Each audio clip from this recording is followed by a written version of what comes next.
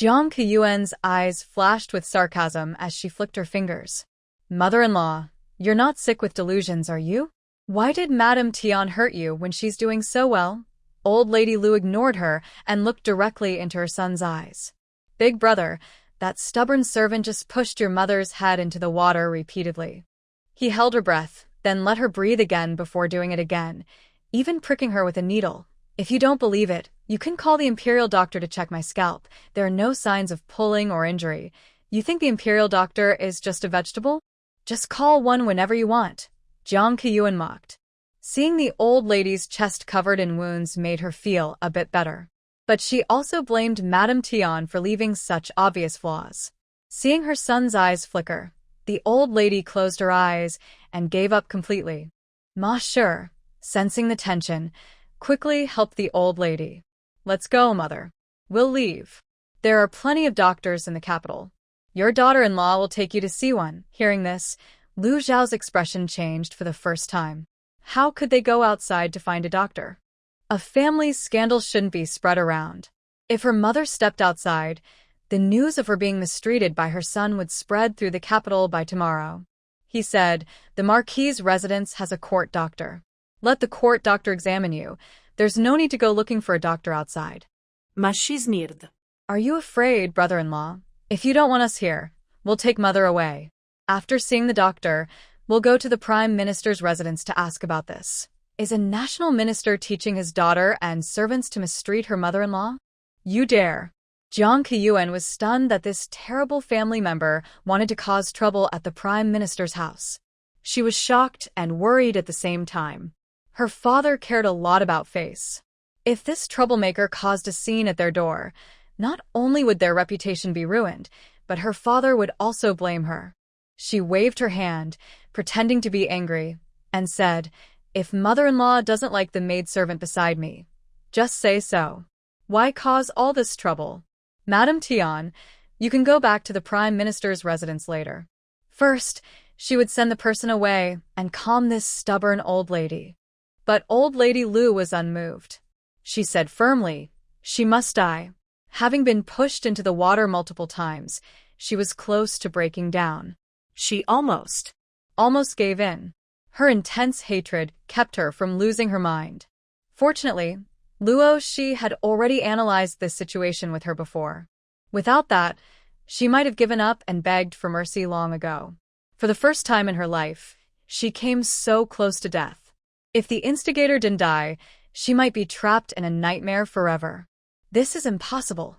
Jiang Keyuan raised her voice, ignoring everything else. You, Mother Tian, could never die. Her nursemaid, who had cared for her for 20 years, was gone? Fear turned into anger. Old Lady Lu let out a loud cry and rushed forward, slapping Jiang Keyuan twice across the face. Vicious scorpion woman, forcing my first wife to die, breaking the legs of the legitimate son, and having affairs behind my back. Aren't you already heartless enough? Shameless. Everyone can see that the sly servant is acting on your orders. With 2 crisp slaps, Jiang Keyuan covered her face and screamed, kicking her legs wildly. Lu's second and third sons held back Lu Xiao, who wanted to step in. 2 daughters-in-law also restrained Tian Mama, who wanted to help. Everyone else had already been pushed back by Lu Xiao. No one stopped her. Old Lady Lu turned and mounted Jiang Keyuan, swinging her fists left and right, venting her anger and fear. She scolded while hitting. You fallen woman who married into the family, your husband died, and you don't keep your chastity. Instead, you my son into adultery. Shameless, wicked woman. Everyone can see that the treacherous servant is acting on your orders. 2 clear, crisp sounds rang out as Jiang Keyuan covered her face and screamed, kicking her legs. Lu's second and third sons held back Lu Xiao, who was trying to stop her. The other family members had already been pushed away by Lu Xiao. Without anyone stopping her, Old Lady Lu turned and rode on Jiang Keyuan, using both hands to strike left and right, venting her fury and fear. While hitting and scolding, she said, You fallen woman who married into the family, your husband died, and you don't keep your chastity. Instead, you my son into adultery, encouraging him to force the original wife to die and taking her place. Bah. You're a dirty, broken trash. Did your ex-husband die because of you? Old Lady Lu, exhausted from her recent ordeal, didn't have much strength. Her dry, old hands didn't hurt much when they struck her. But her words felt like sharp swords stabbing deep into Jiang Qiyuan's heart. Her eyes were full of resentment and strong hatred. Marrying into the family and losing her husband was her deepest pain. No one dared to say such words to her. The old woman should be dead. Stop hitting her. Finally free from her brother's hold, Lu Xiao ran over to help her mother and rescue his wife, who was pressed underneath. He looked very troubled. Mother, what exactly do you want? I spit on you. Old Lady Lu spat and looked at her son, who was protecting the venomous woman in his arms. Her anger burned fiercely, and she hated herself for not being able to do better. Why not marry a proper young lady from a noble family in the capital? Instead, you bring back this second-hand broken woman who stirs trouble. Big brother, don't you feel uncomfortable using her? Jiang Qiyuan could clearly feel that after her old, sick mother-in-law said this, her husband stiffened and hesitated. Her smile on her face was also strained.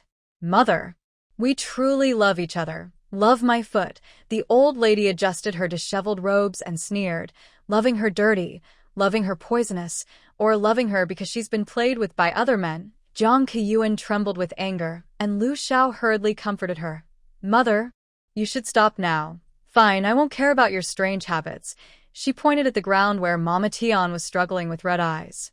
But she must die. Without giving Lu Xiao or Jiang Qiyuan a chance to speak, she continued fiercely. If she doesn't die, tomorrow I will take a belt and hang myself in front of the Prime Minister's house. Mama Tian, who had been struggling nonstop, suddenly stopped. Tears of sorrow slipped from her weathered eyes. It was her own fault. She had been careless, always calling for the wild geese, which led to her downfall. Having spent half her life in the inner courtyard, she was finally betrayed by a rustic peasant. She blamed herself for being overconfident and careless. With great strength, she broke free from Zhang and Ma and gently touched Jiang Qiyuan's scattered hair. Jiang Qiyuan seemed to sense something and tightly held Mama Tian's hand. No, Mama Tian smiled softly. Miss, you are my forever young lady. Take good care of yourself. She then looked at Lu Xiao, who was frowning and serious. Marquis, I have never harmed the old lady. I am willing to die to show my loyalty. With that, she gathered all her strength and threw herself at the pillar. With a loud bang, blood splattered everywhere. Mama Tian's body collapsed softly, and old lady Lu felt no pity. She only felt a sense of relief. Let her press her own head. Let her lick her own feet. She died as she deserved. Jiang Qiyuan broke free from Lu Xiao's embrace and ran to hold Mama Tian. At this moment, Mama Tian only had one breath left. She whispered to Jiang Qiyuan. Only the two of them could hear. Be careful of your mother-in-law, Mama. Jiang Qiyuan shouted in grief, her body trembling as if she couldn't bear it, and she fainted. Lu Xiao came over, carried his wife, and showed a hint of pain in his eyes. He turned to look at his mother. Are you satisfied now? Satisfied, the old lady sneered. Your wife ordered servants to humiliate me, and in the end, she committed suicide out of fear. Do you think I am satisfied? Maybe I should ask the people in the city. Are they satisfied with this outcome? Lu Xiao's hand trembled, and he took a deep, heavy breath. This matter ends here. He watched them leave. Two daughters-in-law, one on the left and one on the right, surrounded Grandma Lu, constantly praising her. Mother, it's all thanks to you. As soon as you stepped in, you took down the right-hand man of the little troublemaker. Mother, you are so amazing. After sending his wife back to the main courtyard, Lu Xiao sat nearby, looking at her with deep affection. Once he confirmed she was fine, he got up and went to the study. After he left, Jiang Qiyuan slowly opened her eyes, her gaze clear. She called the secret guards and calmly ordered, Go personally to Nan'an Prefecture and kill Lu Yunjin for me. Lu Xiao, feeling uncomfortable about this difficult family, held a welcoming banquet with a pinch of reluctance. Not only in the capital city, but even within the Marquis' estate, there were spies from various factions. He had to put on a good show. In the world of fame and power, one wrong step could lead to ruin. To comfort his mother, Lu Xiao prepared many delicious dishes. Seeing the table full of rare and fancy food, the difficult family members couldn't help but salivate.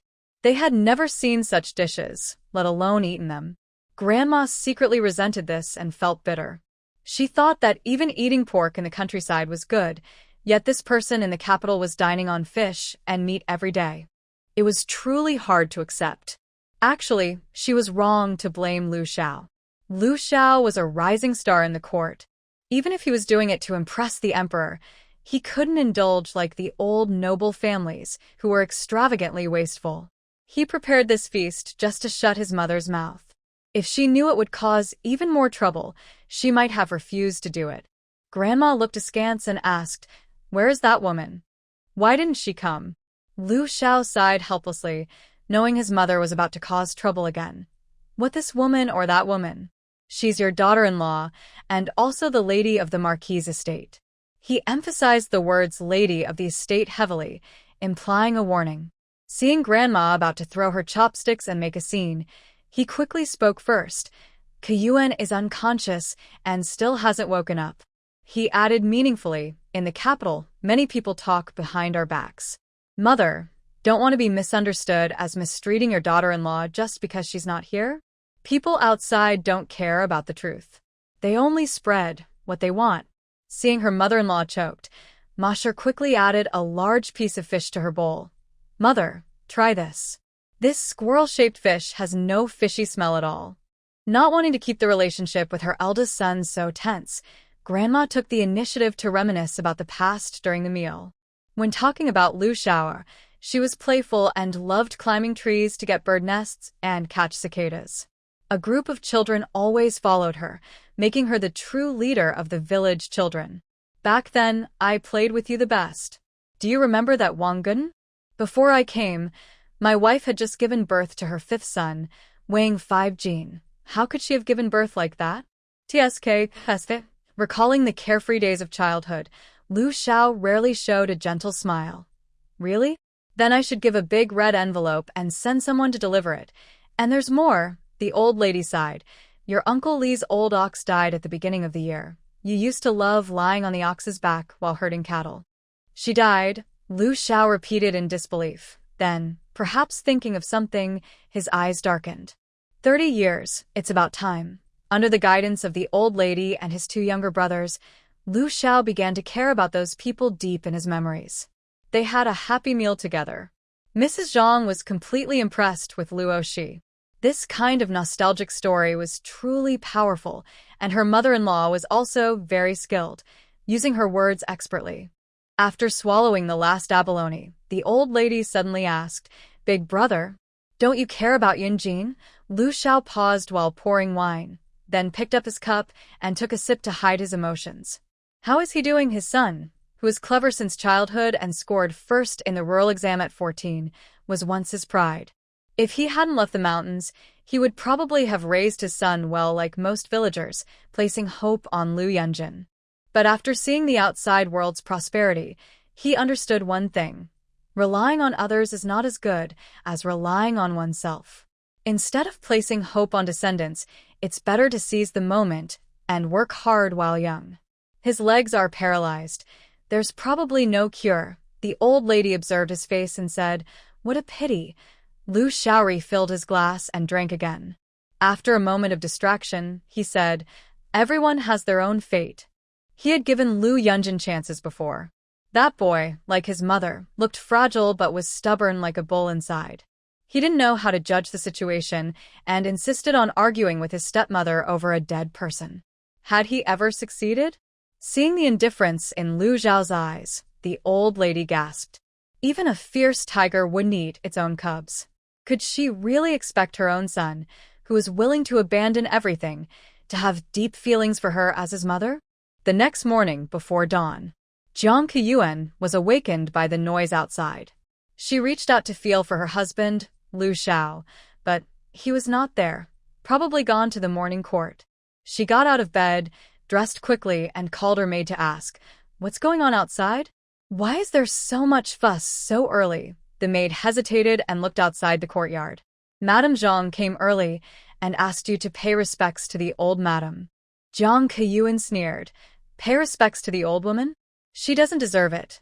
Thinking of Madame Zhang causing trouble in the yard, the maid felt a bit helpless but still reported. Madame Zhang said if you don't go, she will ask the lord of the mansion how to teach girls. Jiang Keyuan took a deep breath, her eyes turning cold like ice. Suddenly, she smiled. She went to the dressing table, picked out some jewelry, and handed it to her maid, Cui Lu. Find a box to pack these. These are my gift for my mother-in-law. Seeing the beautiful gold hairpin and a jewel-encrusted hairpin handed to her, Cui Lu looked puzzled and reminded, Madam, these are imperial gifts. Jiang Keyuan suddenly threw the tassel earrings onto the table and pinched Cui Lu's chin painfully. Her voice was sharp and fierce. I want to give these imperial gifts to them. Do you understand? Cui Lu didn't understand but nodded obediently. Such a useless bunch, Jiang Keyuan muttered, massaging her forehead. If Grandma Tian were here, she would understand her meaning immediately. Imperial gifts are not for sale, not for transfer, and must not be lost. A bunch of country bumpkins who have never seen the world. If they dare to wear the emperor's gifts, I will find a way to get rid of them and send them back home. When Madame Zhang, full of pride and smug, entered with Jiang Keyuan, the old lady and others were having breakfast. They didn't bother to greet her. Lu Xiao was not present, so Jiang Keyuan didn't even bother to pretend. Compared to yesterday's panic, Jiang Keyuan was dressed appropriately today, her face showing the calmness of a noble family, unshaken by insults or praise. But the dark circles under her eyes still showed she hadn't slept well last night. She chose a chair, sat down, and straightforwardly said, Mother, since you are here at the mansion, I hope we can be good mother-in-law and daughter-in-law. She paused and added, My husband works very hard every day. I don't want him to come home to chaos and trouble. You don't like me, and honestly, I don't care for you either. We can't be like mother-in-law and daughter-in-law who are united, but we can at least avoid bothering each other. This is my sincerity. She signaled Cui Lu to hand over the wooden box. Mrs. Ma quickly took it, opened it, and a dazzling red light flashed. Her eyes widened. Mama. Nana, a ruby hairpin. Come look, it's as small as a peanut but a real ruby. Second and third uncles gathered around. Even the usually serious old lady couldn't help but glance at it, her eyes showing greed she couldn't hide. She isn't necessarily determined to fight with Jiang Keyuan to the death. If she could receive more of this kind of respect, she might consider pretending to be a good mother-in-law and daughter-in-law in front of others. The bait was taken. Jiang Keyuan looked down with disdain.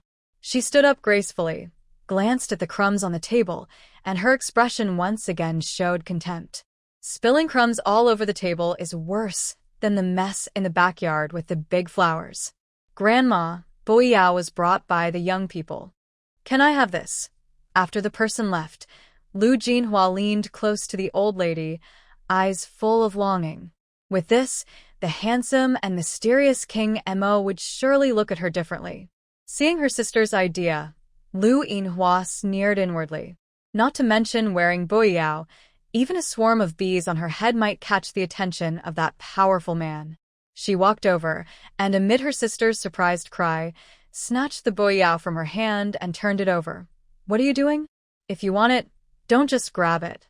What if it's broken? Ignoring her sister's confusion, Lu Yinhua found what she wanted and showed the old lady the back of the boyao. Grandma.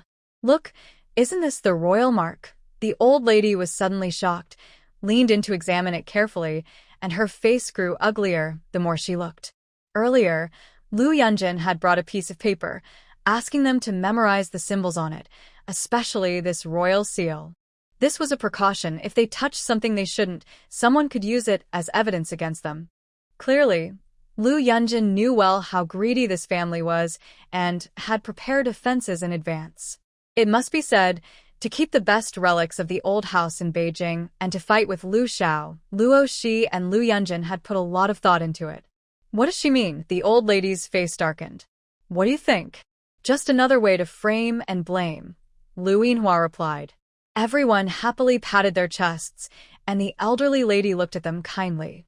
Luckily, our silver flower is smart, or we might have been tricked by that little troublemaker. Seeing everyone look at her sister with admiration, Lu Jinhua bit her lip with jealousy in her eyes. How dare you use the emperor's gift to harm my wife? Just wait, I'll go tear that fox's mouth apart. The elderly lady stood up and tried to rush outside. Her youngest son stopped her and whispered something in her ear.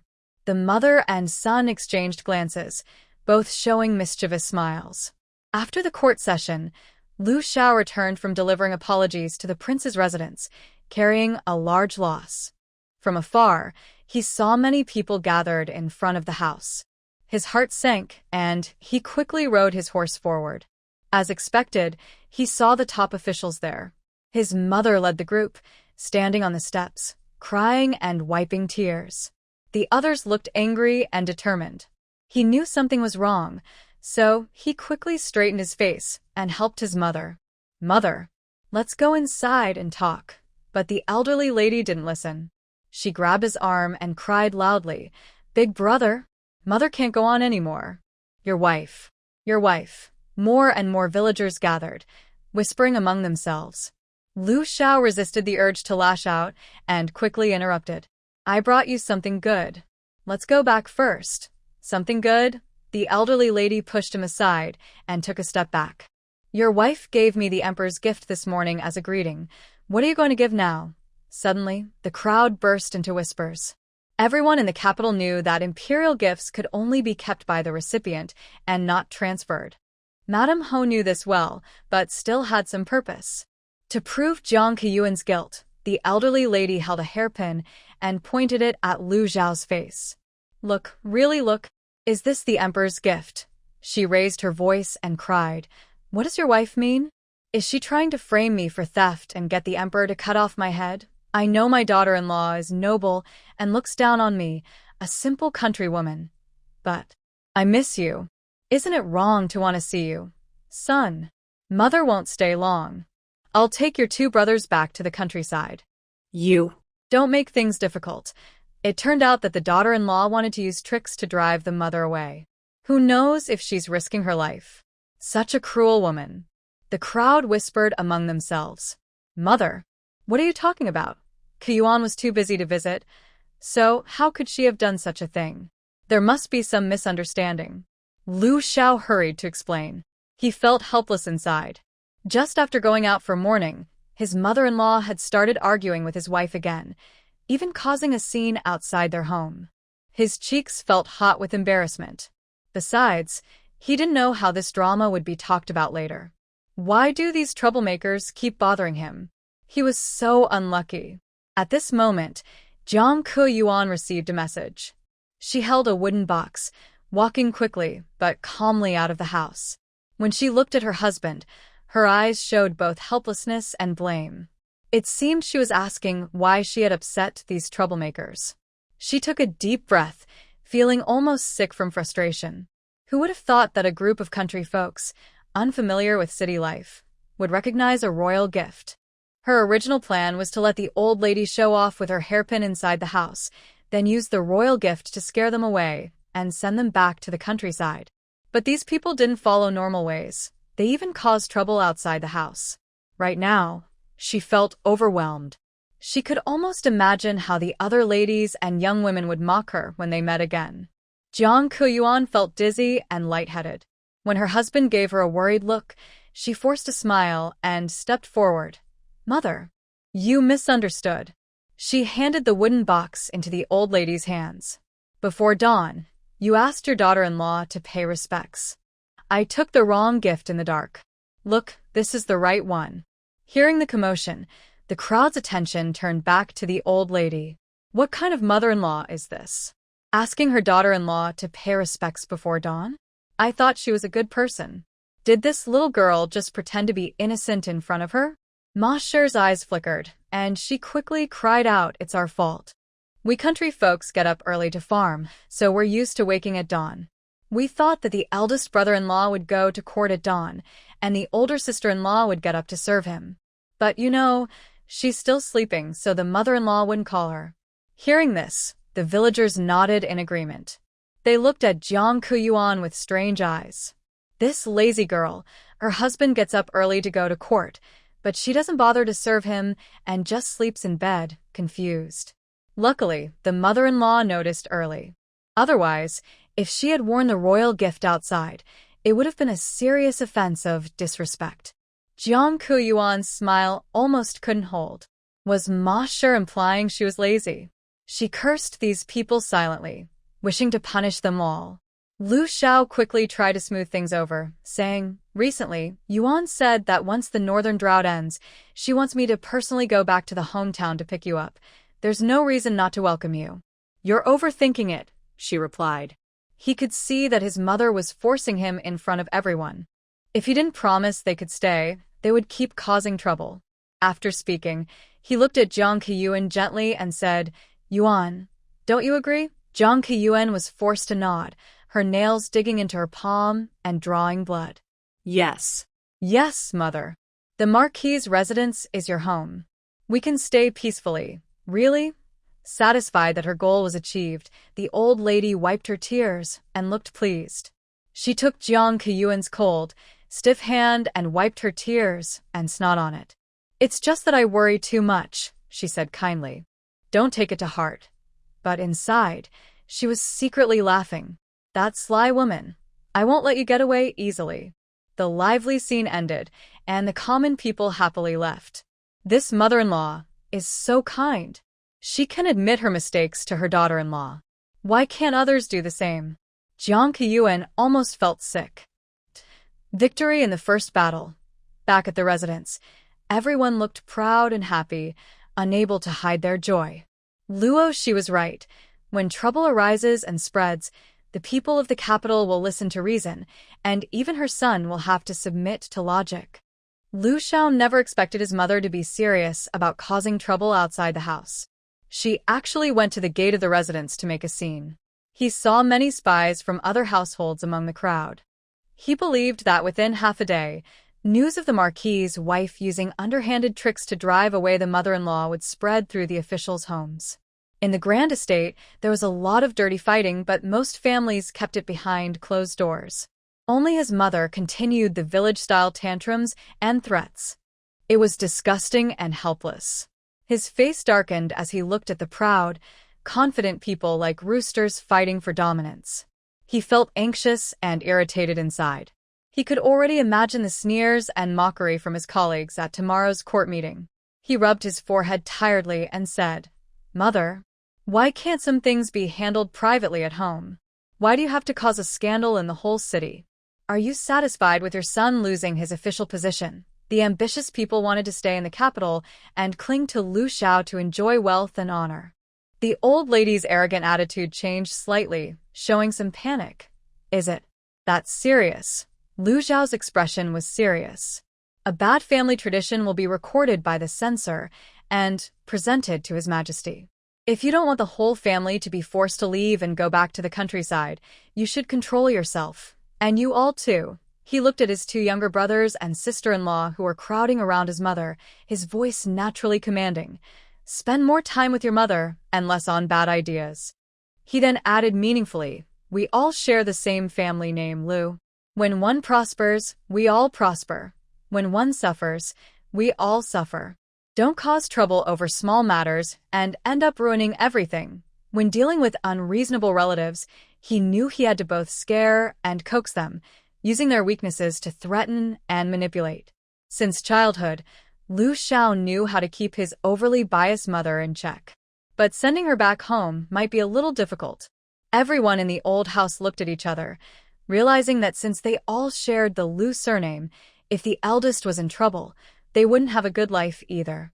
Just as the old lady was about to have a good talk with her son to ease the tension, an untimely voice interrupted. "Are you still thinking this is a village just because you're in the capital?" Jiang Keyuan hated this group of difficult people, like vampires that everyone disliked. Recently, the gossip about her family had spread among women, and she not only felt ashamed but also worried about the many sneers and whispers behind her back. Thinking about it made her collapse with anger. Her sharp voice was filled with fury. Old and useless is just like a thief. As family members, aren't you tired of being a burden? She had heard her husband say how biased this mother-in-law was, not knowing how to properly raise her eldest son, leaving all the dirty and tiring work to him. After giving birth to her son, she left him to take care of the family, which meant Lu Xiao, still so young, had to shoulder heavy responsibilities and act as a father to his two younger brothers. To make ends meet, she had to marry a woman who was obedient and submissive, who cried and whined when problems arose, and didn't love her. It almost ruined her life. She truly felt sorry for her husband, who had sacrificed so much, only to raise a family of ungrateful people. As Jiang Keyuan finished speaking, Lu Zhao's face slightly changed, and he secretly cursed himself. Sure enough, the old lady, who had just been calmed down, suddenly looked like a hen with its feathers ruffled, her eyes wide with anger. She raised her hand and slapped her, shouting, "How dare you say that? If it weren't for you, this second-hand broken shoe causing trouble and scheming, my son wouldn't have risked being accused of disobedience."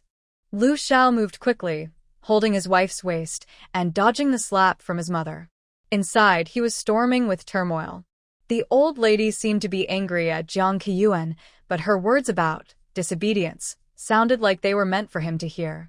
In the grand tradition, filial piety was the way to govern the world, especially now, with the emperor on the throne. Because of the death of the princess, the royal family placed great importance on sibling bonds. If he is branded as unfilial, he might very well be sidelined and face her cold rejection. When did his mother become so good at controlling people? Holding his wife tightly around the waist, he signaled for her to stay calm. Jiang Keyuan was a noble daughter raised in a prestigious family. Her background meant that even if she was proud, few dared to argue with her. But her usual way of dealing with noble women in the capital didn't work on his mother. It only angered her, making the conflict worse. A remark like, "Old and not dead is a thief," completely ignited the old lady's suppressed anger. She raised her eyebrows and took 2 quick steps to go over and hit her. "You're the thief.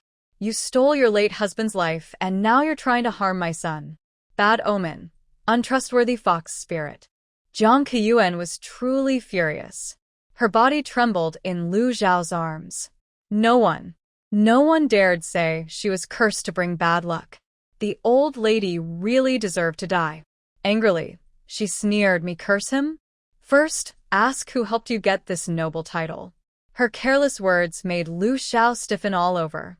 His eyes first showed surprise, then a hint of gloom. Unaware, Jiang Keyuan continued to sneer, "Without my family's support, your family wouldn't even know where to find food. Who gave you the right to scold me?"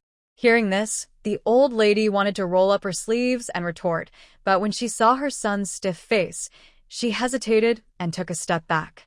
She covered her chest and asked, Eldest son, is it your noble title coming soon? Did you really get it through a woman?" Lu Xiao. "It's not just because of women. His family and the noble house support each other." His mother's words were really hard to accept. But since it had come to this, he decided to admit it, so his mother would see that Jiang Keyuan wasn't as easy to manipulate as his ex-wife. "The noble house has helped me a lot, mother. Keyuan is still young. Don't be angry with her." The old lady suddenly fell silent for a moment, then asked strangely, "Married twice, and you call that young? Still bringing it up." Jiang Keyuan was so angry her mouth almost twisted. She wished she could tear her mother-in-law's mouth apart. But Lu Xiao held her tightly, stopping her. The situation fell into a deadlock. Ma Shi hurried over to smooth things over, saying, "Brother-in-law, we understand you want to rely on your wife. But she did falsely accuse and insult our mother. Isn't it right to apologize to her?" Seeing the disdain in Ma's eyes, as if she was saying, "So, you're just a weakling dependent on a woman," Lu Xiao felt a lump in his throat. A surge of anger rose within him. His wife was good in every way, except for her mouth. Why did she always say everything? He had earned his current status through hard work. How could it be said to be gained through a woman? He exhaled heavily, patting Jiang Keyuan's shoulder. Apologize to your mother. Today's matter shows you didn't think carefully. Jiang Keyuan looked up, staring at Lu Zhao's stiff jaw, her voice filled with disbelief. You're actually asking me to apologize to them? Dream on. After saying this, she pushed Lu Zhao aside, standing firm. She tidied her messy hair slowly, her expression proud and cold. She ordered the maid behind her. Let's go. She hid her sadness in her eyes, lifted her chin high, and turned around, an aristocratic lady who would not be humiliated. Knowing his wife was angry, Lu Zhao wanted to follow, but a group of top-tier people blocked his way. His face darkened, and he decided to speak plainly. You all saw it. The Marquis's estate is powerful. I don't want to lose everything and take you back to the countryside to farm. Be more careful in the future. Don't provoke her or cause trouble. He thought his words were clear enough, but what the old lady did next surprised him completely. Going back to the countryside? Who are you threatening? Since I'm going to the Marquis's estate, I'll ask your colleagues' wives if they're also like this. Lu Zhao was stunned. Mother, are you ignoring my future? The old lady sneered. Future? Do you know what you've become? Heartless and unrecognizable? When you were born, you should have been drowned in a basin. She then grabbed Lu Zhao's arm and turned toward the front gate. I think you shouldn't be an official anymore. Our whole family will go back to the countryside to farm. Seeing her mother's determined attitude, as if no one could change her mind, Lu Zhao's eyes flickered with hesitation. Fine. Whatever you say, he forcefully pulled his mother's hand away and strode off. No, this was wrong. Completely wrong. His mother was selfish and cunning, the most profit-driven person. When did she become so ruthless and determined? Who was secretly advising her? Lu Zhao hurriedly walked faster, his eyes dark. It's best if he doesn't find out who's behind all this scheming. When he arrived at the main courtyard, hoping to comfort his wife, he saw the yard empty. Only then did he learn from the servant that his wife had gone to her parents' house. Angrily, he kicked over a screen. One after another, they all caused him trouble. The next morning at court, Lu Zhao met Chancellor Jiang on the cobblestone street. Jiang walked slowly, chatting happily with colleagues, clearly waiting for him. Lu Zhao hesitated but approached and called out, "Father-in-law." Chancellor Jiang glanced at him, slowed his steps even more, and politely excused himself, leaving first. Lu, if you can't manage your own family and country well, how can you stand in the court? He said. Lu Zhao understood that the chancellor was warning him. He stayed silent for a moment, then nodded. Father-in-law, don't worry. I won't let anyone bully Ryuan, not even her parents. The chancellor was pleased with his answer and didn't press further. Instead, he started talking about the recent flood in the north. At court, the emperor announced that the southern regions were open, asking officials to help and guide the displaced northern people. Then, they released grain from the granaries and began rebuilding after the disaster. Lu Zhao was given a dangerous task to the refugees south with 2 other generals. After court, he had no time to care about the sneers and mockery from colleagues who secretly watched him. He hurried back to his house, packed a few things, and set out. As soon as he left, bad news arrived. Now, with no elders in the mountains, monkeys could take over as kings. Both the main ladies at home, Zhang and Ma, gathered around the old lady, urging her to open the treasury and take out valuables. Mother, you're the matriarch of the Marquis's house.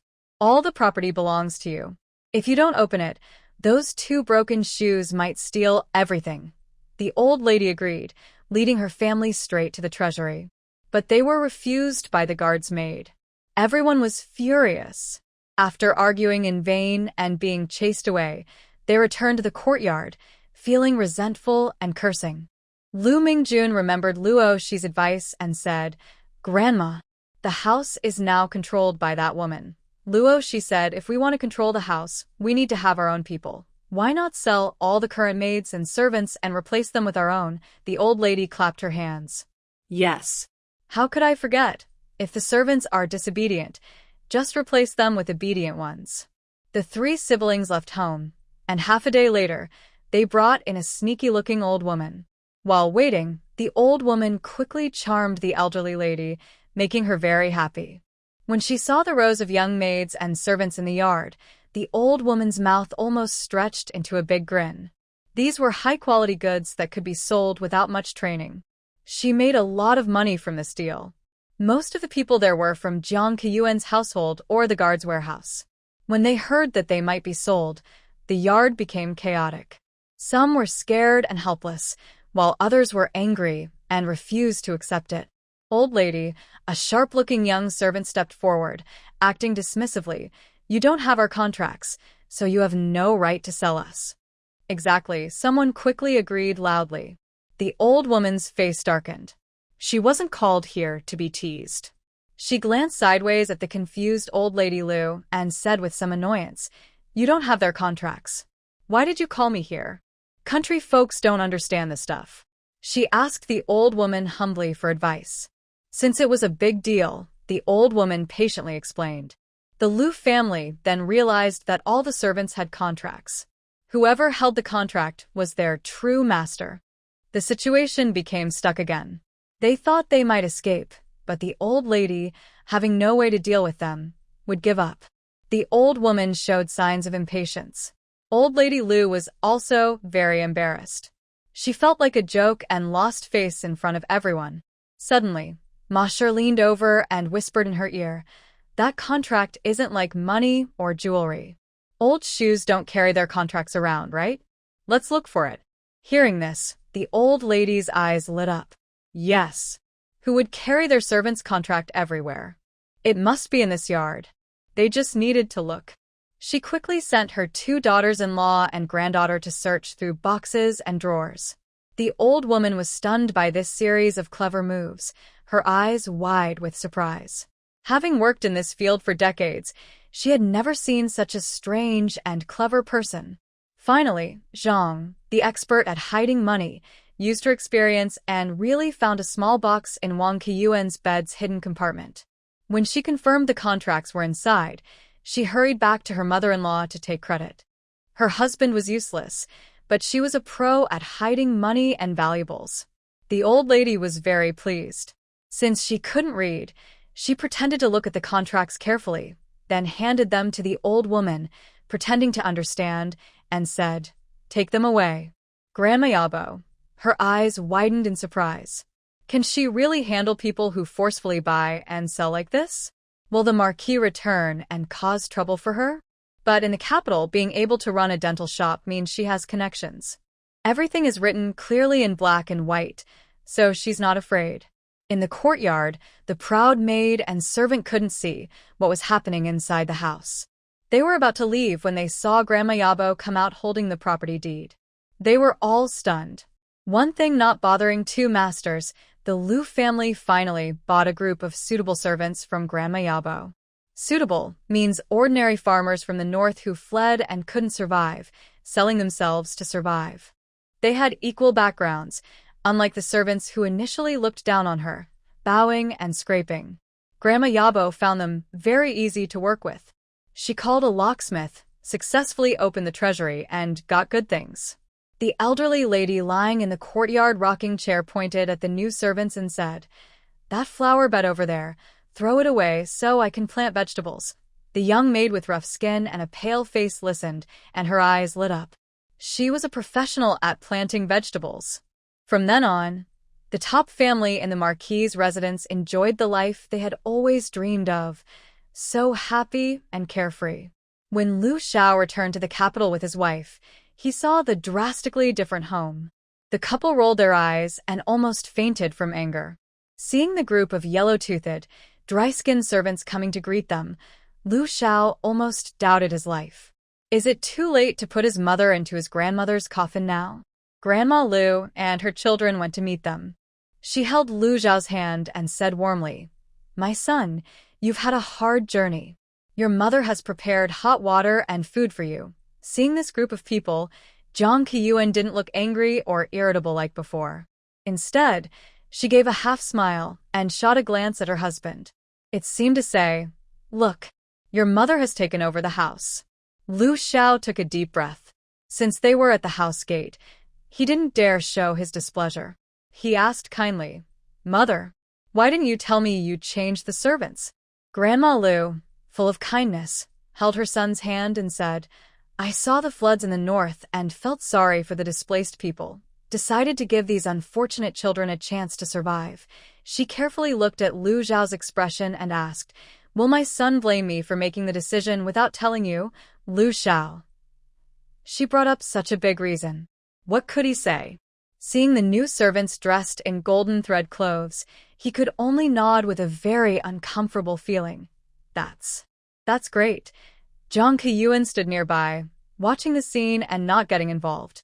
Later, when she found out that all the blame was on her, she became so angry she lay in bed for several days, almost fighting with her old wife. Lu Xiao took care of his wife, while dealing with a difficult family, living through many hardships.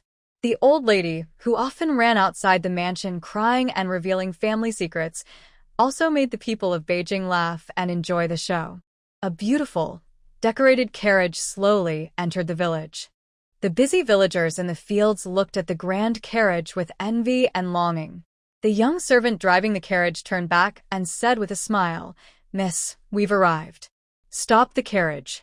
I haven't seen the villagers in a long time. You can stop here, and I'll walk into the village." A clear, sweet voice came from inside the carriage.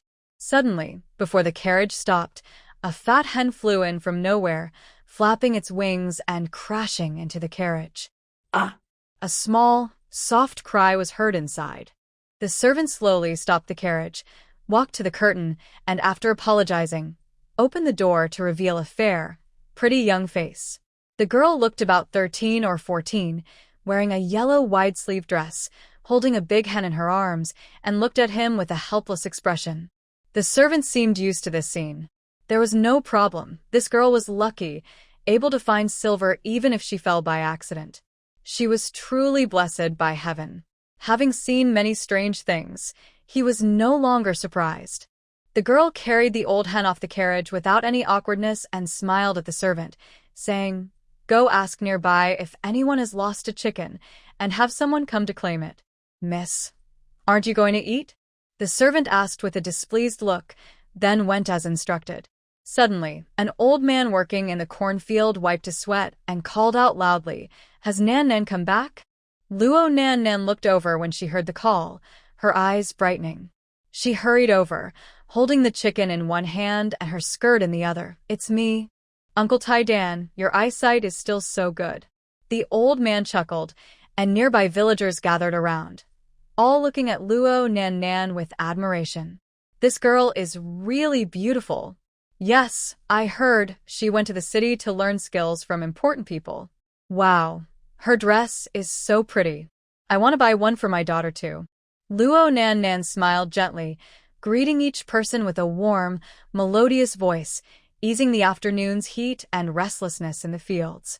Someone once said, "The Luo family is very lucky, with each generation producing outstanding children." First, Luo she became wealthy, then Nan Nan grew tall and graceful. Such good fortune, the villagers agreed and nodded in agreement. Luo she became rich? Hearing this, Nan Nan's face changed slightly. Just as she wanted to ask something, the young servant ran back, sweating profusely, and shook his head at her. "I couldn't find him." "It's so hot today, young lady. You should go home." The villagers also said, "Yes, Nan Nan, your grandmother keeps reminding you. You should go back first." Nan Nan politely nodded and headed toward the Luo house. On the way, she looked thoughtful and asked the young servant, "What exactly did they say in the message?" The young servant scratched his head, a bit unsure. "They just said there was an urgent matter and asked you to come back quickly." Got it. Nan Nan pursed her lips and hurried home. "Grandpa, Grandma. I'm back." The gate opened, and Nan Nan stepped inside with a smile before speaking. Behind her, the young servant carried a load of things. Luo Shi's new house had been under construction for 3 days, and today, the old Luo family was finally taking a break. Hearing the sound, the old lady hurried out of the kitchen, almost tearing up as she grabbed her granddaughter's hand. "It's good that you're back. It's good that you're back." Seeing her grandmother's condition, Nan Nan was startled. After not seeing her for a few months, she looked much more tired and older. She quickly helped her up. Grandma, what happened? Take your time and tell me. She was a little angry. Everyone in the village knew she was studying in the city. How could someone take advantage of her absence to come to her family? The old lady, full of resentment, grabbed Nan Nan and started talking rapidly, spilling everything. She told her how Luo she was arrogant and domineering, how she threatened and oppressed the whole family. The more she listened, the more surprised Nan Nan's mouth opened wide.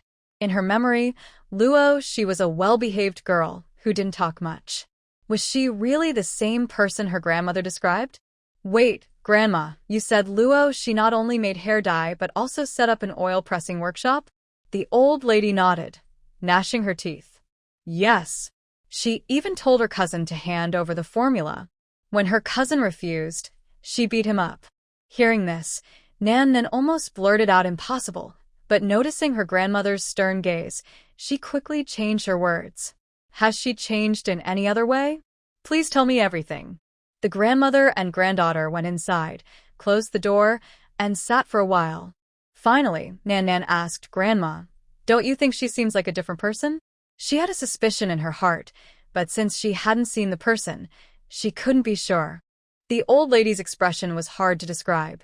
She said, "It used to be the past, but now she's a troublemaker." Nan Nan chuckled softly and comforted her. "Don't worry, children often rebel when they grow up. I'll go see her later." Afterward, she asked, "Where is Sheer?" "She's in the new house." The old lady got angry when mentioning this. Her own parents hadn't even moved into a new home. Why should she?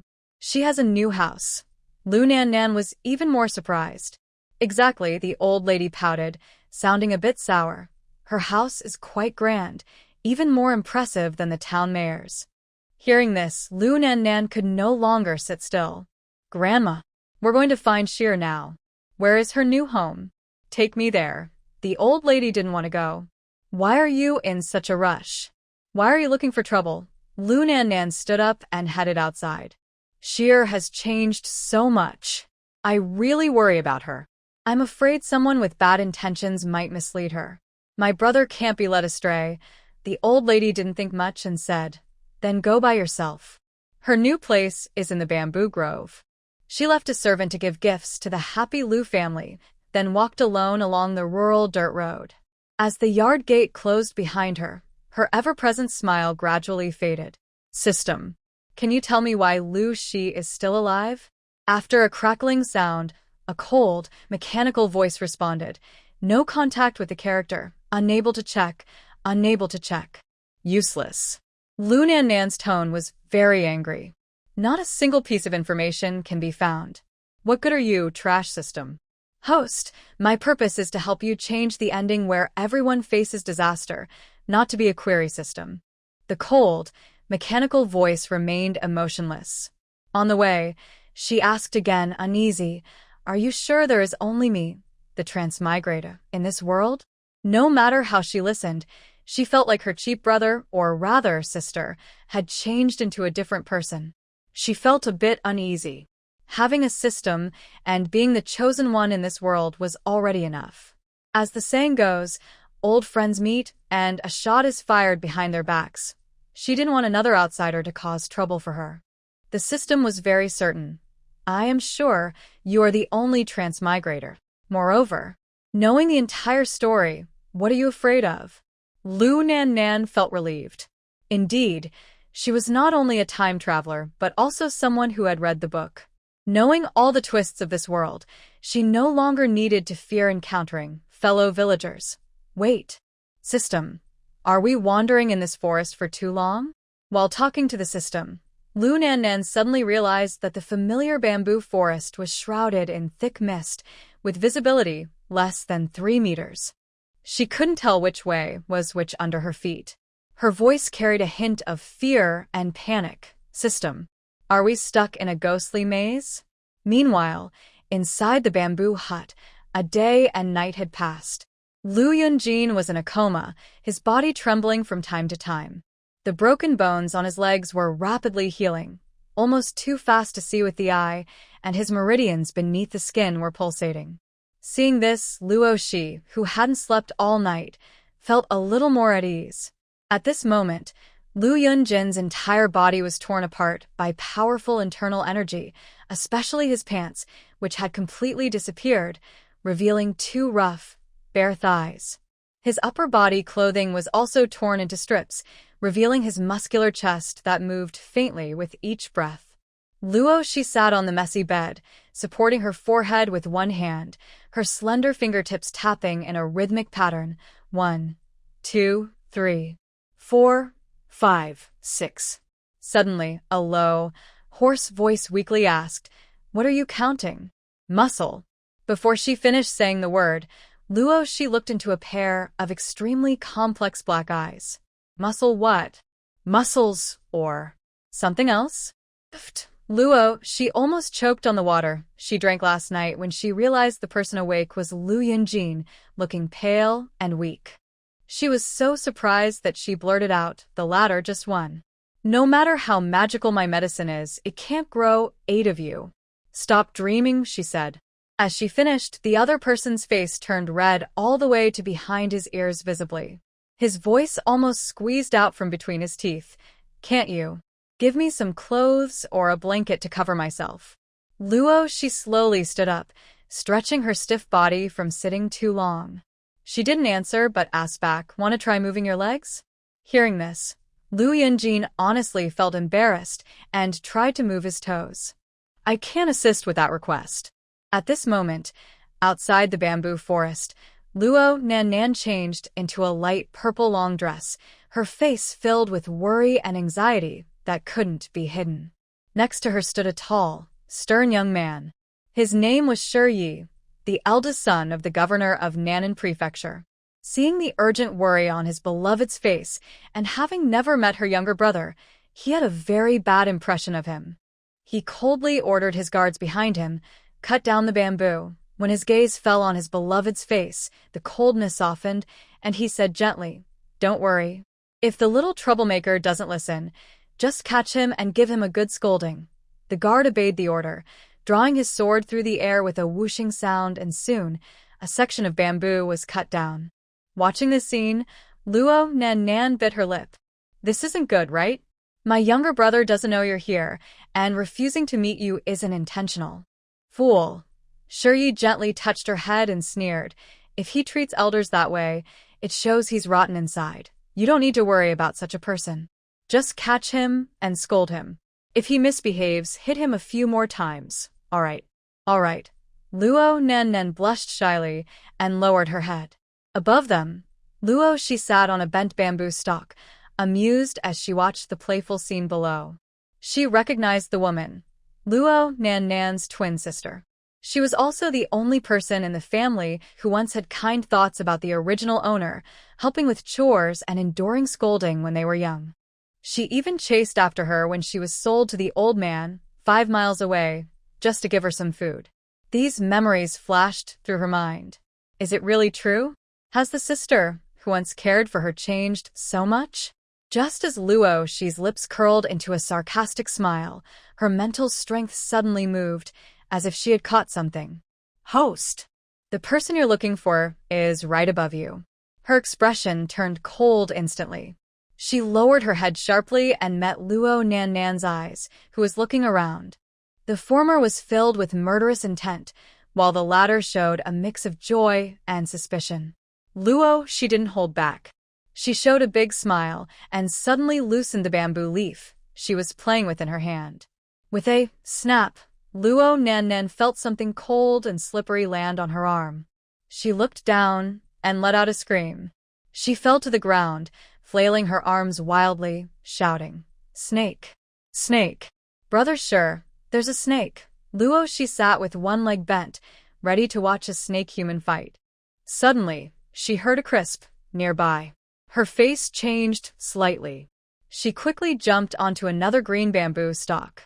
As her feet landed, she watched in shock as the bamboo she had just been sitting on, as thick as an adult's thigh, snapped in half. This was strange. Bamboo is known for being flexible and hard to break. How could it snap without her applying force?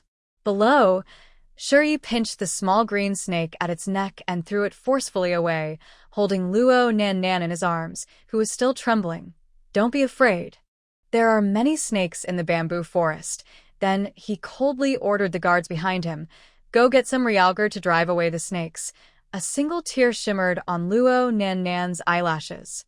She tremblingly raised her hand, and in her palm lay a beautiful, high-quality Pishio jade pendant. Shuri looked helpless. Luo Nan Nan usually didn't face danger, and even in sudden situations, she could turn danger into safety.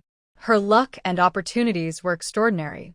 Luo she let out a misty sound and reached for her waist. Sure enough, the jade pendant that should have been there was now in Luo Nan Nan's hand. She hadn't noticed when it fell. This sister of hers, why does she always seem so mysterious?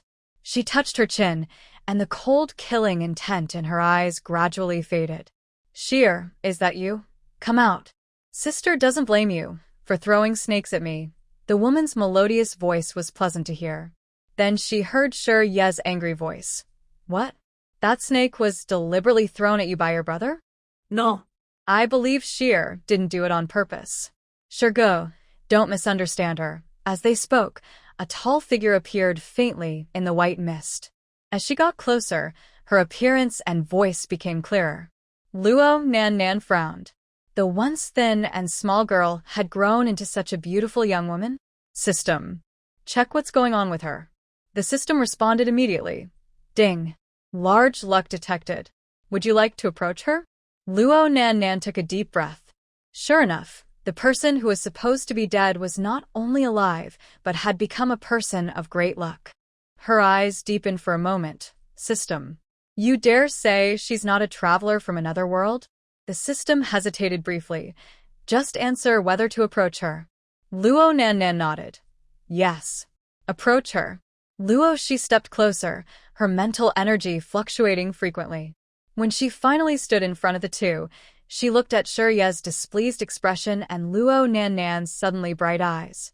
She tilted her head and asked, Do you have a lump in your head?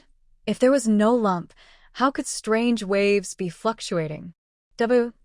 Luo Nan Nan was completely caught off guard by Luo Shi's first words, which asked if she had a lump in her head. She didn't know how to respond. Meanwhile, Shuri stepped in like a protector, standing in front of her beloved and glaring angrily at Luo Shi with a blank face. Do you know that Nanan waited in the bamboo forest for you all day and night? Luo Shi didn't answer, but instead looked at the jade pendant in Shurye's hand. She asked, Before you go on, can you give me back the jade pendant you're holding? This jade was a token of friendship, one piece each from her and her best friend. Her friend had a pishio, and she had a taotai. They were symbols of their friendship, and she didn't want it to be dirted. Shurye tightened his grip. The jade pendant felt cool to the touch. It was a rare top-quality Kunlun jade. He examined Luo Shi from top to bottom. It's not that he looked down on her. How could a country girl afford such a piece? And it wasn't stolen either. If you say this jade belongs to you, do you have proof? I find you a bit annoying, Luo Shi said calmly. Remember, the last person she disliked was already sent to the capital. Seeing her strange gaze, Shurye felt a chill run down his spine. He coldly replied, Coincidentally, I don't like you either. Luo Shi nodded. The pishio has 8 teeth. If you don't believe me, count them. Shurye instinctively looked down at the jade pendant. 1, 2, 3. When he reached 3, his body stiffened. The pendant was about the size of his palm, with tiny teeth carved into it, no bigger than a needle tip. Why did he feel so foolish for counting? His face turned pale, and he suddenly threw the jade pendant away with force. A gust of energy and strong wind shot toward his face, but Luo Shi easily caught it with a raised hand. Seeing her effortless movement, Shurye's pupils shrank sharply. Next, the boy's actions made him so angry that his veins bulged. Luo Shi took out a handkerchief, wiped the jade pendant carefully, then discarded the dirty cloth. She took a new one, sighed, and wrapped the pendant again. All these actions conveyed one message. The jade had been touched by him, so it was no longer clean.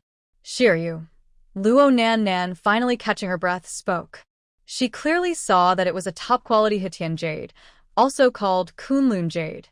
In her world, it could fetch a sky-high price. Losing it made her feel a bit unwilling. She wanted to say something, but when she saw Luo Shi's half-smile and strange gaze, she swallowed her words again. He reached out to grab her hand, but Luo Shi stepped back quickly to avoid it. "Don't touch me. I'm afraid your brain might infect me." Luo Nan. Her smile almost couldn't hold, and she took a deep breath to calm down. Then she pretended to be sad and said, "Long time no see." Sheer really has grown apart from her sister. Looking at the white mist behind Luo Shi, she blinked. "My brother is building a new house. Won't you come inside and sit?" "Luo Shi, you can go in, but you can't bring that crazy idea in." Luo Nan backed away sadly, thinking Luo Shi was insulting her intelligence.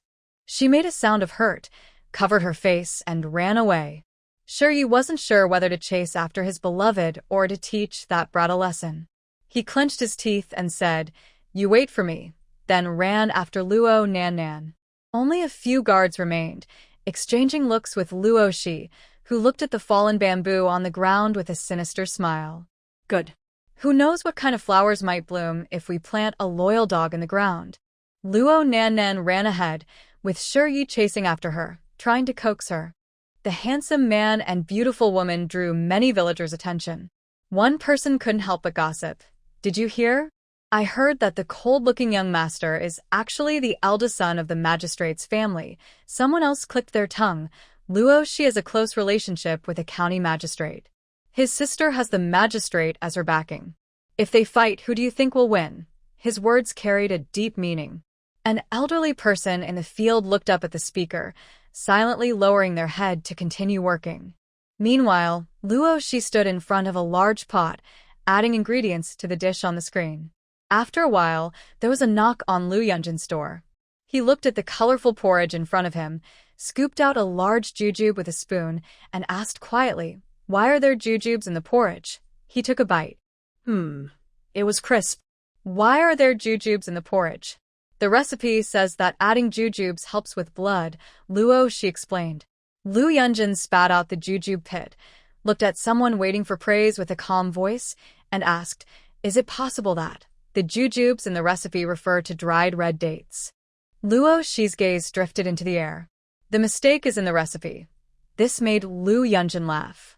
"Why don't you say the mistake is in this world?" Luo Shi nodded in agreement. "That works too." He glanced at someone with a stern tone and said, "Hurry up and pack. After I finish, I'll go back to the Luo family. My sister called me home for dinner." "Your sister?" It seemed he remembered something. Lu Yunjin's eyes darkened for a moment.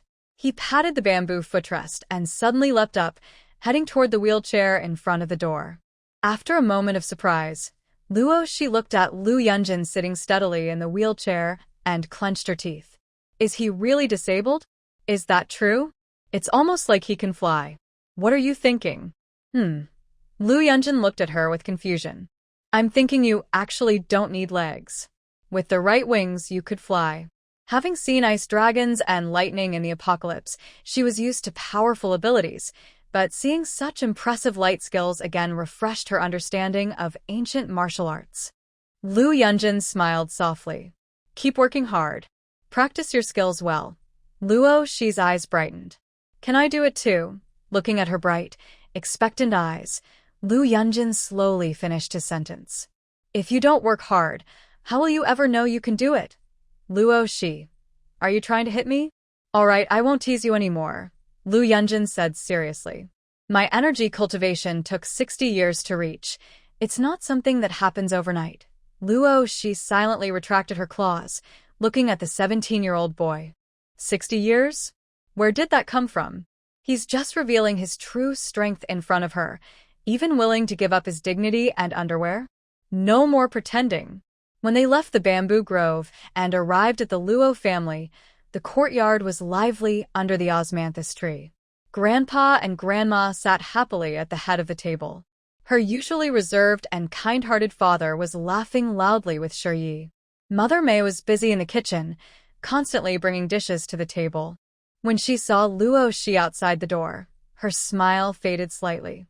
"Sheer is back." It's just in time for dinner. Come in. Oh. You still remember to come back.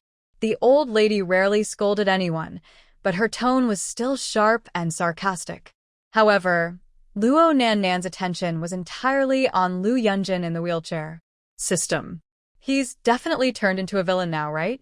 The system replied, according to the timeline, yes. But he should be lying in bed, being tortured by his stepmother, not appearing here. Luo Nan-nan's gaze shifted to Luo Shi, who looked relaxed and carefree. Did she change the villain's fate? She felt unhappy inside. She hated these sudden, unpredictable troublemakers. The system did not respond because it didn't know either. Suddenly, a chime sounded. Ding. Would the host like to guide the villain to be saved? Yes, yes, yes. Luo Nan-nan replied 3 times in a row, her eyes fixed on Lu Yunjin's legs. She chuckled softly. Wheelchair boss, that's the most exciting. Miss Luo, are you interested in my legs?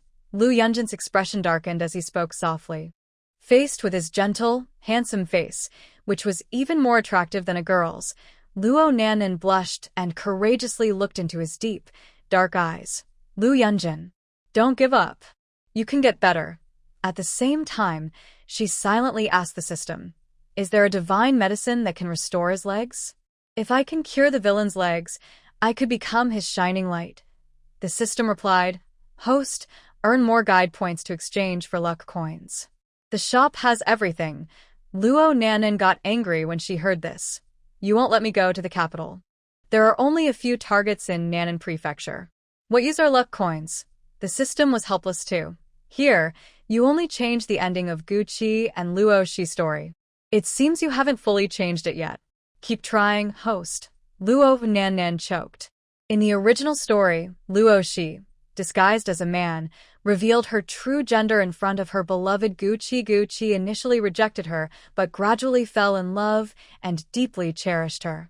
After Luo Shi's death, Gucci, now powerful and influential, couldn't forget her. Even with many wives and concubines, each resembled Luo Shi, but none was her. She had made many readers cry. After she arrived, she gave Luo Shi strong psychological hints to prevent her from revealing her identity and falling in love with Gucci over time. Without her idealized love, Gucci would never face a tragic ending. Everything was going well until this sudden interference by a rival, which ruined it all. She couldn't be more angry. Forget her. I still prefer my wheelchair boss. The ruthless villain turned into a love-struck fool. Just thinking about it made her excited. Luo Nan-nan fantasized happily, not noticing the murderous intent flickering in her beloved wheelchair boss's eyes. Miss Luo, your stare at a man's legs is like a drooling pig. Can you control yourself? Lu Yunjin said coldly. He lifted his eyelids, and his calm voice made Luo Nan-nan's face turn pale, her body trembling. Meanwhile, Luo Shi, who was still analyzing her own thoughts, let out a small laugh. Seeing everyone look at her with unfriendly eyes, Luo Shi understood and offered a polite smile. My little scholar at home didn't mean to curse. He just wanted to say that good days are for everyone and pigs shouldn't be on the table. After saying this, she noticed they still looked at her with fierce eyes. She thought it might be inappropriate, so she added, talking about insects and ice is pointless, and pigs shouldn't be harmed. Lu Yunjin's dark eyes flickered with a faint light. Don't worry. I won't let her hurt me. You don't need to explain to them. Luo Shi disagreed with this. She shook her head and said, you don't understand. If I don't explain, she will cover her face and run away crying. Luo Nan-nan had already lifted her buttocks, ready to run, but then she paused. She sat back silently, lowered her head, and tears fell softly. She was trying to encourage, but the villain said such hurtful words. She had good intentions to exchange medicine for her leg injury. It was really hateful. System. I don't want to pursue him. But the system didn't reply. Sure, Yi couldn't bear to see Luo Nan-nan upset. He slammed the table heavily. Enough. He looked coldly at Lu Yunjin.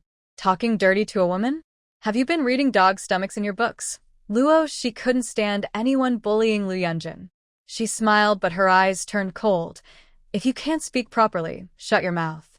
If it's too much, take some anti-diarrhea medicine. Your head is already small and you're acting recklessly. You deserve a beating. Everyone's here. What a lively scene. Yi had gathered his energy, ready to give Luo Shi a lesson when a graceful figure approached outside the door, bringing a fresh breeze and clear moonlight. The person hadn't arrived yet, but the laughter came first. Bai Tingyan smiled as he stepped into the door. Seeing the tense atmosphere in the yard, he signaled Jean to give the gift to Luo Shi. I looked around and asked around, and I found out you're here, Brother Lu. May I speak with you privately? Lu Yunjin nodded gently. Yi saw the visitor and immediately relaxed, stepping forward to greet him. Bai Tingyan, long time no see. Bai Tingyan was quite blunt. He looked up and asked, Who are you? Shia hesitated. His father was of higher rank than this man, but when it came to background, he couldn't compare. Feeling frustrated, he introduced himself. My father is the prefect of Nan'an Prefecture. Last year's Wonsho festival, I met the young master at the palace banquet. Bai Tingyan nodded to show he understood, then reached out to Lu Yunjin and Luo Shi. Brother Lu, Luo Shi, please. Luo Nan'an watched as the three people left without looking back, while Yi, who she brought along, was pushed aside and left standing there, unable to do anything. At that moment, for some reason, she felt very embarrassed. Seeing her daughter look upset, Mrs. May quickly tried to change the subject and lighten the mood.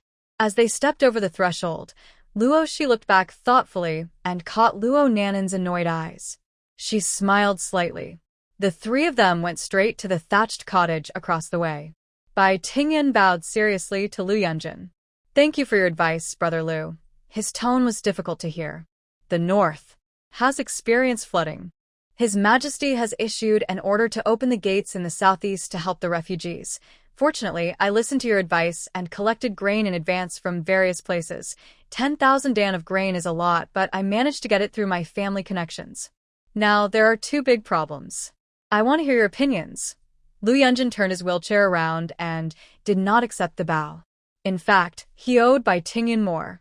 In their 2 lives, they hadn't helped each other, and he was afraid he would have died early under his wicked stepmother's abuse. He knew some astrology and weather techniques. Combining that with what had happened in his previous life, the floods this time were indeed unexpected. Don't ask him why he didn't say I knew it, because he could say that besides trusted friends, people also need to believe him. In this life, he just wanted to protect the people he cared about and then deal with the... He gently looked up to signal Bai Tingyan to speak. The latter sighed, looking tired. The grain I have is enough to stabilize the grain prices or help the refugees. You haven't been to the city recently, so the grain prices have already risen to a terrifying level. Luo Shi understood. To move 1 million jin of grain, they could either fight a business war to lower the prices held by grain merchants or help the disaster-stricken refugees, who have no money at all. They couldn't do both. She asked, what about the governor of Nan'an Prefecture? Shouldn't he be responsible for this? Why are you taking it all on yourself? Bai Tingyan shrugged helplessly and sneered. Sure, Dafu isn't interested in looting during chaos. He's content just to burn incense. Without His Majesty's order, the refugees are still being turned away. From what I know of him, he will send most of the refugees to Yongning County, which I control. It's going to be a big mess. Luo Shi immediately understood and asked, Are you political enemies or have some conflict? Bai Tingyan shook his head without speaking. There was too much involved, and it was hard to explain in a few words. Lu Yunjin waved his hand, signaling Luo Shi to come closer. County Magistrate Bai is loyal to the Emperor, and Minister Shi is close to the 4th Prince. Only by putting pressure on the Emperor can more power be given to the Prince. After all this effort, just to gain a little more power? Luo Shi didn't understand. He thought these people just ate too much and liked to think about unnecessary things. They could go hungry for 3 years and still be fine, as long as all their problems were solved. A thought crossed his mind, and he smiled at Bai Tingyan. Kids have multiple choice questions, but adults want all the options. Bai Tingyan rolled his eyes. The noble young man with a gentle face looked like a kind-hearted person, very honest. I want that too, but my strength doesn't allow it. Luo Shi smiled meaningfully and pointed to the opposite side, where Yi was chatting happily with the Luo family. Look, the food is right in front of us, and it's coming to us on its own. The three of them looked at each other for a moment and shared a sweet, knowing smile. Grandma Luo, do you mind if I stay for a meal at your house? Bai Tingyan led the way back to the Luo family, politely smiling at the elderly lady. No, not at all. The old lady stood up, smiling so broadly her eyes squinted, full of warmth. From Ye's words, she sensed that the county magistrate was not an ordinary person and welcomed him warmly. She even suggested that Luo Nan sit between the two men. A perfect match. Any of them would be a good choice. Luo Nan was happy too. Bai Tingyan was only briefly mentioned in the book. He wasn't a key character, but he could be a stepping stone. He could help her connect with people and affairs in the capital. During the meal, they kept talking about the flood disaster. Yi drank a lot of wine, but still didn't fall for their tricks. Luo Shi changed his approach and looked at Luo Nan, who was busy serving food on both sides, and started a conversation. Sister, what do you think about this flood? It's very sad. Luo Nan replied perfunctorily. What do I think? Just look with my eyes. Luo Shi quickly signaled to Bai Tingyun, who understood and sincerely praised. I didn't expect Miss Luo to have such a big heart. It's very admirable. Luo Nan looked confused. Why did she get such high praise just for saying something? It didn't matter. She noticed that Bai Tingyun was already paying attention to her. She couldn't help but start talking confidently, reciting textbook methods for dealing with disasters. She couldn't help but feel proud as she looked at the group of people listening like elementary students. For the first time, she was grateful for the 9-year compulsory education in her world. After she finished speaking, Bai Tingyun had to admit that this woman was quite capable, even if her words had little to do with what he was about to face. He sincerely extended an invitation. Miss Luo, you are kind-hearted. Would you be willing to help me settle the refugees? Luo Nan tilted her head and thought for a moment. Now was the perfect time to build a good reputation. Why not go? You didn't have time to stop her. He saw that the person he cared about agreed immediately. He silently drank a glass of wine, cursing Bai Tingyun, this old fox. Just after cursing him, the old fox sincerely invited him. Young Master, would you like to join us? Before coming, his father had repeatedly warned him not to get involved in Yongning County's disaster relief. But seeing the innocent look in her eyes, he couldn't resist. He clenched his teeth and agreed. Luo Shi played with her wine cup, raised her eyes, and smiled faintly. Destroy her bamboo grove revenge, thinking that's the end of it.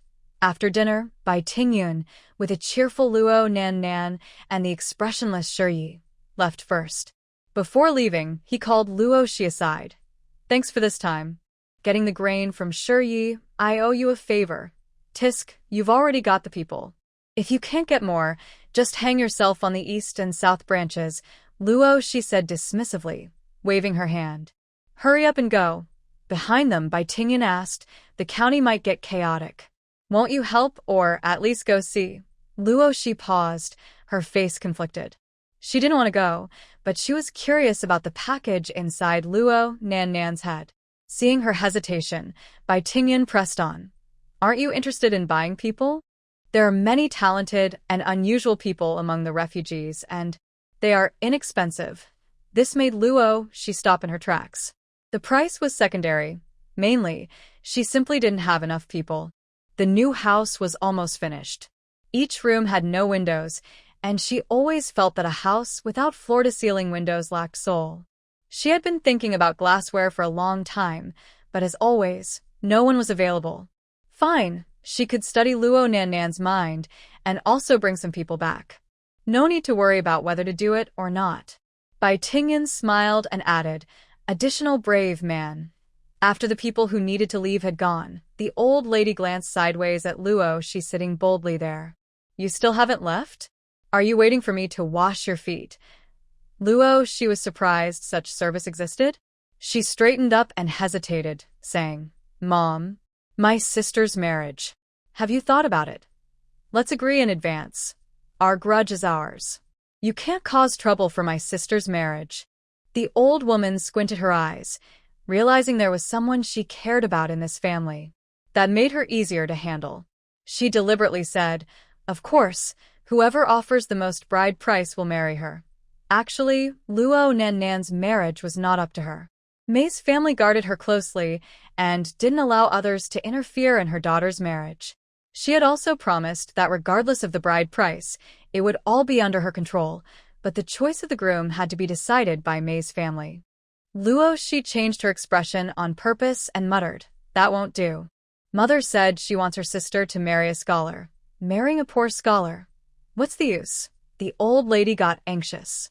She was counting on her granddaughter's dowry to help her fourth son get a government position. How much money could a poor scholar bring? Luo Shi nodded nearby. Right. I also think my sister shouldn't marry below her status. I'll talk to mother later. Today, that young master is quite good. Young Master Shi's father is the prefect, one of the highest officials in Nannan Prefecture. When my sister marries him, maybe I can also marry a noble lady. She looked very hopeful as she spoke. The old lady curled her lips. Marrying a noble lady for this troublemaker? If such a chance existed, it would go to her fourth son. This troublemaker was just dreaming. Luo, she kept talking to herself. Mom, do you think if I really married a noble lady, I could also get a government position? This old woman was hopeless. She spoke so clearly, yet her mind just couldn't keep up. Such people are the worst. No reaction or speed like the Lu family's top-tier people. No wonder their children are so unruly. Her genetic inheritance is terrible. When the old lady heard this, her slow brain finally started to work.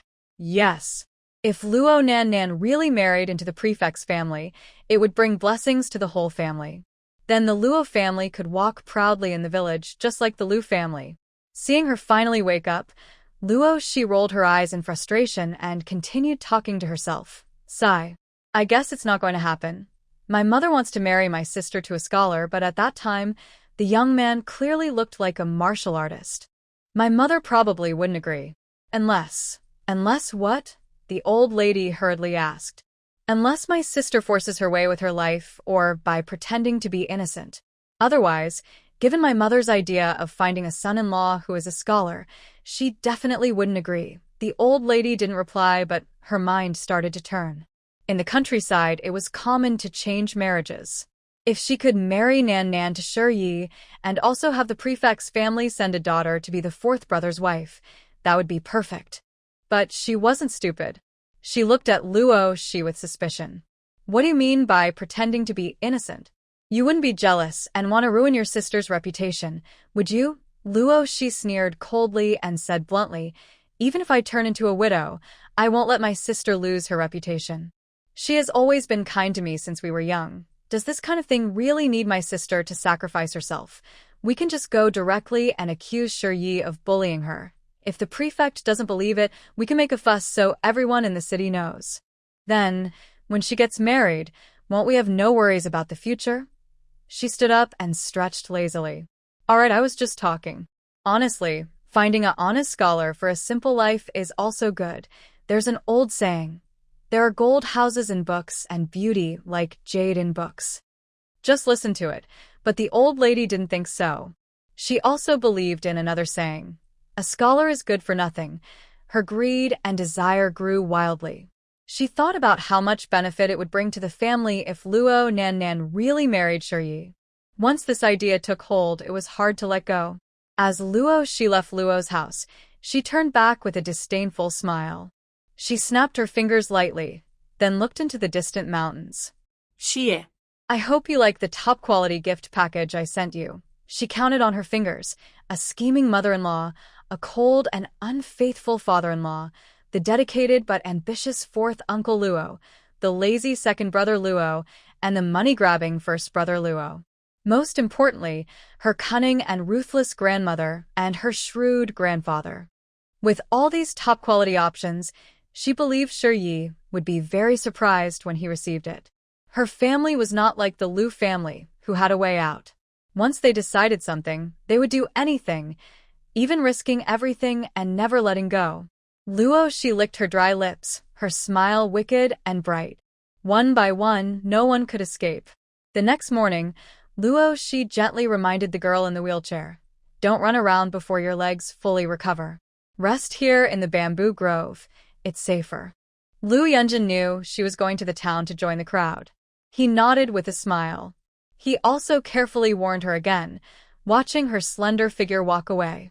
His smile gradually faded, and his eyes turned cold and sharp. Some accounts. It's time to settle them. As Luo Shi left the bamboo grove, she sighed. She knew Lu Yunjin wouldn't listen easily. This time, her departure was also to give him space to handle some things. Luo Shi agreed that revenge was necessary, but even though Lu Yunjin hid his dark, violent side well, she could see it in his eyes. She couldn't imagine what shocking things a madman, who had faced all darkness and had no future even after rebirth, might do. She had suppressed his killing intent for too long. Now, she believed that he, who was hopeful to walk again and see the light, wouldn't be driven by hatred to do anything self-destructive. She turned back with a bright smile. Little scholar, don't let me down. They passed through the village, where villagers were busy harvesting crops. No matter if the grain was ripe or not, the refugees entering the village didn't care. They would plunder without regard. Many nearby villages had already suffered. The grain fields were eaten clean by starving refugees, like hungry ghosts. They were like locusts, leaving nothing behind wherever they went. Because of Luo Shi and Lu Yunjin, Bai Tingyun paid extra attention to this place, sending double the patrols. Even so, Luo Shi saw many unfamiliar faces along the way. Most looked emaciated, their faces pale and sickly. She was very familiar with this look, survivors struggling to live in the chaos, just like in the end-of-the-world scenarios. Humans are tiny in front of natural disasters. Nature's power is mysterious and mighty, capable of destroying an entire race with a flick. Of course, the current disaster in Dayong was not as severe as the worst parts of the end times. Still, the worst aspects of human nature, selfishness and cruelty, had already shown clearly. Brother, please give me some food. I'm too small to fight the adults. I haven't eaten or drunk anything for 3 days. On the way to the town, a small boy, only as tall as Luo Shi's waist, stopped her, tears falling pitifully. Luo Shi reached out and gently touched his muddy, dirt-covered head. She took half a pancake from her sleeve and handed it to him, smiling as she said, "Eat it." The boy's dark eyes lit up as he quickly finished half a flatbread. Seeing this, Luo Shi took a step forward and started to walk away. She silently counted. 1, 2. Before she could reach 3, a sudden whooshing sound came from behind. The boy, holding a small axe with a fierce look in his eyes, swung it straight at her back. "I'll kill you. The food and silver on you are mine." Luo Shi turned around in an instant, grabbing the boy's neck and lifting him up. Looking into his frightened, shocked black eyes, Luo Shi showed no surprise and even smiled a little. She knew how to use innocence and weakness to strike it deadly without anyone noticing. Don't ask her how she knew. Surprised, right? "Even though I knew you wanted to attack me, I still gave you food," she said with another small smile. "Because that's a choice I made as a person. I chose to help you. And you chose to repay kindness with betrayal." After speaking, she flicked her hand, and the weak little boy was thrown into the air, crashing into a tree with a loud thud and spitting out blood. He got up and shouted, "Dad. Second uncle. Third uncle. Kill her." Luo Shi pulled out a dagger from her sleeve, watching the 3 men who had come from different directions and surrounded her.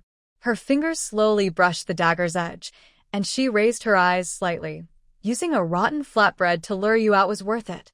The 3 burly men, despite their tattered clothes and disheveled appearance, showed no signs of the usual starvation and exhaustion from fleeing. Luo Shi's cold gaze swept over their faces, her eyes glinting with greed and bloodshot. They were still licking their lips and swallowing saliva. Her voice was icy and almost froze the air. "You have eaten human flesh." It was a statement, not a question. The 3 looked at each other but didn't answer. Their surprised and shocked expressions made it clear Luo Shi guessed correctly. The little boy, who had just gotten up, clutched his chest and shouted, "Catch her. Dad. Catch her. We can trade her for lots of meat from Andy Hua." After speaking, the three moved at the same time from different directions, showing some fighting skills. The first burly man to reach Luo, she looked fierce, raising a wooden club high and swinging it directly at her head. Die, but in the next second, his eyes widened like a bronze bell. Where is she? How did that girl disappear right in front of him? Feeling puzzled, his younger brother hurriedly warned, "Big brother, run quickly. Be careful behind you." But it was already too late. Luo Shi changed his knife into a hand to hold the man's neck and twisted forcefully. With a cracking sound, the man's head turned a full 180 degrees. His eyes were wide with fear, as if he hadn't yet accepted death. He had escaped natural disasters, but now he was doomed by this final moment. As the body fell with a loud thud, Luo Shi kept moving and appeared in front of another person. "No, no, no," he shouted, shaking his head and stepping back. "I was wrong." He didn't finish saying the last word. Luo Shi's fist was already coming down. With a cracking sound, his neck broke, and his head drooped at an unbelievable angle. The last person, frightened by Luo Shi's fierce actions, peed himself and tried to run away, crawling and rolling. His son, a young boy, stood stunned under a tree. By chance, he blocked the man's path. The man shouted loudly, "Get out of the way!" Seeing his son looking scared and stunned, Luo Shi's eyes turned cold. He forcefully pushed the boy aside. With a loud bang, the boy's head hit a protruding stone on the ground, blood splattering as he twitched twice, and then died. The man didn't look back and kept running desperately, fear of death and hope for survival on his face. Ahead was the forest. Since arriving in Yongning County, the three brothers had been ambushing lone villagers using the special terrain of the forest. It worked every time, and the officials couldn't do anything about it. If they could escape this time, Luo Shi vowed to avenge his two brothers and to cook, fry, and break this kid into pieces. While cursing fiercely in his mind, he suddenly heard a whooshing sound behind him. Luo Shi approached the boy's body and stood silently for a moment. He picked up the axe that had fallen nearby, without looking up, and threw it.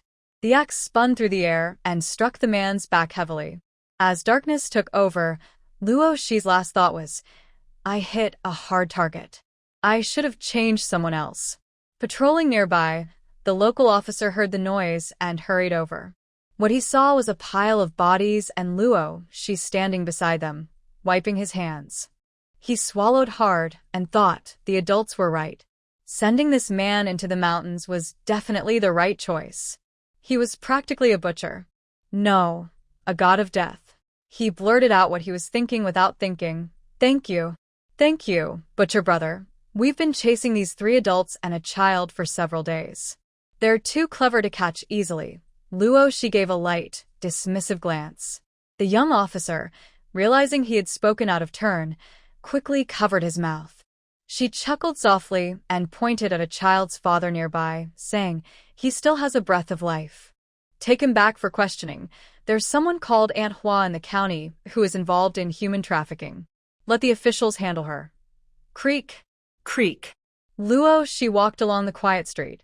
The busy shops from before were now closed, and the people stayed indoors. She stepped on trash brought by refugees, making a squeaking sound. On the street, many old, weak women and children looked at her with hope in their eyes. Some dishonest people also tried to come closer to get benefits. But when they saw the large patch of dried blood on her robe, they all backed away. As she passed by Baoha Hall, Luo Shi paused. The door was shut tight. A few days ago, Manager Chui had sent someone to remind her to pick up some medicinal herbs. Thinking for a moment, Luo Shi took a detour through the back door. When she entered, Manager Chui was there, pacing anxiously. "Hurry, sort the herbs and send them to the county office. Has that person come back? Why has it taken all morning to deliver medicine?" "Oh, the boss is busy." Hearing a familiar voice, Manager Chui looked up from his work and showed a small smile. Without waiting, he shoved a large bag of herbs into her arms. "Quick, Xiao Luo, you're fast on your feet. Help me deliver these herbs to the county office." Luo Shi, who had been conscripted, looked confused. "What's going on?" Before she could finish, A bruised and limping herbal apprentice burst in crying. "Boss, it's bad. Our herbs were stolen." Sniff, sniff. "Those refugees not only stole my herbs but also hit me. It hurts so much." Sniff. Manager Chui suddenly relaxed and pulled the child over to apply medicine. "You've been gone a long time, so I knew something was wrong." He also told Luo Shi. The county magistrate ordered all shops in the city to close. All supplies are to be sent to him for distribution. We're worried the hungry refugees might break into shops and loot. The city is in chaos.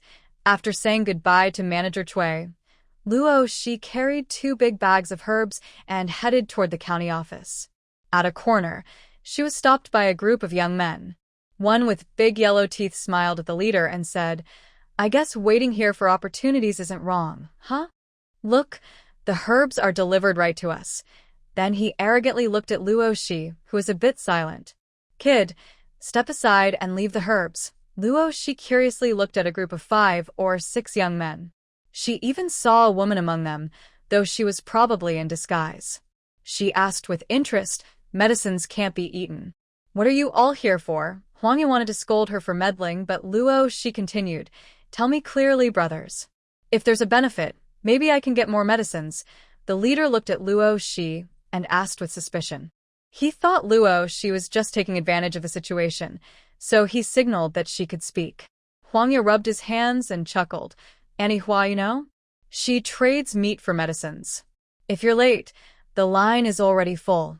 As he spoke, someone grew impatient. "Why are you guys talking so much?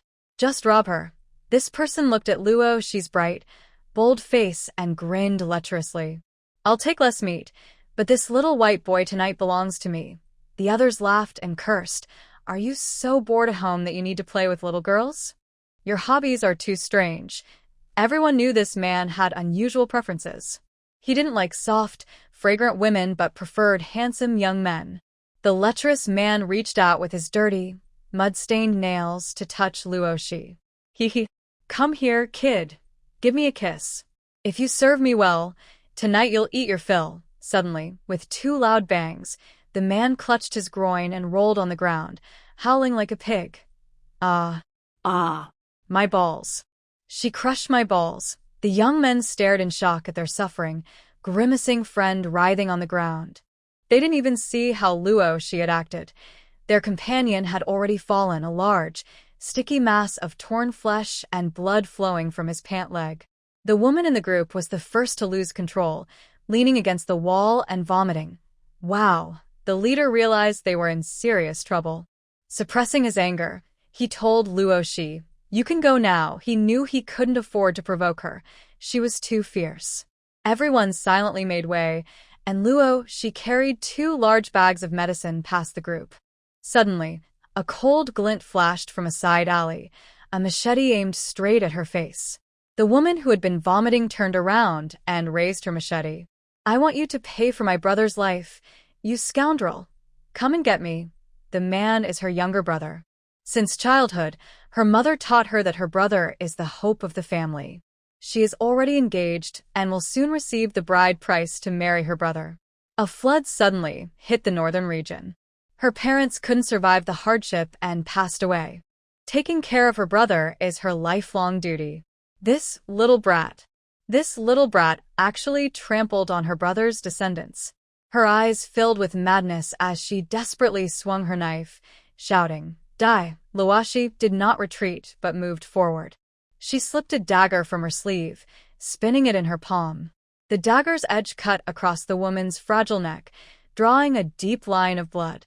The woman covered her bleeding neck, and her handheld sickle dropped with a clatter. She painfully reached out to the man, crying, "Help! Help me!" The man was in so much pain, he couldn't care less. He curled up into a ball, desperately squeezing into the corner, muttering, "They can't see me! They can't see me." The last flicker of light in the woman's eyes finally went out, and her body collapsed straight down. Luo Shi, with blood on her face, looked at her with a faint smile.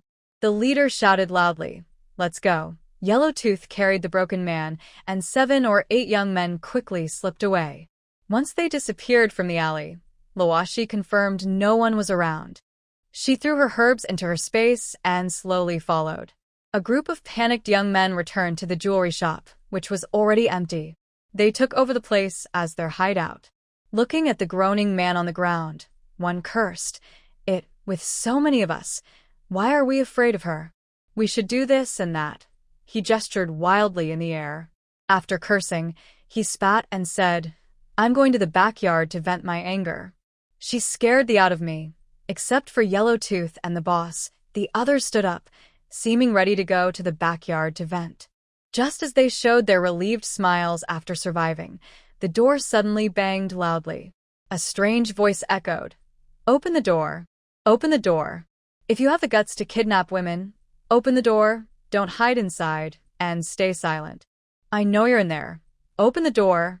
Open the door. Luoshi stood outside, banging on the door. It's that bad omen.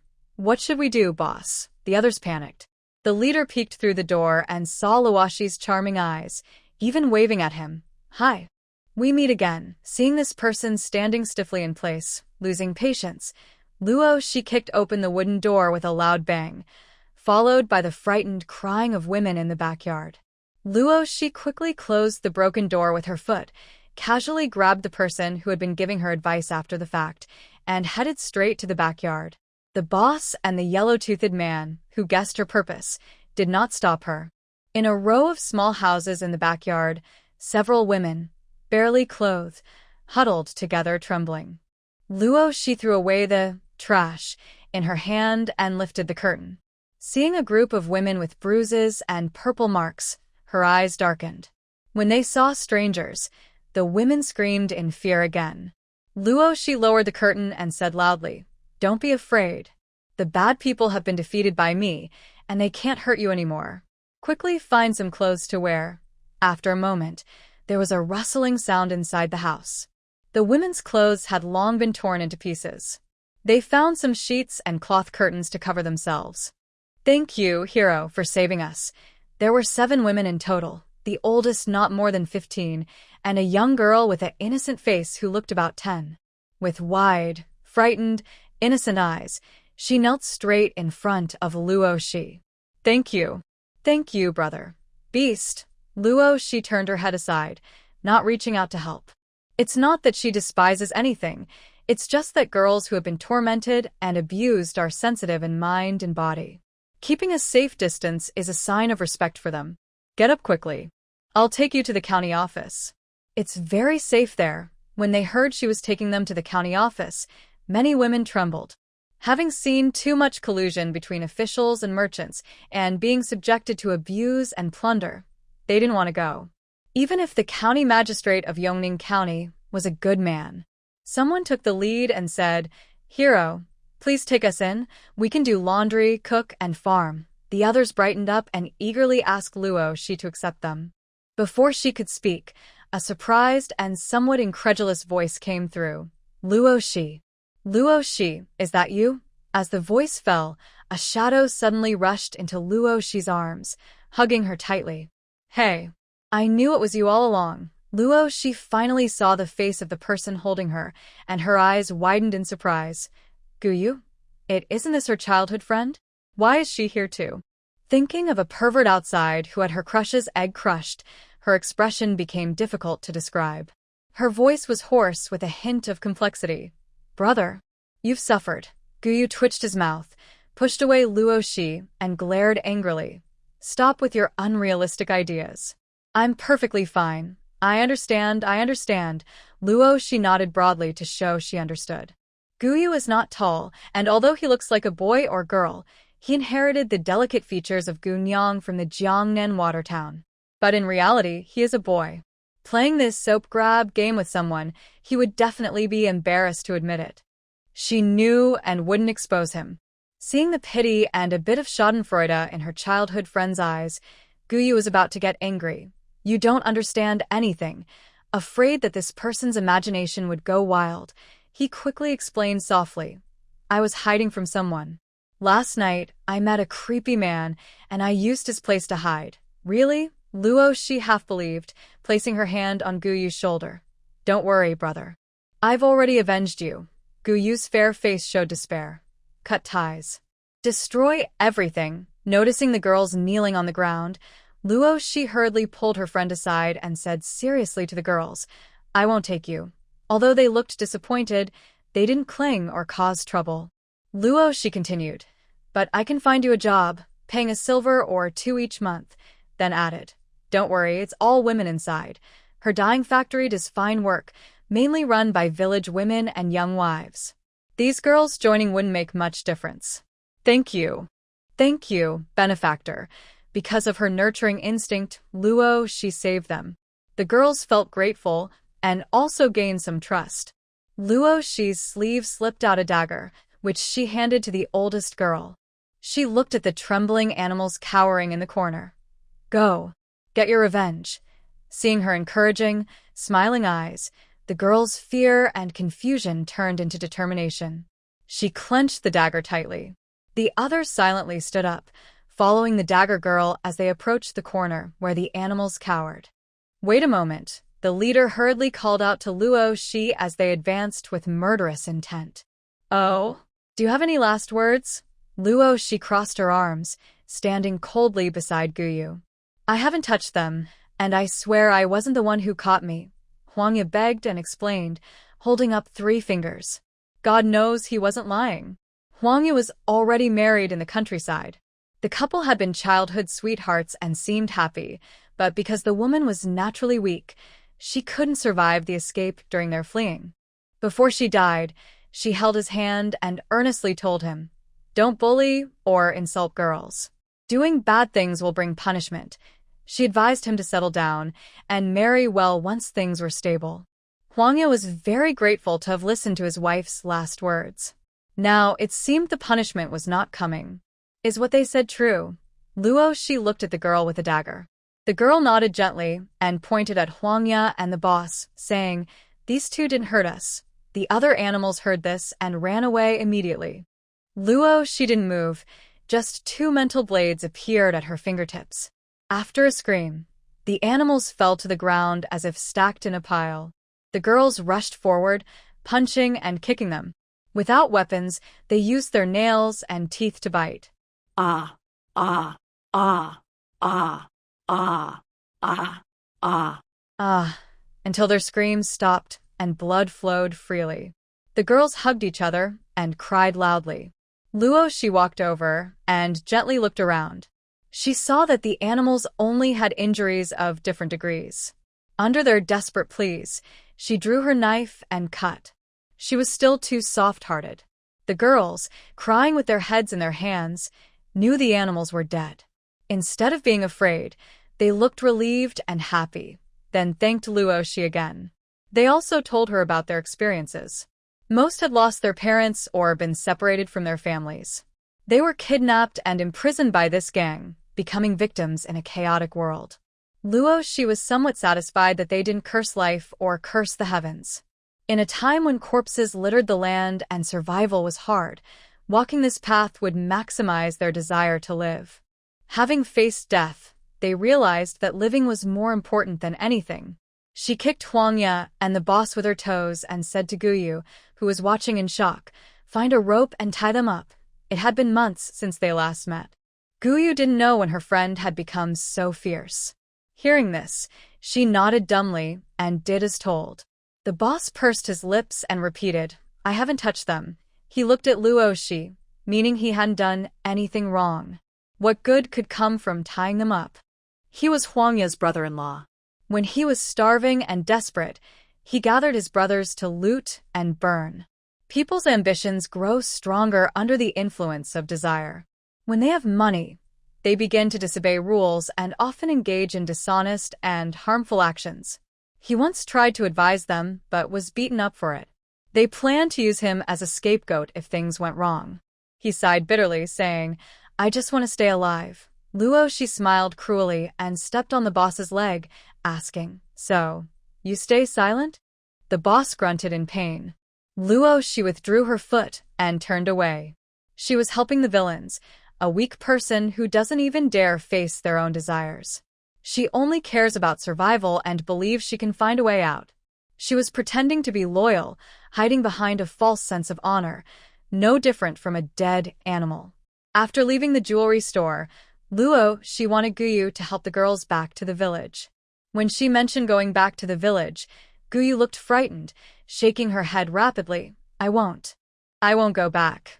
The girls exchanged glances, then the girl with the dagger gently touched each of their heads and smiled gratefully at Luoshi. Please tell the benefactor the address. I will lead them safely there. She clenched her dagger tightly, her eyes determined. After this experience, she realized that without strength, no one will protect you forever. Luoshi saw that the dagger girl was becoming the backbone of the group. She didn't interfere much. After giving the address, they parted ways. Before leaving, the dagger girl waved to Luoshi, saying, Benefactor. My name is Xia Qing. Qing means clear sky after rain. Walking on the busy street, Guyu acted like a thief, occasionally hiding her head in Luoshi's embrace. Luoshi's forehead twitched with frustration. She couldn't hold back anymore and grabbed Guyu, lifting her up. Tell me, did you go to the gambling house and owe money? Otherwise, why act like a thief? Guyu covered her face with her hands, her voice trembling with tears. It's not as simple as you think. Owing money is just about finding ways to pay it back. The trouble I caused could even cost me my life. Seeing that he didn't want to talk and that it didn't seem to be a life-threatening issue, Luoshi dragged him into a quiet alley to talk. When they came out, Guyu, with a pretty face and small dimples, had transformed into someone with thick eyebrows and a crooked mouth. His mother might not even recognize him. Touching his face, Guyu let out a silly laugh. You can't tell it's me now, right? That's great. Coincidentally, the alley they turned into was the main street of the South District. Unlike other places, it was crowded with people, and this was Luoshi's destination. What? Broken rice costs 30 coins per jean? What about regular rice? Isn't that just stealing money? A one-armed man loudly argued in front of a grain shop. Now, 5 grain shops in the town had gathered together, guarded by many armed guards. Bloodstains and leftover bodies on the ground showed that a fight had just happened here. Buy if you want, don't if you don't. Can't you see the long line behind? The chubby shopkeeper stood behind the guards, looking down with impatience. The one-armed man blushed and looked angry, but his blind companion stopped him. Forget it, Brother Tiger. Arguing with these greedy merchants is useless. Our brothers have been through a lot. We can handle a little hunger, but the kids can't. Just buy some broken rice for the children. The one-armed man clenched his teeth, about to take out his last silver coins, when the fat shopkeeper suddenly brightened his eyes, recognizing someone. Luo Xiao, you're here? How much grain do you want today? The man with one arm turned around and made eye contact with Luoshi behind him, who nodded slightly. The man silently looked away. The shopkeeper, impatient, said, Are you buying or not? If not, get out of the way so I can do business. He turned pale and handed over some broken silver, then grabbed a bag of grain and left. When it was Luoshi's turn, she pointed to the group of men with missing arms and legs and asked, What are they? Why are they all disabled? The shopkeeper looked at her with contempt. What do you think? They're just poor refugees. He chuckled and looked at Luoshi. What do you want today? To understand the current prices without raising suspicion, Luoshi ordered a little of each type of grain. She was shocked to see that the price of broken rice, which used to be 3 coins per jean, was now 30. Regular rice, which was 7 coins per jean, was now 70. It had increased 10 times. Looking at her large storage of grain, worth tens of thousands, she almost couldn't resist selling herself on the scale if she wasn't keeping her cool. Not oppressing or persecuting the common people is his final principle and bottom line. Even if he, Pei Qinhu, starves to death, he will not step over the line. He turned around without noticing, while Luoshi, who was also watching his back, had a meaningful expression. Old folks, are you not afraid of getting burned when making money from the national crisis? Luoshi, like an elder, sat in the center of the shopkeeper. Even if her words were harsh and her eyes only focused on profit, the scheming merchant still smiled politely. When she stood up to leave, the chubby shopkeeper eagerly asked, You're only buying a little of each. Won't you buy more? Yes, I will. Luo she left two meaningful words and waved her hand to leave. Outside the county office, Luo Nan, dressed in a white dress, had mud stains on her clothes. In front of her was a large pot surrounded by 5 people, and she mechanically repeated the act of scooping porridge. She also had to be careful of unruly refugees who, driven by greed, might cause trouble and try to eat for free. This scene was different from what she saw on TV or imagined about a charity porridge station. In her mind, she thought she would be like a fairy in white, giving kindness to suffering people, who would then be grateful and praise her as a living bodhisattva. But in reality, not only did no one praise her, but the refugees, with tears in their eyes and like hungry wolves, seemed eager to eat her too. The most difficult to deal with were some women, who pointed at her nose and scolded her for unfair treatment. More porridge for men, less for women and children. Men naturally eat more, so giving them more is right, isn't it? Women eat less. She rarely eats staple food herself, and a few bites of vegetables fill her up. Is it wrong to serve less rice and more broth? She had only said a few words when the women fell to the ground, throwing a tantrum. Some even tried to pull her and hit her. Fortunately, Yushur was nearby to protect her. Even so, her white dress was now torn and dirty. She felt a bit regretful. For such a tiring and thankless job, she should have asked Luo Shi to come. At this moment, Luo Shi, whom she was thinking of, was sitting behind her in the county office. Bai Tingyun ordered the guards to lock the 2 people she brought into the prison. Once enough people were gathered, they would be sent to Dongshan to dig iron. He asked, "Are you ready? Have you prepared for the business battle?" Luo Shi did not answer but asked back, "Isn't the court standard for settling refugees based on household registration? I saw some people who looked more like bandits. Why were they allowed in?" Hearing this, Bai Tingyun's face darkened. It's none other than the prefect deliberately letting them in, trying to take advantage of the chaos.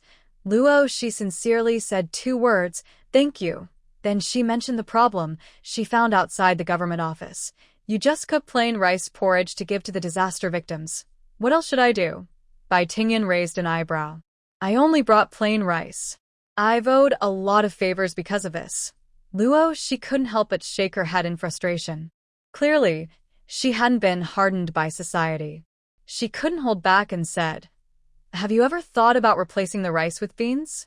1 gene of rice can be exchanged for 3 or 4 gene of beans or even more. Corn, kidney beans, black beans, red beans, peanuts, cooked together into 8 treasure porridge. It's not only more filling than plain rice porridge, but also provides more food." After she finished speaking, Bai Tingyun fell silent. Just when Luo Shi thought her words had embarrassed the young master, Bai Tingyun looked at her with a deep gaze and said, "You know how to eat." Luo Shi. It's not about knowing how to eat. It's about maximizing benefits. In the face of hunger, fullness is the most important. Luo Shi came from the wasteland of the end times. She has truly experienced hunger and has the right to speak on this. She also understands that these wealthy people, raised in luxury, might see rice as the most ordinary food. Without putting herself in their shoes, it's hard to think of ways to improve the situation. Fortunately, Bai Tingyun is an official who listens. He rubbed his forehead and said, "I didn't plan to buy beans." Luo Shi stood up. "Leave it to me." Her current identity is that of a merchant. She does business for profit, unlike those ruthless people outside, but she's not a saint willing to sacrifice everything. At a ratio of 1 to 3, I'll exchange rice for beans. Outside the government office, Luo Nan, sweating under the blazing sun, watched an old lady rolling on the ground and sighed for the 5th time today. To avoid breaking down and damaging her image, she had no choice but to open the system shop and buy 10 pots of rice soup with luck coins, adding them to the large pot inside. Rice porridge is cheap in the shop, but she still felt it hurt to spend. Later, the disaster victims coming to get porridge suddenly noticed that the food in their bowls was much thicker. They stopped complaining and causing trouble. Seeing this, Luo Nan let out a big sigh of relief. However, she didn't know that peace was only temporary. Human nature is full of desire. Once they have silver, they want gold. Once they taste broken rice, they want whole rice. They can never be truly satisfied. Suddenly, her peripheral vision caught a familiar figure. Luo, she was pulling a cart out from behind a corner alley. Her face lit up with joy, and she shouted, "Sheer, are you here to help sister serve porridge?" However, Luo, she pretended not to hear and quickly walked away. Seeing this, Luo Nan Nan hurriedly grabbed a spoon to follow, knowing that although they are siblings, the joy of sharing porridge shouldn't be just for her. "Wait for me, Sheer, wait for me. Oh my goodness, there's a big bug behind me." Guyu, who came out a bit later, saw what was happening and recognized Luo Nan Nan. Good. He rolled up his sleeves, fed up with this white lotus flower. Only his good brother couldn't see her true nature, which she had hidden beneath her appearance, and she had been controlling him since they were young. Today, he decided to teach her a lesson. He ran wildly out and shouted at the refugees waiting in line for porridge. "Fellow villagers," the person in charge ran away. "Let's share what we have." The numb-looking refugees rolled their eyes and picked up their utensils, ignoring everything, scooping porridge into their bowls, one big scoop after another. Luo Nan Nan froze in place, unsure whether to go back and protect her food or continue chasing Luo Shi. Some sneaky, disgusting refugee even spat into the big pot. They laughed wildly. "The pot is full of my spit. This porridge belongs to me." This behavior almost made Luo Nan Nan. Guyue also felt sick, but he didn't forget to stir up trouble among the crowd. "It's all because this woman abandoned her post, causing us to lose a pot of porridge." "Hit her." Immediately someone echoed, "Yes, it's her fault." "Hit her. Make her compensate us." Seeing the crowd rushing toward her, Luo Nan Nan let out a scream and turned to run into the government office. Luckily, Shirya was there, carrying her. When she ran inside, she was only disheveled but unharmed. However, Shirya was in a terrible state. He was overwhelmed by the angry crowd, caught and scratched repeatedly. When he joined Luo Nan Nan, his clothes were torn, and his eyes were bruised. Seeing this, Luo Nan Nan felt heartbroken and teary. Bai Tingyun heard the chaos outside the government office and hurried out. After understanding what happened, he looked disappointed yet helpless. "Miss Luo, your abilities are far below those of the city officials' daughters. Women hate being compared to other women, especially Luo Nan Nan, who considers herself the chosen one." She clenched her teeth and wiped away her tears. "It's just some rice. I'll double what I owe you." Shirya couldn't bear to see his beloved hiding her pain, so he puffed up his face and said sternly, "I'll compensate you double for Nan Nan." Bai Tingyun, Achievement 1 Luo Shi, who witnessed everything, said, 6. She pushed the cart filled with rice back to the grain shop. The sharp-eyed merchant immediately recognized the rice on her cart. Before the disaster victims started to panic and loot, she quickly ordered her guards to her to a safe area. 5 dishonest merchants gathered around her, all looking surprised. "Brother Luo, what are you doing?" Luo, she didn't waste time talking. He got straight to the point. "I want to make a deal with you. For parts rice, for 1 part beans, any kind of beans. Rice and flour are always the main food, and they sell the fastest and best. Although bean prices have also gone up, they are not as exaggerated as rice and flour. Is there such a good deal?" The merchants' eyes lit up. They started bargaining. The fat shopkeeper, for some reason, said in front of everyone, before the prices went up, "Brother Luo bought a lot of grain from me." He roughly calculated that over the past few months, Luo, she had bought at least thousands of jin of grain from him. He asked with a hint of meaning, "Did you exchange all the rice you bought for me for beans?" His tone seemed to suggest that if she didn't fully exchange, he would spread the news that she was holding a large amount of grain. Luo Shi's eyes turned cold, and she smiled with a hidden meaning. Her tone was casual. "Yes. I'll exchange everything." Then she asked back, "Do you have that many beans?" "Of course." The fat merchant laughed as if he had succeeded in his plan, whether he really did or not. They agreed to meet at midnight in the southern alley for their first trade. Over 10,000 jin of grain would require multiple exchanges. Before leaving, Luo Shi looked deeply at the fat merchant. Businessmen value harmony. Her tone was like a threat or just casual. "The county town is in chaos. If you play tricks and sell shoddy goods, there could be corpses on the streets at any time. Do you understand what I'm saying? The fat merchant, who was preparing to pass off inferior grain as good, broke out in a cold sweat on his forehead. He knew that there are no perfect defenses against a thief who plans to steal. Even with guards, a single mistake can be fatal for someone who is determined to kill him. He quickly wiped his forehead's cold sweat and promised, "No, I won't do that. I promise." The 5 people present were all from prominent families in the county town. Some small grain shops had already closed down at the start. She pulled her cart of beans while walking back, thinking about how likely it was to loot the grain stores of noble families. At this critical moment, grain stores would definitely be the most tightly guarded places. If the granary is stolen at this time, the powerful families will surely cause chaos in the already troubled city. Many innocent people might be caught and harmed by these families out of anger. She is not a good person, but she doesn't like to involve innocent people. No need to rush. There are plenty of opportunities. On the way back, she meets Guyu, who is rushing to find her. She smirks and looks at her friend, saying, "Did you fall into a dung pit?" Guyu's face is patchy and gloomy. "Don't mention it. I was walking fine when suddenly I fell flat and landed in a sewer by the road.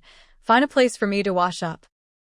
She takes her to the county office and asks the guards to test if bean porridge is more filling than rice porridge. While sitting under a tree cooling off, she remembers Guyu's mishap and can't help but sigh. Suddenly, she narrows her eyes, thinking of something. Yesterday, she threw a snake at Luo Nan Nan, which caused the bamboo where Luo Nan Nan was hiding to break. If someone with better skills hadn't replaced her, she might have broken bones. Luckily, she didn't fall, but her jade pendant was lost. Today, Guyu played a small trick on Luo Nan Nan, but she also faced consequences. Could it be too coincidental that both events happened together? Maybe there's a problem with her mind? Anyone who targets Luo Nan Nan seems to encounter misfortune. That would be troublesome. No, she must find a chance to test the situation. When Guyu finishes washing, she calls her, and they go out. "Let's go cause some trouble." Guyu, still upset from falling flat, suddenly perks up and happily follows behind. She loves causing trouble. They arrive at a shop not far from the county office, about 50 or 60 square meters, with 2 floors. This shop was bought by Tingyun after arriving in Yongning County. It's not very big and isn't under her name, just perfect for causing trouble. Guyu wears a red top and green pants that she casually handed her, glaring fiercely. "Luo, are you causing trouble or messing with me?" She laughs at her friend's bold red and green outfit, not holding back.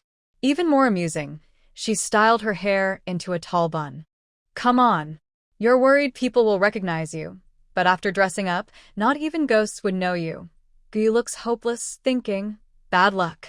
My friends are terrible. Terrible friends." She also puts on a red and green outfit, not knowing if the owner of these clothes has any special feelings for these colors.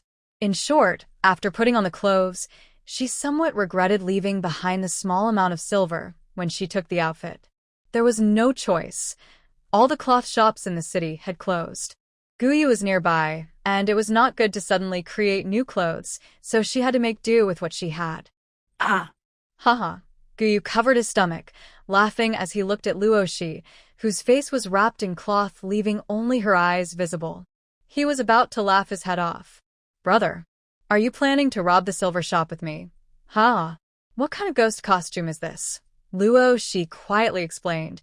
"The white cloth on the face is considered unlucky, so you hurriedly made it look worn out." "Ha ha! Guyu laughed so hard he almost fell over, tears in his eyes. She was silent for a moment and then brought a basin of water. When Guyu saw himself in the water, his hair in a high ponytail, dressed in red and green, he couldn't laugh anymore. She, quietly muting her voice, was very satisfied. "Big brother, don't laugh at second brother."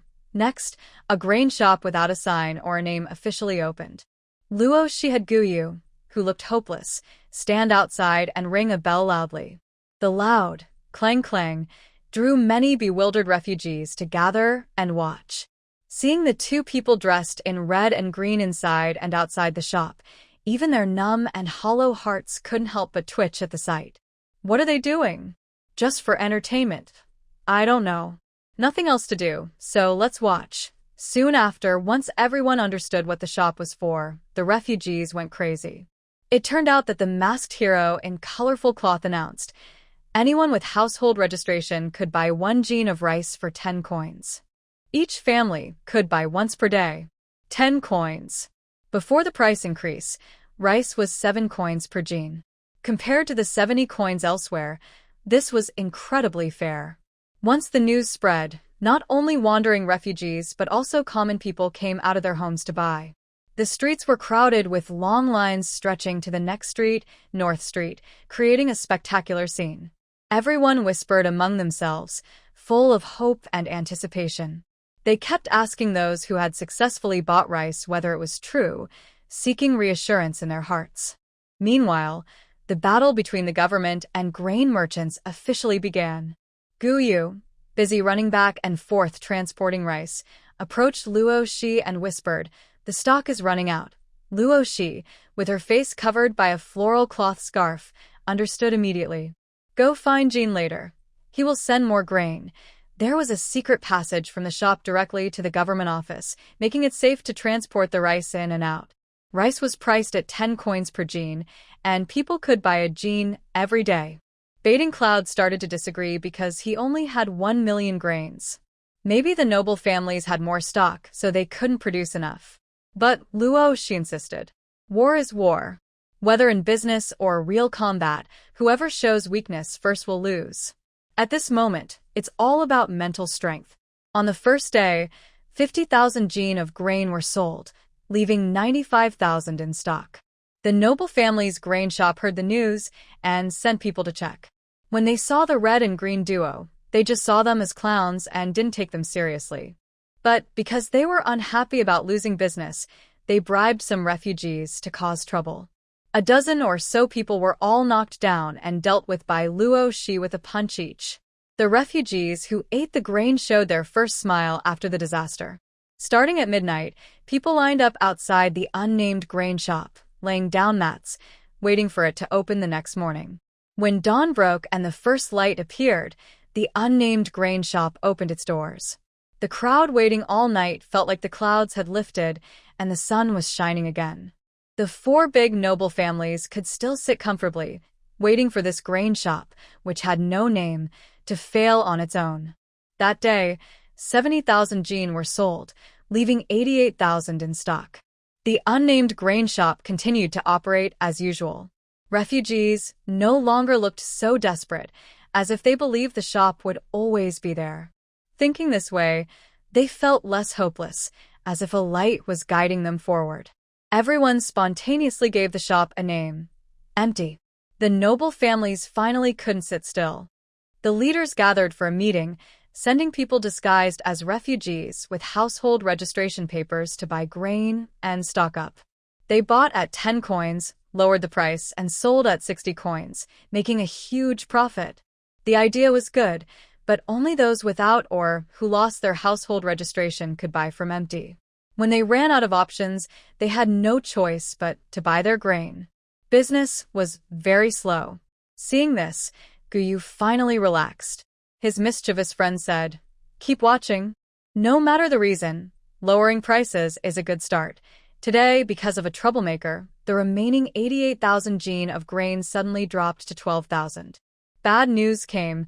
Some people in the city had started buying grain from empty and secretly reselling it. They sold it for 35 coins per jean. Ancestor. Think of a way. Our grain is almost half gone. We can't go on like this. Can't hold on? I really can't hold on anymore. Why are you so anxious? Luo, she said calmly as she packed cloth bags for the guests, chatting with Jean, who only showed his head from the secret passage. Our enemies are the grain merchants and the 4 great families, never the common people. Just watch. In less than 3 days, the grain prices will drop significantly. Seeing Luo Shi's relaxed and unconcerned expression, Jean really wanted to punch her. Did she think he only kills and doesn't think? Was she trying to fool him? Predict 3 days ahead? Does she think she's a fortune teller? Jean decided not to argue with a fool and went back into the secret passage.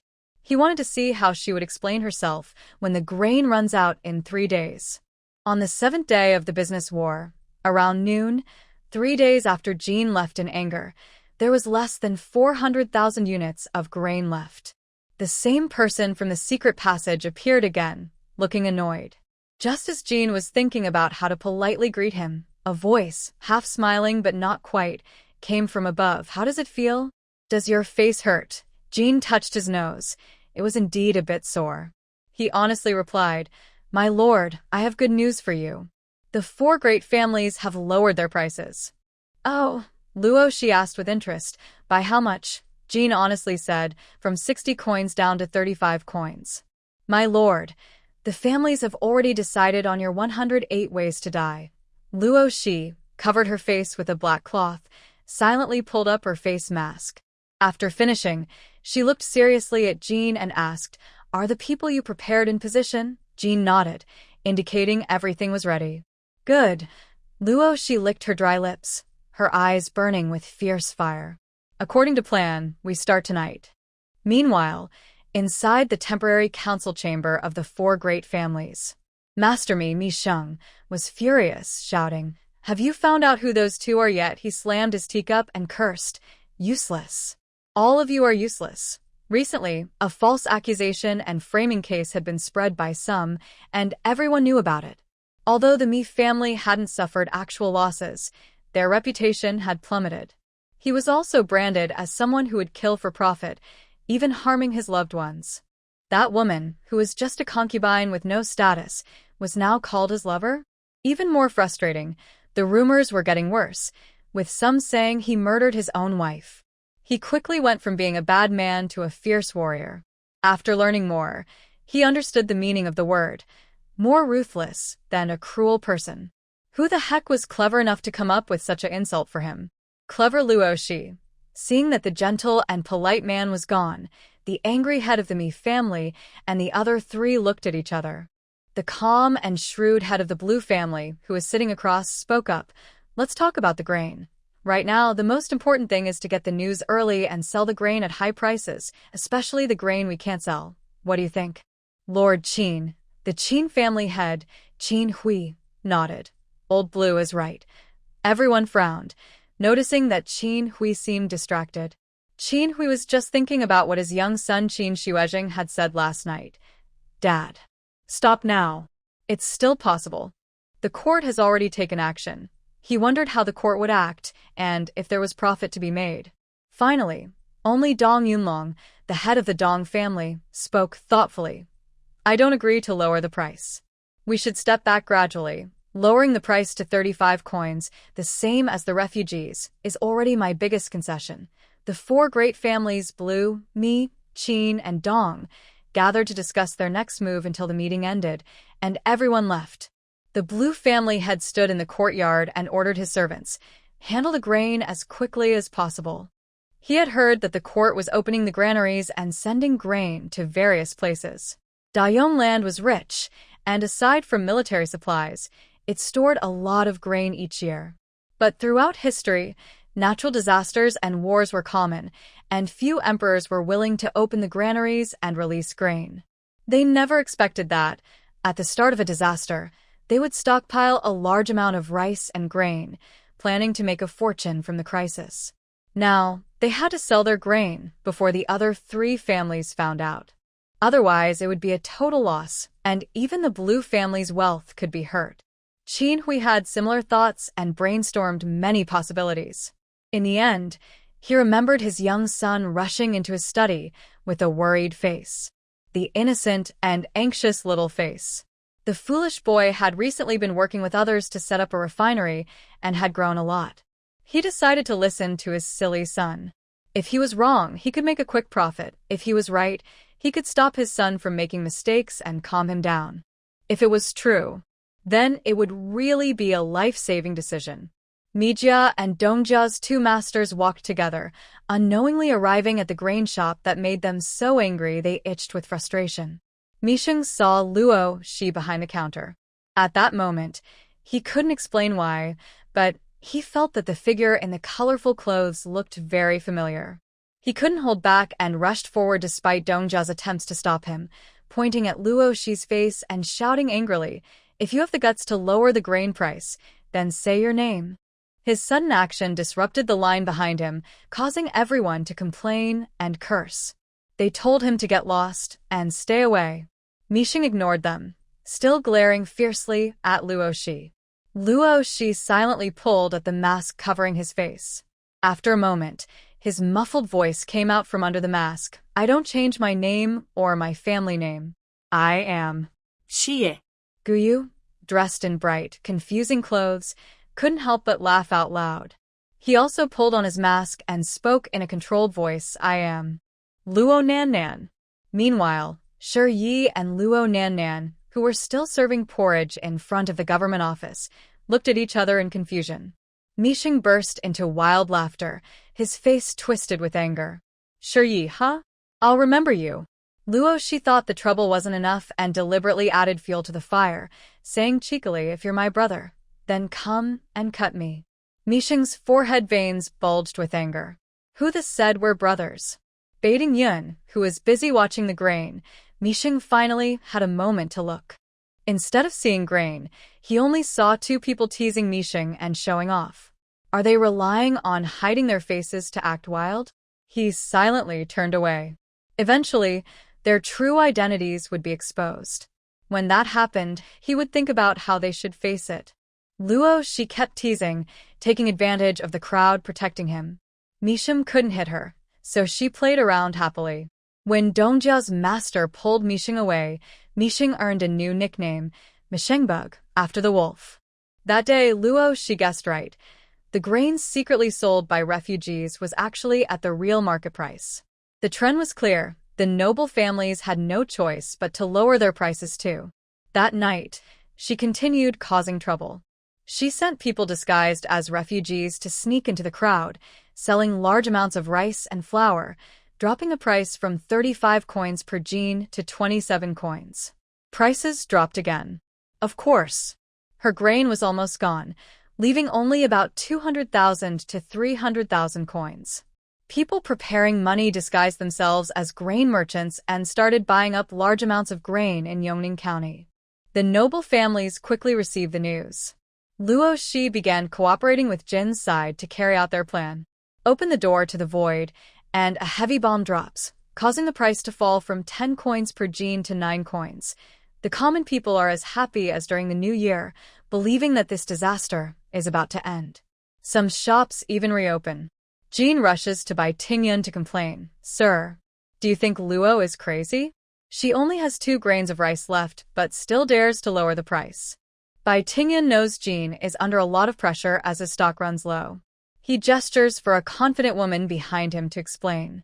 The woman is dressed in black, with her hair tied back in a neat ponytail, looking sharp and capable. She is Bai Tingyun's other secret guard, Shui. In Yongning County, the situation is tense. Bai Tingyun has no choice but to transfer all 4 of his childhood secret guards from the capital to Yongning County. Jin Mu, Shui, and Hua. Shui is the only woman among them.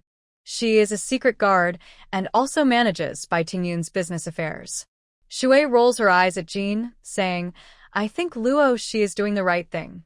The more critical the time, the more we should lower prices." Seeing that Jean doesn't understand, she explains, "First, lowering prices sends a signal that the disaster will end soon. Second, it pressures grain merchants. It's also a form of protest. I dare to lower prices because I have plenty of grain. Third, and most important, once prices drop, fewer people will buy grain, or they might even buy half as much." Jean asks, "Why?" Shui smiles and replies, "People tend to buy when prices are rising, not falling. They will wait, hoping prices will drop even more. If prices fall again tomorrow, today's purchase would be a loss." After speaking, Shui looks at Bai Tingyun and asks, "Sir, can I meet Luo Shi? She is really impressive. She seems to dance on the edge of a cliff, but she has the sharpness of a cheetah, quick, precise, and fierce. Every time, She tears off a big piece of prey. Bai Tingyan nods. You will handle communication with Luo Shi. Understood. Shui happily replies. Jean breathes a sigh of relief, but also feels a bit sad. He is not stupid. Everyone has strengths and weaknesses. Compared to complicated schemes, he is better at capturing enemies. But he has enjoyed working with Luo Shi these days. Even though she often tricks or scolds him, and even made him wear the same floral dress as her, he feels very happy being with her. She has a calmness in crises and a strong ability to influence others. Meanwhile, Hua, pretending to be a grain merchant, finally contacts the head of the Lan family. The old fox-like owner sat at the head of the table, eyeing the unfamiliar grain merchant carefully. After a moment, he asked, "How much are you willing to pay for the grain I have?" Hua gestured with his hand, 9 coins. The master of the Lan family almost ordered him to leave. This young man was really bold. Why didn't he just steal it? Hua sneered. Honestly, the government's grain supplies are soon to be distributed everywhere. Not to mention 9 coins, even 7 coins is too much. But is it really that quick? Although the emperor issued an order to open the granaries and release grain, the officials were secretly resisting, controlling and exploiting at every level. No one knew when the grain would actually arrive. Hearing this, the Lan family head felt a chill. Other grain merchants from different places already knew the news. He couldn't wait any longer. However, the price offered by the man in front was too low. He decided to sell to the neighboring county, where the price was much higher. After leaving the Lan family's house, Hua took a secret passage to the grain shop. When he arrived, Shui was excitedly talking to Luo Shi about something. Both looked at him at the same time. Luo Shi raised an eyebrow and Shui eagerly asked, "What happened?" Hua shrugged and looked at Luo Shi. "You guessed right. I was rejected." The news about the government opening the granaries was spread by Luo Shi. Bai Tingyan even said she was brave enough to leak a secret from the court. But Luo Shi was full of courage, big courage. In a desperate situation, she didn't spread rumors. Now, it was all about who had the best skills. Luo Shi reached out to Shui. "Hand it over." 5 taels of silver. Shui pouted and reluctantly handed over 5 taels of silver to Luo Shi, muttering, "Idiot. Where was that arrogance in the capital?" Now, she came to Yongning County and failed a negotiation, losing her silver. Luo Shi pocketed the silver, stood up, and stretched. Her colorful dress was especially dazzling. "Get ready. Tonight, we're going to do something big. Any grain entering Yongning County must stay within the county. There's no way it will flow into other provinces." Both of them felt a chill and quickly stopped arguing to prepare. The grain shop closed. Guyu counted the money and gave a thumbs up to her friend. "You were right again. Today, only 30,000 jin of grain was sold. That's the least since we opened." Luo Shi changed into her usual clothes and asked Guyu, "Should we go out or rest for a day?" Guyu thought for a moment. "I've been really tired lately. I won't go with you today." Tiredness was one thing, but she knew her friend's plans tonight involved more than just exchanging rice and flour for beans. There was something more important. He won't cause trouble without force. Luo Shi still rode in a carriage, heading first to the South Alley to trade with the chubby man. She was thinking about when she could get back the rice and flour she was exchanging. That day, she saw the killing intent in her eyes. The chubby man was honest and didn't cheat or cheat her. Before leaving, Luo Shi looked at him and said, "Tonight is the last trade." The chubby man counted and guessed she still had some food, but it was almost gone. He waved kindly and said goodbye. "Brother Luo, please come again for business." Luo Shi gave a meaningful smile and replied with 2 words, "Of course." At the dock street, she met with 2 others and a group waiting at the agreed place. Seeing Luo Shi's outfit, one of them couldn't help but joke, "Brother, you're tired of the fancy clothes? Now you're into beggar style." Luo Shi wore torn clothes that revealed her ankles and wrists, with the hem torn into strips. Her black hair was styled into a wild, explosive look with a comb. She looked like she could beg on the street with just a broken bowl. Jean had seen stranger things before. Luo Shi turning into a frog in front of him didn't even make him blink. Luo Shi pushed her messy hair out of her eyes, revealing her beautiful eyes through the gaps. She looked at the three people and the crowd behind them with disdain. Tonight, we're pretending to be refugees to block the Blue family. Not even pretending to be normal. Are you afraid people will recognize you as Bai Tingyun's people? Quick, tear your clothes and smear some ash on your face. Mayan, hidden in the Blue family, heard that the head of the Blue family would trade with a grain merchant from the neighboring county tonight.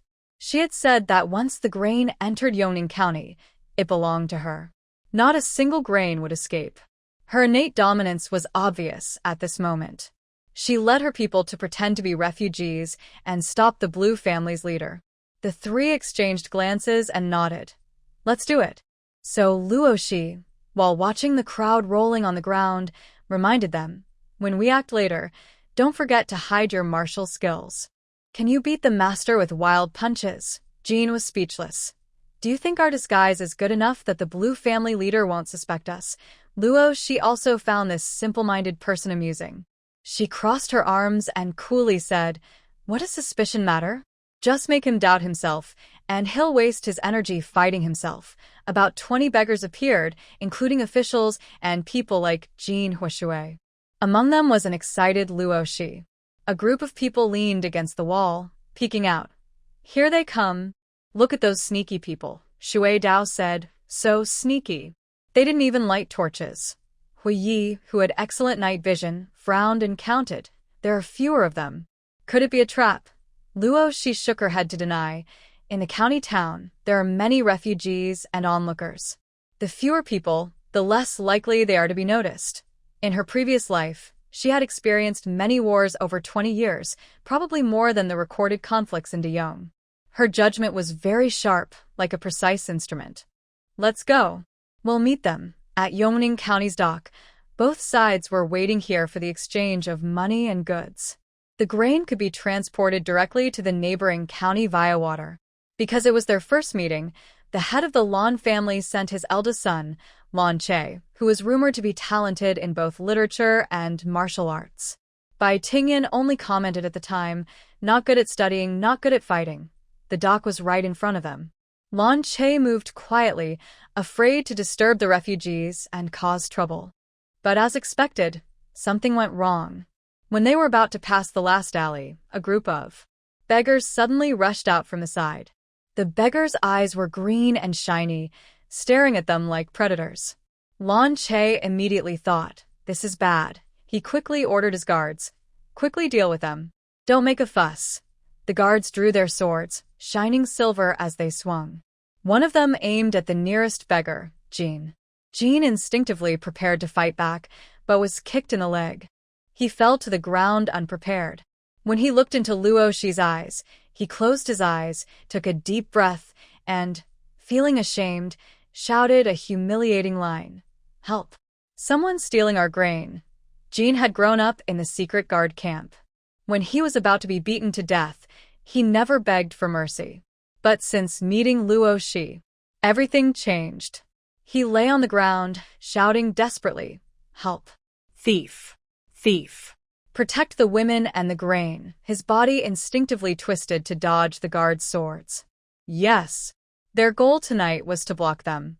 Stealing this batch of grain was easy, but if they pushed too hard, the Lan family's dog would go crazy and do something reckless. It was like wolves trapping sheep, slowly devouring them inside the pen. When Jean Yi started speaking, his voice spread across the night sky. More and more refugees, finding it hard to find a place to sleep, jumped up in place. In the darkness, many pairs of dark eyes lit up. It was unclear how many people put on their clothes and hurried here. Blue Clear knew something was wrong. He quickly ordered his guards to gather the team. The road to the dock was blocked, so he could only lead the people to retreat. Luo Shi and her group symbolically took a few steps forward. Then they stopped and waited. When the refugees arrived, someone asked what was happening. She patted her chest happily and said, a gang tried to steal our county's grain to send by boat. Luckily, we found out early. The refugees were angry when they heard this. They probably also had theft and looting in private, but no one thought of smuggling the grain to sell. They couldn't even handle their own supplies. In the end, many decided to stay near the dock. They didn't want anyone with bad intentions to take their grain and leave. Luo Shi and her team slowly withdrew from the crowd after their goal was achieved. Shuai, pulling his hair, looked unhappy. He said, "Feels like we wasted tonight. We didn't get anything." "Who says that?" Luo Shi raised an eyebrow and pointed to the ships from the neighboring county behind them. She said meaningfully, "They probably brought a lot of silver to buy grain, right?" "Yeah," Shuai clapped his hands. "I love blackmailing. I'll wait for my sister to get some benefits for the brothers. Then hurry up. The ships are already leaving." Luo Shi scolded with a smile. Shuai and his shouting guards jumped into the water, swimming after the big ships to chase them away. Luo Shi stood with her hands behind her back, looking up at the starry sky. She believed that after this, no grain merchants would dare to come to Yongning County to cause trouble again. If you come, be prepared to leave something behind. Soon, the big ship that had gone out shook violently. After a moment, Shuai and his men returned, pushing boxes of gold and silver onto the shore. They counted the boxes in a quiet place. It was 2,500 taels, just enough for the price of 10,000 units of grain. Luo Shi smiled freely. She told Hu to take 2,000 taels and buy back 10,000 jin of grain at 20 coins per jin to replenish the warehouse. The remaining 500 taels were divided among everyone as tonight's hard-earned reward. Everyone cheered. Although Jean took the biggest share for the first time, he was still unhappy. Still not happy. On the 9th to 10th day, the Blue family sold 100,000 jin of grain to Hu at 20 coins per jin. Luo Shi's grain shop finally replenished its stock. Seeing the bright yellow grain fill a storage room again, she couldn't help but breathe a sigh of relief. It was very exciting. It sounds like everything is going smoothly, but in reality, the process is not so simple. She feels pressure both mentally and emotionally. Any mistake could give the four big families a chance to strike back. Shuai excitedly leaned in and asked, "Brother Luo, what's the next step?" Following Luo Shi is much more fun than following Bai Tingyun. The young girl's playful nature has been suppressed for too long. Since following Luo Shi, her true personality has finally been free. She can't seem to stop. Luo Shi smiled and slowly tightened his fingers, squeezing the silver horn until it deformed. "Notify everyone. Lower prices across the board. 15 coins to buy from the families at the bottom." "Got it." Shuai quickly ran away. Since that day, when Fire took 100,000 jin of grain from the Blue family's head, he hasn't appeared again. The Blue family's warehouse still holds several million jin, but there's nowhere to sell it. The head of the Blue family tried to contact the neighboring county, but was scolded, and the dock was blocked by a group of refugees, guarding day and night. It's very worrying, almost to the point of making him lose his hair. He was feeling upset and decided to visit a friend's house. Unfortunately, he overheard a conversation between the head of the Qin family and Fire. "It's true. I only tell you because I consider you a friend. Soon, the court will release grain. Too much. I can't eat it all. You should find a way to sell it." It was Fire's voice. "How much can you eat?" The Qin family head's voice. A young servant coughed loudly outside the door. The Qin family had looked very embarrassed as he glared at the Blue family head with a gloomy face. Unexpectedly, the Blue family head was the first to complain. "All right, old Qin. You get such important news and don't tell your old friends." He was referring to the court's grain release. But Fire, the troublemaker, seemed oblivious to the tension. He stepped forward and grabbed the Blue family head's hand. "Your grain quality is excellent. Are you still selling?" This made the Qin family head's face turn darker. Understanding the unspoken message, he asked angrily, "Old Blue, are you secretly selling grain?" The two old foxes looked at each other and then burst out laughing. They both understood each other's intentions. Both had secretly started acting after hearing about the court's grain release. They all looked at Fire, the troublemaker. "You did this on purpose, didn't you? What's your goal?" To make the Blue and Qin families turn against each other, the Fire was definitely intentional, deliberately attracting Lord Blue and intentionally revealing the conversation with Lord Qin to the other side. "Luo," she said, Having competition is good for bargaining. If only one side is involved, the price won't go down. He shook his finger honestly and said, "No, no, no. Business is business. I just wanted to bring the two lords together to discuss grain prices." After some bargaining, Fire bought all the stored grain from both lords at 14 coins per gene. It was even a bit less than expected, which shows the benefit of bringing the two sides together. They both guarded against secretly undercutting each other. They had considered other options, but with Luo Shi's grain shop above and Bai Tingyun's strict guards below, they couldn't let the grain leave the city. Now, even though they earned less, they made a real profit. There was no need to fall out over it. Buying up hundreds of thousands of gene of grain at a low price, though costly, was a small expense for Bai Tingyun's noble family. Compared to gold and silver, he valued the emperor's approval more. Winning was already half the battle. Luo Shi's goal was to control all the grain in Yongning County. Jean scoffed, wanting to mock her greed, but remembering how he was recently humiliated, he silently shut his mouth. Everyone sat happily in the grain shop. They didn't prepare rich, heavy foods. Instead, they sat together making dumplings, with shepherd's purse filling, 2 cold dishes, and a pot of wine. Luo Shi had been in her small world for half a month, so she knew how chaotic things outside were without leaving her place. Violence against the weak, young bullying the old, theft, looting, these all needed to be suppressed. Once the dumplings were cooked and served, it was time to compete in speed. Bai Tingyun drank a few more cups until he realized he was getting more talkative and noticed that this guy couldn't hold his liquor. "Butcher. Brother Butcher, I'll pay 10,000 taels to buy that dog from De Fu's family's life. Help me kill him. That thing drove all the refugees to Yongning County. If it weren't for the emperor insisting." What? Hearing him dare to insult the emperor after drinking, Jean quickly covered his master's mouth. That. "Sir, you've had too much to drink. I'll take him back to rest." Luo Shi waved her hands impatiently.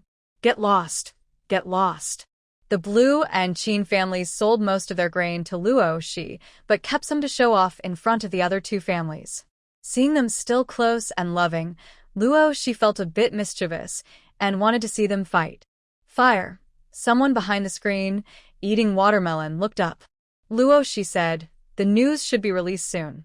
The other two families' grain supplies should also be moved." That night, the slow-moving Dong family and Mi family finally learned from a kind person that those two families had secretly sold their grain behind their backs. Growing more irritable, Mi Sheng led people to the Blue family's door. The Blue family had still managed to smile and handle the situation. Until Mi Sheng's words became more rude and reckless, the Blue family had waved his hand and threw him out, standing with his hands behind his back. "Ha! You wife-abandoning, daughter-neglecting scoundrel, how dare you accuse others of betrayal?" Hearing the rumors escalate again, the Mi family head was stunned and spat out some blood. A small flame peeked out from the corner of the wall. When close enough, it could be heard muttering softly, "Fight, fight." The next day, he personally visited the Mi family and negotiated a deal with the Mi family head, who looked 10 years older after a sleepless night. They talked back and forth for 3 days, finally agreeing on a price of 12 coins. Thus, the business battle lasted 17 days, and Luo Shi gained control of most of the grain, winning the fight. The series of actions was so textbook perfect that Bai Tingyun wrote a report overnight and sent it to the capital. In the end, only the Dong family remained. Dong Yunlong was a stubborn old man who would rather lose his own pants than let Bai Tingyun take any benefit. Yes, only Luo Shi, the county magistrate, could swallow 3 families at once in Yongning County. The noble families knew this without needing deep investigation. By the time they realized, it was too late. Because they didn't go too far, they avoided a complete breakdown of relations. Still, the noble families couldn't swallow this insult and began inciting disaster victims to cause trouble in the city. The county office was overwhelmed by angry refugees who threw rotten wood and torn clothes inside, shouting, "Come out. Give us an explanation. We heard the court opened the granary. As the county magistrate, you are hoarding grain for personal gain. Why don't you release it to us? Corrupt official." "Come out," by Tingyun, who had been hiding drunk for several days from Luo Shi, finally appeared. His face was unshaven, and he looked much more haggard. "Tell me, what should we do now? Anyway, we have enough grain. We won't run out in 3 years. If not, release some." Luo Shi took out a small wooden board from under the counter and quickly wrote 2 lines. "Let me teach you what it means to have grain, it's daddy's." She threw the board up and it clanged on the signboard with the words, "Rice, 15 coins per jean." The price rose from 9 coins to 15 coins. "Luo," she sneered, "do you think I want to control the grain for any special reason?" "You're still too young." The young boy by Tingyun said nothing. When they learned that the unnamed grain shop raised its prices, the displaced refugees, led by some mindful people, started to attack the grain shop. "Why are you raising the prices? Are you trying to take advantage of our hardships? Hurry up and lower the prices, or don't blame us for smashing your shop." Everyone was furious, their faces showing anger as if Luo Shi had insulted their ancestors. They looked ready to attack. It was like a real-life story of how kindness can turn into hatred. Guyu was very angry and sarcastic, saying, "I've seen what it means to be full and still not appreciate good things. Did you forget that the shop next door sells for 70 coins? The water, which had never shed a tear during tough training, was moved to tears by their betrayal. We come through wind and rain, think hard, and carry the pressure for whom? How can they do this?" Only Luo Shi remained calm and steady. Her face showed no change in emotion, as if she was used to scenes like this. Just as the angry refugees stormed the grain shop, she suddenly pulled out a large iron hammer from under the counter. Guyu's eyes widened. He even saw silver patterns flowing on the hammer, which disappeared in an instant. The speed was so fast, he wasn't sure if it was just his imagination. Luo Shi held the hammer with one hand, her eyes cold and sharp. Her aura suddenly changed. She spun her wrist and struck the first man rushing into the shop, hitting him on the head. Thud! Blood and brains splattered everywhere. 2 drops of red liquid splashed onto her bright face. She looked at the crowd, which had fallen silent in an instant. "Anyone else?" She stepped into the crowd, her face close to a man's with a shocked expression. She whispered 3 words into his ear. "Go to." Bang! Another headshot. She didn't even give the man a chance to say anything. The refugees quickly retreated, leaving Luo Shi's area empty and quiet. Everyone looked terrified, some even so scared they wet their pants. The scene was too bloody and violent. No one expected that the usually playful shopkeeper, who loved to wear red and green, would suddenly become a killing god. She even had a smile on her face. Her 2 slender, fair hands crossed over the handle of a large hammer, and her gaze swept over everyone present. Anyone who looked into her cold, emotionless eyes would feel a chill in their heart, as if they might be the next to get hit. Luo Shi's lips curled into a half-smile, and she took a step forward. The heavy hammer made a clattering sound as she dragged it along. 1 step, 2 steps. Before she reached them, a man with a crooked eye suddenly knelt down with a thud and began to kowtow loudly. "I'll tell you everything, I swear." As he spoke, Luo Shi's steps slowed slightly. The man with the crooked eye didn't dare to hope and quickly spilled all he knew. "Death is scary, but having your head blown off and brains splattered is even scarier. I am a servant of the family master. I was ordered to incite you to cause trouble," he said, pointing to 2 dead bodies on the ground. "These 2 are my companions. You don't know that the grain from the unnamed granary was bought from a noble family for 15 or 20 coins and sold to you for 9 coins, just so the disaster victims in the county can eat. I personally respect this shopkeeper, but my master's orders leave me no choice." He ended by playing the victim. The disaster victims, hearing this, fell silent. After a moment, they started criticizing the servant, who knelt on the ground and cried silently. Then they cursed the head of the Mi family for being inhumane. As they got more excited, some even led others to attack the Mi family. A group of people, filled with righteous anger, came forward but then ran away in a panic. Oh, mother and maternal aunts. Whether to attack the Mi family or not, first we must escape this killing god's range. It's just too terrifying. Some people never want to see a hammer again in their lives. Luo, she kept her stance, watching the crowd run away, then curled her lips into a cold smile. Shui and Guyu ran over, worried, and looked at Luoshi. Are you okay? Luoshi reined in her killing intent, raised her hand, and patted the girl's head. There's nothing wrong. The girl's eyes sparkled as she lifted her head. Brother Luo, you're so cool. I want to have your baby. Luoshi chuckled and playfully ruffled her hair. Sorry. I don't have that ability. The strong and cool Luoshi is actually so pitiful. Guyu muttered softly beside her, love makes you forget righteousness. Luoshi stretched out her fist and lightly bumped it against Guyu's. Guyu snorted and reluctantly extended his pale fist, recalling something. My brother asked me to tell you, your house is finished. When you have time, go back and check it out. Her friend used to be gentle and harmless, even afraid of bugs. Now, his condition worried her a little, so she suggested he rest for a while. Luoshi raised an eyebrow to show she understood. Soon after, someone cleaned up the mess. Blood and bodies were all taken care of. The troublemaker's leader was ignored. Someone else would deal with the goods that tried to seek favor. In front of the grain shop, everything was unusually quiet. She took out a piece of wood and started drawing and writing on it. Guyu and Water watched her work on her hammer. Water asked, can I try to lift it?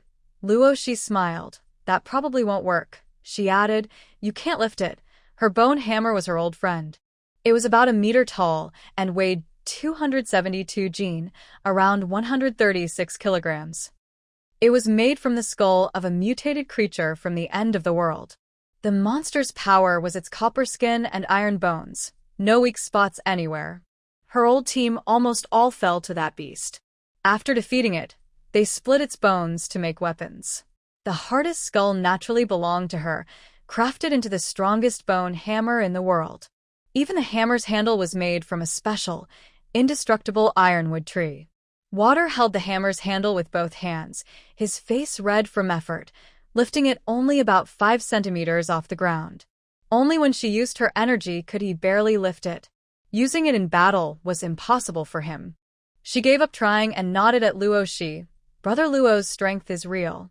I think even the old duke isn't as strong as you. Seeing this, Guyu, eager to try, gave up and stopped. He patted himself, feeling a bit disappointed. The hammer was icy to the touch. Guyu held it in his arms to cool down. Luoshi didn't say anything. If her friend knew what material the bone hammer was made of, he might not be able to lift it at all. She asked with interest, Old Duke? Is he really that strong? Water nodded repeatedly. The old Duke was once our great Yong's war god. Now he's old and probably won't fight unless necessary. Luoshi handed him a new wooden sign to replace the old one. Rice costs 16 coins per jin, but local residents can buy it for 9 coins. Well, another fight, and the price just went up again, thanks to the ancestors. She saw the deeper meaning and asked, Are you trying to help those disaster victims register for household registration quickly? Luoshi nodded. Registering them will calm the angry victims. After all, since no one is looking for them now, they can easily escape after causing trouble. Also, inform by Tingyan to come up with a policy to exchange wild vegetables and game for grain. Find something for these disaster victims to do. Don't let them stay in the city all day like a bunch of hungry babies. She then stood up. I'm going back to the village to check on the new house. There shouldn't be any trouble in the next 2 days. Guyu rolled her eyes. With warnings already issued, who would dare to cause trouble? Luoshi took off her red and green clothes and changed into normal attire. Passing by the county office, she saw Luo Nanan and Shuri still distributing porridge. Her skin looked noticeably darker.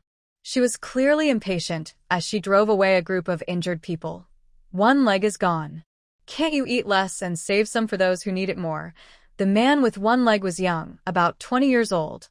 From Luoshi's angle, she could see the veins bulging on his forehead, but he still smiled politely. Fairy, my older brother was hurt by someone. Please be kind. He can't go without food. Luo Nan, hearing this, stepped back sharply and sharply accused. Fighting again? You bunch of disabled people with missing arms or legs. dare to cause trouble in the city. The man looked clearly uncomfortable, blushing as he only managed 2 words. No. Luo, she frowned slightly. Her body was well-proportioned, with a triangular head-to-shoulder ratio, and obvious calluses on her palms, showing she had used weapons for a long time. She walked a few steps to stand in front of the man with the broken leg and asked, "May I ask, are you a retired soldier who is injured?" The man with one leg seemed surprised to be recognized and nodded with difficulty. "I'm very sorry. I really can't help it. I've caused trouble for the people." He then turned to leave. An old man who had just finished giving out porridge grabbed the man with the broken leg and without a word poured half his bowl of porridge into his hand. His gaze seemed to look through him at someone else. "My eldest son joined the army 15 years ago. He disappeared 10 years ago, and I haven't heard anything since." "Child, which battalion are you from? This bowl of porridge is for you. His name is Wang Dashan. After you finish, please help me find out if he's still on the front line. If you hear any news, please pass along a message. Tell him. His father has gone south. Everything is fine. The border is cold and windy, so ask him to take care of his health." After saying this, the old man suddenly welled up with tears. At the border, countless soldiers sacrifice every day. After 10 years without news, everyone can guess that Wang Dashan probably didn't survive. The old man himself knows this deep down, but without hope, how can he go on living? The man with the broken leg supported himself with one hand on a piece of wood, clutching a broken bowl with the other, as if the bowl carried a heavy burden that made him tremble. After a moment, his eyes, now red, looked up. "Old man, don't worry. I, Ren, have stepped back from the army, but my brothers are still there. I will definitely pass your message to your son." "Good. Good boy." Watching the old man stumble away, a large tear fell into the bowl. At that moment, he decided that, no matter life or death, he must find the person named Wang Dashan. Luo Nanan watched the scene, pouting and muttering. "If everyone is dead, how can you find them? And soldiers? You're clearly lying." The man with one leg's lips trembled. "Luo," she slapped him sharply, the crisp sound echoing outside the quiet county office. Her usual relaxed attitude disappeared. Her eyes, sharp and cold like peach blossoms, carried a chilling aura. "Wipe your mouth. You've made a mess on the ground." Luo Nan, unable to believe it, covered her half-red face, wanting to fight back but holding back tears, and complained, "Am I wrong? If there's been no news for 10 years, isn't that basically dead?" And he promised to pass a message. Would he really go to the underworld to do that? TSK. Only you understand. You're so young, but your mouth is so bad. Before she finished speaking, the waiting refugees started mocking her, pointing and whispering. Luo Nan was furious. Just as she was about to retort, a notification sounded in her mind. Luck points decreased by 5. Remaining luck, 82. It was like a bucket of cold water poured over her head, making her feel cold from head to toe. Losing 5 luck points so easily, do you know how hard it was for her to gain them? Dog system. What are you doing? The system's mechanical voice was calm and emotionless. Encountered resistance from locals, reputation greatly affected. Luo Nan almost suffocated. What did she say wrong? A group of people who cover their ears and steal chickens are now resisting her because they dislike her? So, lying was okay as long as she got it right? She clenched her lips tightly, saying nothing more. Luo, she called out to the one-legged man and raised an eyebrow. I have a job here that needs someone. It will limit your freedom a bit. Are you interested? Before she had enough strength, she didn't plan to make her glass factory widely known. In this Dragon Tiger area, you can always trust the guards to protect your back, these lovely and respectable people. Luo, she had been watching him for a long time. Though disabled, he was determined and willing to go hungry rather than rely on force to bully others. Very good. If others don't want him, she will take him. The man was initially happy, then his eyes filled with caution. What exactly do you mean by limited freedom? He and his brothers were soldiers injured badly on the battlefield. Back home, due to their various disabilities, it was hard to make a living. So, a group of injured veterans and their families formed a small village. They helped each other with farming and weaving, living fairly peacefully. But then, a sudden heavy rain in the north destroyed their fields, and the floodwaters washed away their homes. They had no choice but to migrate south with the other refugees. When they arrived at Yongning County, they found it much more chaotic than expected. These disabled people couldn't even live peacefully, let alone make a living. Their leader was injured while saving a girl and was beaten by bandits. With food running out and money spent, he had to come to the charity kitchen to get some food. Looking at the half bowl of thick porridge, he couldn't help but smile bitterly at himself. Luo Shi looked around and said, "This isn't a place to talk. Isn't your older brother hurt? Take me to see him. We'll walk and talk." Seeing that the young man looked calm and not joking, Shuren nodded. He supported himself with a wooden stick and led the way, limping. As they left, Luo Nan clenched her teeth. After leaving the county office area, Luo Shi suddenly clutched her chest, a trickle of blood slipping from her lips. She couldn't hear footsteps, so Shuren turned back and was shocked to see her. She hobbled back, worried, and asked, "Are you okay? Are you hurt?" "I'm fine," Luo Shi said calmly, wiping the blood from her lips. Just now, she had attacked Luo Nan but suddenly felt an invisible resistance. The force was strange. To break through it, she suffered a minor internal injury. Otherwise, she would have slapped her so hard that her head and internal swelling would burst. "Father, don't gamble anymore in the future." As they passed by a flower house, a scene of selling a girl was unfolding at the door. The young girl has a pretty face and is holding the hand of a man who is likely her father. She earnestly reminds him, "Remember to eat on time. Please don't gamble again." The man, in his 30s or 40s, gaunt and thin, suddenly pushes her hand away, showing impatience. All right. I get it. You can go inside now." The seasoned madam standing nearby watches the scene without worry. Luo Shi glances briefly and loses interest. Instead, Shuren, angry, spits and says, "Selling your daughter to a brothel is really terrible." Luo Shi shrugs. "It's mutual consent. No one is forcing anyone." Before he finishes, the situation suddenly changes. The girl unexpectedly pulls out a kitchen knife and strikes at the man when he is least prepared. In an instant, blood splatters everywhere. The man's hand is cut off, possibly because the knife is dull and the flesh is still attached. He falls to his knees, clutching his severed hand, and screams loudly, "My hand! You little brat, you actually cut off my hand. Someone help! My daughter is trying to kill her father. Quick, come and take her away." The father, sitting on the ground with blood on his face, retreats backward on his hands and feet as the girl, holding the knife, approaches him step by step. Her worried face suddenly turns expressionless. "When you sold my mother, she also warned you earnestly, right? On the way to escape, you abandoned your younger brother and ate him. He begged you to, didn't he?" "Now." "I don't believe a word you say. I cut off your hand.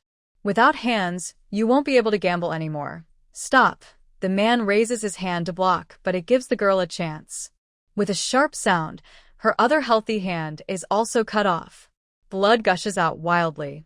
The man faints from blood loss and collapses to the ground. The girl grins and looks at the terrified madam. "Now." "Do you still want to buy me?" The smile is terrifying. Two pimps rush out to protect the madam. The madam trembles slightly, hesitating for a moment. "Miss." "Your father took my deposit. You have 3 choices. Either you pay me back or I report to the authorities. You are beautiful, Mississippi. One day, you'll be sold into a place like this anyway. Why not come into the Spring River Tower? My mother treats you like her own daughter. How about that?" Recently, a major incident occurred in the city. A brothel was slaughtered, and the madam and the head courtesan were all killed in a brutal manner. To this day, the murderer has not been found. This young girl dares to kill her own family, showing she is a tough person, but she is also a little scared. The girl, expressionless, threw down the knife with a loud clink. She calmly said, "Call the police if you want. I have no money." All her money was spent by her father gambling. She had not a single coin left. Compared to a pair of beautiful arms that many men admire, she would rather be caught by the authorities and beheaded. Seeing her eyes filled with determination, the madam tried to persuade her with a sigh. At this moment, a carefree young man approached her with a casual smile. "How much earnest money did her father take from you?" Luo, she stepped beside the madam, twirling a strand of her messy hair between her fingers, and said playfully, "You smell so nice, sister." The madam poked her finger against Luo Shi's forehead. Oh. "Such a handsome young man. Your little mouth is so sweet." Although she hadn't spoken to Luo Shi before, since they were from the same county, the madam recognized her face. She leaned in close to Luo Shi's ear and whispered softly, like a fragrant breeze, "Young man, don't say I didn't warn you. This girl is as fierce as a lone wolf." In the capital city, there was recently a terrible massacre at a brothel. Be careful with this wolf cub, or she might turn against you. Ha! The wind brushed past her ear, making Luo Shi smile. It was quite fitting. But she liked it. Luo Shi slipped 5 taels of silver into the madam's hand, closed her fingers around the coins, and leaned in close to her ear, smiling softly. "Please treat this as a gift for tea. And let's pretend we didn't see anything today." In Daeong, killing a family member was a serious crime. But Luo Shi saw the girl's father as worse than an animal. Living was just a waste of land. If the girl had accepted her fate, Luo Shi wouldn't have paid her any attention. The madam put the silver into her sleeve, smiled sweetly, and said, "No problem. If you have time, come visit me more often." Luo Shi took advantage of her kind-hearted sister, then turned around with a light smile. A few steps away, she reached out her hand to the lifeless girl. "Come with me." The girl stared at Luo Shi with a fixed gaze, as if she was trying to figure out her purpose. After a moment, she picked up a kitchen knife without saying a word and followed behind, her eyes like a wolf watching her back. Shuren saw this and felt a little uneasy, his face showing a conflicted expression. He thought that her father was unworthy of being a person, and he also believed that killing family members was wrong. His morals were torn, and his expression was complicated. "Are you not going to find your older brother? Hurry up and lead the way." Luo Shi interrupted his hesitation and urged him. Oh. Right ahead. Stone Rin indeed wasn't thinking and limped away quickly. Luo Shi smiled a little. Her views came from the end of the world, maybe against the traditional teachings of Daeong. She knew but didn't change. The strange group of 3 arrived at a small house. They turned into an alley, and the noisy commotion reached their ears. Hearing something, Stone Ren's face changed. Supporting his wooden stick, he ran faster than a normal person. "What's going on? Shouldn't saving people be your duty? Are you shirking it? Everyone, come see." Showing kindness in return, a bunch of disabled and blind people still daring to covet my girl. "What's saving? I think it's just your staged show to cling to us." In front of a corner house, a woman held a broom, chasing away some disabled people, cursing loudly. That day, a one-armed man named Brother Tiger leaned against the wall, his shirt soaked with blood from his abdomen. His face twisted in pain, he breathed heavily against the wall, still gritting his teeth to explain. "No. I just wanted to borrow your place to stop the bleeding." "Bah. Disgusting thing. Get out." Behind him, a man who looked like her husband shook his head. "Forget it, girl. Letting him go is enough." Pei Qin, who looked at the honest-looking man, slowly lowered his head, clenched his fist tightly, and gave a self-deprecating smile, no longer arguing. Despite the neighbors pointing and whispering around him, Stone Ren, leaning on his crutches, ran over and stood in front of Brother Tiger, blocking him with his body to prevent stones or broken wood from causing more harm to Pei Qinhu. "What's going on?" Luo Shi asked as she approached. Stone Ren moved his lips to speak, but the woman with the broom saw Luo Shi, her eyes flickered, and she shouted, "Oh, noble guest. These people staged a rescue for my daughter. My husband was too blind to see, kindly brought her home, and now they're blaming us. Please, make the decision." She saw Luo Shi dressed well, with an impressive aura, and tried to pull her, but Luo Shi coldly ordered, "Shut up." She looked at the pale-faced Pei Qinhu. "I told you to speak." He pursed his lips, thinking to explain one last time. This morning, I passed by the alley and saw a father and daughter being surrounded by thugs. The father was badly beaten trying to protect his daughter. I went to help, but the attacker had a knife, and I was accidentally injured. Invited by this father to rest at his home for stopping the bleeding, the woman was unhappy and accused me of acting on my own, trying to interfere with her daughter. Pei Qinhu sneered, I have a wife, children, and an elderly mother. Do I need to covet a young girl? The woman retorted sharply. You refugees never tell the truth. Anyone who believes you is foolish. Luo Shi ignored the woman, looked at her husband and the girl hiding behind him, and asked, Did he save you both? The man was about to nod, but his wife pinched his side hard, making him swallow his words again. The young girl behind them only cried silently. A woman's reputation is more important than anything. She didn't want to admit she was almost assaulted by a bad person. Her mother said if she did, she wouldn't be able to marry in the future. Seeing this, Luo Shi understood clearly. She sneered slightly and said to Pei Qinhu, Run, and a few others, let's go. First to the clinic. Pei Qinhu's face showed disappointment as he clutched his stomach and silently followed Luo Shi. Outside the alley, Luo Shi didn't look back, only said emotionlessly, You're guarding their house to prevent someone from coming to arrest them, right? Otherwise, with so many empty shops in the town, where else could you go? She softly asked, Is it worth it? When her suspicion was exposed, Pei Qinhu grinned and said, Is there really so much worth or not? If you want to do it, just do it. Luo Shi suddenly smiled. Yes. Staying true to oneself is also a kind of following your heart freely. She knocked on the back door of Bao Hall. Manager Cui looked at the group of injured and disabled people, feeling a bit speechless as he slightly twitched his mouth. Then he remembered the little scholar she kept hidden in her mansion. He suspected that this young man had some special feelings for disabled people. Otherwise, why would everyone who came here be missing an arm or a leg? Come in. The woman, who was busy shooing away annoying flies, was very proud. She didn't forget to lean on her waist and educate her husband's daughter. Be more careful. Don't bring everyone home. Her husband felt guilty, but didn't dare to argue. At night, a group of sneaky people climbed over the courtyard wall. Boss, it's here. The girl inside is really lively. In her sleep, the girl was covered by a foul-smelling hand over her mouth. She opened her eyes in terror and made muffled sounds. A man pressed down on her, grinning lecherously. Little girl, if you cooperate with us, no one will come to save you this time. The next morning, when the neighbor opened her door, she saw a patch of blood on the doorstep that hadn't dried completely. She gathered her courage and pushed the door open. The scene inside scared her so much she screamed. Ah! Someone is dead. In the yard, the woman kept her hand stretched outward, still looking outside, her eyes dull and gray, full of regret and unwillingness. Of course, that is a later story. Pei Qinhu's wound was deep. He stayed at Bao Hall to rest, and when he learned Luo Shi wanted to hire them, he fell silent. Would anyone really hire a group of injured soldiers like them?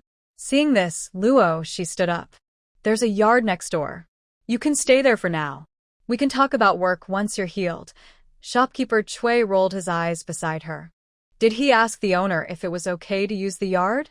Seeing people want to leave, Pei Qinhu gritted his teeth and called out, Wait! He looked at his brothers, who had fought through life and death and were now disabled. You can take them away. He had waited long enough. His brothers had families to support, and he couldn't wait any longer.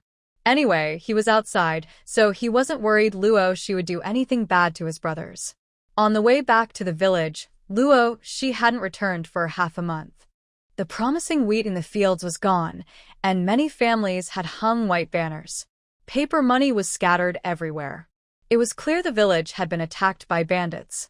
She quickened her pace and led her people to the bamboo forest. Here, thick fog shrouded the area. Luckily, Lu Yunjin had set up a formation in the bamboo, protecting it from harm. Luo Shi entered the forest and moved several of the formation's core points. Suddenly, the white fog split open, revealing a narrow path that only one person could pass through. Shuren marveled and stepped onto the small path, asking, "Is this a formation?" I've heard military formations involve complex techniques like the 8 trigrams, which are very difficult. Luo, she simply nodded, not bothering to explain further. They crossed a small stone-paved path, with distant mountains like blue ink strokes and a curved lake below, clear and shining. Not far away, a courtyard with blue bricks and green tiles stood.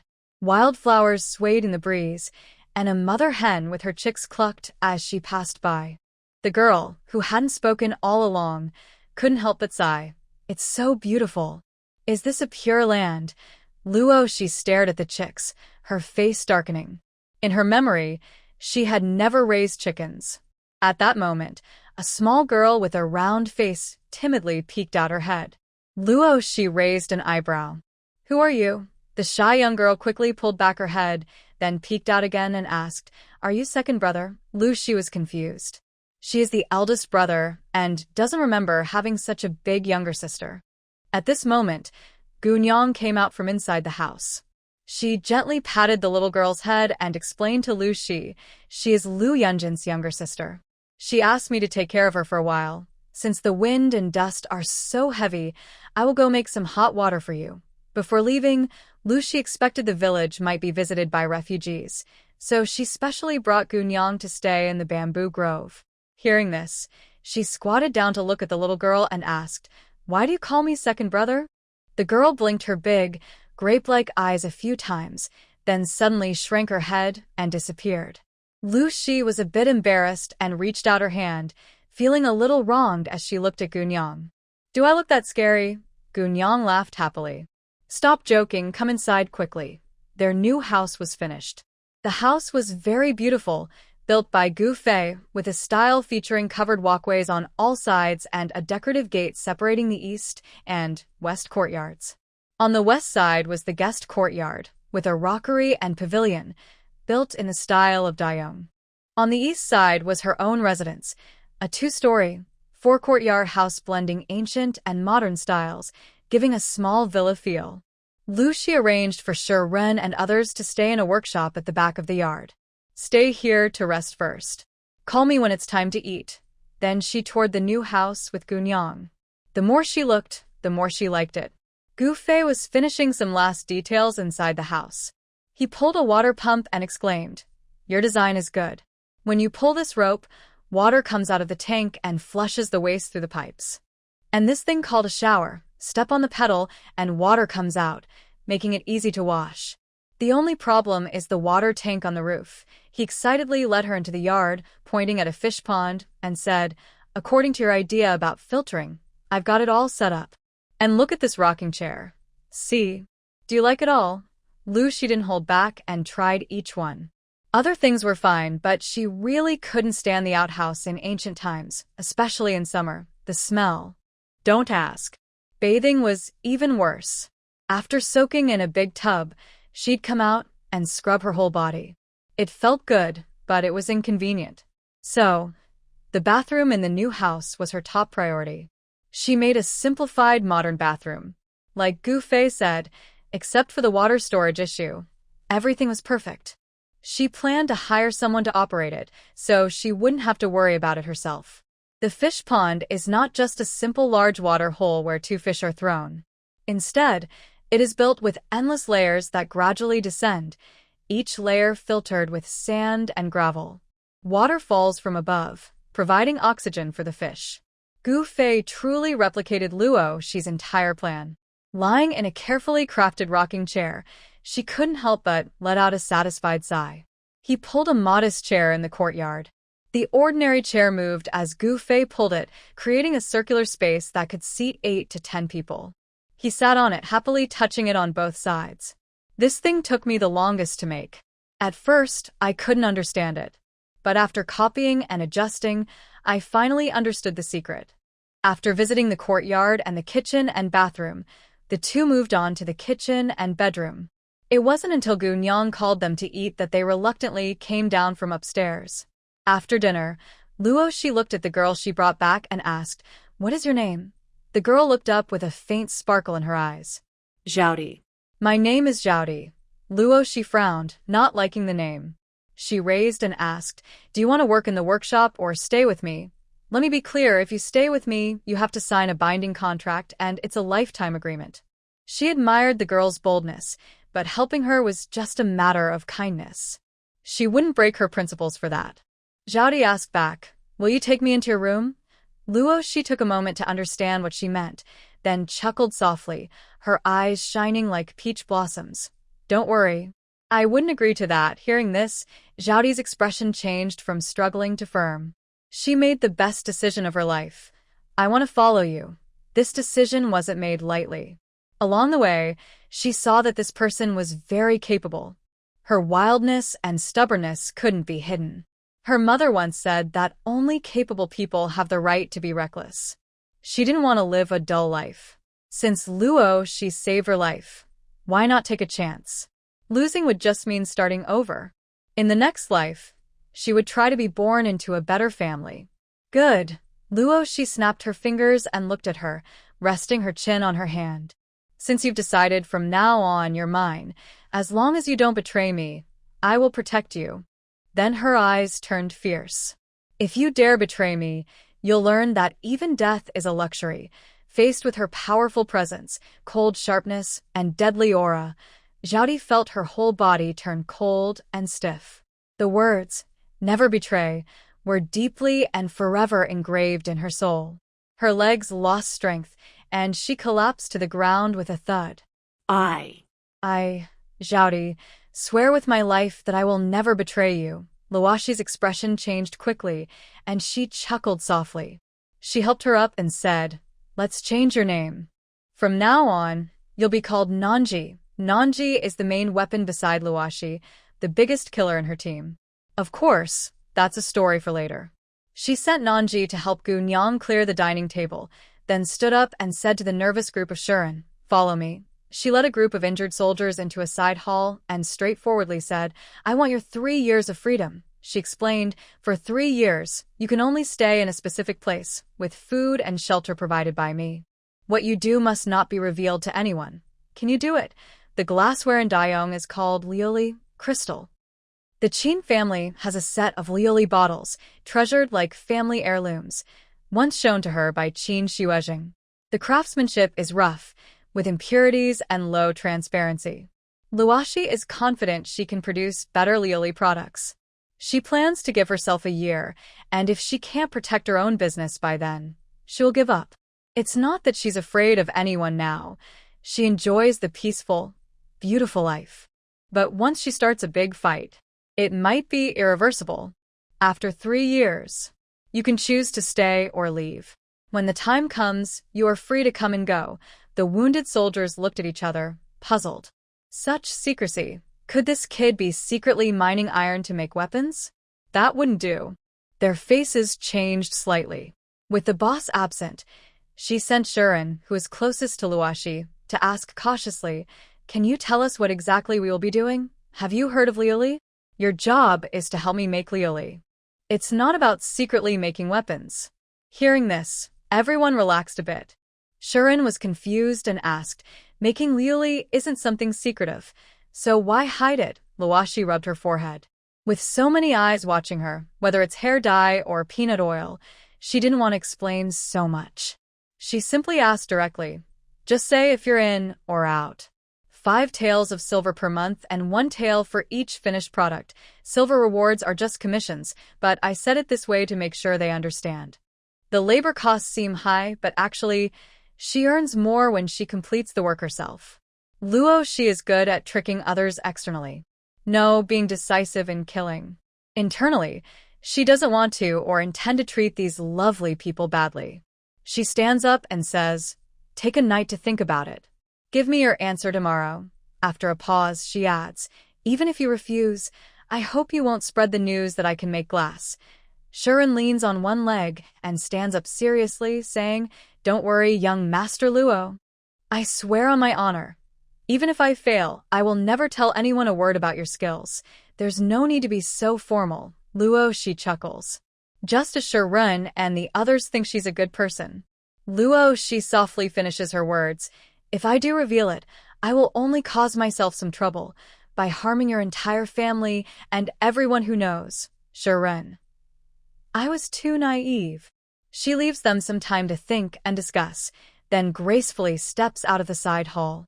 As she steps out, she sees a pair of big, dark grape-like eyes. The little girl sees her and runs away quickly. Luo Shi. She suddenly remembers she forgot something today. Her sister is with her, but where is Lu Yunjin? She asked Gu Nyang and found out Lu Yunjin went to the Lu family's old house. After dinner, she went for a walk to digest her food. Since moving to the capital, this place has been deserted. The old lady even wanted to take down the main gate. The house isn't very big or small. Luo Shi releases her spiritual power and soon detects a familiar aura in a certain cellar. Inside the small cellar underground, Lu Yunjin is twisting a very thin silver thread with his fingertips, blood-stained in his white robe. His black eyes are full of killing intent. The silver thread seems alive, shooting toward the restraints on the torture device, where a man, no longer human, is. As the silver thread pulls and hooks, a little finger drops to the ground, accompanied by a heavy groan from the man. Suddenly, he lifts his eyes and laughs wildly at the boy in the wheelchair. Ha. Ha ha ha, give up now. No matter how you torture me, I will never reveal the location of the Jiang family's mine or your brother. Ha ha. Your father abandoned your mother to die, and now you're a. Come on. Come at me. Ha. Lu Yunjin pauses his silver thread play, supporting his face with one hand and tilting his head. You can't take it anymore and want me to kill you. Huh. The man's laughter suddenly stopped. His bloodshot eyes, hidden behind messy hair, glared fiercely at the boy in the wheelchair. His torn lips uttered a harsh sentence. Devil. You are the devil. Let's go back half a month. Luo Shi left first, and Lu Yunjin arrived at the town mayor's house, burying Madame Tang, who wanted to sacrifice herself for her daughter. He wanted her to experience what it feels like to wait for death while alive. When the timing was right, he went to the old Lu family house to wait for someone. His younger sister was taken by that woman to a flower house, and his brother was sent to a mine. In his past life, when he received news of both, his brother was already dead, and his sister had become a famous courtesan. Seeing the girl dancing gracefully on the flower stand, he couldn't believe she was his shy little sister from childhood. When they recognized each other, Lu Yunjin was not yet powerful. He used to promise to free his sister from her life of hardship. Later, the siblings secretly planned how to overthrow the prime minister's family and his terrible father. Because of what his sister had suffered over the years, he didn't want to talk about it much or ask too deeply. So, in this life, knowing his sister was sold to a flower house, he didn't know exactly which one. How could he find her in such a vast crowd? Until Luo Shi sent the top men to the capital, he realized that the most trusted secret guard of the wicked woman would come to kill him. This was also the fastest way to find his sister. He had been waiting, and he finally did. Even though the secret guard was skilled, he couldn't resist Lu Yunjin's strength, built up over 2 lifetimes. He was captured alive and thrown into a cellar, tortured day and night. He revealed the location of the flower house where his sister was held. It was still possible in this life. When he arrived, his sister had suffered many hardships, but because she was still young and working as a maid for the courtesan, she hadn't gone through the final step. Despite that, when he found her, she was covered in wounds, tortured by the recent poor business of the courtesan. He took action, killing the courtesan's old madam and everyone who hurt his sister, and successfully brought her back. His brother, who had died early in the mine in his past life, would never reveal the location of the Jiang family's mine, even if it meant death. Your bones are so tough, it really makes me difficult. Lu Yunjin supported his forehead with one hand, looking genuinely troubled. It seems I have to bring that woman to the capital myself. Hearing this, the secret guard, desperate to die, twisted his body wildly. The lady has many guards around her. You can't do it. You can't. Lu Yunjin did not get angry but smiled instead, slowly wiping his blood-stained fingers. Whether I can do it or not, haven't you already tested that? Indeed, he was Jiang Keyuan's strongest secret guard. Even he had fallen into a trap, defeated by this young man. Could the others really protect the lady? You hesitated, Lu Yunjin said with a smile. Just as he was about to lose his last bit of patience, a sudden light appeared above, and the cellar door was pulled open from outside. A flash of killing intent crossed his eyes, followed by a strong sense of unease. Only someone who knew where this place was could have found it at this moment. Sure enough, that person's nonchalant voice came from above. Little scholar. Naughty. Luo, she leapt down from above.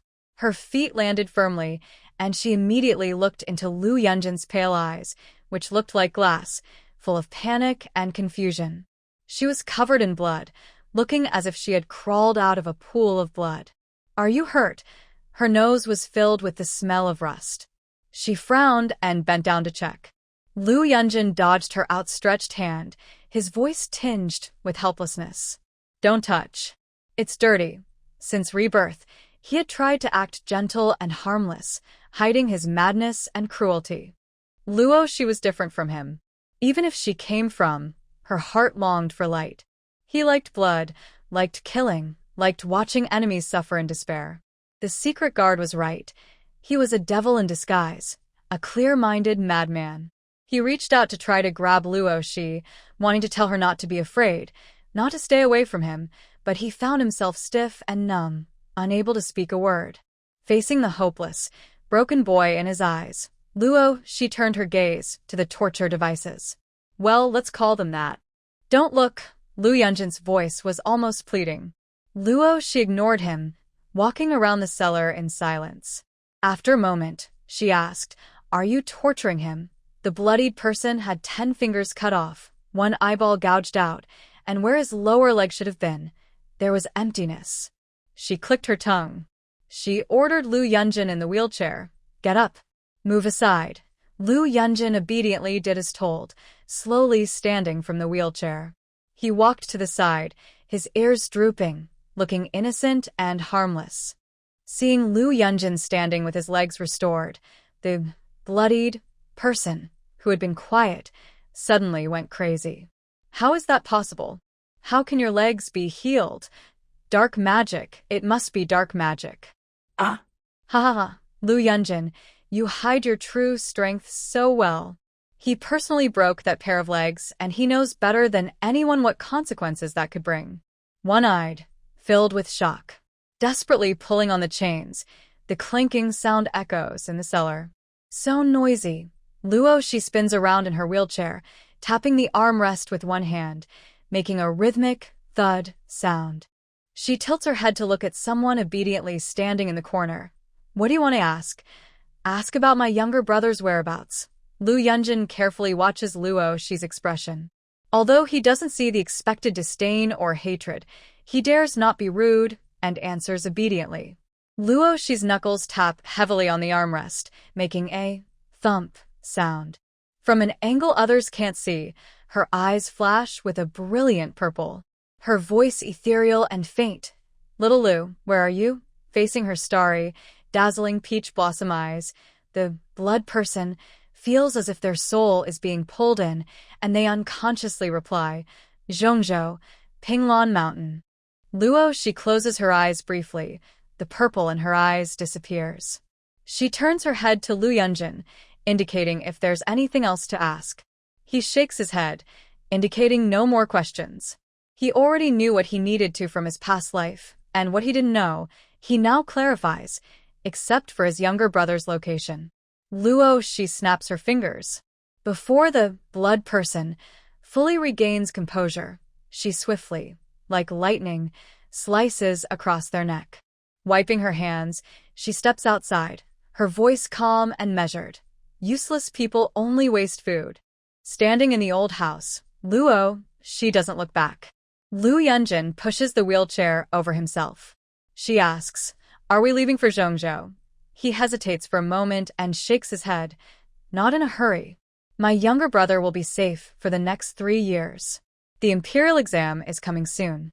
When we pass through Zhongzhou on our way to the capital, we will rescue someone. He also wants to rescue someone now, but the round trip plus the rescue will take over a month. Missing the imperial exam is minor. He has ways to climb back to a high position. But disturbing the official family and his terrible father would make things complicated. A cold, faint light flickers in his eyes as his fingers brush over the enemy's bloodstains. He really looks forward to meeting again. Lost in his thoughts, suddenly someone pulls his collar from behind. You smell terrible. Hurry up and wash. After half a month busy in the county town, having gained nothing and losing quite a bit of luck coins, Luo Nan returns home. She asks the old lady feeding chickens in the backyard. Grandma, I recently had some grain transported back by someone. Did you sell it this time? Knowing that a natural disaster was coming, she prepared food early. One batch was stored in the city, waiting for the disaster to cause food prices to rise so she could sell at a high price and make a profit. Another batch was sent back to the village, but only if her greedy family saw how valuable she was. They wouldn't cause trouble for no reason. When she heard about the food, the old lady was stunned and then felt guilty. There's no more food at home. The big troublemaker already took it all. What? Luo Nan raised her voice. You mean Luo Shi took all the food? The old lady recounted how Luo Shi threatened, pressured, and behaved unfairly. Luo Nan felt her heart ache. There was enough food in a cellar. She had spent almost all her savings to buy it. How can she do this? She felt more and more upset. She stood up and headed toward the bamboo forest. No matter what, Luo Shi had to be made to return the food. Oh my! For the first time, Luo Nan entered the bamboo forest. Standing in front of the shimmering lake, her mind only repeated one line. Picking chrysanthemums by the eastern fence, I leisurely see the southern mountains. With the chaos in the county and the village now bald and empty, this place felt like a pure land. She covered her mouth in surprise. It's so beautiful. Luo Shi, who was about to pick some chili peppers on the mountain, saw Luo Nan approaching with arms wide open by the lake. She squinted. There's a formation in the woods. How did you get in? Beautiful scenery has a calming effect. Luo Nan smiled and said casually, If I want to come in, I just come in. She spoke lightly, but Luo Shi went over to check the formation and found she had forgotten to close it when she entered. How could she make such a basic mistake? Luo Shi, with Luo Nan's words in mind, one wanted to come in, the other forgot to close it. This was really strange. Luo Shi leaned against a lush bamboo with her arms crossed, watching Luo Nan run toward her. She said coldly, Spit it out quickly, and then get lost. Luo Nan, as if she didn't understand, tried to grab Luo Shi's arm. Such a beautiful place. Why didn't you invite me to stay? I'm so sad. Suddenly, she froze, her hands stiff in midair, her almond-shaped eyes fixed on Luo Shi's big, dark eyes like grapes. Since being rescued, the shy girl, Lu Xiaomei, had become even more afraid of strangers. Seeing Luo Nan's terrifying stare, she quickly turned around and ran. Wait a moment. Luo Nan chased after her, shouting in her mind, Ah, the young girl is the female lead. I didn't mistake her, right? System, come out here. The female lead shouldn't be at the flower house, and in the future, she would become a courtesan and be mistreated by the male lead. Why is she here now? The system remains silent. Recently, I always feel a terrifying energy trying to catch it. Unable to get an answer, Luo Nan desperately chases after Lu Xiaomei. The girl's big eyes are full of fear, and she turns to run toward Luo Shi. She throws herself into Luo Shi's arms, trembling all over. Luo Shi gently holds the girl in her arms with one hand. Having been hurt once by Luo Nan, she doesn't act rashly again. She takes this chance, when the other's mind is unstable, to ask some questions, pointing at Lu Xiaomei in her arms. Do you know her? Luo Nan, still shaken from the broken storyline, shifts her gaze from the girl to Luo Shi, confidently saying, You saved the female lead. Beep. A warning sounds in her mind from the system. Please do not reveal the plot. Warning, warning. Electric currents run through her body, making Luo Nan shiver all over. Luo Shi's eyes widen. Her mind feels like it's about to short-circuit. She wants to take it out and study it. What should she do? A tempting opportunity locks onto her, and the system quickly ends its punishment of the host. Its simple program cannot identify the source of danger. After the punishment, Luo Nannan finally regains her senses from losing control over too many things. Since she confirmed Luo she is also an outsider, she becomes impatient and eager to act, which causes her to become disorganized. She looks at Lu Xiaomei with a guarded expression, adjusting her hair behind her ear. Sorry. I was too abrupt. Seeing such a cute girl, I couldn't hold back. She tries to reach out to touch her, but Luo Shi, holding the girl, turns and avoids her. Surprisingly, Luo Nannan doesn't chase after her. She seems much calmer now. Sorry. Grandma said you took the grain from the house. I just wanted to remind you, since the prices are good now, you should sell it quickly. After saying this, she smiles at Luo Shi. Once you have a new home, don't forget to come back often. I want to stay up late talking with you like when we were young. With that, she turns around and leaves along the path she came. No, I can't do this. Recently, I've made many wrong decisions in my rush for quick success. Now, the female lead, who should be at the flower house, has appeared. I need to calm down and think. Female lead? Looking at Luo Nannan's departing figure, Luo Shi's eyes turned deep. Noticing that the person in her arms was still trembling, she patted the little girl's back and said, "It's okay now.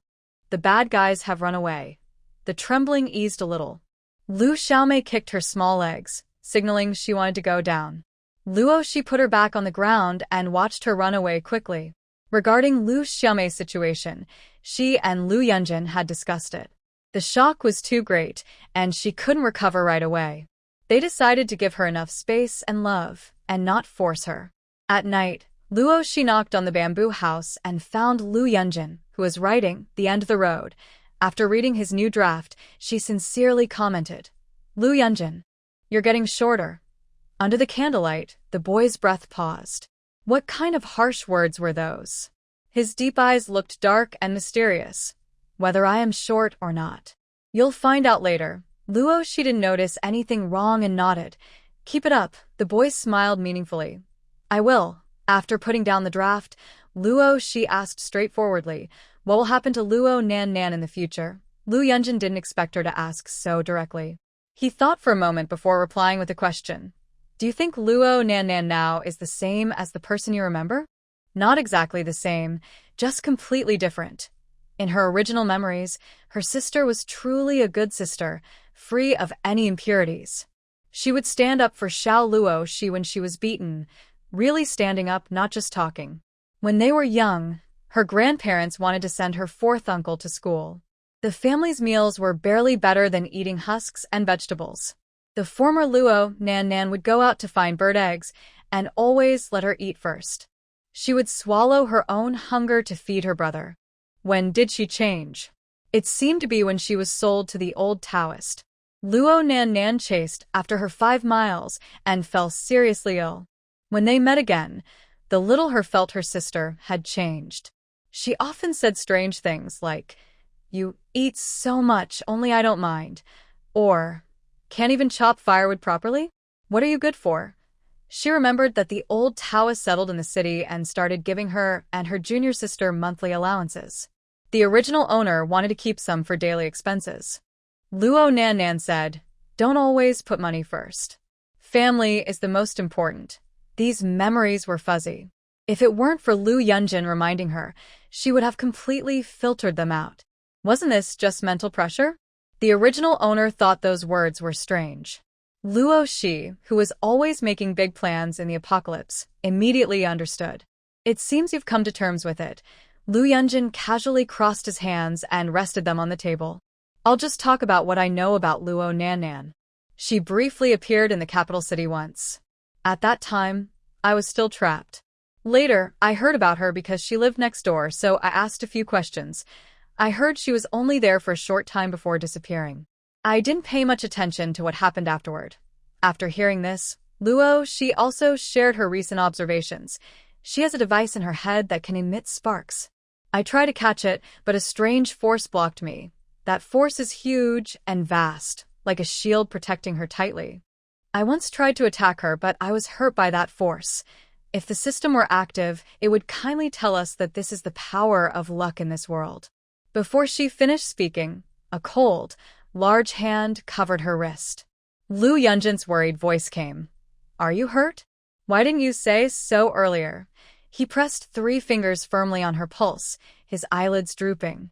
Brother, don't look at me like that. You'd think I have some serious illness. The young man's jaw tightened, his face stretched long, as if he was about to send her off on her final journey. What's going on? Lu Yunjin said nothing, got up, and went downstairs to the medicine cabinet. He picked some herbs, wrapped them in paper, and came back upstairs, tossing the package into Luo Shi's arms. Your lungs are injured. Don't go anywhere recently. Rest at home and recover. Luo Shi opened her mouth, but with such a serious injury, even in the apocalypse, the team doctor wouldn't bother wasting energy on her treatment. But facing Lu Yunjin's terrifying gaze, she silently swallowed her words. All right, don't be angry.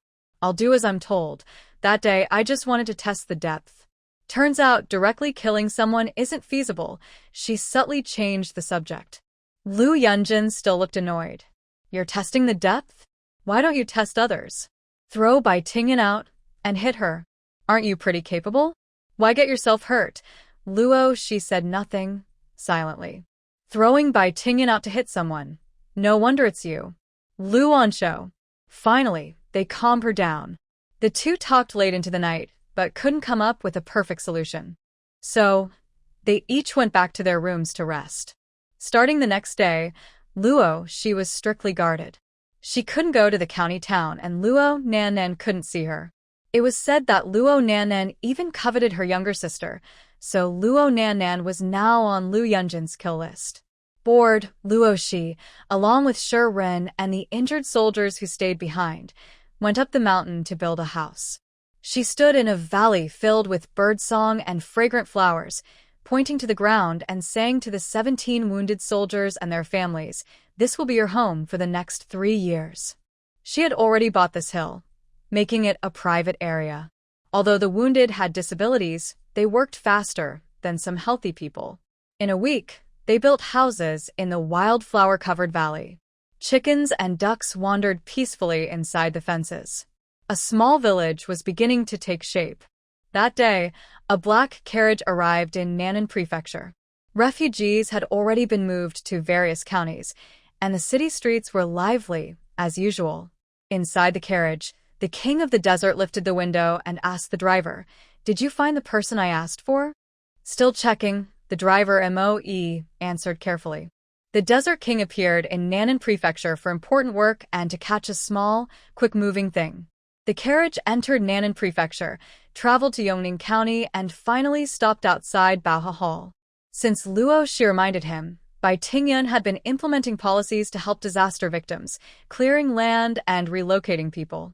Some bandits disguised as victims still caused trouble in the city, so the county officials used all their strength to down on them. Whether alive or dead, those caught alive were sent to the eastern mountains to mine iron. The chaos wouldn't end overnight, but good news was that many shops had reopened, including Baohe Hall. Manager Chui had sharp eyes, always watching the people coming for treatment to see if any troublemakers were mixed in. Suddenly, his eyes widened as if he saw something terrifying. He went weak and sat down, then scrambled and rolled toward the door. This drew curiosity from the doctors and patients inside. They saw a young man standing at the door, wearing a jade crown in his hair, with a high nose and very handsome.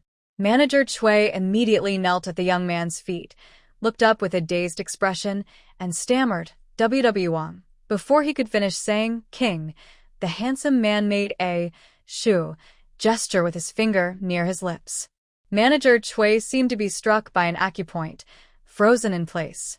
Yin Yao stepped past him, nodded slightly to the doctor inside, then walked through the front hall to the backyard, without anyone stopping him. Manager Chui, with his jaw dropped, hurriedly jumped up and chased after him. His heart was filled with shock. Could this young man, the true owner of Baohe Hall, really be here in person? At the same time, Bai Tingyan received news that Mo Wang had arrived. He pinched his brow and said, "He's really fast." "Oh? You mean the young man who made the hair dye is also in Yongning County?" Inside Baohedeng, Yin Yao sat at the head of the table, with Mo standing behind him like a sculpture. Shopkeeper Chui stood in the hall, reporting on the medical clinic's recent situation to his master. When mentioning Luo Shi, Yin Yao finally showed some interest, a slight smile appearing at the corner of his mouth as if he remembered something. He knew well that it was this little guy's fertilizer recipe that caused the old chancellor so much trouble. He had to go to court smelling terrible, and once, because the emperor was in a bad mood, he was expelled for improper conduct. Shopkeeper Chui carefully watched his master's expression, and seeing his interest, he tentatively asked, "Should I bring the person here?" Yin Yao waved his hand. "No need. I have something important to do here. You may go now." Shopkeeper Chui obeyed and bowed as he left. Back at the counter, he broke out in a cold sweat. The sudden storm was really frightening. Bai Tingyan was fully armed and quietly entered through the back door. They talked for a long time behind closed doors. Finally, Yin Yao's voice was heard. "I want to see him myself." In the guest house where Mo Wang was staying, Mo Shichi knelt on one knee to report, "Master, we found our people. They are in a valley. Should I bring them back?" Yin Yao tapped the bowl cover with his fingertips, his narrow eyes half closed. "Go and meet them." Then he said, "If they want to return, bring them back. If they don't want to, help if you can." Besides official business in Yongning County, he also learned that some of his former injured soldiers had come here from the south. They were disabled from fighting to protect the borders. They had already returned to normal life, but natural disasters destroyed their homes again. This time, he wanted to bring them back near the capital to settle, so he could watch over them more easily. Mo Shichi received the order and disappeared in a flash. "What's coal?" In the bamboo forest, Lu Yunjin was flipping through an ancient book. Luo Shi didn't know where she got the small boat, which floated gently on the lake. Suddenly, she remembered a very serious problem. Making glazed glass requires high heat. Dazhong mainly used charcoal for firing, which burns longer but doesn't reach high enough temperatures. So she thought of coal. When she asked about it, even the encyclopedia, Lu Yunjin looked confused and asked, "What is that?" Luoshi stopped floating and leaned on the shore with both hands. After reaching the shore, she described and gestured. "Coal. It's black, grows in the mountains, can be burned, and gets very hot." Seeing Luoshi dancing and gesturing excitedly, Lu Yunjin became more confused. "Besides animals and plants, do mountains also grow burnable stones?" Luoshi, feeling discouraged, waved her hand. Just as she was considering how likely it was to use charcoal to make glass, Lu Yunjin suddenly closed his book. "From what you described, I remembered a funny story I once heard. At the emperor's grand banquet, the western country brought several carts of black stones, claiming they were gems, to offer as tribute. It said that not only did those stones lack beauty, but they also turned black when touched and were very hard to clean. The prime minister threw them out of the capital along with the people." Luoshi was heartbroken and almost wanted to hit the prime minister's head. After hearing this, she was 50% sure that the ugly thing was coal known as black gold. She told Lu Yunjin about the many uses of coal. He smiled, touching his chin. If the emperor knew that because of his good prime minister, he missed out on something, maybe he could retire early. They looked at each other for a moment, and the meaning in their eyes was clear. "There's a map under the thatched roof of the mud house, showing all the mines I know in Daeong." Daeong banned private mining. He marked the mines not for anything else, but to find his younger brother quickly. Now, Luoshi needed it. She trusted him completely. Leaving Lu Yunjin, she went to the thatched house to get the map. As she stepped out of the bamboo grove, she saw many villagers gathered around, pointing at Luonan, who looked pale. Guyu had fallen nearby, with a cut on her arm from something sharp, and it was bleeding. Seeing Luoshi, her eyes lit up. She quickly lowered her head.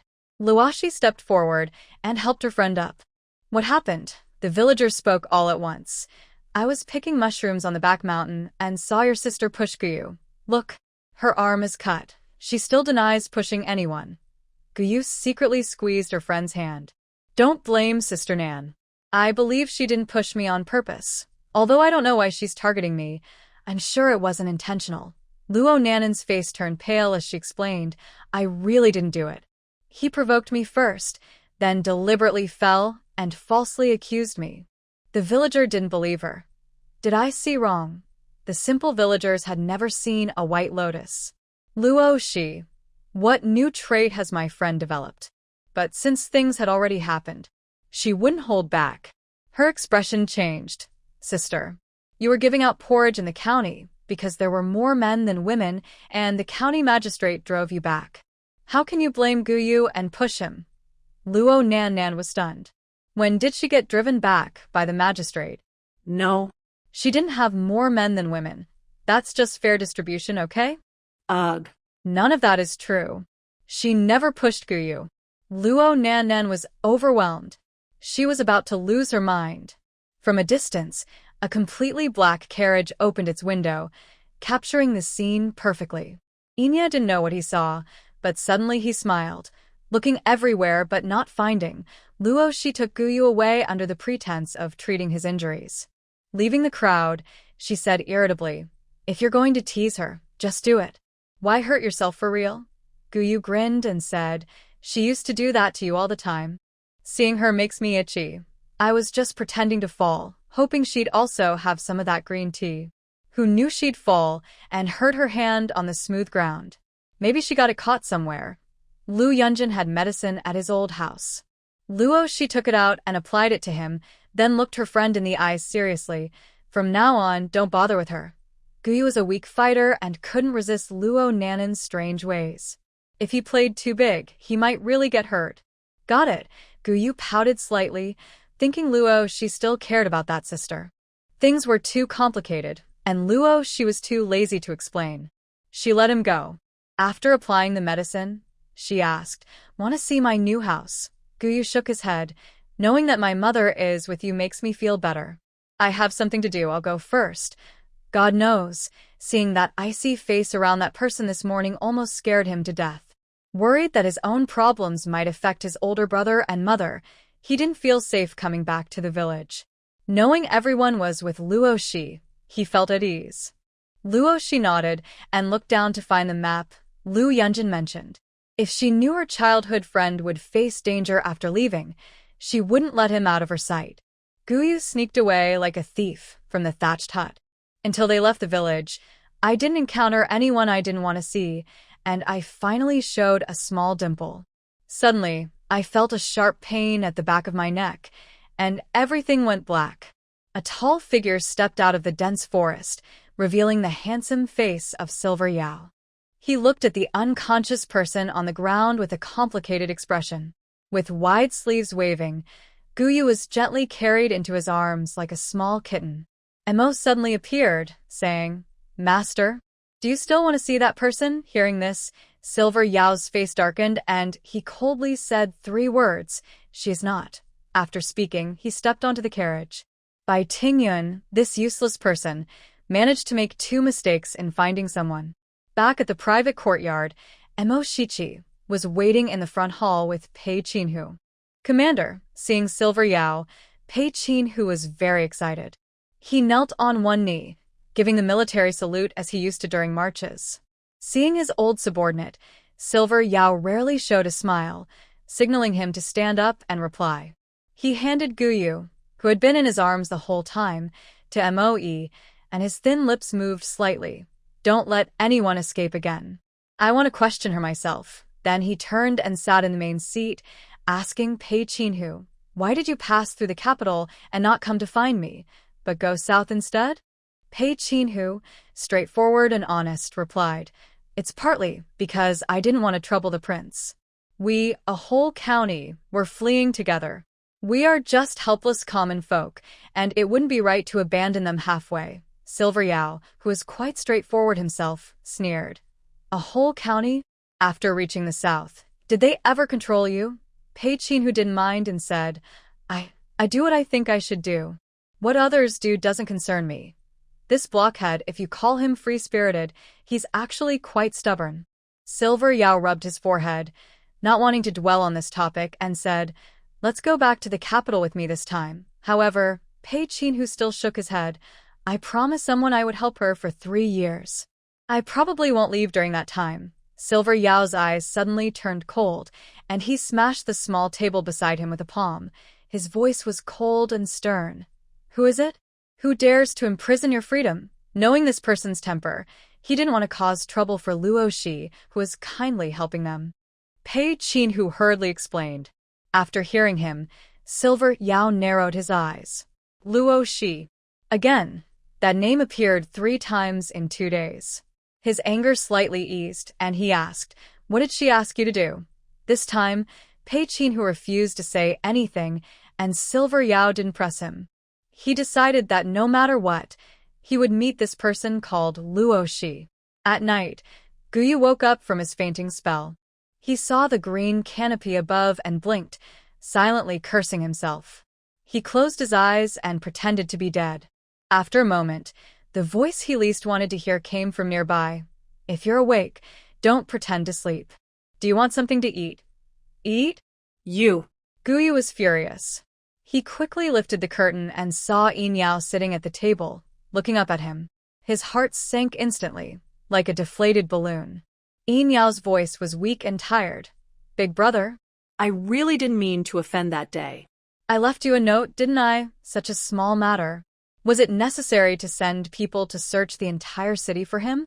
"Oh," Yin Yao put down his brush. "You almost forgot that I told you. What do you mean by being hit with a big iron rod? What do you mean by being bitten by a dog? Is that last coin you left meant as payment for your services?" From the moment he called himself this king, Guyu's face changed. He realized this person's identity was probably not simple. He was a prince. With each word Yin Yao spoke, Guyu's face grew paler. In the end, he almost cried. "What is this? Not afraid you'll forget, but afraid someone will help you remember." He recalled the note he left that day in anger, describing the person as a big iron rod, with no skills, worth only a coin. He wished he could go back and slap himself then. Now, he's in deep trouble. His voice was almost crying. "I said that note was written by that long-legged guy himself. Do you believe it?" Yin Yao chuckled softly but suddenly turned serious. "What really happened that day? Tell the truth." Guyu slumped down, fiddling with his fingers. He remembered that day he was just dressing as a woman to help a friend for a day. Who knew he would be caught by this ice-cold-faced man nearby? After finishing his story, he pleaded softly, "Prince, you didn't suffer any loss from above. I can take a little loss. Can we call it even?" Yin Yao didn't answer but asked back, "What do you think?" 2 days passed. Luo Shi was marking the most likely places where coal might appear on the map. She thought digging for coal was unrealistic. Such hard labor should be done by the court. While she was thinking about how to involve the emperor, suddenly, thick fog swirled violently in the bamboo forest. This was a sign that someone was breaking the formation. Her expression turned cold almost simultaneously with Lu Yunjin's arrival at the bamboo sea. In the formation, Mo Air struggled to perform the calculations.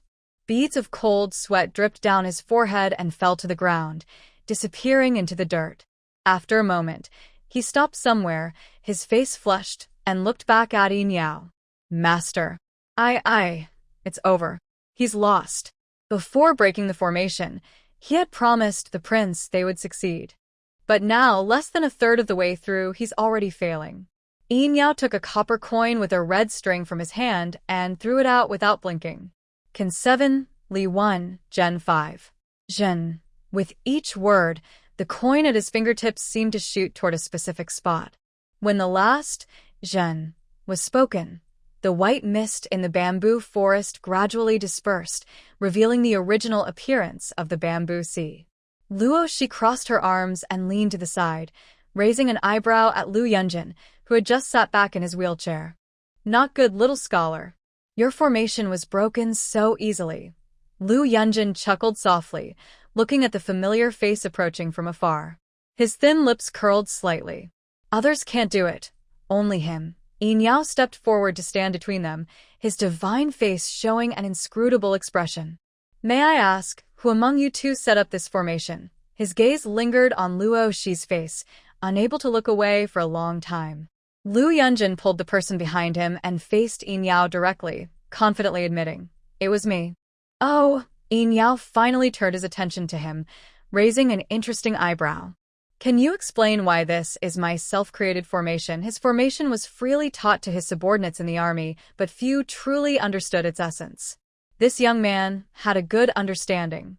He turned his gaze to Luo Shi, who was lazily leaning to the side, and asked with a raised eyebrow, "Won't you invite me in to sit?" He refers to himself as I, rather than Your Majesty. "Guests are welcome," Luo Shi said politely from outside the door, making a welcoming gesture and inviting the Mo King and his 2 guards behind him to come in. This person had a mysterious background, spoke politely, but entered the bamboo forest with a strong attitude. His purpose was still unknown. Everyone sat in the main hall. Silverdish looked around at the layout and asked Luo Shi, "Do you have brothers or sisters?" "Yes," she nodded. "I have an older sister of the same age and a younger brother who is a year and a half old." "Which one do you mean, Your Highness?" He must have investigated her background before coming here. These words were just a way to start the conversation. As expected, Silverdish asked, "Can you introduce her to me?" Luo Shi raised her eyes. "No need to introduce. She's already here." Just as she finished speaking, a graceful figure entered from outside the main hall door. Her eyebrows were slightly furrowed, and her tone was caring. "I heard the noise from far away." Sheer. "Are you all right?" Luo Nanan looked like a dog smelling bones. Silverdish turned his head toward her, and she quickly followed. The bamboo formation was broken, so she could come and go freely. He looked at Silverdish sitting at the guest table, seeming confused, and asked, "Who is this?" Silverdish stared intently into the woman's eyes, a mysterious light flickering in his gaze. No one in the hall answered for her, and Luo Nanan was not embarrassed. She said casually, "Did my younger brother offend you?" "I apologize on his behalf." After speaking, she gracefully bowed, her skirt flowing charmingly. Luo Shi couldn't stand it anymore and stood up. The chair made a noise as she moved. Noticing everyone's gaze on her, she chuckled lightly. "Sorry. I'm going to eat a plum to settle my stomach." "You all chat." She then left the main hall, with Lu Yunjin following closely behind. Out of everyone's sight, Luo Shi couldn't help but ask, "What kind of taste does this prince have? Does he like this kind of style?" Lu Yunjin looked at her silently and softly began to share a secret story from the Great Yong. The Mo King, also known as Silverdish, fled to the capital as a child. Somehow, he caught the eye of the Princess Chong, who adopted him as a sworn brother and carefully raised him. Later, the Princess Chong was gravely injured and died. Rumors said she had given birth to a son at the border, but for some reason, she never took him back to the capital. After his death, both the Emperor and Lord Mo kept searching for their sister's child, never giving up for over 10 years. Luoshi listened and opened her eyes wide in surprise. "Are you saying Lord Mo came here looking for his niece? Could it be Luo Nanan? Who knows?" Lu Yunjin shrugged. Based on his past life experience, he wasn't sure. "We should just watch and wait." He turned around, missing the deepening look in Luoshi's eyes for a moment. To entertain the guests, Luoshi asked Nanji to buy some wine and food from the restaurant. Before leaving, Lu Yunjin called her back. "Remember to buy more meat dishes," he casually added. "Your young master likes to eat them." Nanji remembered and bought a lot of Luoshi's favorite dishes like braised pork hock, spicy duck, and lotus leaf chicken. When the guests were seated, Lu Nanan, who was closer to Silverdish, looked at the table full of meat dishes and frowned. "Prince only eats vegetarian." Lu Yunjin smiled. "You seem to know a lot about the prince." Lu Nanan realized she had spoken out of turn. It was her first time meeting Silverdish, and she shouldn't have known his eating habits. She lowered her head in regret. She didn't notice Silverdish's sharp, deep gaze for a moment. He seemed indifferent as he waved his hand and sat down. "It's okay." This was getting more interesting. Lu Yunjin played with his wine cup, hiding a smile at the corner of his lips. Luoshi silently bit into her pork hock. This girl really has a dark mind. Sure enough. At the dinner table, Silverdish only drank wine and didn't touch the meat dishes. He seemed casual but also deliberate as he said, "I once made a vow in front of Buddha.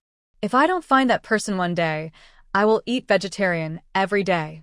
After speaking, he didn't miss the fleeting excitement on Lu Nanan's face. He remained calm outwardly, but secretly frowned. This woman not only knew his preferences, but also seemed to understand what he was doing. He decided to send someone to investigate further. During the meal, except for Luoshi, who was focused on eating, everyone else was trying to read each other's minds. Unintentionally, Luoshi saw a silver dish drink a whole jar of wine. She pushed a plate of peanuts toward him. Peanuts go well with wine. The more you drink, the better. Eat some. Drinking on an empty stomach isn't good for your stomach. After saying that, she paused in surprise. What does it matter to her if others have good stomachs or not?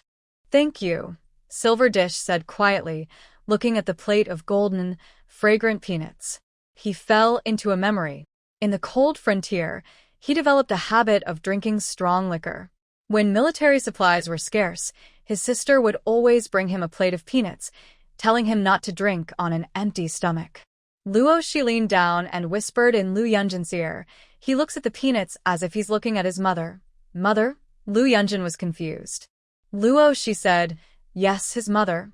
Yin Yao's ears twitched, and he snapped out of his thoughts. His narrow eyes met Luoshi's, who held her neck high and kept her eyes steady. He chuckled softly, showing the confidence of someone young and brave. He couldn't help but say, your peach blossom eyes are really beautiful. Once, there was someone with eyes just like this little guy's. The memory is too old now. And a bit blurry. Luoshi. She felt teased. Seeing their interaction, Luo Nan clenched her fists quietly under the table. The king of Mo treated her politely on the surface, but was actually distant. He was much more casual with Luoshi. You can't hide your true feelings with just looks and small gestures. He is the person I am really looking for. After dinner, Luoshi watched the great Buddha sitting calmly in her courtyard, drinking tea. She forced a smile and asked, it's getting late. Won't the prince go back to rest? Yin Yao nodded gently. Just prepare a guest room for me in the guest courtyard. It meant he planned to stay at her place. Luoshi took a deep breath. Luo Nan, who was like a persistent rash, came over. Big sister is also staying here tonight. She won't go back. Sorry. Luoshi showed an apologetic smile. The toilet isn't fixed yet, so you can't stay. Does staying here have anything to do with whether the toilet is fixed? Luo Nan was genuinely confused. Was she worried about not having a place to go in the middle of the night? Doesn't stay in the toilet. Do you still want to come inside? Luoshi snorted coldly, suddenly frowning. She stood up and made a gesture. No more to say. Off you go. Suddenly, a long, scarred hand reached out from the side and pointed at a spot marked by Luoshi. The sudden appearance of the person and the sound startled her. She jumped up from the rocking chair, patted her chest, and took a step back. Why do you walk so quietly? Yin Yao stood still, narrowing his eyes as he watched her move. After a moment, he smiled slightly. The act was over. You should have put away the map immediately instead of jumping back so dramatically. Luoshi encountered an opponent. I don't understand what you're saying. Admitting it was impossible, she would never admit it in this lifetime. Yin Yao slowly adjusted his expensive-looking robes, speaking calmly. The lounge chair faces away from the door. You didn't mean to tempt me, did you?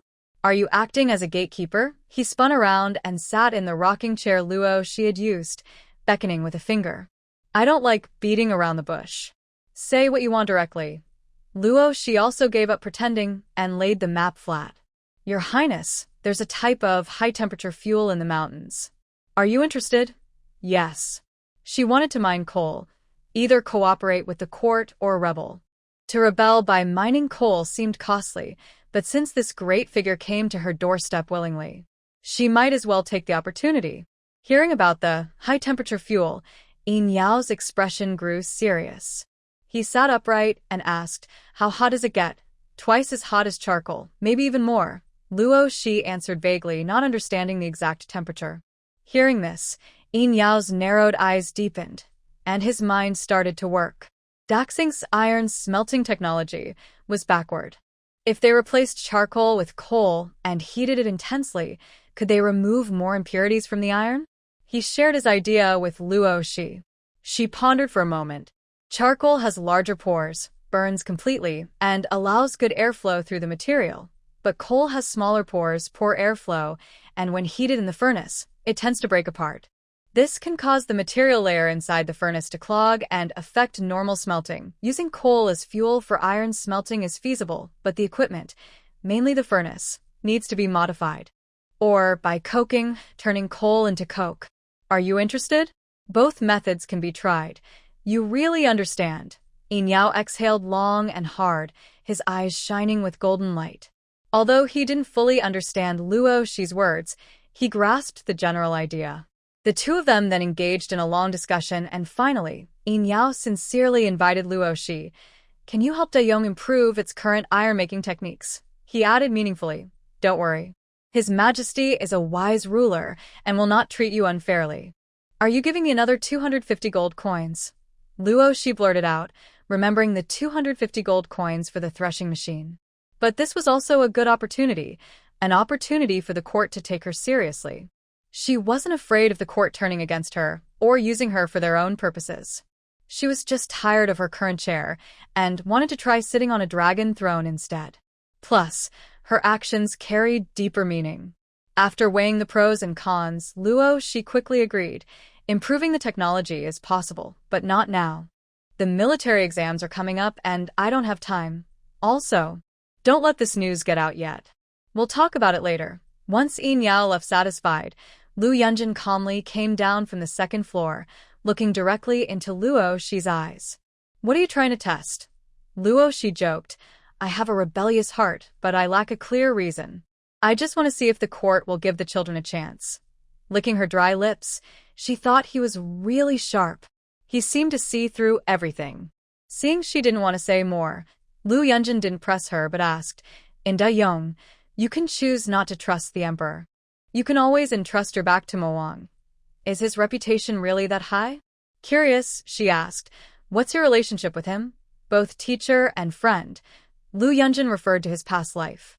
Luo Shi clearly understood and changed the subject, asking, What are you holding in your hand? Lu Yunjin waved the letter in his hand. This is a letter from the top people in the capital. Let me see it quickly. Luo Shi couldn't wait to see how much joy the scoundrel, father, and mother could bring under her guidance. She read the letter in one glance, then clicked her tongue. Your top-notch grandma is quite clever. She's applying what she learned. Lu Yunjin thought to himself, if she wasn't clever, she wouldn't have a son sitting in a noble position. Luo Shi tapped her fingers on the table, her voice passing through the paper. The letter says that the scoundrels have been caught, and the vicious stepmother has started fighting back. This letter was both a boast and a request for advice on what to do next. Luo Shi suddenly thought of something amusing and couldn't help but burst out laughing, her laughter shaking like a little hen. Seeing her giggle uncontrollably, Lu Yunjin raised an eyebrow. What are you thinking? Do you know about crazy literature? She asked mysteriously. Lu Yunjin shook his head. Luo Shi took out a piece of paper and wrote the 4 big characters, crazy literature, on the first line.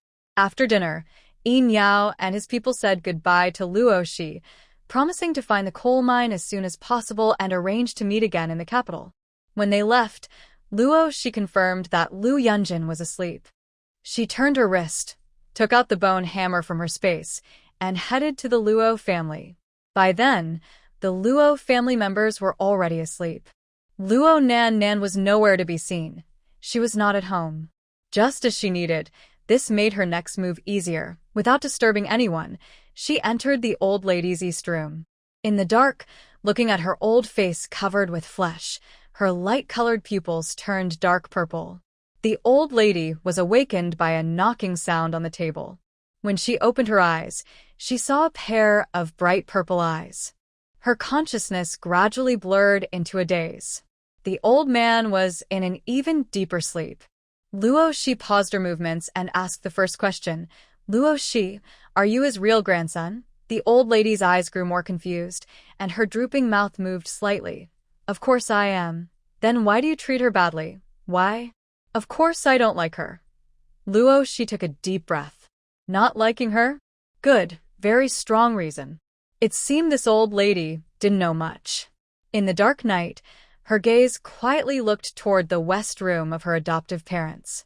At this moment, Grandma Lu was caught in the rain, blocked in an alley by a group of debt collectors. The newly bought maid was trembling behind her. Old lady, no matter if your eldest son is the Marquis of Pingxi or the Monkey of Pingbei, the black and white on this paper shows your son owes 1,800 taels to the gambling house. Today, you must pay back this money, whether you want to or not. Otherwise, the brothers will take action and break his legs. Hearing that her youngest son owed 1,800 taels, Grandma Lu's vision went black, feeling as if the sky was falling. Her sharp voice raised involuntarily. Impossible. This is impossible. Then she stomped her small feet to grab the debt note from the collector, who raised his hand to dodge. Seizing the opportunity, Grandma Lu grabbed a handful of him and glared with her old eyes. You won't show me the IOU? How can I prove what you're saying is true? Her youngest son loved beauty and enjoyed lingering among women. Grandma Lu truly didn't expect him to dare to gamble. 1,800 taels. That's really 1,800 taels. It's a number she never dared to imagine in the past, and her heart feels cold, making it hard to breathe. The covers his scratched arm and raises his hand, about to slap the old woman, but his younger brother nearby quickly stops him and gives him a warning look. The scoffs and lowers his hand, as if he had expected this, and sneers. It's okay if you don't believe it. Old Third Lu is still at our gambling house. Go and see for yourself. Following his words, the old woman, supported by her maid, makes her way through twists and turns, finally stopping in front of a gambling house. Inside, the sounds of tables being slammed and things being smashed, along with angry shouting, fill the air. The gamblers at the tables look as if they've gone mad, their wild behavior frightening to see. The more she looks, the colder she feels. At this moment, the speaks again. Please come in. Lord Lu is a big customer of our gambling house, and he's not in the front hall. The strange pair of the old woman and her maid appear in this place, attracting many curious glances from the gamblers. Those sticky, strange looks make the old woman very uncomfortable. She quickly walks through the noisy front hall and heads straight to the second floor. The atmosphere upstairs is much better than downstairs. They sit at tables, where young men dressed in fine clothes throw silver and banknotes carelessly like stones. Old Third Lu is sitting at a corner table, gambling on big or small. He lifts the dice cup, but the number inside isn't what he wanted. His eyes turn red, and he slams his hand on the table, shouting, "Black out. Kill black. This means cheating," and he's furious. He slams the dice, and a small wooden block flies straight toward a young man across the table. The young man opens his folding fan to block the flying dice, then shows a mocking expression and says, "If you lost, just say black out. If you can't play fair, don't play at all.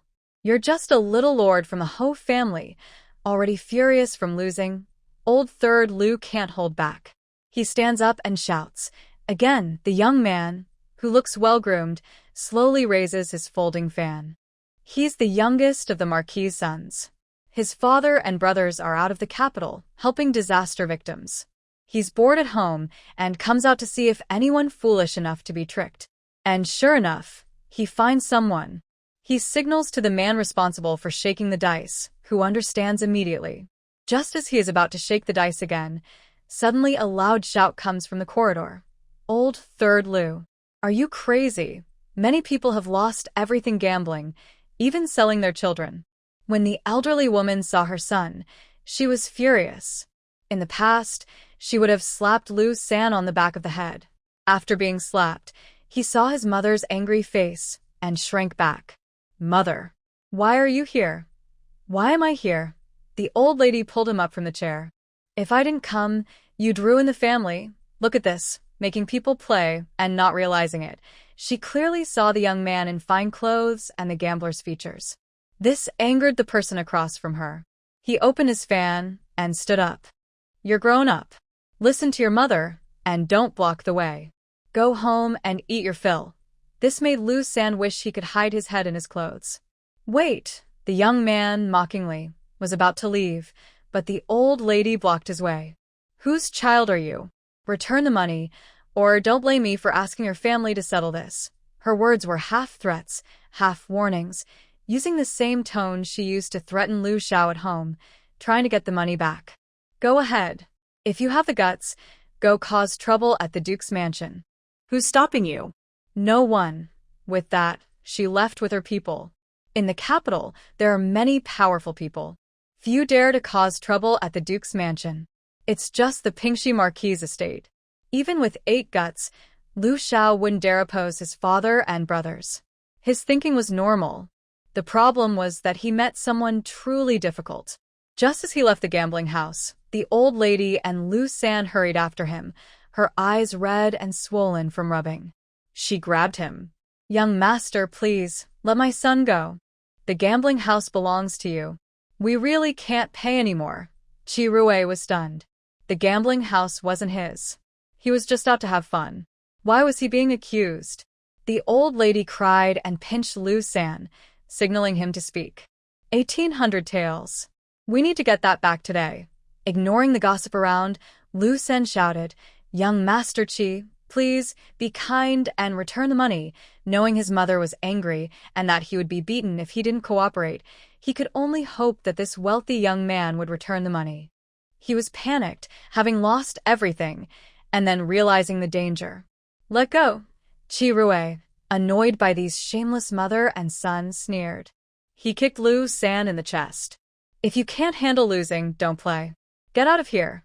Then he signaled his men to beat Lu San up. What kind of people are they? He scammed money until it reached his ancestors' heads. Ignoring the gossip around him, Qi Rui finished the fight and left arrogantly with his men, leaving behind the third brother Lu with a bruised face and the old lady gritting her teeth in anger. At this moment, a casino came out, waving a promissory note. Old lady, it's time to pay back the money. Today, including today, you owe 2,000 taels. With an extra 200 taels, the old lady's vision blurred. There was no choice. She finally took out all her savings and pawned the gold, silver, and jade items she recently received from the Marquis estate, barely gathering 2,000 taels to pay the gambling house.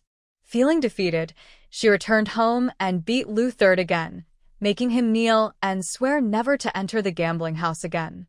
But gambling, once involved, how can one ever quit? The eldest master, returning home dusty from outside, heard the servant report that his youngest son not only went to the gambling house but also beat someone at the door. Furious, he threw his teacup and cursed, "What a useless son. His father works day and night outside, and he dares to mess around instead of helping." Next to him, a handsome young man with fox-like eyes smirked and provoked. "Fourth young master is just too idle. A beating will make him obedient." The eldest master thought his second son's words made sense. He had 4 sons, all born to his main wife. Though their personalities differed, the first 3 were all promising. Only the 4th, who spent his days chasing chickens and teasing dogs, needed a good lesson. So, in the room, Qi Rui, counting the 200 taels he earned from fooling the simple-minded, was suddenly kicked open by his father. His father, with thick eyebrows raised, swung a long whip at him. "You little brat. Still dare to go to the gambling house and hit people? Today, I will teach you a lesson." Qi Rui was whipped, crying out loudly, jumping around the room. His second brother stood at the door, arms crossed, watching the show. "Father, you said, don't let any fool come to us. I won't dare any more. Really, I won't." In the end, covered in whip marks, he obediently knelt at the ancestral hall, cursing the Marquis' estate in his heart. Being whipped by his father made him furious and determined. This grudge, Qi Rui would remember it. They had no money left. The old lady, using her old tricks, tried to open the treasury. But unfortunately, Lu Xiao, who had learned his lesson, had already replaced the guards with his own soldiers. The old lady was disappointed again. The other side didn't argue or cause trouble. They only said one thing. To open the treasury, you need an order from the Marquis or his wife. No matter how she threw a tantrum, no one paid attention. Unfortunately, old lady Lu could only turn her attention to her son. She didn't care about her daughter-in-law. but if she found out her younger brother was gambling, she didn't know how she would mock him. Knock, knock. The door to the study was knocked. Lu Xiao didn't need to guess who it was. The guards had already reported to him. He said, "Come in."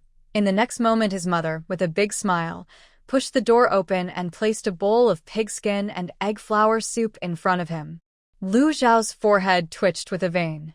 His mother looked kindly and said, "Here, drink it while it's hot. I remember you loved this when you were little." Luo, she had said that the second-hand shoes liked to do things to Lu Xiao, and she learned to do the same. It was called matching their tastes.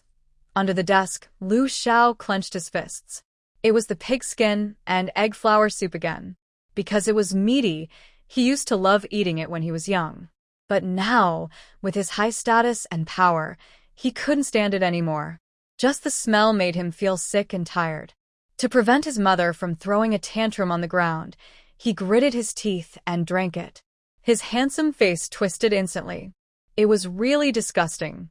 He forced the soup down and asked, "Mother, do you have something to say?" Since the old lady wouldn't speak first, he pretended not to know. Old lady Lu rubbed her hands nervously. "Well, I've been a bit short of money lately. Can you—" "No." Before she could finish, Lu Xiao cut her off. He seemed to guess what she was about to say and said in disbelief, "You really gave money to the gambling house for old three?" "Yes." "Yes," the old lady said awkwardly. "I know your third brother has a problem. He promised." She suddenly stopped halfway. Her eyes widened little by little. "You knew old three lost money." Then she became furious. "Do you know why you didn't stop him?" You. She covered her chest and took a step back. "He's your brother, after all." "Big brother." Lu Xiao knew he had spoken out of turn. To prevent the troublemakers from doing anything shocking, he secretly installed spies around them after he returned. He watched their every move so they wouldn't cause more trouble. So he knew everything they did, including old three gambling. He knew but didn't stop him. He was just waiting for today. Still, he felt a little angry. These fools, once threatened, really handed over the money. They didn't even think to use their brains. With him in front, who would dare to move old three if they didn't see his face? Originally, the plan was for my mother to come and ask for help, and he would settle this matter by sending them back to their hometown. But unexpectedly, he didn't watch carefully and actually gave them the money. He was so angry that he felt dizzy and had trouble breathing. Meanwhile, his mother was still causing trouble, about to lie on the ground. He clenched his jaw to suppress the veins bulging on his forehead and shouted, "Enough!" Seeing that his mother had shut up, he rubbed his forehead and changed his plan. He said, "I can't give you this money because once gambling starts, it's hard to stop. Can I give you some money, and you promise not to cover for third brother?" Not covering for third brother? She couldn't promise her eldest son that. She couldn't just watch her younger son get hurt by dangerous thugs. That was part of her flesh and blood. How could she not care? Seeing her face, Lu Xiao knew the answer. He took on the role of the eldest brother and said, "Look, if I give you money, it's like encouraging third brother. That would only harm him. Mother, you should go back. No matter what, I won't give you any more money." Seeing her eyebrows raise and her attempt to play her usual tricks, Lu Xiao coldly said, "If you want to cause trouble, go outside the city gate. Let everyone in the capital know that third brother is a gambler." "Ha! You go ahead." The old lady opened her mouth, but her words were tightly held back. Indeed, she was still counting on her youngest son to succeed and support her in old age. She couldn't let his reputation as a gambler spread. Watching her give up for third brother, Lu Xiao felt a bit uncomfortable inside, even though he knew his mother favored him. They were siblings, yet his mother would always think of that troublemaker first. Why didn't she consider him at all? His eyes grew colder. "Please go back." The old lady, who hadn't even caught any money, came out of the study and saw Jiang Qiyuan's proud and aloof face. She snorted coldly through her nose and quickly left. Jiang Qiyuan pushed open the study door. As the delicious aroma of seafood wafted in, Lu Xiao's face darkened. Why did everyone like to send soup? Just smelling it made him want to. Ignoring his displeased expression, Jiang Qiyuan pushed a bowl of seafood porridge in front of her husband and asked casually, "Mother is causing trouble again?" Lu Xiao explained everything to his wife and then said, "Wait a little longer. When they're desperate, I plan to use 10,000 taels to send someone back to their hometown." Getting the news she wanted, Jiang Qiyuan was not pleased about giving the top men 10,000 taels, but her Jiang family was not short of money. She saw it as just a way to send away beggars. Holding her lover's hand, Lu Xiao said affectionately, "I promise my father-in-law I wouldn't let you suffer. Please wait a little longer, I will solve this soon." Jiang Qiyuan leaned into Lu Xiao's embrace. Her sensitive spot was brushed by a large hand, and in an instant, the study was filled with soft, sweet sounds like a gentle song in spring. The rain stopped after the clouds passed. Jiang Qiyuan returned to the main courtyard. The maid Cui Lu eagerly greeted her, holding a bundle of gold, silver, and jade. "Madam, you are truly amazing." She tricked old Third Lu into gambling, and the old lady pawned the items she took from the storeroom. "I've brought everything back for you." She sat on a soft stool in front of a dressing mirror. Looking at her reflection, her brows and eyes full of spring, she slowly smiled. Fiddling with the jade pieces she had just retrieved, her tone was a mix of disdain and mockery. "Put it away. It's dirty now." All right. Cui Lu went to put away the jewelry the old lady had worn and the ones the madam disliked. Soon, these would become rewards for them. When she returned, she couldn't hide her happiness. "Madam, the Marquis can't keep them for long. These annoying people will soon return to their hometown." "Return to their hometown?" Jiang Qiyuan repeated, her charming eyes in the mirror flashing with a sinister gleam. Thinking back to the trouble caused by the old lady since her death, she was embarrassed every time she went out, being stared at strangely by some ladies and young women. Just sending them back home wasn't enough to ease her hatred. She said with a meaningful look, "Is that all?" Cui Lu's heart sank. Was her lady planning to wipe out everyone? She hesitated. What about the Marquis? Jiang Qiyuan's eyes turned cold.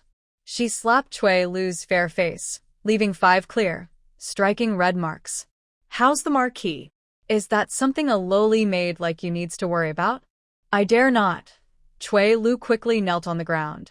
Jiang Qiyuan looked at her for a moment, then said softly, "Get up. Just don't let him know. He'll be upset, but he won't investigate too deeply." Sure enough, within 3 days, old Third Lu's old habits returned, and he went gambling again. When the old lady went out shopping, she was again blocked in an alley. This time, she could only secretly sell some porcelain vases and calligraphy from the women's courtyard to pay her debts.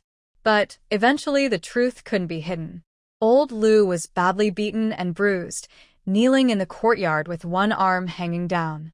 The old lady sat with her eyes closed in a quiet, spacious small hall.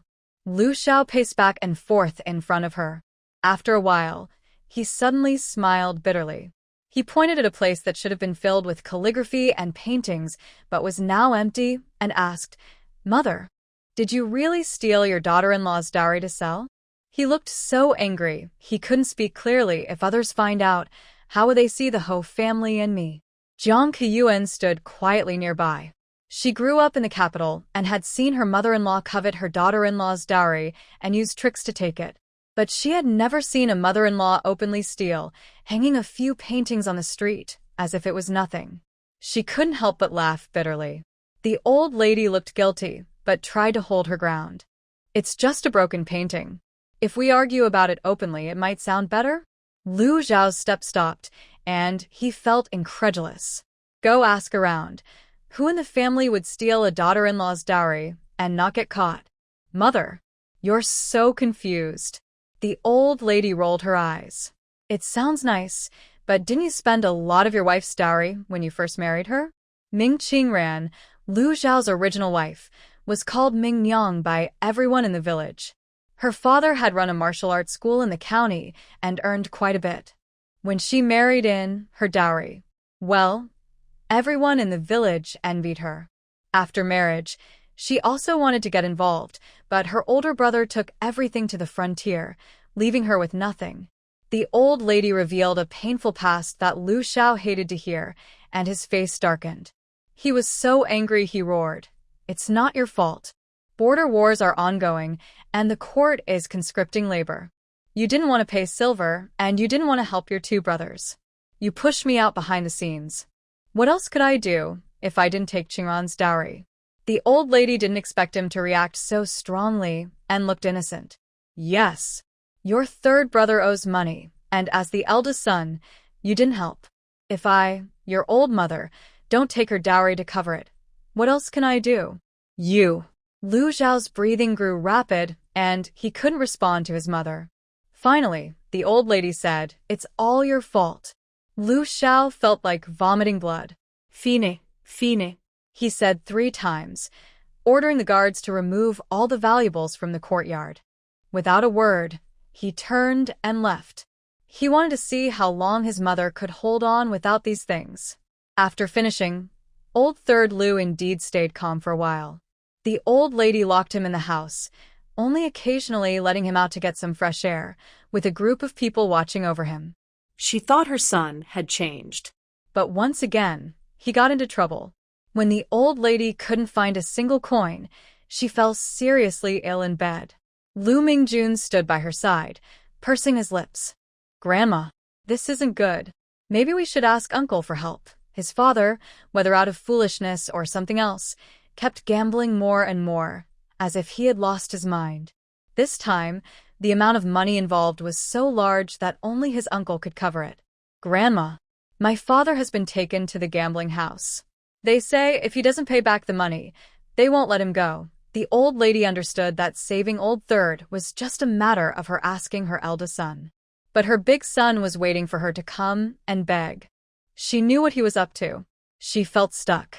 They had just started to enjoy some good days, but now they had to leave in disappointment.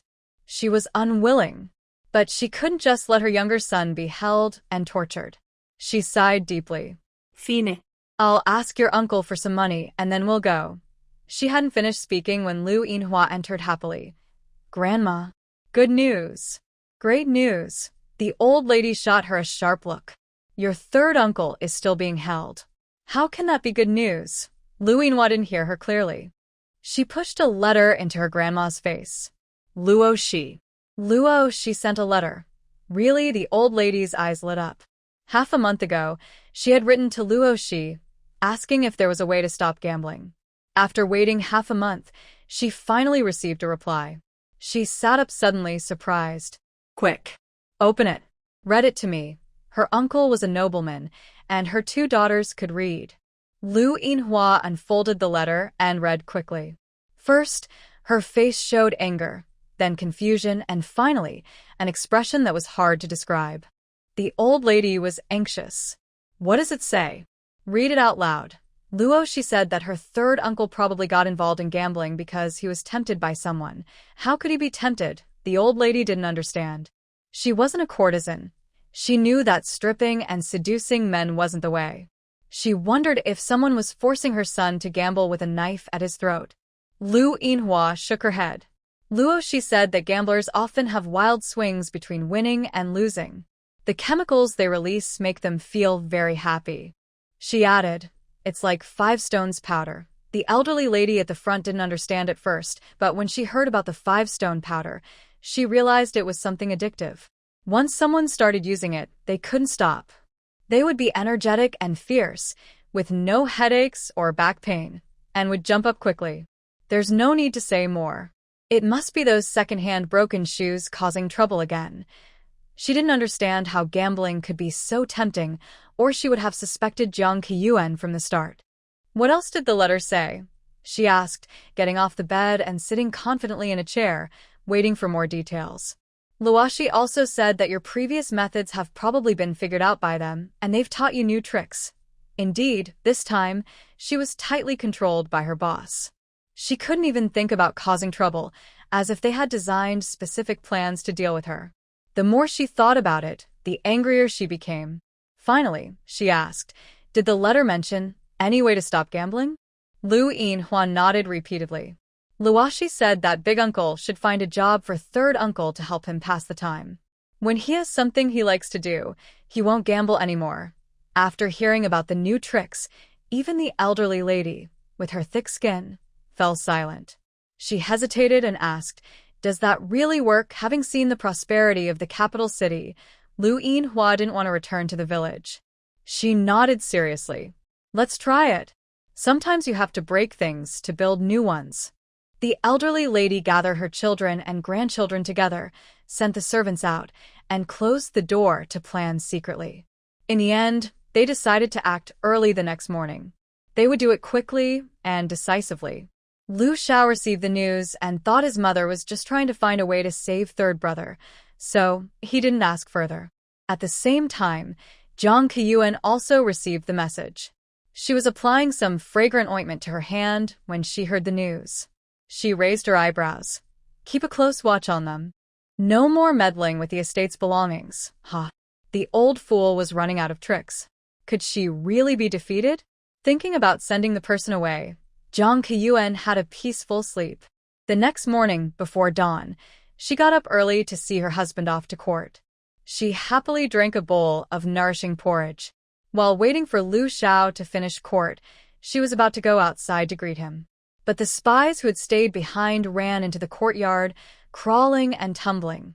"Something's wrong." "Something's really wrong, madam. Your mother-in-law has brought people to cause trouble at the main gate of the Xiangfu." "What?" Shocked by the sudden news, Jiang Keyuan felt dizzy. She dropped the green bean soup she was holding to help her husband cool down with a loud clatter. She quickly grabbed the servant by the collar, her voice trembling. "Where did they go?" "Say it again." The young servant was about to cry. In the morning, he accompanied the top-tier family to the gambling house, but unexpectedly, they took a sudden turn and headed straight to the Prime Minister's residence. He dared not delay and immediately ran back to report. Jiang Keyuan's hands were trembling as she ordered the maid to prepare the carriage. "Mother!" Sure enough, someone went back to inform that wicked woman, Zhang whispered to the old lady. "Never mind her," the old lady said with a heavy sigh, her expression fearless as she looked toward the large Prime Minister's house not far away. At this moment, officials were leaving court. Carriages lined up along Vermilionbird Street, and the Prime Minister's residence stood close to the palace, in the best location. When the old lady arrived with her people, she unexpectedly met Jiang the Prime Minister coming down from his carriage. The timing was just right. Before the top-tier family members could speak, guards immediately stepped between them, looking alert and cautious. "Who are you?" "No loitering in front of the Prime Minister's house. Leave quickly," they warned. "Relatives." "I am Lu Zhao's mother. I apologize for the intrusion and hope to see you," the old lady said politely, knowing he was the current Prime Minister. She didn't want to cause trouble if he was reasonable. But before she finished speaking, a servant dressed in bright official robes stepped forward, speaking sharply. "Whoever you are, don't you know the rules about visiting and sending a message first?" The old lady didn't understand. Wasn't it customary in the countryside to just knock on the door? The servant's condescending attitude made her very uncomfortable. "So you're relatives?" Jiang the Prime Minister nodded, recognizing them after they introduced themselves. He didn't stop the servant's words, smiling calmly, looking composed. After a moment, he took a few steps forward. "I have official duties today. How about we meet another day, when I am free?" He then waved behind him, and the young servant immediately stepped forward. "Chang'an, take them safely back to the Marquis's residence." Without even inviting them inside, the old lady saw clearly. This powerful official looked down on them and didn't want to acknowledge her family. Indeed, a daughter's character reflects her father's. Her face darkened. She refused the young servant named Chang'an's help and didn't bother to hide her anger. She straightforwardly said, "Your daughter caused my son to become addicted to gambling and even locked him in the gambling house. Do you know about this?" The carriages on the street slowed down, and through the windows, people were watching this scene intentionally or unintentionally. Upon hearing this, Jiang Dong's face remained calm as he asked 3 times, "Why does my daughter have to do this? Isn't this a matter for your Lu family? Why do you need to interfere? Do you have proof?" After speaking, he flicked off his bright official robes, showing his authority. "If you have proof, go to the court in Jingzhou to report it. Don't cause trouble at the government gate with your rural tricks." He knew very well what kind of person this family was. Dealing with such people, the more you pay attention, the more they get excited. It's best to stay calm. He turned to leave, but suddenly, with a loud smack, some sticky substance was thrown at him. He looked down and saw a blob of yellow mucus hanging from his pants. He almost felt sick. His face turned pale. The voice from Chang'an, a step behind, warned, "Be careful, sir." Before he could react further, the old lady suddenly collapsed to the ground. She started crawling in a dark, frantic way, grabbing her hair, screaming, crying, lying on the ground, walking around wailing like a ghost, twisting as she crawled, rolling her eyes. Jiang Dong was stunned. All the carriages on the main street stopped suddenly, and a gasp was heard. The old lady wasn't finished. She spat wildly. Jiang Dong was so frightened he kept stepping back. Having served as an official for 30 years, he'd never seen such a scene. While he was at a loss, the old lady crawled toward him. Death. Death. Death. It's all your good daughter taught her. Ruining my son. Let's all die together. Luo, she was right. Instead of wasting energy fighting inside, it's better to go crazy and exhaust others outside. She stood up, pulled out a man from her group whose face was twisted, grabbed his neck and shook him. Speak. Speak. Tell us what you and Jiang Qiyuan did behind the scenes. The man was terrified. When hired, no one mentioned this. After a long moment, he finally reacted, stammering as he looked at the pale, white-faced chancellor and begged for help. "Your Excellency, save me. Miss Qiyuan asked me to take Lu San into the gambling house. This family is crazy. Please save me." Ha ha ha, the old lady laughed wildly, chasing Jiang Dong and flicking mucus and spitting at him. Did you hear that? Did everyone hear? Come see. Ha ha ha. Even the top Confucian official in Daliang, I spit on him. Jiang Dong stepped back. She jumped up to reach the signboard at the gate. Turn into a monkey. Jump, jump. I'll feed you some bitter beans. She's gone mad. This old lady is crazy. Jiang Dong desperately tried to avoid, his official robes stained and filthy. Not only him, but also the servants at the gate of the mansion were hiding. In the distance, the sound of hooves approached. Lu Xiao, who had been asked by the emperor to discuss matters, arrived late. The street was blocked by carriages, making it impossible to pass. Usually, his colleagues, whether serious or cunning, stood on the carriages, looking into the distance with excitement he had never seen before. They loudly discussed something. Lu Xiao no longer cared to listen. He rode his horse through the gaps until he saw his mother crawling in the shadows in front of the main hall.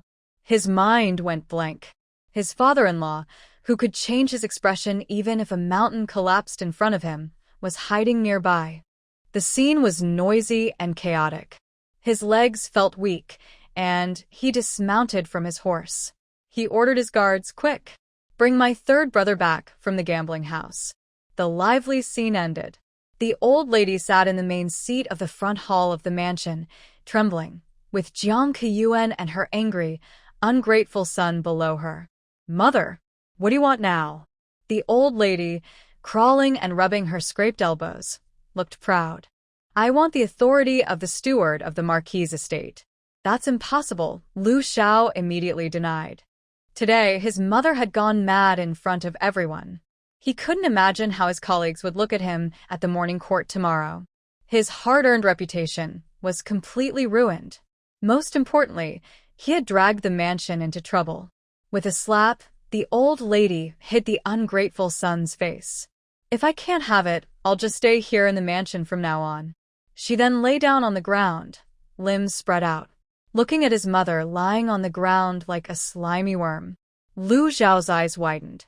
What had his mother gone through in just one day? At this moment, Jiang Dong, who had finished bathing and changing, returned to the front hall. His face was as grim as possible. He looked at the still rolling old lady and said, "I respect you for giving birth to Lu Xiao.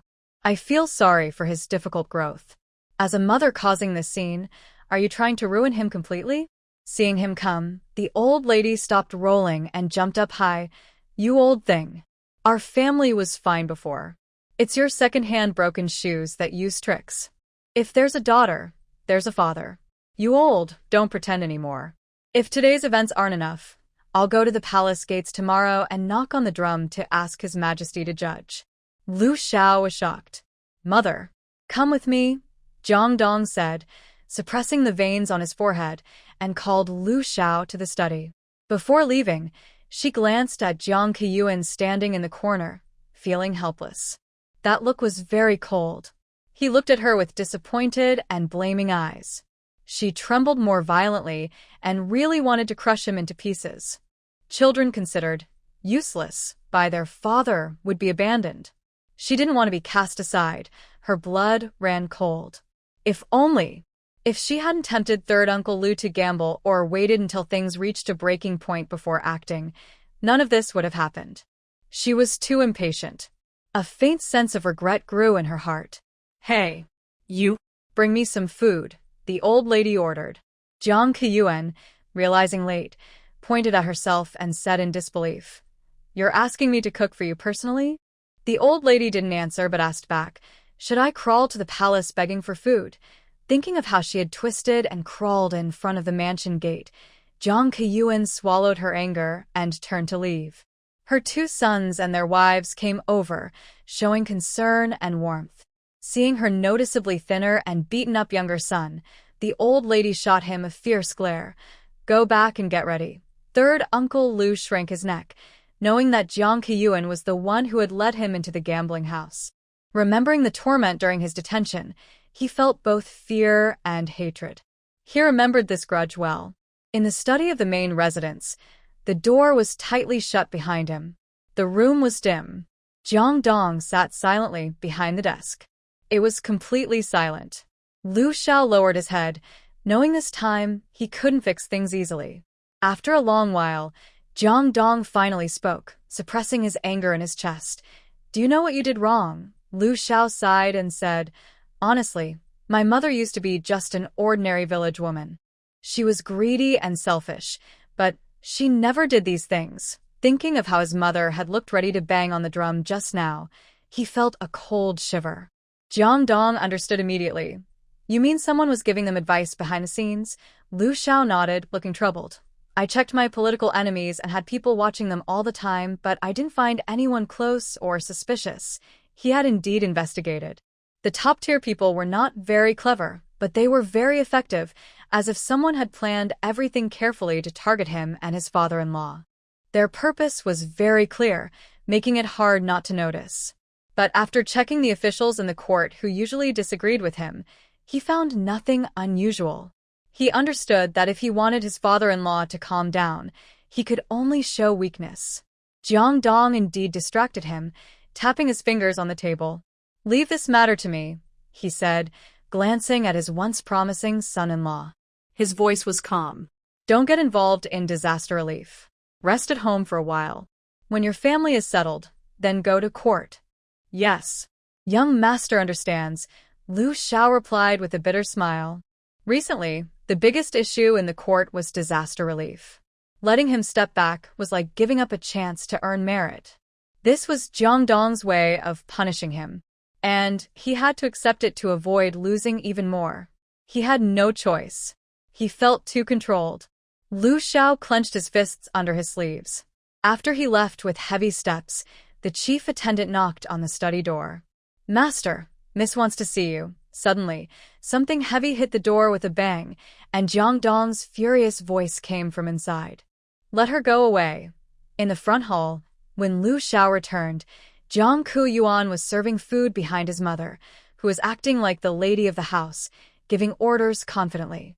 His wife looked pale, no longer the proud person she used to be. The old lady asked with a sideways glance, Have you made a decision? Lu Xiao sat slowly opposite her, picked up his chopsticks, and spoke in a tone that was hard to read. Mother, how things are at the estate, I won't hurt you. You're putting on this act. Are you really not afraid of the court's revenge? Was the old lady afraid? Actually, she was. But Luo, she said that the more they made a fuss openly, the less the estate dared to act against her. Just look outside the estate today. An old troublemaker was shocked and stunned. Did hiding away help, or did it prevent others from stopping her? With this connection, no matter what, If she was harmed publicly, it would leave a bad impression. She had to endure. She sneered and looked at Lu Xiao. Mother has seen it all before. If you want revenge, just do it. Are all the people in the capital fools? If something happens to me, even losing a hair, the suspicion will fall on the Prime Minister. Don't try to scare me with that. She was speaking to the people standing nearby, the servants of the estate. If she was harmed, the Prime Minister's estate would be the culprit and the main suspect in the city. Lu Xiao took a deep breath, feeling his lungs ache. His mother was truly clever. Jiang Dong wouldn't attack them directly. All the consequences would fall on him. Swallowing his anger, he forced himself to take out a token from his pocket. Here, this is the authority of the steward. The elderly lady quickly grabbed the token from the table, repeatedly rubbing it in her palm, her eyes shining with greed. Great. With this token, she can freely enter and leave the treasury. Won't she be worried about running out of money? She put down her chopsticks and stood up. All right, son, let's go home. We shouldn't bother the people's house for too long. Not yet, Lu Xiao said calmly, picking at his food. I'll leave after I finish eating. The old lady always felt that this ungrateful person was delaying time, but she couldn't figure out why. Since she couldn't think of a reason, she stopped worrying and decided to take control of the steward's authority. The future looks promising. Back at the Marquis's residence, the old lady, with her elite team, eagerly headed to the treasury. Lu Xiao withdrew his personal guards, letting his mother replace them with her own people. He asked the team leader, have most of the money and valuables been moved out of the treasury? Yes. Before you returned, everything was transferred properly. Only 3,000 taels of silver and a batch of fake antiques and paintings remain, the other replied respectfully. Good job. Lu Xiao finally relaxed. His plan to get rid of the elite had failed again. He needed to stabilize the situation first and avoid further embarrassment. He really hoped no one found out who was secretly setting him up behind his back. It's too ruthless. Too ruthless. In the end, he couldn't hold back and smashed the jade and porcelain in the study to calm his anger. Meanwhile, the elite team, who had been swapped and replaced, sneaked into the treasury to look around. Last time they came, they didn't understand much, only grabbing gold, silver, and jewelry. They didn't dare take too much. Through repaying his younger son's debt, Lu Xiao learned that the real valuables were these ancient paintings and antiques. Lu Mingjuan's eyes lit up as he opened a scroll. Grandma, look, this is a genuine work by the former dynasty's great scholar, Mr. Huan. Pointing at the seal on the inscription, he said, I saw the same in a book. Mr. Huan, as a scholar, once killed 20,000 enemy soldiers, so he's... Lu Mingjun held up a fake painting, bragging loudly. The old lady couldn't understand, but she thought her grandson was impressive. With a big wave of her hand, she said, If you like it, it's yours. Lu Mingjun was very happy, hugging the painting, and went to invite his new friends to drink and appreciate the art. He pointed at the painting, full of confidence, as if commanding the world. But he didn't notice that his so-called new friends were all trying not to laugh. They looked at him like he was a fool. This kind of obviously fake counterfeit could only fool this brother. During the gathering, a thin and pale young man couldn't help but remind politely, Mr. Huan's calligraphy is hard to find. Most of what's on the market are fake. Brother Mingjun, be careful not to be deceived. He was a younger son of the Ministry of Rights, and his father and older brothers had heard that he knew the third branch of the Marquis family. They advised him to build good relationships. Lu Mingjun felt unhappy after hearing this. What do you mean? This genuine piece is a treasure from my uncle's collection. How could it be fake? Everyone looked back at the painting. It was obviously a fake. They looked at each other, wondering, is Marquis Pingxi illiterate? Has he been tricked? After returning home and telling their fathers, the elders all looked like they knew something but kept quiet. With a crazy mother and now rumors that Lu Xiao was illiterate, the gossip spread quietly among a small circle. At this moment, Lord Lu was feeling upset. He stayed inside, standing on a bridge feeding fish. As expected, the officials who saw his mother's outburst yesterday at court couldn't help but chuckle when they met again in the palace. Even the emperor, hearing about this, couldn't help but glance more at where Lu Xiao usually stood. There was an uncontainable curiosity in his eyes. Unfortunately, his beloved Lu Aiqing was sick at home and didn't come to court. When the old lady came looking for him, Lu Xiao instinctively wanted to run, but she held him back. Usually, top officials didn't look for him, and if they did, it was never good news. The moment he saw her, his muscles tensed up. The old lady looked kindly. "My son." Lu Xiao's muscles tightened even more. She was coming, and she had bad intentions. But surprisingly, she didn't immediately cause trouble. Instead, she asked, "Why didn't you come to court today?" Lu Xiao relaxed a lot and couldn't help but mock. "It's all because of you." The old lady nodded understandingly. "Did your father-in-law give you a hard time?" Seeing his silence and the way he seemed to accept it, she sighed. "Mother once said, 'Don't put all your eggs in one basket. When people praise you, you're a treasure. When they don't, you're just grass.' Marrying into a noble family has its downsides. They can easily turn you back into your old self with just a finger." These words made Lu Xiao's face darken. Although they weren't pleasant, his mother understood the truth. How could he not understand? But his foundation was weak. To get a good position, he relied entirely on the prime minister's faction to speak for him in front of the emperor. Without control over others, what could he do?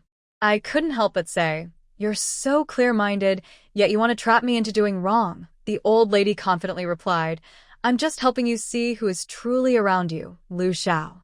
"Thank you so much." He rubbed his forehead. "What exactly do you want?" "If you don't say, I'll leave." "Don't go." The old lady hurriedly stopped him, with a meaningful look. "Every big family has its thriving branches and blooming flowers. Why don't you support your younger brother? As he grows up, he can also help you." After all this circling around, it turns out she was waiting for him here. A sneer appeared on his face. "Support me? Or do you want me to spend all the family savings?" The old lady also knew about the third son and how it caused the eldest to have worries. She changed the subject. "I'm talking about your second brother. You know him. He's honest and straightforward. In places like gambling halls, he wouldn't dare even with a sword at his neck. Why not give him a job? Brothers can support each other." Lu Xiao laughed bitterly. "Mother, just yesterday you wanted me to take over the household management. Now you want me to find a job for the second brother. Do you want to push your luck?" "Why call it pushing luck?" The old lady didn't agree. "Luo," she said it clearly, "it's about striking while the iron is hot." She made a strange face and said, "The food at the prime minister's residence is definitely better than at home." This was practically a threat. If she didn't find a job for the second brother, she would go to the residence and cause trouble. Lu Xiao, understanding her meaning, shivered. For the 800th time, he cursed the heavens and his late father. Why was such a difficult woman his mother? He compromised. "Fine. When I return to the court, I will consider helping the second brother find a job." The second brother was indeed much better than the third, simple-minded and easy to control. He had never caused trouble since he was young. To keep the family peaceful, finding him a job wasn't impossible. But he didn't know that the decision he made today would make him regret it deeply in the future.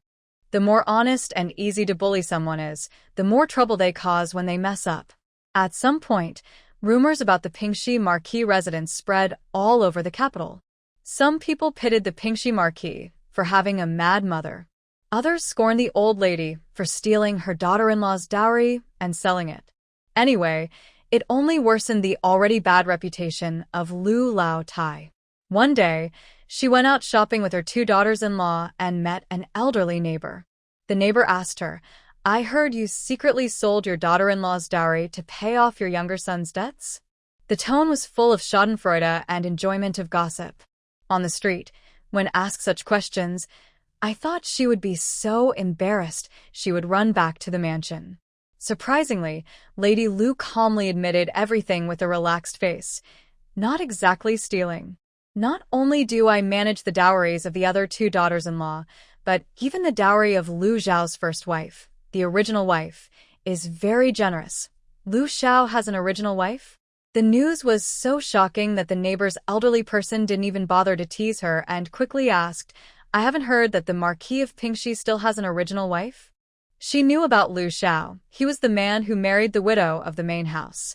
The emperor encouraged women who lost their husbands to remarry and didn't support women remaining single for loyalty. Even so, there weren't many women from noble families who remarried.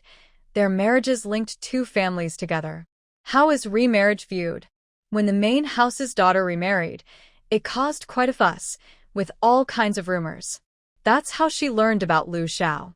After marriage, the couple was happy, and as Lu Xiao gained titles and power, he was known for loving his wife and being kind to her, which was widely known in the capital. Now hearing that such a man had an original wife, it was no wonder she was shocked. Her eyes flickered as she asked, "And the first wife? Did she pass away?" The old lady showed a pained expression. She was doing well, but now She's gone. who would dare compete with the main house's daughter for a man? Wow. The neighbor across the street looked like she had just found out some big secret. Lady Lu's words were vague, but the information was quite revealing. A dramatic scene played out of her mind. Did the interluder force the original wife to death? Did she murder her to marry her new lover? Did the original wife choose death to show her refusal to be a concubine? She didn't know, but she guessed everything correctly. Poor me, my young grandson, who scored first in the county exam, was crippled by a wicked woman who broke his legs and left him useless. The old lady wiped away 2 tears as she spoke. Wow. There was an even bigger secret. Did the stepmother break her own son's legs? How cruel must that woman be? She cursed with righteous anger. That's so vicious. The old lady quickly hushed her, looking around as if afraid someone might overhear. I'm only telling you, don't go around spreading this. The daughter of the Prime Minister's household. We come from a small family. We can't afford to offend her. She nodded repeatedly, promised she wouldn't tell anyone, and then hurriedly said goodbye to the old lady. She couldn't help but share the big news she heard today. Old Lady Lu watched the person's back as they left, until she couldn't see them anymore. Then she sneered coldly. Did she think she didn't know? The rumors outside about her were all deliberately spread by mean-spirited people, who wouldn't spread family secrets if they could. Come on. Let's see who gets more scolding in the capital in the next few days. To avoid trouble, Lu Xiao stayed at home for several days. When he finally returned to the morning court, he noticed his colleagues giving him deep, secretive looks. Feeling puzzled, he was about to ask when Prime Minister Jiang passed by and smiled, about to greet him. But the other person snorted coldly. Lu Xiao's heart skipped a beat. He knew something was wrong again. Throughout the entire court session, he was so distracted trying to guess what the top officials were up to that he almost missed the emperor calling his name. Your Majesty. I am here. The emperor, sitting high on the throne, spoke calmly, without showing any emotion. Lu Aiqing. Our country rules with filial piety, caring for loved ones, and practicing benevolence. Do you understand? Lu Xiao suddenly broke out in cold sweat, kneeling on the ground. I accept the order. I will reflect on myself and do better. He thought the emperor's words implied he was unfilial to his parents. He felt frustrated. How could he be filial when his mother was so difficult? Could he just send her away and still serve the emperor? He was so caught up in his thoughts that he didn't notice the faces of the officials behind him. They looked uncomfortable. The real meaning of the emperor's words was, as a leader, you should prioritize filial piety and kindness, protect the people, and govern benevolently. It was a reminder for him to handle his family issues and focus on state affairs and the people. What did he imagine when he answered, self-reflect? What was he thinking? Prime Minister Jiang, who was the head of all officials, blushed deeply for the first time, doubting his own judgment. He couldn't understand a word. If he liked him so much, he must have been blind or foolish back then. Lu Xiao, who came straight from the countryside to the battlefield, was a rough soldier. He had no formal education. When he heard his answer, the emperor paused slightly, then a sly smile appeared in his eyes. That's good to understand. Someone couldn't hold back a laugh. This emperor was quite tricky, knowing Lu Xiao didn't understand, yet pretending he did, clearly wanting to see what would happen next. The usual tricks that other officials use to show off have long bored Lu Xiao. But his family's behavior is different. Every day they cause a fuss, and each time it's something new. Just when you think they've gone too far or crossed the line, they surprise you and change your view of the world. It's truly a different kind of spectacle in the capital. After the court session, Lu Xiao wanted to ask his father-in-law about something important, but the man ignored him completely and walked away, flicking his sleeve. As Lu Xiao passed by his colleagues, he felt their subtle glances, like they were trying to look inside him, to see everything about him. Finally, a friend he usually got along with pulled him aside into a corner. "Brother Lu, did you get married in the countryside?" Lu Xiao was shocked. Since coming to the capital, he had never spoken about his past, afraid that enemies might dig up his history. He kept the news of his marriage a secret. People in the city said he was a good man who loved his wife. If they found out he had a wife back in the countryside, wouldn't his hard-earned reputation be ruined? He was relieved that his secret was still safe, but then he realized he might have spoken too soon. His colleague looked at him carefully and asked quietly, "Did your first wife pass away?" Lu Xiao was about to nod, feeling grateful that Ming-Yang was dead. His reputation might suffer, but it wouldn't collapse. But he was too hopeful. His colleague's gaze grew more serious as he continued. Was she forced to die by her current wife? Actually, this was a kinder way of putting it. Rumors in the city said that Lu Xiao rose in rank and wealth because his wife died, and that his first wife was cruelly killed by him and a noble lady from the official family. Lu Xiao's colleague didn't believe he was capable of such cruelty, which was why he pulled him aside to ask the truth. Lu Xiao was struck like lightning. His pupils shrank and then widened in shock. His voice trembled as he asked, "Who told you that?" Seeing his reaction, like his secret had been exposed, his colleague decided to stay away. Such a person couldn't be trusted deeply. They say heroes often have to kill many dogs, and that unfaithful people are usually scholars. His colleague was also a general, someone who kept his sword tucked into his belt. One day, he might go to war and never return. That's why it's better to have a family at home, waiting and hoping. Lu Xiao, a man known for his unfaithfulness, was someone he looked down on. He didn't have the life of a scholar living comfortably, yet he was plagued by a heart full of betrayal and coldness. Without even a word, Lu Xiao turned and walked away. Lu Xiao stood in place for a long time, unable to regain his composure. His fists clenched little by little, and the hidden past suddenly surfaced without warning. And everyone in the city knew about it. He was so angry and upset that he spat out a mouthful of blood. Meanwhile, Jiang Qiyuan was attending a flower viewing banquet hosted by the Wuan Marquis' residence with the elderly lady. Although both were marquis estates, the Wuan Marquis was a first-rank marquis from a well-known old family. Recently, she had been resting at home with her husband, not expecting an invitation from the Wuan Marquis' wife, which surprisingly included the elderly lady's name. Reluctant but unable to refuse, she brought the elderly lady along. Upon entering the flower hall, she sent the servants to find a seat for the elderly lady, then went alone to the back garden pond to meet with familiar ladies. "Madam, your peony pond is so beautiful. You take such good care of it," someone praised. In the back garden, a group of young women with different personalities were chatting animatedly in front of a noble-looking woman, pointing at the peony pond. Jiang Qiyuan slowly approached. The peonies were arranged by color into patches and strips, resembling a rainbow in the sky, colorful silk, or the glow of a sunset. She couldn't help but exclaim, "So beautiful." Hearing Jiang Qiyuan's voice, everyone turned around. When they saw her, the young ladies looked at her with strange expressions. "Here you are?" The Wuan Marquis' wife greeted, telling the younger women to go play on their own.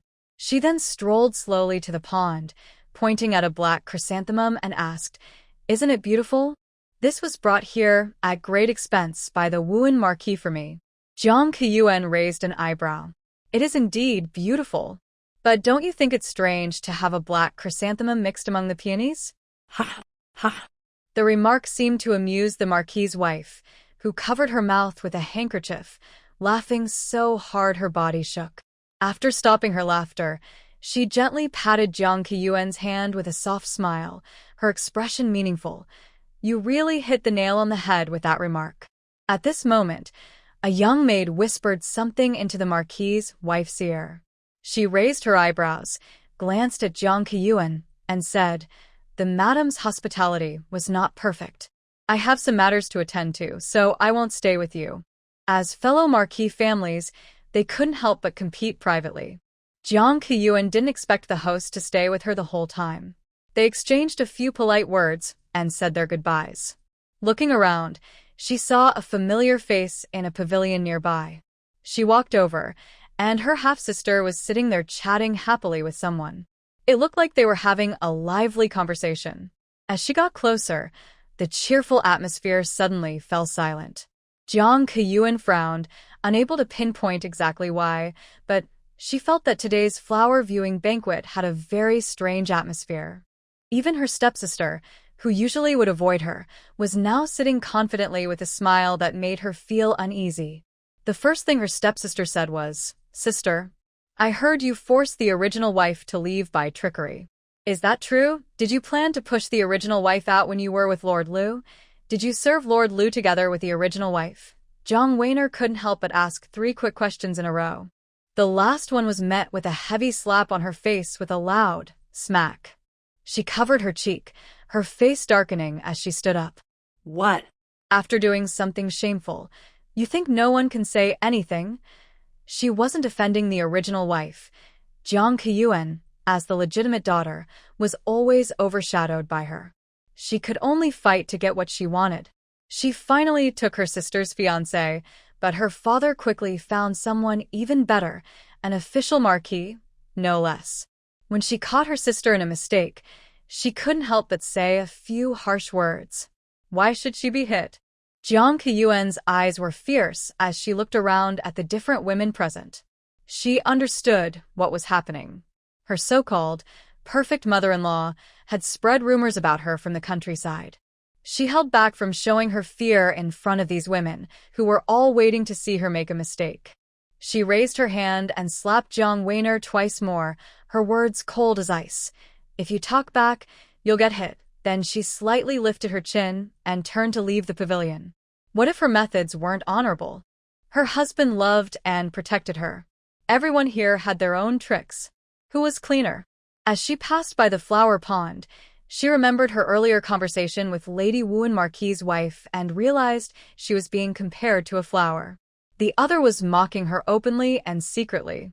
She was like a peony's ink chrysanthemum, dark and out of place.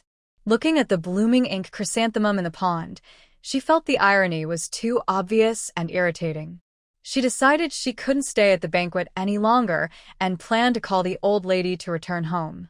But as soon as she entered the flower hall, she saw a scene that almost broke her composure. Her so-called perfect mother-in-law was holding a lady's hand, tears streaming down her face. "You don't know. My son's original wife was filial to her in-laws and raised her children well. She was simple-minded and didn't play tricks.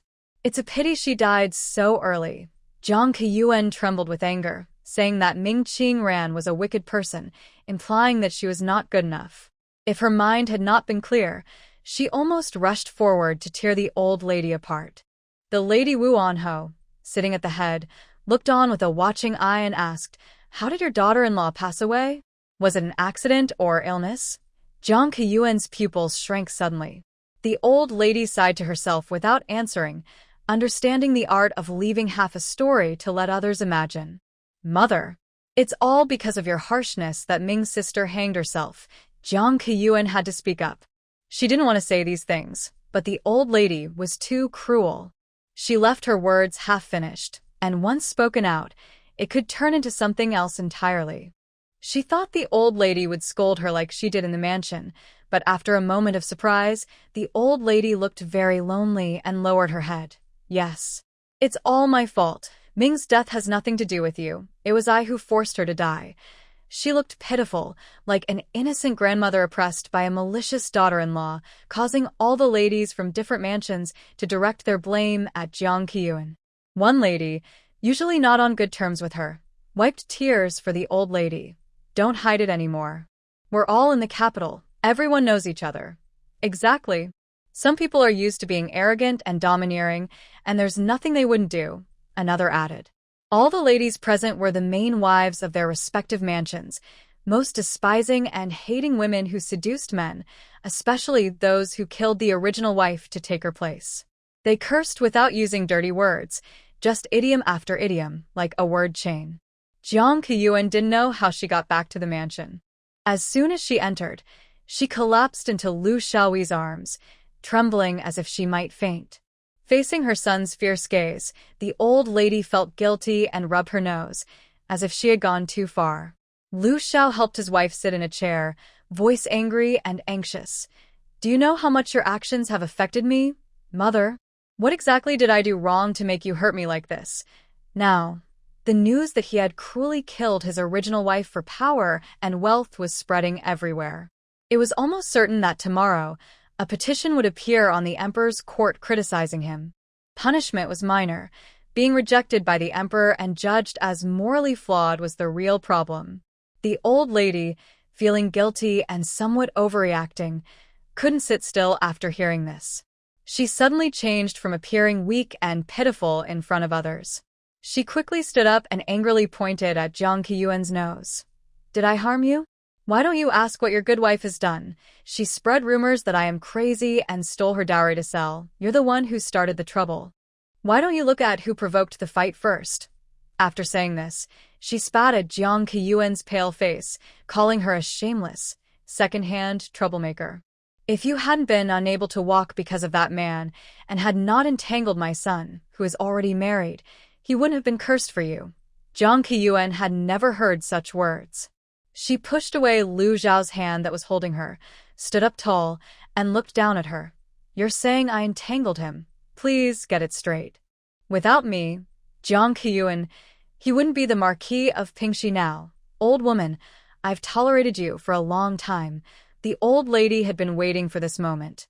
She slapped her with a loud slap, then quickly hit her twice more before Lu Xiao could step in. Without you, my son would have reached this point on his own. Maybe in 2 more years. Your father controls him, and you ruin his reputation.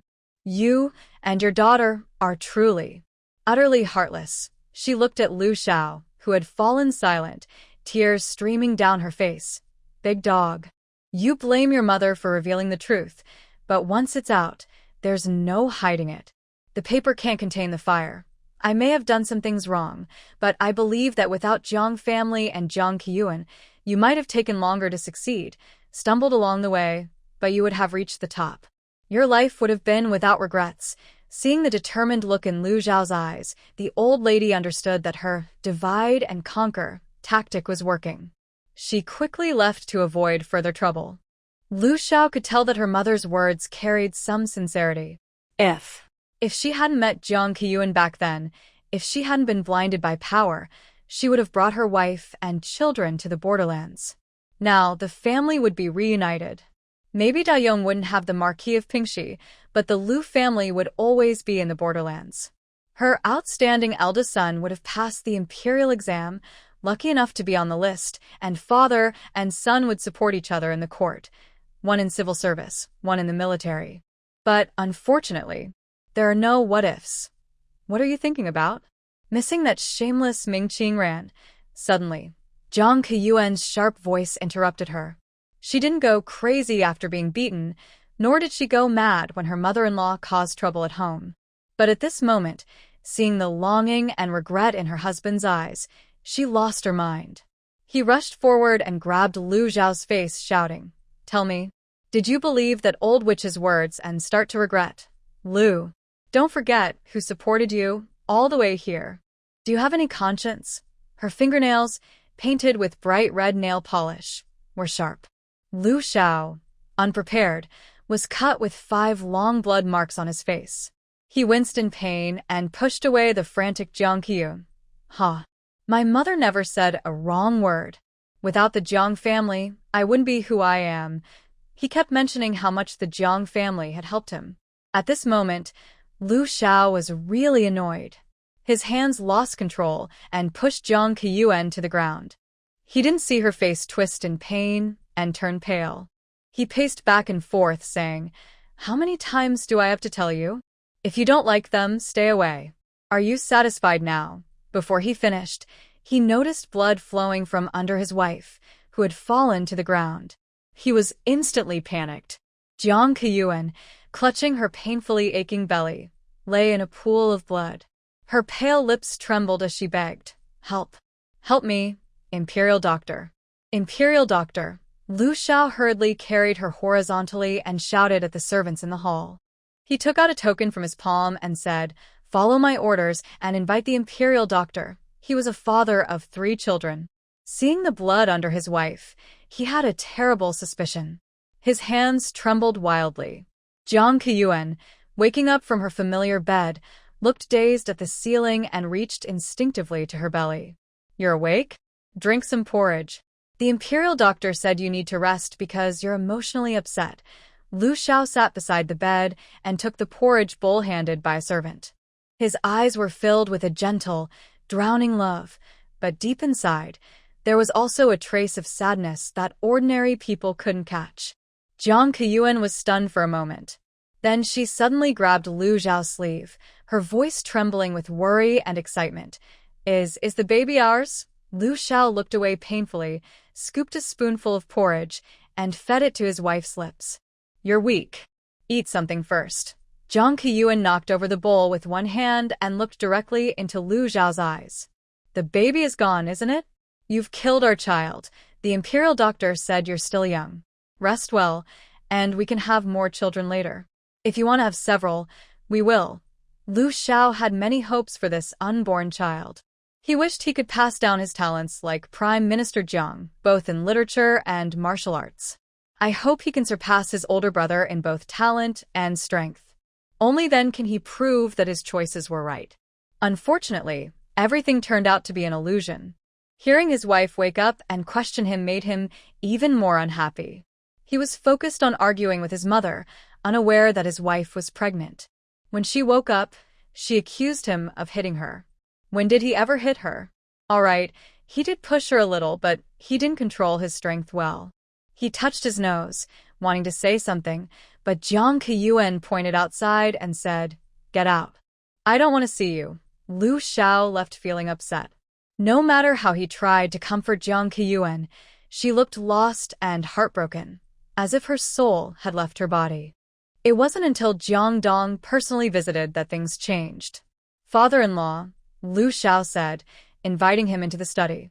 Seeing Jiang Dong's tired and unkempt appearance, the chancellor almost scolded him but held back and said, "I have already found out that the rumors in the capital started from your mother." Lu Xiao smiled bitterly, because he already knew. Jiang Dong then changed the subject, saying, "It's unlikely that gossip spreads so quickly just from some gossiping women.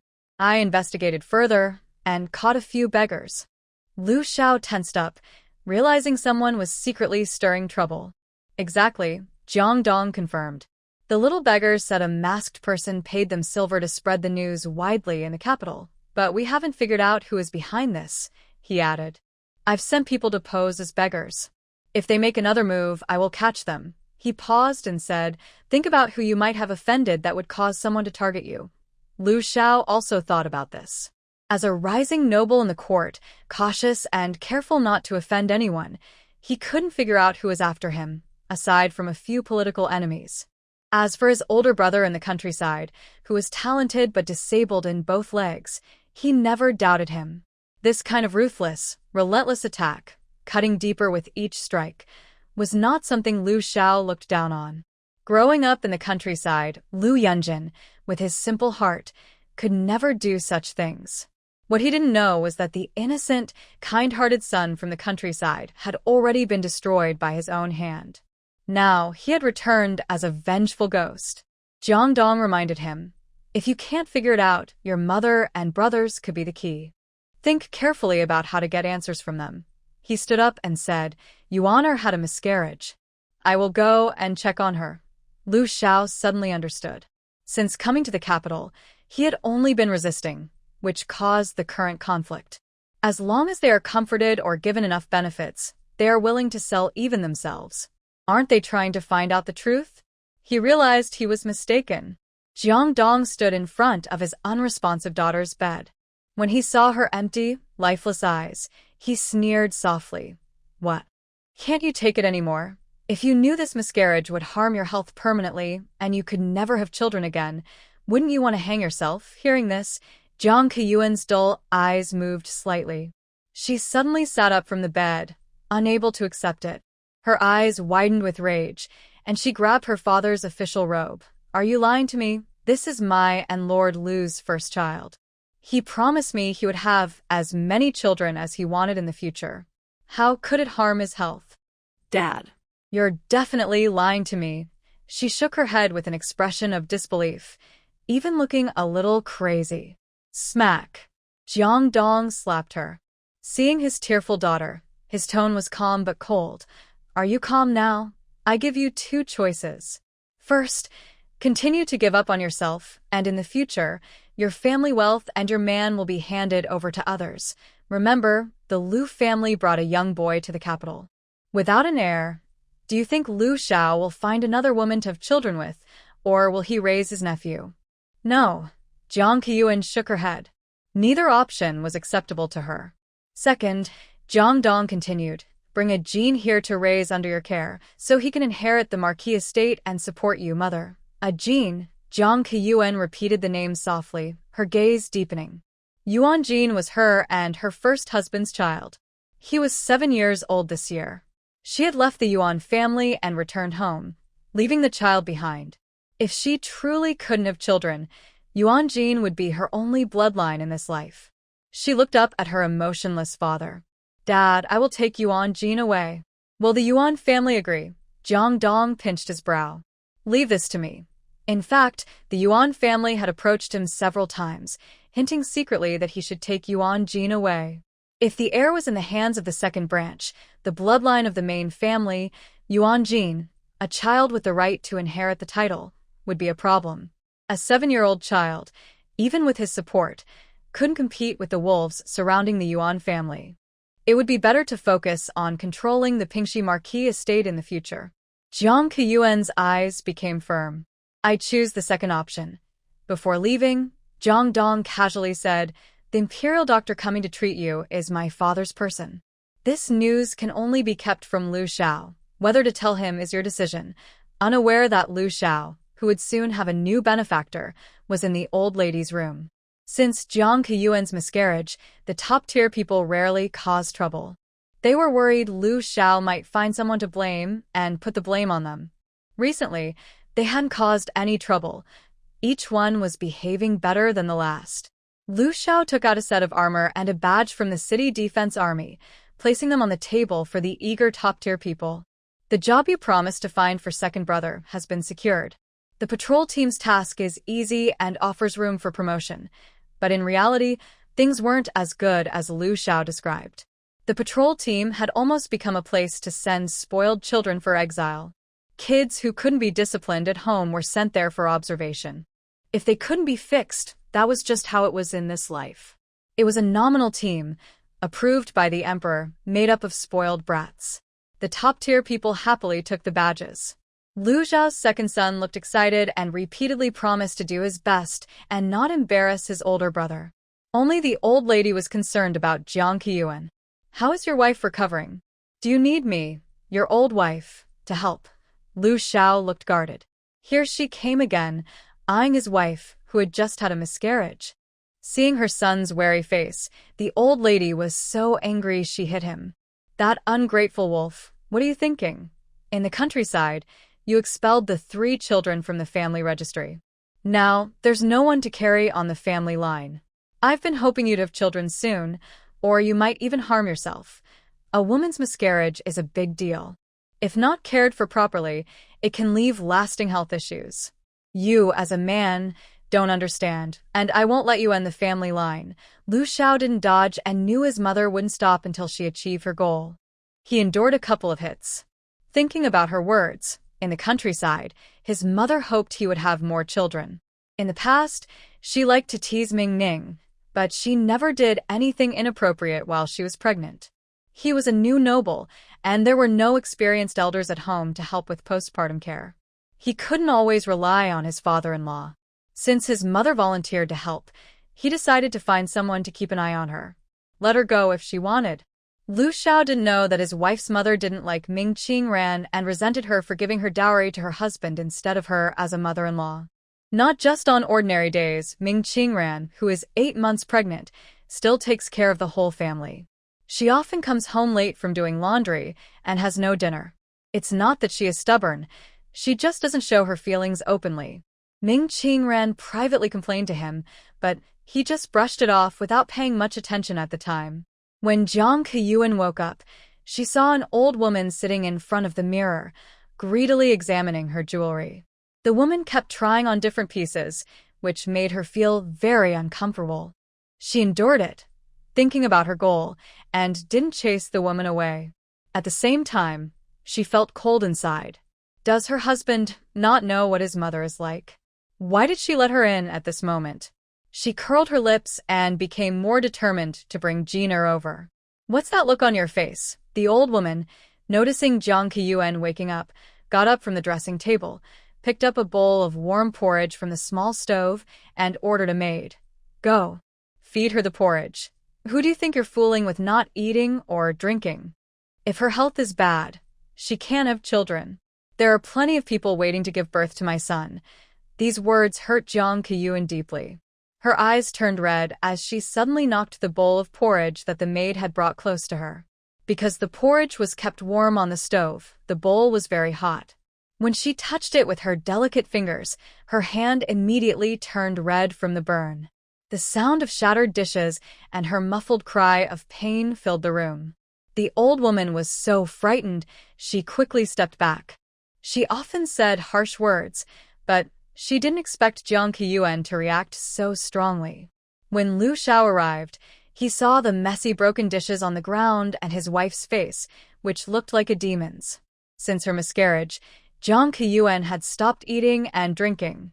Her pale face and fierce expression made Lu Xiao almost not recognize her. Was this really his noble yet stubborn wife? Seeing him, the old woman hurriedly raised her hand and accused first. Mother didn't do anything. I just let her eat something. She doesn't appreciate kindness and broke the bowl. Lu Xiao didn't believe her.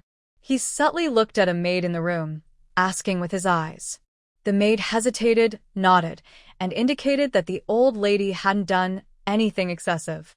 Her sarcastic words, compared to her usual scolding of her wife, were not that serious. Lu Xiao's expression softened. He walked a few steps to sit by the bed, gently tucked in his wife's blanket, and then said to his mother, Go rest first. Ruo Yuan just lost her child and is feeling upset. I will try to comfort her. The old lady pursed her lips and walked out while muttering loudly enough for everyone to hear. Back when Mingyang was pregnant with Yunjin, she wasn't this weak. Maybe she's been spoiled by the person above her. Her words to the other 2 daughters-in-law weren't as harsh. She truly hated Jiang Keyuan, hated her for leading her young son astray, and wished she could slap herself to apologize right now. Spoken by the person above her. This comment made Lu Xiao feel sick. He thought about how Mingyang, during her pregnancy with Yunjin, had been busy with housework all the time. Working in the fields under the hot sun, she wasn't that fragile. Jiang Keyuan trembled with anger, biting her lip in humiliation, tears in her eyes as she looked at Lu Xiao, whose face was pale. If you had come earlier, we wouldn't have so many regrets. Indeed, what had happened couldn't be changed. He gently squeezed his wife's thin hand and, feeling helpless, said to his mother, Please don't keep bringing up the 2 dead people. The old lady rolled her eyes silently. Son, are you out of your mind? Early what? Meeting her early? You're over 10 years apart. When you got married, she was just learning to speak. Lu Xiao. His mother was so clear-headed. He really didn't know how to respond to that. Finally, he managed to coax his mother away. Lu Xiao looked awkwardly at his wife, who was turning red with anger. You don't need to pay attention to her. There's no one at home to take care of the postpartum woman. Mother has experience. Your main job now is to recover well and give me a healthy, chubby son. Lu Xiao expressed his sincere feelings, but Jiang Keyuan felt very uncomfortable and couldn't help asking, What if I can't have the baby? What? Lu Xiao was shocked. Seeing his expression, Jiang Keyuan closed her eyes and took a deep breath. If I can't have the baby, will you find another woman to help you? It turned out she was jealous and wanted his promise. Lu Xiao smiled openly, pinching her nose. Of course not. I promised my father-in-law that I would only have you in my life. Hearing this, Jiang Keyuan smiled through her tears. Since there was no one else, they wouldn't have more children. In the future, the grand mansion should be inherited by her son Jean. She would never let the Lu family's bad characters get the better of her. Outside the door, the old lady, who had been eavesdropping with a mischievous look, wondered why she was talking about such unlucky things as not being able to have children. Old madam, what are you doing here? The maid opened the door, preparing to reheat the porridge, and casually glanced sideways, only to see the old lady sticking out her backside beneath the window frame. It was the first time I felt so speechless. Hearing the noise, Lu Xiao quickly opened the window and saw his mother at the bottom of the window. His tone was full of helplessness. What are you doing? The old lady didn't feel guilty about being caught eavesdropping. She confidently said, just watching so the fox spirit doesn't you and cause trouble. Lu Xiao was stunned for a moment, then finally understood what causing trouble meant. His handsome face darkened, and he almost growled through his teeth. Son is not that uncontrolled. With that, he shut the window with a loud bang. Recently, the lives of the top-tier people were lively, and the biggest obstacle was lying in bed. The Marquis's residence was free for them to do as they pleased. I'm talking about you. Bring some hot water bag. After a miscarriage, you need to keep warm, the old lady said, standing with her hands on her hips, giving orders. The maid who was chosen felt very awkward. In July, the hottest month, people sweat even when doing nothing. The lady holding a warm water bag for warmth. Was that really okay? When the young maid handed over the winter-use hot water bag to Jiang Keyuan, she looked even weaker than before. For her own purpose, she gritted her teeth and took it, stuffing it into the quilt. The feeling was like being in a steaming pot. Unable to bear it any longer, she rolled her eyes and fainted. They called the house doctor and the master of the house, causing chaos in the residence. The house doctor was a middle-aged man with a small beard on his chin. When he entered the room, which was like a steamer, he couldn't help but frown. This was simply nonsense. Good people would get sick just staying in such an environment. How could a woman recovering from a miscarriage endure it? He raised his hand to open the window, but before he could, the old lady slapped it down fiercely. She said harshly, still calling him a doctor, "Don't you know women who have miscarriages shouldn't be exposed to the wind?" That wasn't entirely correct. Whether women should see the wind depends on the weather. The house doctor bypassed her without even raising his eyes. "Old woman, I won't communicate with an ignorant person." He then stepped in front of Lu Xiao, whose face was cold and unreadable. "Master, please open the window for ventilation." "Who dares?" The old lady stomped her small feet and chased after him, spitting and arguing. Lu Xiao was getting a headache from their arguing.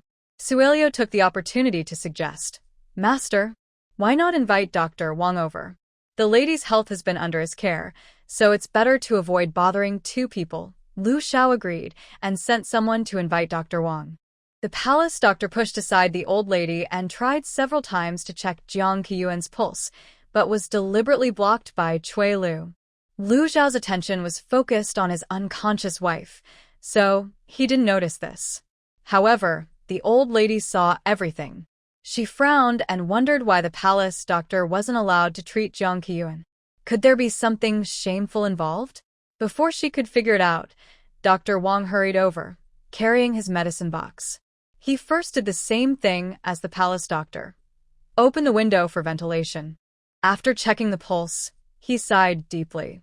"Madam has a heat and needs to cool down quickly, or it could be dangerous. Heat is caused by heat exhaustion." Lu Xiao was surprised but not shocked. During the hottest days, heavy bedding and pillows can cause illness. But his mother insisted on keeping warm, and since his wife didn't resist, he didn't stop her. As a result, she got heat. Ice was brought out from the cellar and placed into four-sided ice trays. As the room temperature gradually lowered, the medicine boiling on the stove was ready. Seeing Jiang Keyuan drink a large bowl of medicine and her face slowly regain color, Dr. Wang breathed a sigh of relief.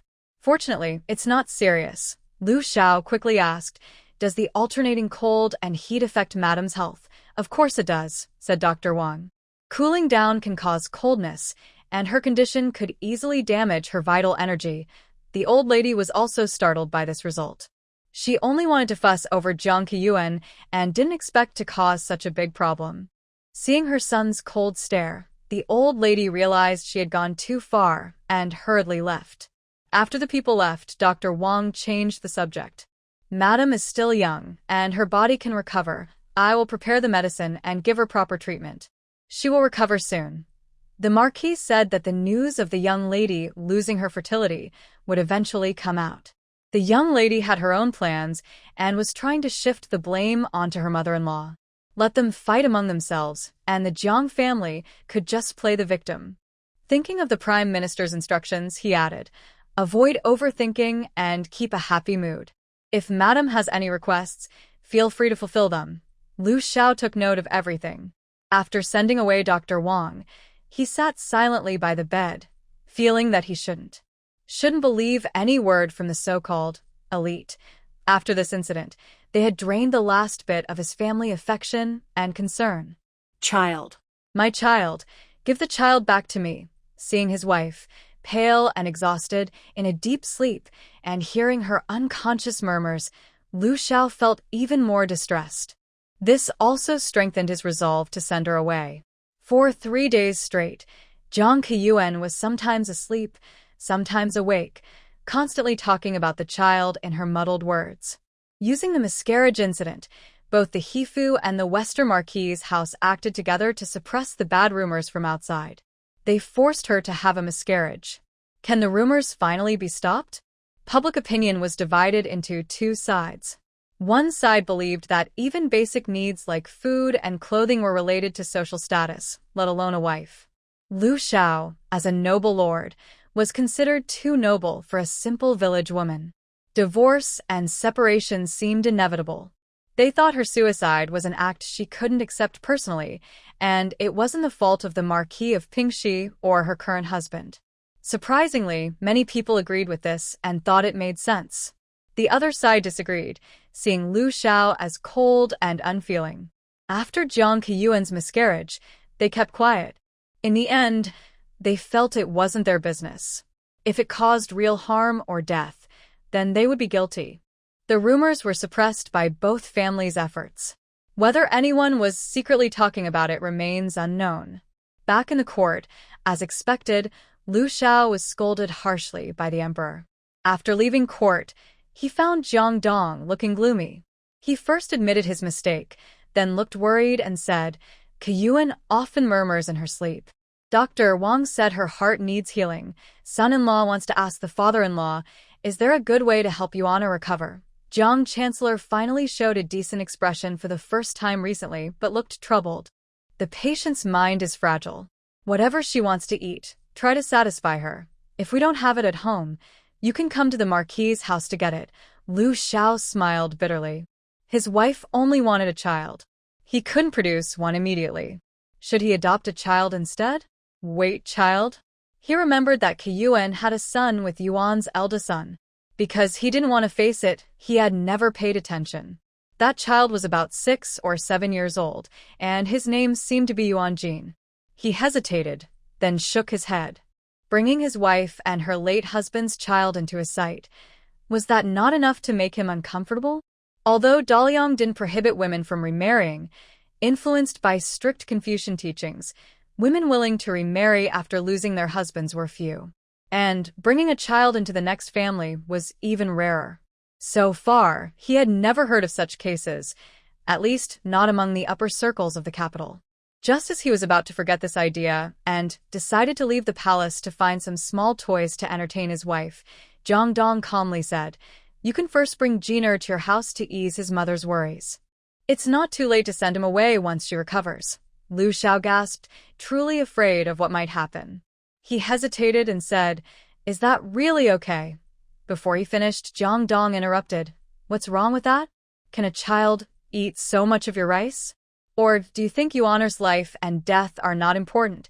Hearing the cold tone in his words, Lu Xiao understood that recent events had made the other person unhappy. He smiled bitterly and nodded. I will discuss this with Yuana later. What's there to discuss? Zhang Dong raised an eyebrow. My daughter cares for you and considers you in everything. If you don't want it, she won't force you. Just like that, later, I will send Jiner to stay with you for a while to ease his mother's longing. At this point, Lu Xiao, even if reluctant, had no choice but to agree. His mother had exhausted herself over the girl, and if he refused again, he would anger the Marquis. He thought that it was just a short stay, keeping the news secret, and then sending the child away later. There wouldn't be much impact. But he forgot an old saying, it's easy to invite the gods, but hard to send them away. So, as Lu Xiao returned to the mansion, 7-year-old Yuan Jin was sent over shortly after. Looking at the boy dressed in fine clothes, who resembled the eldest son of the Yuan family by about 70%, Lu Xiao felt even more uncomfortable. Yuan Jin, who had been taught by someone, respectfully bowed to Lu Xiao at the head of the room. Greetings, Marquis Pingxi. Sorry for the trouble, please forgive me. Seeing that the boy was very polite and not like a wild child running around half on the street, Lu Xiao nodded slightly.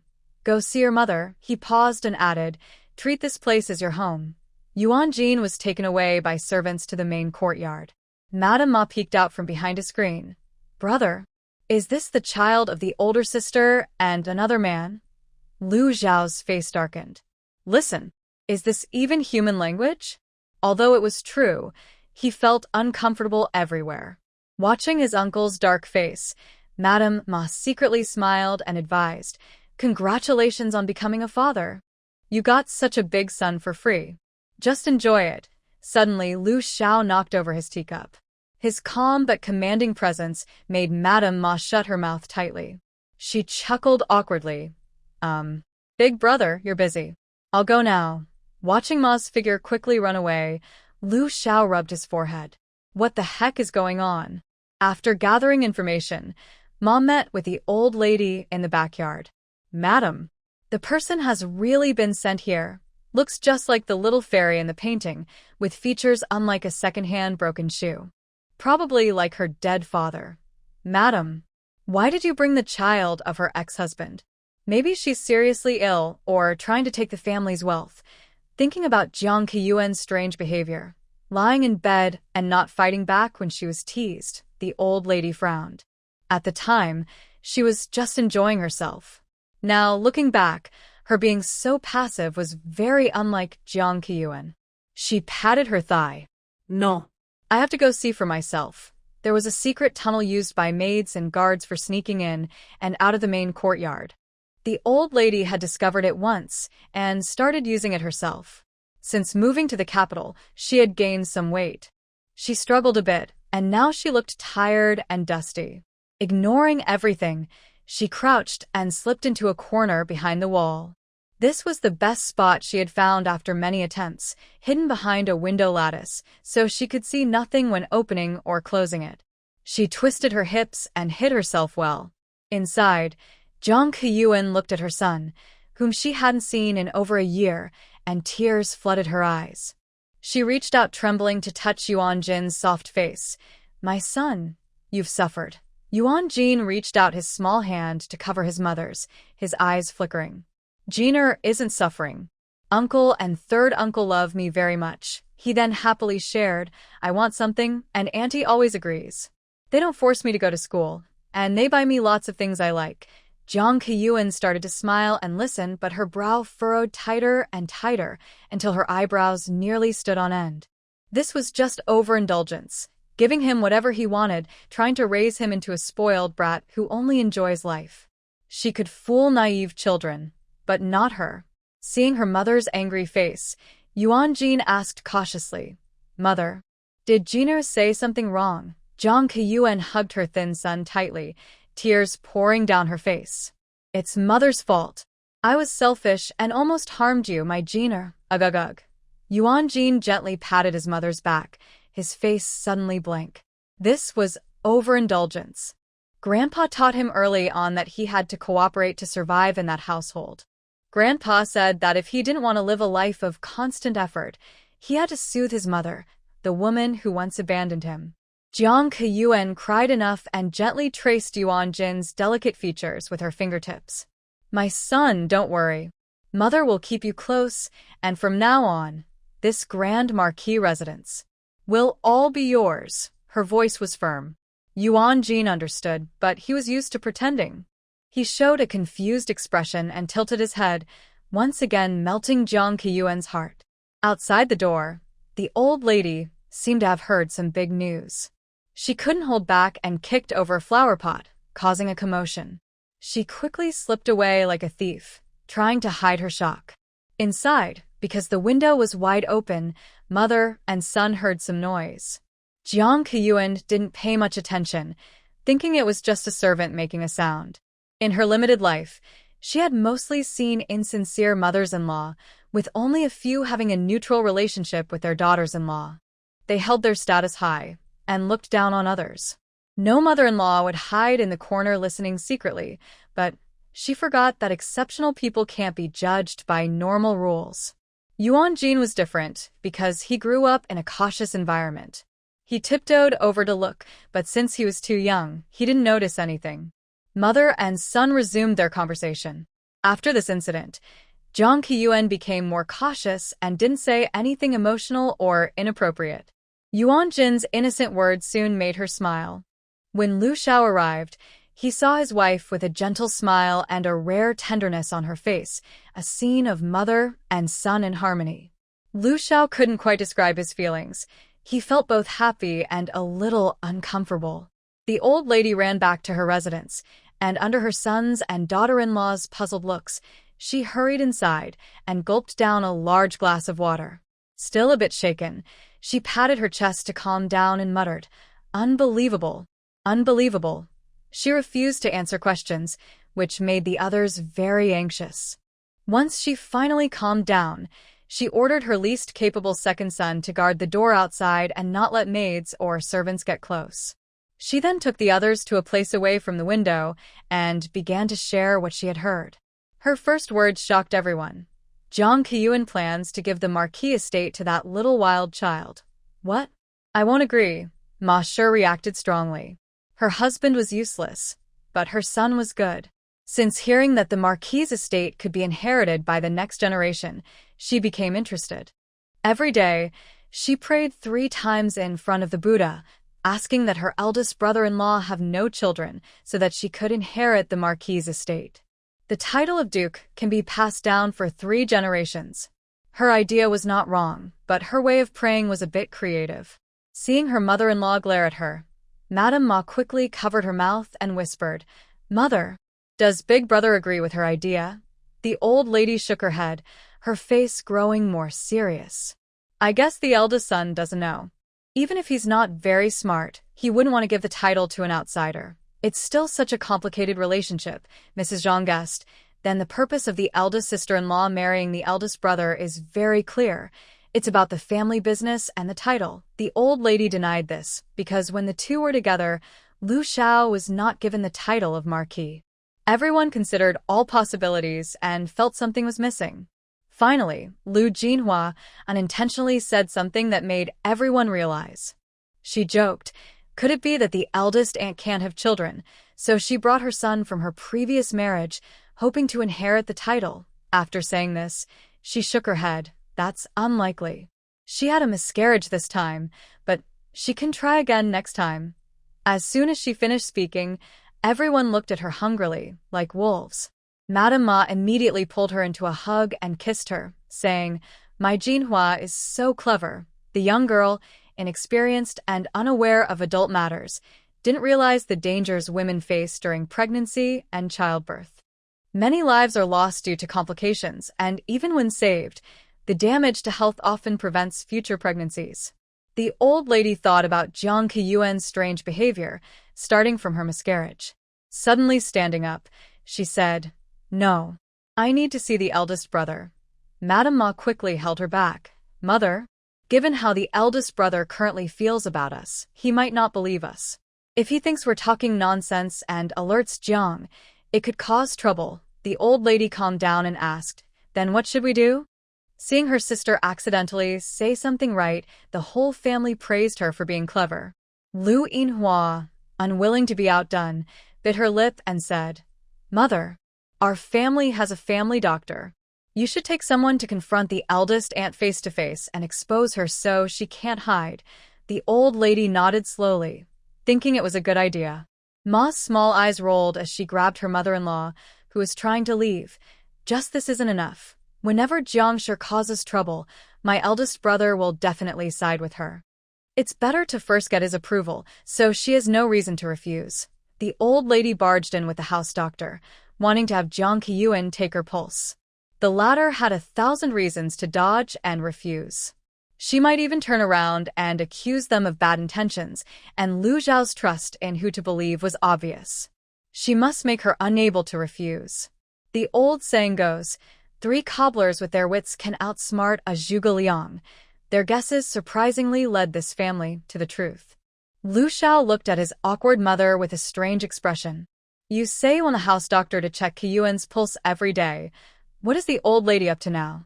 He couldn't quite understand.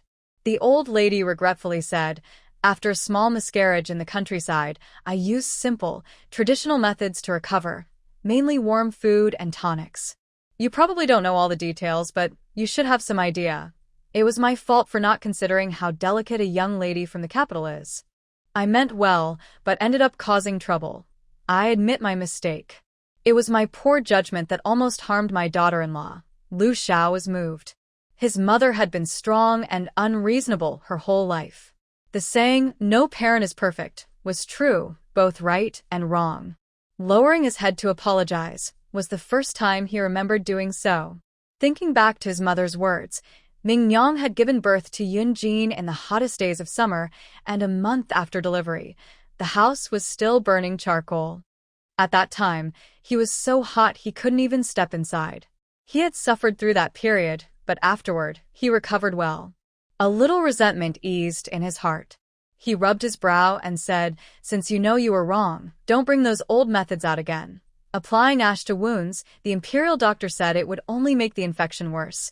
He paused and added, "Most importantly, stop targeting Qiyuan. Her body can't handle any more trouble now." The old lady nodded repeatedly. "I've reflected on it and plan to apologize to my daughter-in-law. I also want the house doctor to check her pulse daily so I can rest assured." Her gaze was sincere, her attitude honest, making Lu Xiao unsure whether this was a new plan they discussed or a genuine apology. Faced with her calm, scrutinizing look, the old lady held back her frustration but endured for the bigger plan. After a long moment of observation, Lu Xiao saw no sign of guilt or scheming. He stood up from behind the desk. "I'll go with you to the main courtyard. I apologize to my wife to make her happy and help her recover. To be safe, I will stay with her all the time." As the mother and son headed to the main hall, the old lady reminded, "Where's the family doctor? Don't forget to call him." Lu Xiao waved his hand to ask someone to invite the doctor. He chuckled and said, "You don't understand.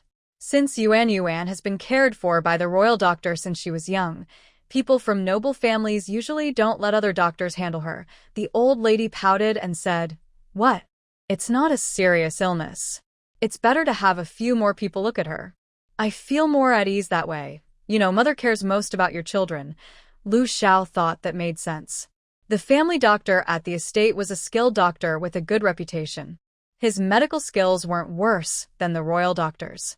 Because he saved her life, she stayed at the Marquis's estate. She also cared about his children, checking his pulse every day, which made him feel safe. When they arrived, Jiang Qiyuan was leaning on the bed, with a big silver pillow behind her. She looked at Yuan Jin, who was sitting by the table drawing and writing with a smile. "Husband," she softly said. When she saw the old lady nearby, her smile faded. She said coldly, "Why did mother come? Are you worried I might die?" Yuan Jin put down his brush and bowed respectfully to the two. "Marquis, madam, is this Qiyuan's son? He looks just like the little fairy in the painting. Very handsome." Lu Xiao was surprised. His mother didn't scold Yuan Jin or complain. Instead, She praised him for being good-looking? She took out a jade pendant from her sleeve and handed it over. Here, this is a gift for you. Lu Xiao looked confused. Was the sun rising from the west? Yuan Jin looked at his mother, asking with his eyes. Jiang Keyuan didn't understand what her mother was up to at first. Since Yuan Jin was present, she signaled him to accept the gift. After they left, she would throw it away. She didn't trust this family to have good intentions. They chatted for a while, and the old lady finally admitted her mistake as promised. Jiang Keyuan accepted it outwardly, but was more cautious inside. She thought, she's planning something big. Just as she had that thought, the family doctor carried his medicine box and entered. Her pupils shrank suddenly. Lu Xiao held her hand and smiled. The royal doctor comes only every few days. From now on, Doctor will check your pulse daily, so I can rest assured. Jiang Keyuan's face stiffened. No. I don't need that. Dr. Wu was quite skilled. If he found out she was infertile, not only would her plans fail, but her relationship with Lu Xiao might also suffer. Zhang opened her mouth to refuse, but the old woman quickly stepped forward with a lively step, her smile filled with an unsettling excitement. Yes, yes, it must be done. Mother's good intentions have gone wrong. I can only feel at ease once you fully recover. Young wife. It's just checking your pulse. You don't have any secret illnesses, so what are you afraid of? Faced with the old woman's confident gaze, Jiang Keyuan grew more anxious. She shouted angrily, "Who knows what kind of schemes you're planning?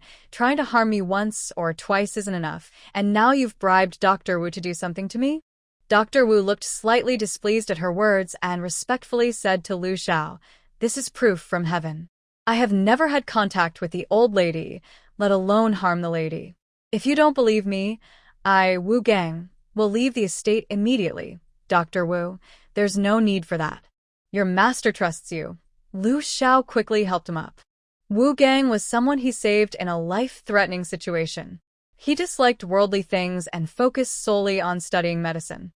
He didn't believe the old lady had bribed him to harm anyone. He shot a sharp look at his wife and said, "Don't talk nonsense." Jiang Keyuan deliberately spoke harshly. Where did this wild idea come from? Can his medical skills compare to those of Dr. Wang? I don't agree. Dr. Wu, who also had a temper, sneered and said, "Since the lady doesn't trust my medical skills, I won't bother you anymore. I will leave." "Goodbye, no need to see me off," Jiang Keyuan retorted coldly. She then grabbed Lu Xiao, who was about to chase after her, tears in her eyes. "Husband. You know, my health is under Dr. Wang's care," Lu Xiao interrupted. He paused and added, "Not just me. In noble families, when someone is ill, they never let outsiders handle it. They're afraid the diagnosis might be leaked and used against them." When she mentioned being used, her gaze sharpened like a sword, directed at the old lady. Some people show kindness without sincerity. Who knows what their true intentions are? Lu Xiao didn't expect his wife to resist so strongly. Her sharp words drove Dr. Wu away, but for her health, he could only try to soothe her. All right. If you don't want to see him, then don't. Whatever you say goes." The old lady watched coldly from the side. Sure enough, Jiang Keyuan's health had issues. If she could refuse once or twice, what would happen when she tried to hide her problems repeatedly? Rather than telling Lu Xiao herself, which might cause suspicion, she preferred her foolish son to discover it himself. Then the real show would begin. After calming his wife and leaving the main courtyard, the old lady stopped and said meaningfully, "I recently heard an interesting story. Minister Zhang is fond of women and lustful. His wife, to prevent illegitimate children from threatening her legitimate heir, gave her husband a contraceptive potion. She often bribed the doctors, and recently, during a spring hunt, he was injured and unexpectedly diagnosed with poisoning, losing his fertility. My son asked, is it good or bad to have a doctor and patient who aren't on it? As long as you bribe the doctor, it's easy to hide anything from others." Lu Xiao naturally also heard about Minister Zhang's situation, which caused quite a bit of gossip before his mother went to the capital. He frowned, feeling that his mother's words had hidden meaning. The next day, as Lu Xiao headed to court, the old lady and her 2 daughters-in-law went out. visiting many medical clinics in the city. The Liu family's prominence reemerged, attracting many spies from other households secretly following. When the old lady returned to the estate with more than 10 famous doctors from the capital, passers-by both openly and secretly couldn't help but frown. What's going on? Is someone dying at the estate? Is it Liu Xiao? The elderly man across the street hurried out, looking enthusiastic as he glanced at the doctors behind the old lady, his eyes full of curiosity. Old sister. What's going on? The old lady wiped her tears, her face pale. My wife had a miscarriage, and her mind is a bit troubled. She refuses to see the estate doctor and says I harmed her. Holding her newly made sister-in-law's hand, she sobbed. It's a small misunderstanding. My wife's health is serious. How can she refuse treatment just because she's upset? She suspects I bribed the estate doctor to harm her. So, To reassure her, I've invited the best doctors in the capital. Now she should believe me, right? I'm just a country wife. Can I really bribe all the doctors in the city? Zhang and Ma immediately supported the trembling old lady, angry. It's only because you're kind and considerate of your sister-in-law, but she doesn't appreciate it and keeps pushing away. She probably has some secret illness. The old lady looked helpless. You shouldn't say that. Your sister-in-law isn't sick. If you say otherwise, it just causes suspicion and misunderstanding. We didn't think about that before, but now we do. The old sisters-in-law held her hand again, worried. From what you said, either she's got a problem or she's causing trouble. The elderly woman pointed to her head and subtly indicated below. The old lady shook her head, looking unable to accept it. impossible. Impossible. Just as you said, how could my son not know? She must be jealous that I, the old lady, caused trouble at the Prime Minister's residence, so she's against me. Everyone has a bit of a rebellious streak. The more the old lady said it was impossible, the more her old friends firmly believed their own ideas. Finally, she patted her thigh. Oh, You've already called the doctor, so just see for yourself. The old lady's gaze shifted. My legs are weak. Why don't you come with me? Her old friend was eager to agree. The two supported each other as they entered the Marquis's residence. Marquis, something's wrong. The old lady brought all the doctors in the city to treat the lady of the house, and she was hit. Liu Xiao, deep in thought, left the court. The more he thought about his mother's words yesterday, the more meaningful they seemed. Just as he was about to ask for clarification, the captain of the personal guards rushed over and started shouting. Because he was excited, he couldn't control his voice. The officials who had just left the court turned to look. wow. The first old lady of Dayong is back in action. Since the disturbance outside the Prime Minister's residence, the old lady's reputation spread everywhere. Scholars gave her the nickname Dayong's first old lady, whether as praise or sarcasm. This was widely known in the capital. Now, many gossiping eyes looked over, making Liu Xiao feel very embarrassed. He almost kicked his own guard. Speak a little quieter. He avoided the crowd, mounted his horse, and said to his guard, Let's go back to the residence. On the way, he thought a lot. When he reached the gate, his fast horse didn't stop. He leapt over the threshold into the residence and headed straight for the main courtyard. Before he arrived, the sound of wailing and howling reached his ears. The first thing he saw was more than 10 doctors holding medicine boxes, lined up in the yard. His mother was being held down by 2 maids, kneeling on the ground, cursing non-stop. Little Yuan Jin looked furious, raising his hand to slap. Stop, he shouted urgently. But it was too late. Yuan Jin slapped the old lady's face. She tilted her head, leaving a finger mark on her cheek. Although Yuan Jin was young, he had been trained in the 6 arts of a gentleman since childhood. One slap was as strong as that of an adult woman. Liu Xiao leapt into the air, kicking Yuan Jin's small body away. He bent down to help his mother up, his furious voice echoing everywhere. What are you doing? The elderly woman saw her son and burst into tears, crying out loud. She never expected Jiang Qiyuan to be so strong. Seeing her bring so many doctors, she immediately ordered the servants to tie her up. They made her kneel on the cold stone surface. The little boy was even more unreasonable after a few insults like wild child and living under someone else's roof. He dared to slap her. When she saw her son kicked and flying, Jang Kyuan inside the house ran out like crazy, holding his small body and rocking him. Jin-er. Gina, are you okay? She looked up with red eyes, glaring at Lu Xiao. You crazy person. He's only 7 years old. How can you hit him? Yuan Jin's pale face trembled, and his fists quietly loosened. He endured the pain in his chest and abdomen, not opening his eyes. Lu Xiao helped his mother up and looked directly at his wife, his voice calm but firm. And what about him? Why did he attack my mother? Jiang Qiyuan gasped, trying to argue. It was that old woman who called Jiner a wild child first. Lu Xiao sneered. She didn't say wrong. Isn't he a wild child? He hated his mother's favoritism and wanted to send her back to the countryside, but that didn't mean his wife and other men's children could hurt his mother. Yuan Jin clenched his fists again. Under Jiang Qiyuan's unbelievable gaze, Lu Xiao, with his mother and a dozen doctors, turned and left without looking back. In the side courtyard, Lu Xiao sat in a small hall and asked the doctor who had just finished examining, "How is the old lady?" The doctor shook his head. Just some superficial injuries and a bit of shock. 2 doses of calming and swelling medicine will do. At that moment, an old man he recognized came out of the house. Looking closely, wasn't that the mother of the Minister of Works from the neighboring house? Why was she also here? When did she arrive? Did she see everything just now? Lu Xiao's mind buzzed loudly.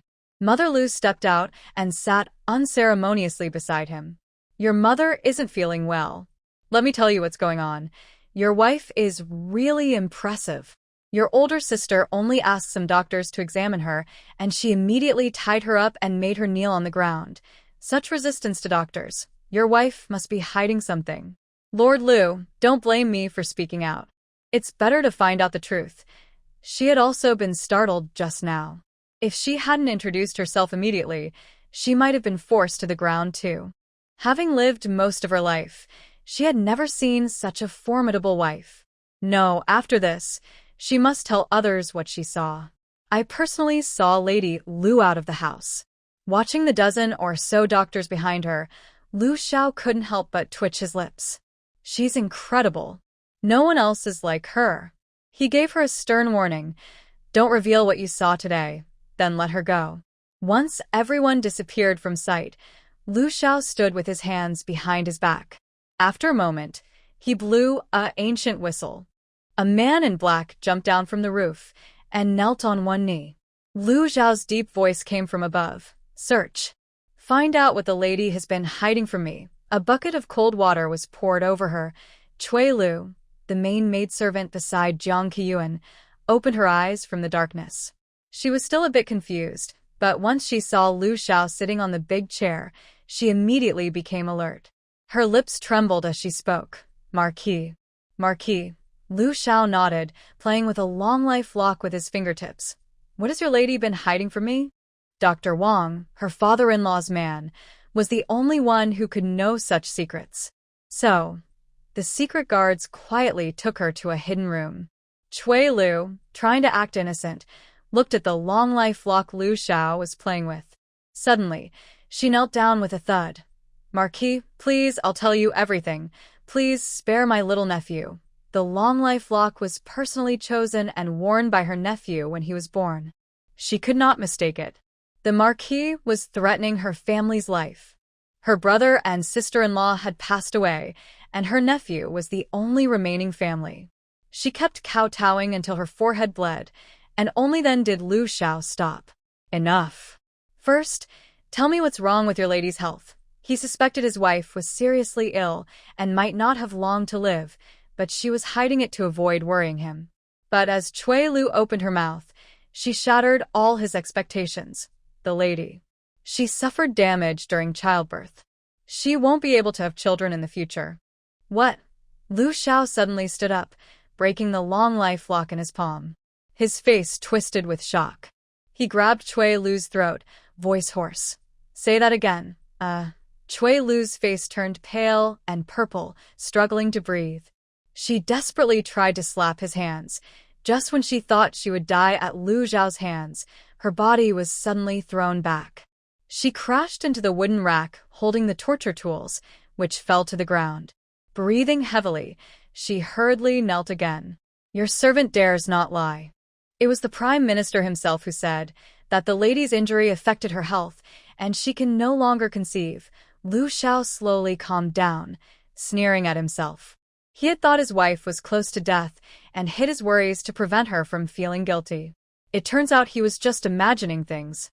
He sat back in his chair, lowering his eyes. "Go on." Cui Lu swallowed hard. "No, no more." Later, the Prime Minister told me to leave and discuss something behind closed doors. No one knows what was said. Before he left, he warned me not to let anyone except the royal doctor examine the young lady. Actually, Cui Lu's words were unnecessary. Lu Xiao could guess the rest. Knowing Jiang Qiyuan could no longer have children, he planned to have the young man surnamed Yuan inherit his title.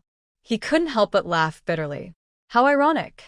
If his mother hadn't insisted on finding a doctor for Qiyuan again, he might have remained in the dark for years, only discovering the truth later. By then, he might have developed feelings for Yuan Jinri. The Jiang family's plans were really well thought out. No wonder Jiang Qiyuan asked if he would find another woman. Turns out, since she couldn't have children, she wanted him, Lu Xiao, to stay with her forever. Thinking this through, he waved his hand at Cui Lu. "You may go. Do you know what to say when you return?" Cui Lu looked at the broken long-life lock on the ground, bowed her head. "Your servant understands." I have never seen the Marquis. Back in the study, Lu Xiao sat alone for a long time. Finally, he decided to give Jiang Qiyuan a chance for honesty. He already had 3 children. Honestly, he wasn't too obsessed with having more. He just wanted a suitable heir in the future. Anyone would do, as long as it wasn't Yuan Jinri. If Jiang Qiyuan stubbornly refused to listen and planned to scheme against him, then that was another matter. Just as he was about to stand up, there was a knock on the door. Jiang Qiyuan's voice came through. "Husband, may I come in?" Lu Xiao was a bit surprised. He quickly opened the door. Seeing his wife in a delicate white dress, his heart softened. "Why are you coming personally?" Jiang Qiyuan looked at her husband's face. His eyes had red veins, and there was a blue stubble around his chin. It was clear he hadn't slept well. His suspicion was confirmed. She leaned into Lu Zhao's arms and said, I've been hiding something from you. I can't eat or sleep." She looked up, her eyes firm. "Husband, can you forgive my secret?" Lu Xiao helped the person into the study, sat down, and raised an eyebrow. "What have you been hiding from me? Tell me first." Then, Jiang Qiyuan tearfully revealed the truth that she could no longer become pregnant.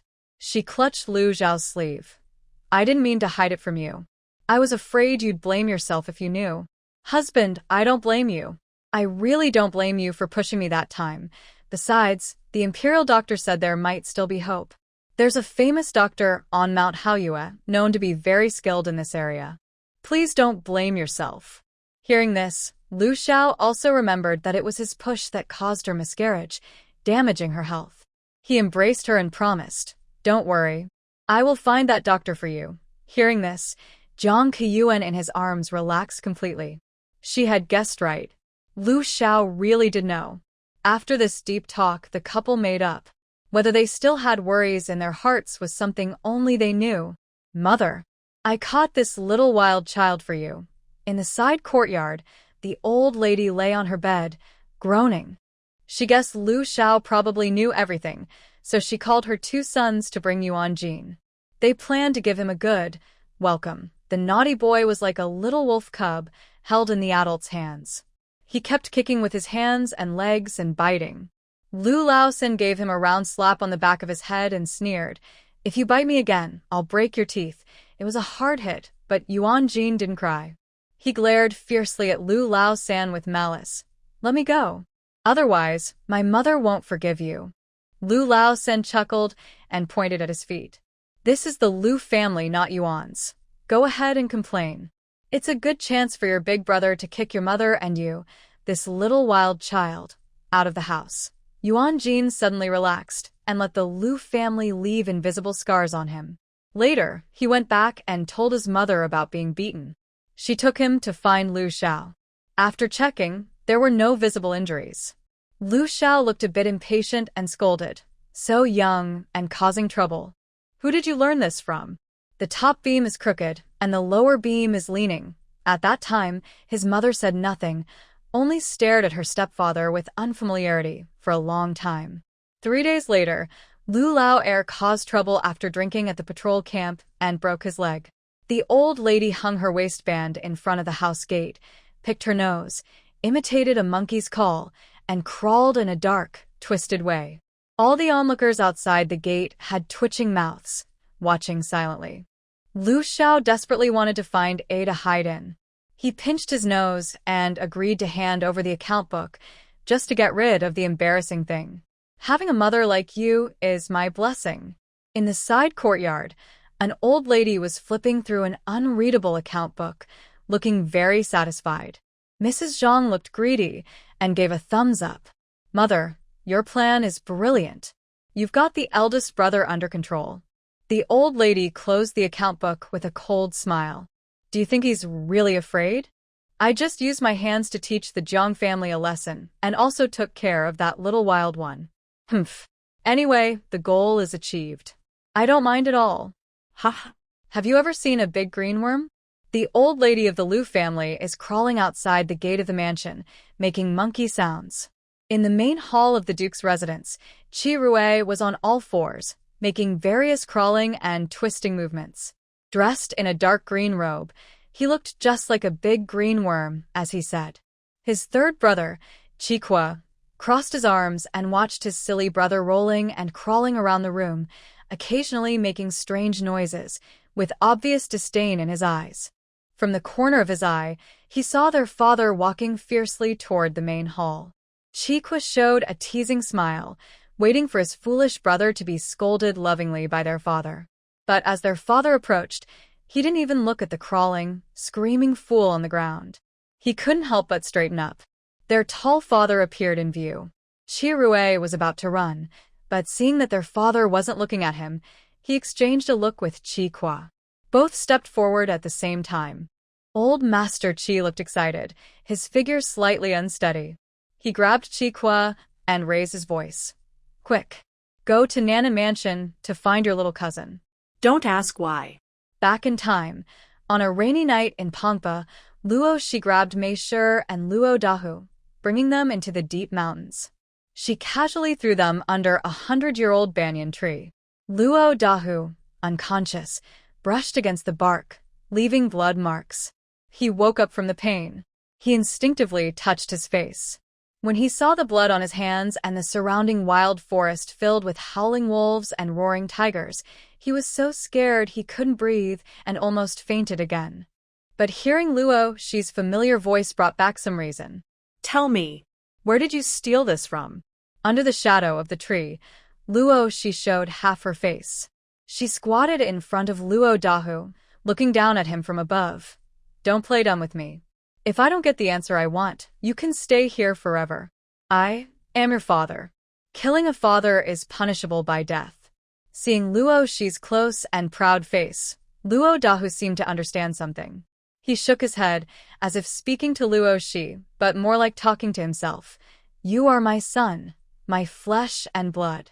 Luo Shi let out a laugh, pointing to her beautiful face, and then to Luo Dahu, who looked embarrassed and was retreating. How could someone as ugly as you give birth to a child as beautiful as me? Her tone shifted, stretching out her words. Besides, isn't it known that I am a girl? Luo Shi had long suspected she was not truly from this family. She hadn't bothered to deal with them until the arrival of the Mo King, which made her start to guess. No matter if her guess was right or not, the martial exam was coming soon. She didn't want this family to benefit from her success or rise together with her. Hearing this, Luo Dahu's pupils shrank. He knew he couldn't hide it anymore and shouted angrily, If I hadn't kept your secret, you would have been sold by your grandmother to some family for a dowry long ago. I raised you all these years. Even if I didn't give you life, I still raised you. Bringing me and your mother here, are you trying to forget your gratitude? So, Luo Shi's face remained calm. You treat me like exploiting me and selling me to the old man for grain. That's your so-called gratitude? Luo Dahu sneered, showing no concern. What's wrong with doing some work? Without me, you'd probably be dead by now. Seeing his smug expression as if saying, you're getting a great deal, otherwise you'd be dead without me. Luo Shi suddenly smiled. Is there gratitude? Maybe there was, but when her original self was sold to the old man in exchange for a bit of food, her debt was paid off. Now they owed her a life. She tore a rag from Luo Dahu's clothes and stuffed it into his mouth. He made muffled sounds, eyes wide with surprise. Luo Shi whispered in front of his lips. Don't make a sound. Just watch a good show. She raised her hand and slapped Mei awake. Mei woke up from the pain, and before she could touch her numb right cheek, she looked into a pair of violet, galaxy-like, peach blossom eyes. Her gaze changed from confusion to dullness. Now tell me, what bad things have you done all these years? Hearing this faint, ethereal voice, Mei unconsciously opened her mouth. I pushed Zhang Xiaocai's fiancée into the river and drowned her. Luo Shi hadn't reacted much yet, but Luo Dahu, who was gagged, widened his eyes in shock. Zhang Xiaocai was the most promising scholar in their village, with a childhood sweetheart named Alung. Before their wedding, Alan was washing clothes by the river and accidentally fell into the water, drowning. Zhang Xiaocai was heartbroken. After taking care of his fiancée's remains, he left town to start a new life. At that time, everyone in the village felt it was a great loss. He never imagined that Alan's death was caused by someone close to her. If his mouth hadn't been sealed, he would have asked why. If I remember correctly, Alan and Mei were childhood friends and best friends. Why would she do such a thing? It had nothing to do with her. Luo Shi was about to ask the next question when he saw Luo Dahu, who was twisting back and forth, constantly making noises. Thinking quickly, Luo Shi asked Mei, why did you kill Zhang Xiaocai's fiancé? Mei seemed to fall into a memory and then sneered coldly. Why? We grew up together, but Zhang only saw Alan. I liked him so much and wanted to marry him, but he rejected me. Tell me, should Alan have died? Mei sighed to herself. What a pity. After Alan died, Zhang would rather leave town than look at me. Luo Shi looked at Luo Dahu, who was stunned, and realized he was just a backup plan. He raised an eyebrow. Go on. Mei suddenly looked frightened, her expression changing from sorrow and hatred to fear. Even in death, that vile Alan wouldn't leave me alone. She comes to haunt my dreams every night. I went to Putua Temple to ask Buddha to suppress the evil spirits. The abbot personally received me. He said I was blessed with good fortune and wanted to entrust the temple's phoenix girl to me to raise. Luo Shi's eyes sparkled. Phoenix girl refers to Luo Nan? Isn't she your own daughter? Mei nodded. Nan is the phoenix girl confirmed by the abbot himself, a person of great destiny. Raise her well, and I will enjoy endless blessings, wealth, and honor. The abbot proved he wasn't lying. Luo Shi glanced at Luo Dahu, who showed no surprise, indicating he knew Luo Nan was not Mei's biological daughter. He continued asking, how does that prove it? Tell me in detail, Mei replied.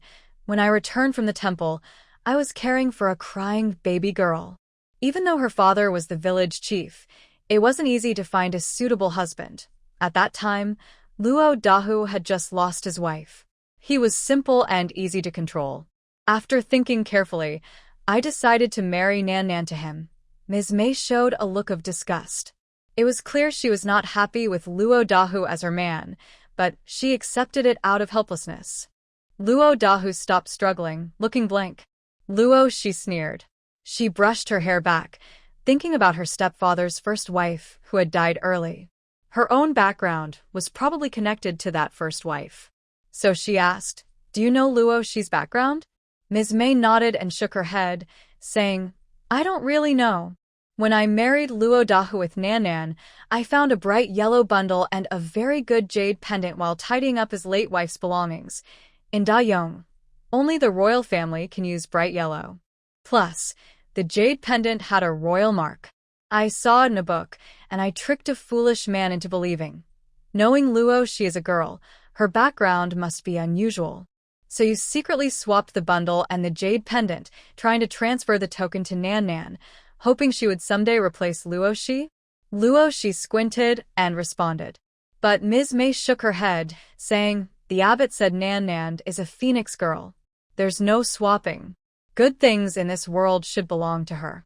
Luo Shi had never seen such shamelessness. She was so angry, she almost laughed. She looked at Luo Dahu, who had gone from shock to numbness, and pulled the cloth from his mouth. "Do you regret?" she asked, crouching down and bringing her face close. If it weren't for Ms. Mei, her stepfather would have raised the original owner well. When the original owner found her true identity, her foster father would have truly risen in the world. But, unfortunately, she was not a kind original owner. She wouldn't give the other a chance to rise. She would personally send him to. Now only one question remained. She asked Luo Dahu, who looked lost in thought, "Why did you make me dress as a boy?" He looked up, his eyes showing a mix of surprise, regret, and hope as he looked at Luo Shi. He no longer held any hope and began to speak slowly. "Back then, I married you. When my wife, your foster mother, was 9 months pregnant, she went to Putua Temple with my sister-in-law to burn incense. On the way back, the ox cart jolted, and Zhu went into labor early. In the countryside, she gave birth to a baby boy. My sister-in-law rushed back to share the good news. When I went to pick up the mother and child, I accidentally found that the son's little thing was gone, and he had become a girl. I had a big argument with father and Mrs. Zhu, trying to find out where my son was. Mrs. Zhu refused to tell the truth, insisting that her older sister-in-law was mistaken and that she only had a daughter. But when the older sister-in-law reported the good news, she clearly said, 'My son has a blue birthmark on his head.' With such a detailed description, how could she be wrong? I couldn't get the truth out of them. News about my son spread throughout the village, and it became impossible to hide. So I decided to raise you as my son, disguised as a boy. Sierra, it's my fault. Your father, was also deceived by that wicked woman. When you were young, I wanted to restore your girlhood, but the poisonous woman, Mei, said it was too late, and I couldn't let your grandmother find out. I know your grandmother favors boys over girls, and I didn't want you to suffer more at home. I never expected that this cheap daughter of mine was actually from the royal family. If I had known, I would have worshipped her as an ancestor. It's also the fault of Mrs. Zhu and Mei. One would rather be beaten to death than tell the truth, and the other, with a heart as cold as a scorpion, kept this huge secret from me. I regret it deeply. All I want is for Luo Shi, my adopted daughter, to remember my kindness. I don't seek titles or honors, just to be her adoptive father and go back to the capital with her. If my hands weren't tied, I would slap Mei, that wicked woman, hard. Now that I have the answers I wanted, I don't bother to look at my weak and cheap father anymore. Blaming everything on those two women is just pretending. My true hope is to go with her and enjoy a better life." She reached out to Mei and said, "Where are the cradle and the jade pendant? Bring them here." "Don't." Mei opened her mouth to speak, but suddenly a shadow darted out from behind the tree, quickly covering Mei's mouth. In her mind, she urgently shouted, "System. Ah! Check if my mother is bewitched by some evil spell, or why is she asking and saying such strange things?" Luo Nan Nan, returning to the village, coincidentally saw Luo Shi pulling her parents out of the courtyard. She wanted to follow but was afraid of being noticed. She bought a concealment talisman at the market and trailed behind. Hiding behind a tree, she overheard Luo Shi questioning her parents and heard a conversation that shattered her 3 views. She couldn't help but scream and shout, "Ah, system." In the original story, I should be the little princess of Deyong, so why am I Luo Shi?" A crackling, buzzing sound of electricity flashed, and a light-hearted voice from the system came through. "Your mother is under mental control and needs a purification charm to remove the negative effects. Would you like to buy it?" "Yes, buy it," Luo Nan Nan eagerly said. "Quickly use it on her." 3 seconds later, until Mei's eyes cleared and she looked around confusedly, she finally relaxed and asked, "Where am I?" Only then did Luo Nan Nan feel at ease. Luo Shi's eyes flickered as she watched Luo Nan emerge from the shadows and perform a series of actions. She didn't step forward to stop her.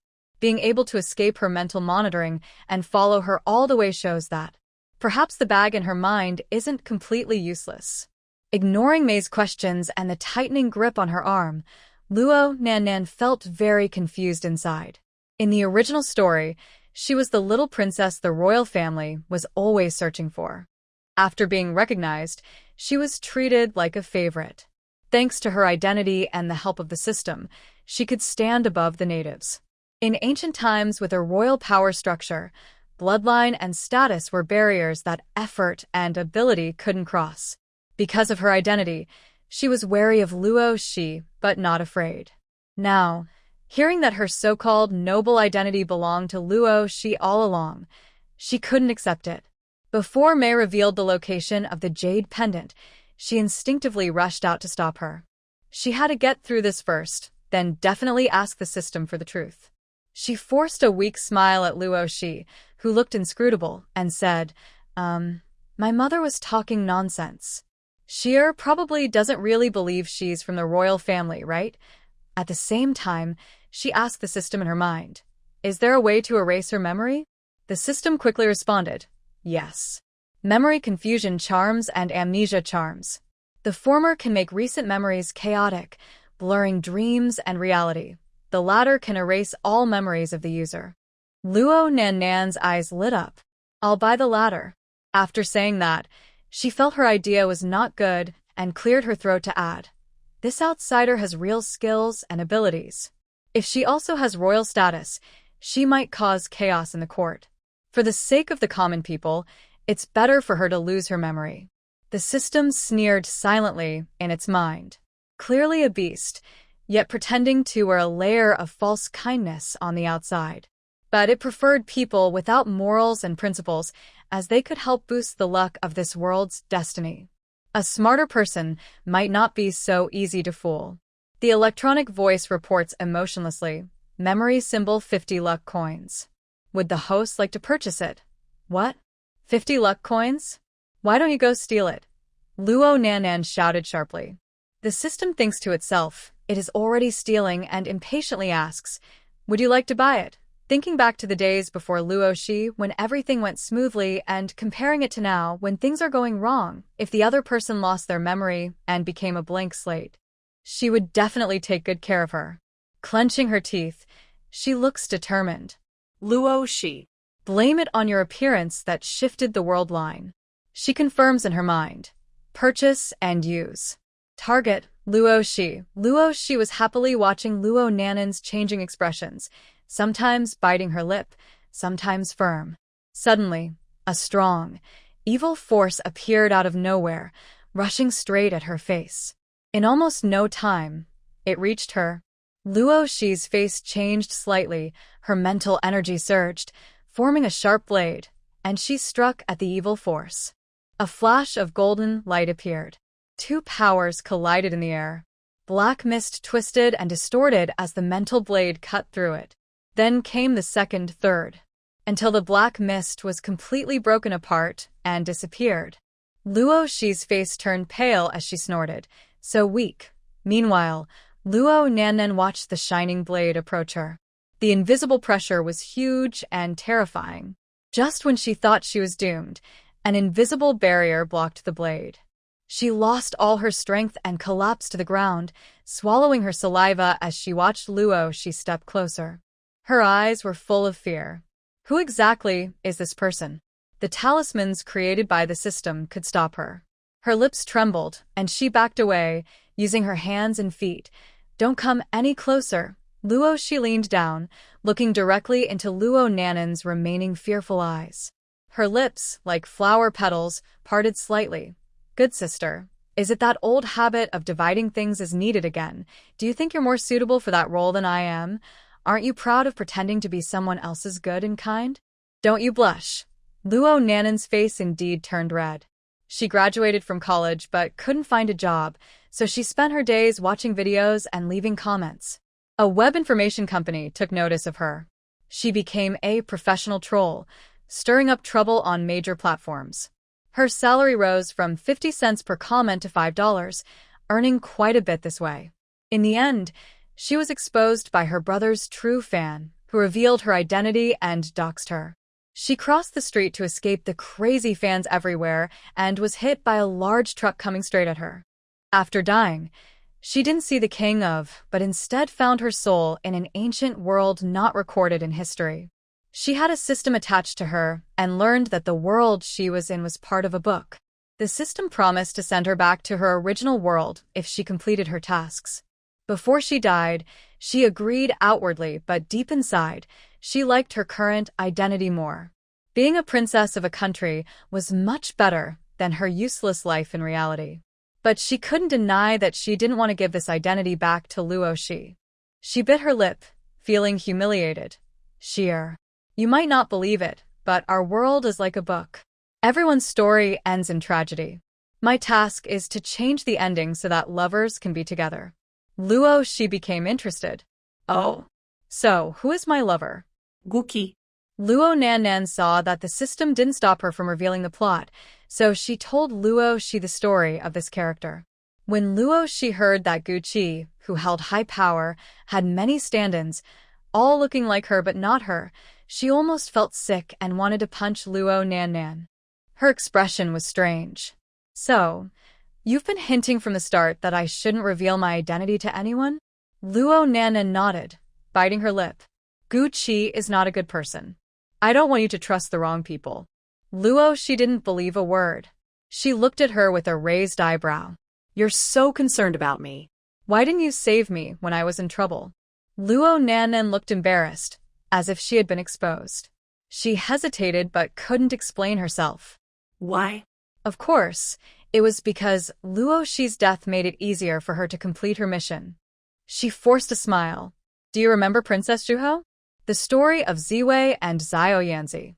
She watched Luo Shi's expression carefully, testing her. Xiao Yanzi used Ziwei's identity to become a princess, then brought Ziwei into the palace. Blah blah blah.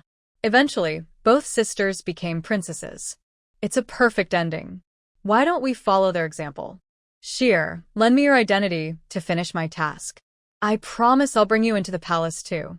Wouldn't it be good for us to support each other? Luo Shi?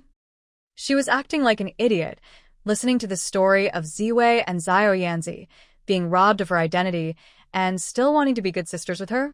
She was soft-hearted at the first request? Did someone kick your brain, Uncle Air? Seeing Luo Shi's difficult expression, Luo Nan immediately knew she hadn't watched The Princess of Pearl and was probably not from this world. Her heart couldn't help but tighten. Luo Shi composed herself and asked, Who told you this world is just a book? Luo Nan bit her lip and didn't answer, only looking at her with hopeful eyes. Luo Shi clicked her tongue, thinking she was probably fooled by the person in her head. She understands the world inside the book, like a virtual world built on a wasteland. The visual senses are real, but it lacks the rich elements of the real world. She is completely sure that being here is definitely not just a book world. Her gaze shifted, and she looked somewhere else, raising her voice playfully. What does the mysterious king think? Does he agree for us sisters to serve one father? Luo Nan's face suddenly turned pale. The mysterious king is nearby? Did he see and hear everything that happened today? Does she still have hope? As her voice fell, a shadow hidden in the darkness leapt down from the top of the nearest large banyan tree. After landing, it slapped Luo Shi on the forehead. The voice, half smiling, said, Serve one father? Find a teacher to enlighten you when you go back. Luo Shi didn't dodge and took the hit solidly. Her forehead instantly turned red. She puffed out her cheeks. If I were considering you as my uncle, I would make you understand why flowers are like this. Before she finished speaking, she was pulled into a sturdy, warm embrace. A slightly choked voice came from above her head. Sheer, Uncle has been looking for you for a long time. Heaven has not forsaken those who are persistent. I finally found you. Luo Shi was a bit resistant to the unfamiliar hug. After thinking for a moment and sighing, she didn't push away. The timeline returns to just now. Luo Shi just wanted to subtly find out the true identity of this body. She sensed many unfamiliar auras near the Luo family, guessing that Yin Yao was just pretending to leave and had not really gone. His people were hiding nearby. Returning to the mansion, it seemed a bit obvious that she was hiding something, so she took Luo Dahu and Meisher away from the Luo family, planning to find a quiet place to perform hypnosis again. Unexpectedly, she encountered Luo Nan Nan again. She could sense her aura at first, but it quickly disappeared, and her mental detection couldn't find her. She knew it was her head's person making a move. Her thoughts changed. Today, she wouldn't let the truth come out publicly. Luo Nan Nan still had a good chance to turn things around. She prefers to hit hard and fast, rather than lift someone up only to kick them down into a deep abyss. A quick strike that leaves no chance for the enemy to breathe is the survival rule of a warrior in the end times. Since everyone is so interested, let's listen together. When she was halfway there, Yin Yao caught up, but she just pretended not to notice.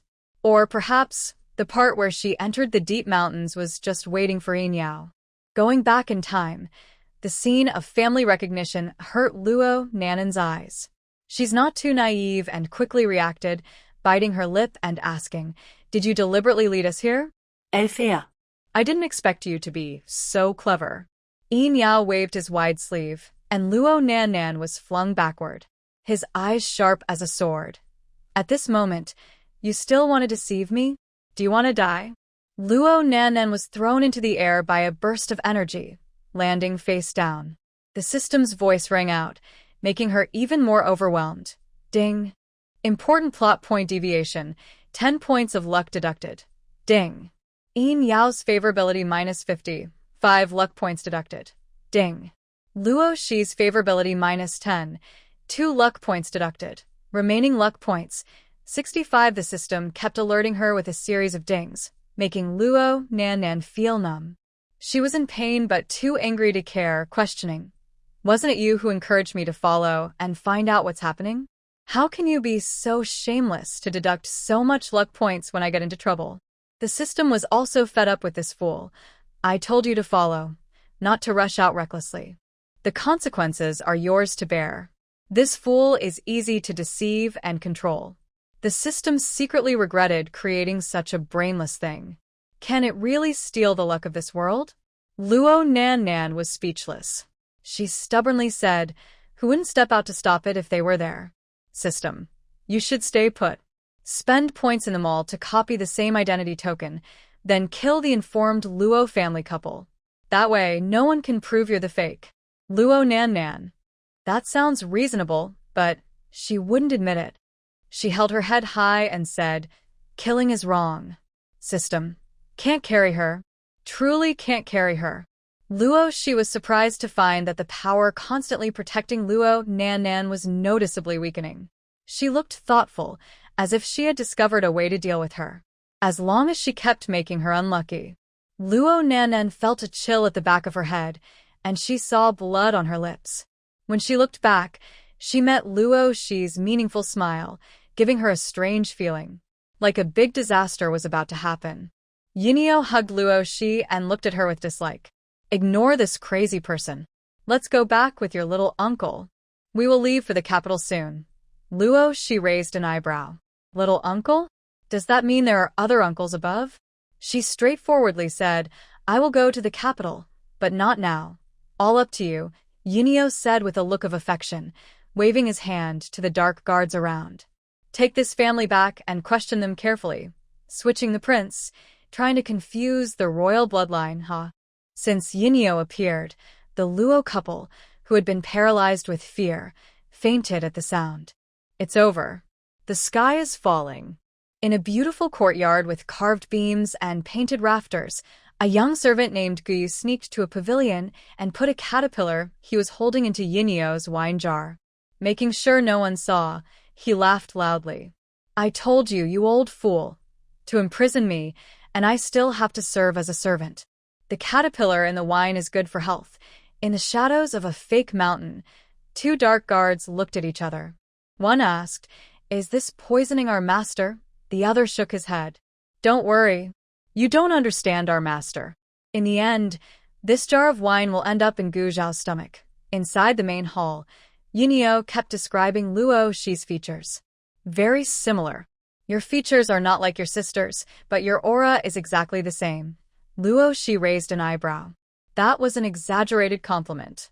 She wasn't the original owner, so how could her appearance resemble someone else's aura? She asked, "Can you tell me more about my identity?" Yunio nodded gently. "I think you've guessed part of it. Your mother is the Princess Dowager of Dayong. The emperor is your maternal uncle from the noble family. So, including me, you have 5 uncles. We've been waiting for you for 14 years. The word, waiting, was used very subtly. Luo, she frowned in confusion. From your tone, I gather you're quite hopeful. Why did I end up among common people? There might be hardships in being among the common folk, but if the royal family truly tried their best, not finding a child for 14 years seems unlikely. Yunio's eyes flickered. He looked around and changed the subject. Back then, the late emperor's tyranny, listening to treacherous advisors suppress the generals, and when enemies invaded, your mother led the army in person. The former emperor was obsessed with immortality and uninterested in politics. When enemies took advantage of the chaos, the Princess Dowager and the emperor plotted to seize power. The princess only realized she was pregnant when she arrived on the battlefield. She faced a tough fight. On one side, the people of Dayong, and on the other, her unborn child. The battle was very difficult. Outside, enemies watched closely, and inside, the former emperor, believing rumors, wanted to kill the princess. 8 consecutive imperial edicts were issued. When the princess returned to the capital, she was ambushed. She went into early labor and gave birth to a girl. Due to the tense situation, she hid her daughter somewhere unknown. After hearing this, Luo, she felt that her uncle hadn't told her everything. She tapped her fingers on the armrest and asked, "Did the princess leave any words about her child's whereabouts before she died?" Yin Yao rubbed his forehead and changed the subject, realizing the little girl was hard to fool. He shrugged and said, "Things are more complicated than I've told you. When you go back to the capital, the royal master will explain everything." The royal master?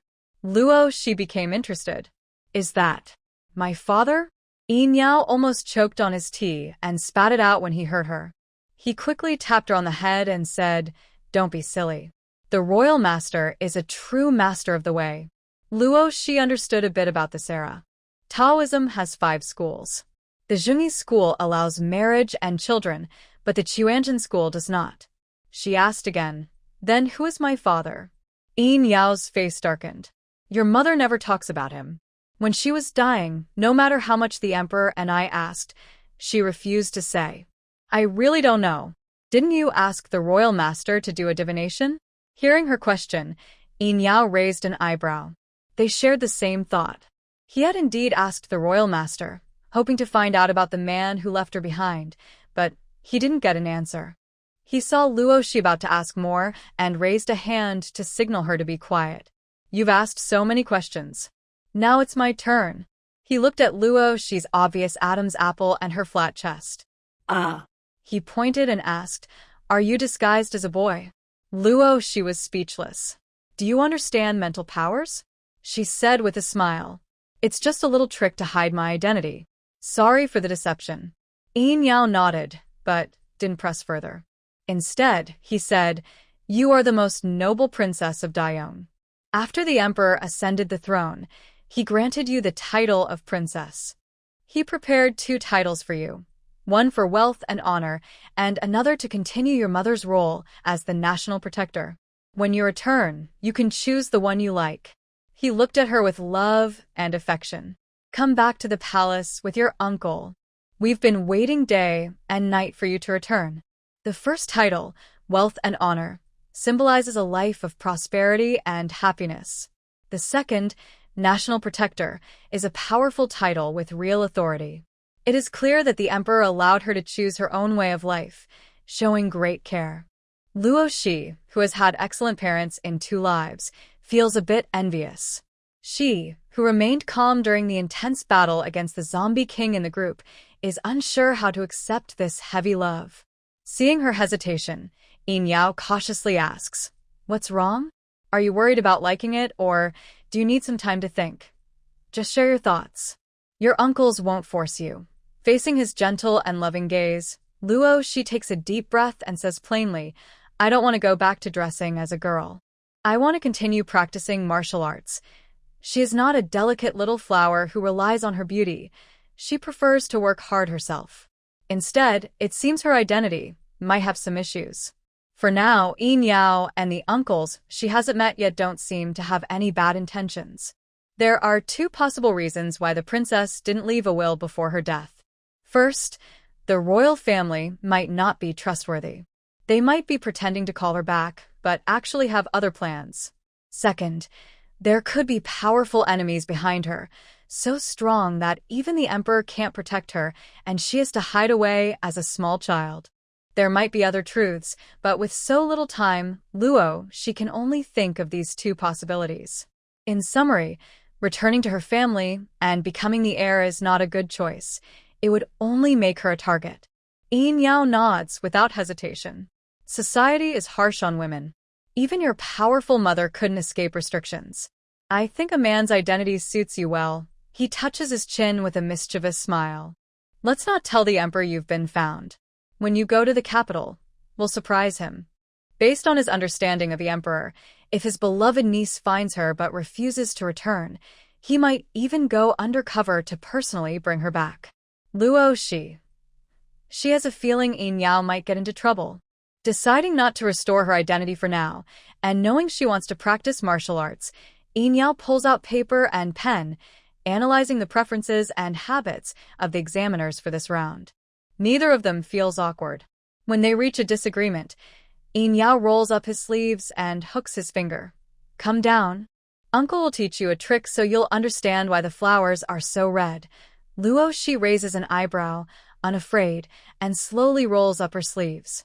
Meanwhile, inside Baoha Hall, Manager Cui watches as Mai, who is dragging two people to borrow the cellar, looks speechless. He pulls the person aside. Isn't there a separate inn for interrogating prisoners? If not, why not go to the county office? Have you ever heard of someone imprisoning a prisoner in a medical clinic? Moe, with a cold, icy face, raised his eyes and said, If you have an opinion, go talk to the prince. Manager Cui was annoyed.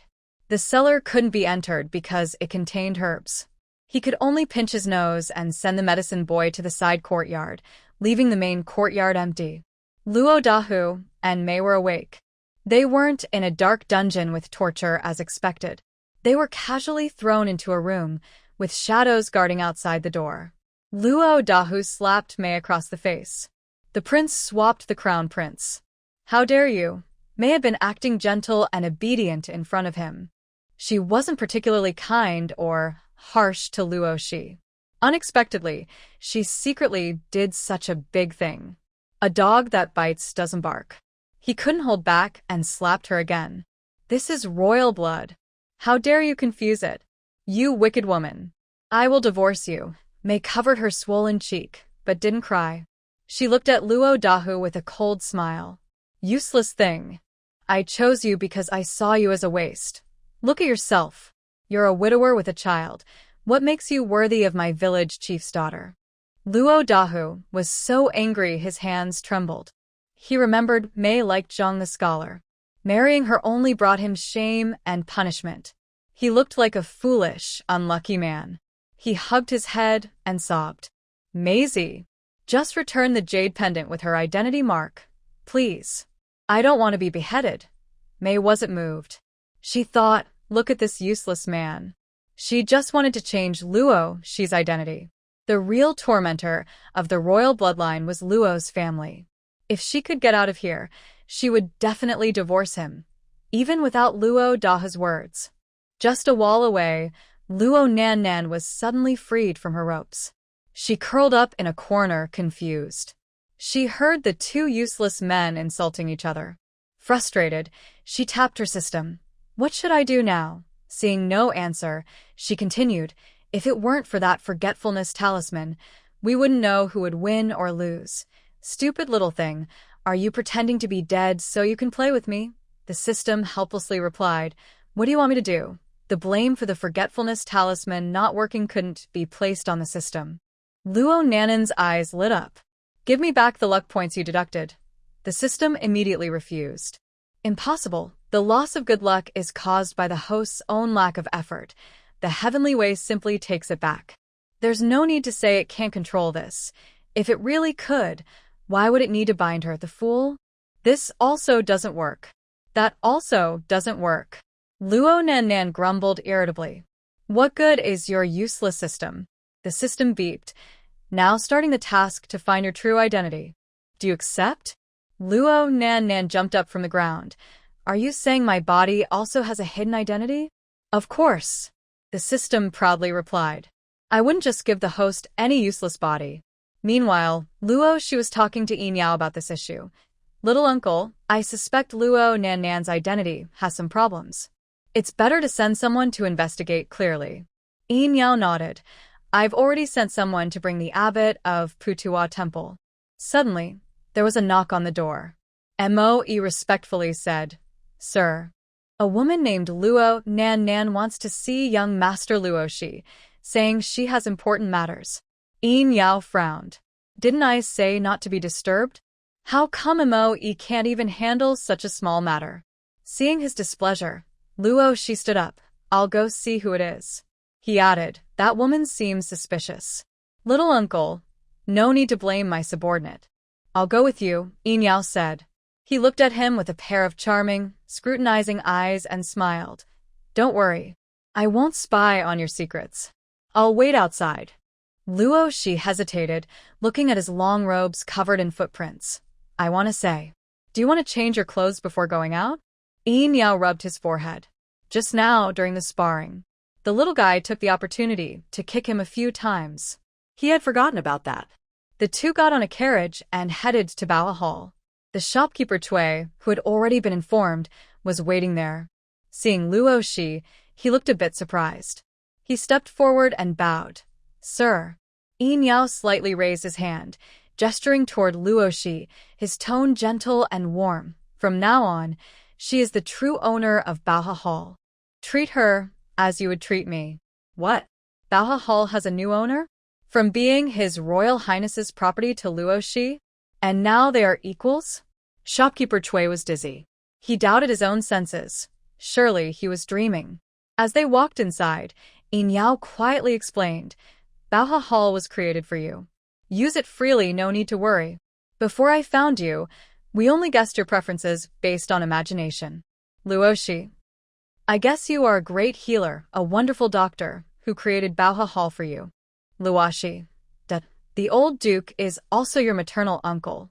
I guess you are very charming in Beijing, and he prepared Wushuang Pavilion for you, selling gold, silver, jade, and cosmetics. The emperor guesses you resemble your mother and likes to perform martial arts. He prepared 200,000 iron horses for you in the northern desert, which was once your mother's army. She hopes her medical skills are excellent and she won't be secretly harmed. She hopes her appearance is charming and she won't be mistreated by her adoptive parents. She hopes she can protect herself with her martial skills and face any danger. Is this really guessing her preferences? No, it's everyone's deepest hope and blessing for a loved one they haven't met yet. Your other uncles have prepared gifts for you. I won't tell you each one to save the surprise. Moe, who listened to the whole thing, asked. Master, you already told everything. Luo Shi's focus is always different from others. Her eyebrows and eyes can't help but lift. Then do I not need to work hard and suddenly become the richest person in Daeong? Her 5 years of effort seemed to be completed in one night. Luo Shi showed a boring life expression. Yin Yao laughed loudly, shaking his head to break her dream. The richest person in Daeong is the Shangwan family, which is as rich as a country. When will you take over? Even the emperor would wake up laughing in his sleep. In the dim room, Luo Nanan listened to the cheerful laughter coming from afar and nearby. Her jealous eyes turned red, but she wouldn't admit it. She bit her lip and muttered softly, What are you proud of? Be careful. You might end up with nothing. Luo Shi kicked the door open with her foot, smiling as she looked at Luo Nanan, whose expression changed slightly. You haven't controlled the water in your mind and are worried about the water in the bamboo basket again. Is it interesting to always attack others? Luonanan, with a stubborn and unwilling look, surprised Luoshi. Do you prefer to be loudmouth, Luonanan? She took a deep breath, finally tearing off the disgusting layer of good sister, and said, "Let's talk." Luoshi was curious about her regained confidence and crossed her arms, not saying anything. I know you're an outsider and don't belong to this world. After saying that, she stared at Luoshi's changing expression without blinking. I want to see her nervous, see her afraid, see her become flustered. But as time passes second by second, she only raises her eyebrows slightly. It's she who can't sit still anymore. Are you not afraid that I will tell Mo Wang and have you burned alive for invading his territory? Why can she stay so calm? Is she really not afraid? Whatever. She shrugs casually, glancing up with a proud and wild aura that she cannot match. Nan. Weak people follow rules, strong people make the rules. The thing you value most, it's just a bonus to me. If I get it, I'm lucky. If I lose it, it's no big deal. As for your idea of burning me? Feel free to try. She bends down, cups her hands around her face, and with lips like flower petals, leans close to Nanan's ear. Moreover, the one who should be worried about getting burned isn't the system or its host. Nanan's pupils shrink sharply. She backs away desperately as if she saw a ghost and screams in her mind. System. She knows our background. What do ido? What do ido? What do ido? Countless "what do I do?" echo wildly in her mind, almost crashing the system. It's a bit panicked too, voice quickening. Conditions. Negotiate with her. Yes. Negotiate. Nan swallows hard. She dares not look into Luoshi's piercing, enchanting eyes, only focusing on her bright red lips as she says, we both have secrets. I won't expose you, and you won't expose me. Okay, she wants to sound more confident, but Luoshi's pressure is too strong, like an ant trying to shake a tree. A clown jumping around. Nan is about to cry. System. Is this negotiating? How is it different from begging? It can't help but say, Host, why don't you kneel and kowtow to her? Nan hesitates. That's not impossible. System. I don't want to do this anymore. Just destroy it. A hint of a smile flashes in Luoshi's enchanting eyes. Seeing cold sweat on Nanan's forehead, she finally withdraws her mental pressure, touches her chin with her fingertips. Helping you keep secrets isn't impossible. Before Nan can show joy, she changes her tone.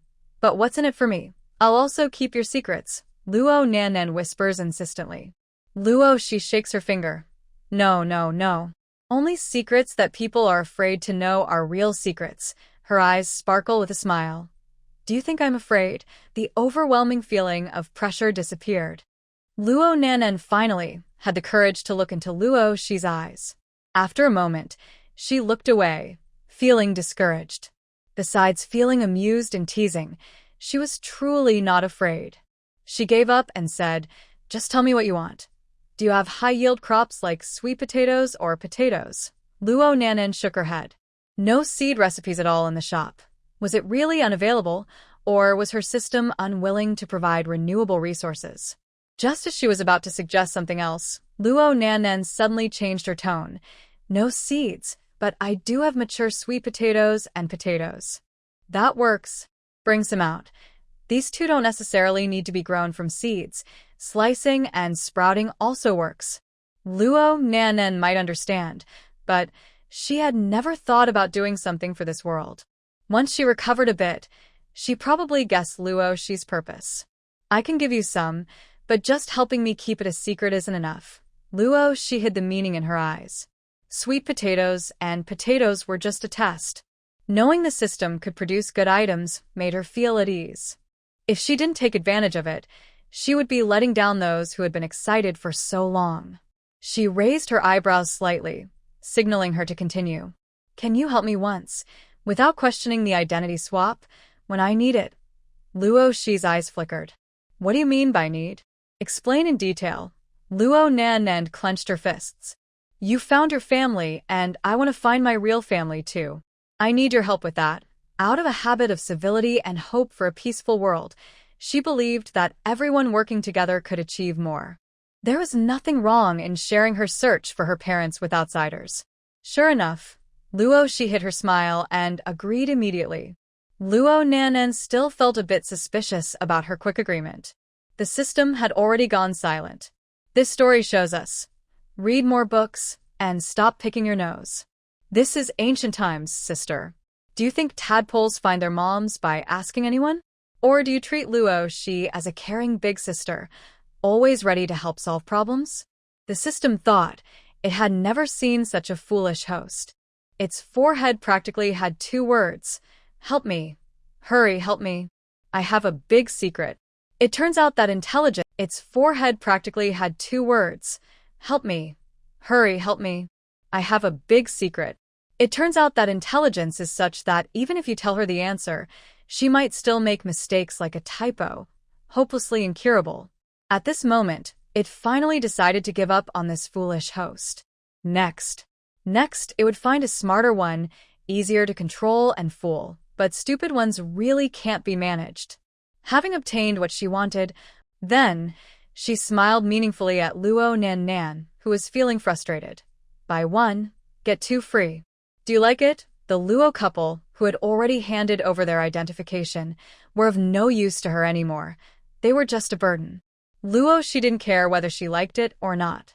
She simply pushed the people out, her smile deepening. If her plan failed and Mei's family lost everything, would they cling tightly to Luo Nan? She was looking forward to it. Are you very happy? In the front hall, watching Luo Shi, who was smiling and pacing back, Enya raised an eyebrow. Luo Shi nodded slightly. There's only a week until the provincial exam. I plan to go into seclusion in the bamboo forest. A week passed quickly. Enya ordered someone to prepare a delicious, filling meal, which he and Lu Yunjin carried to personally see her off at the exam entrance. Luo Shi waved goodbye softly to Lu Yunjin, saying, "Wait for good news from me." Then, like a swift, agile leopard, she disappeared in a flash. Until the red lacquered door slowly closed in front of her, Lu Yunjin's clenched fists still hadn't loosened. Even Bai Tingyun, who was walking down the steps, saw his tension and joked, "Chief Lu, you're not this nervous even when you enter the exam hall, right? Why? Do you lack confidence in her?" His handsome face showed concern as he looked at the 2 people present. He slowly loosened his fists. Luo Shi's handwriting is very poor. Bai Tingyun asked with interest, "How bad is it?" Lu Yunjin took a deep breath, his tone heavy. "It's to the point where I have to look and guess, and I can barely understand it."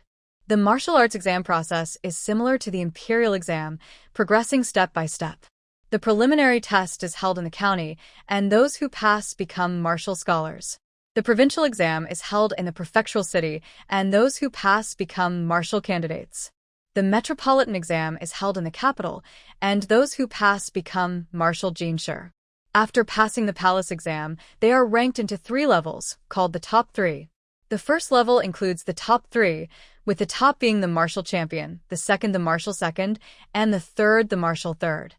Luo Shi participated in the preliminary test first. The martial exam not only tests martial ability, but also emphasizes military strategy. Leading troops into battle relies not just on bravery but also on planning and skill. The first written test is a military strategy essay. If she fails this part, she cannot continue to the martial exam. Luo Shi's figure was slim and tall. Standing among a group of men built like towers, she looked a little out of place. She was 1.72 meters tall, which in Daeong was already comparable to many men. But martial artists were different. When they stood there with their strong, solid muscles, they looked truly intimidating. The man in front of Luo Shi had arms as thick as her waist.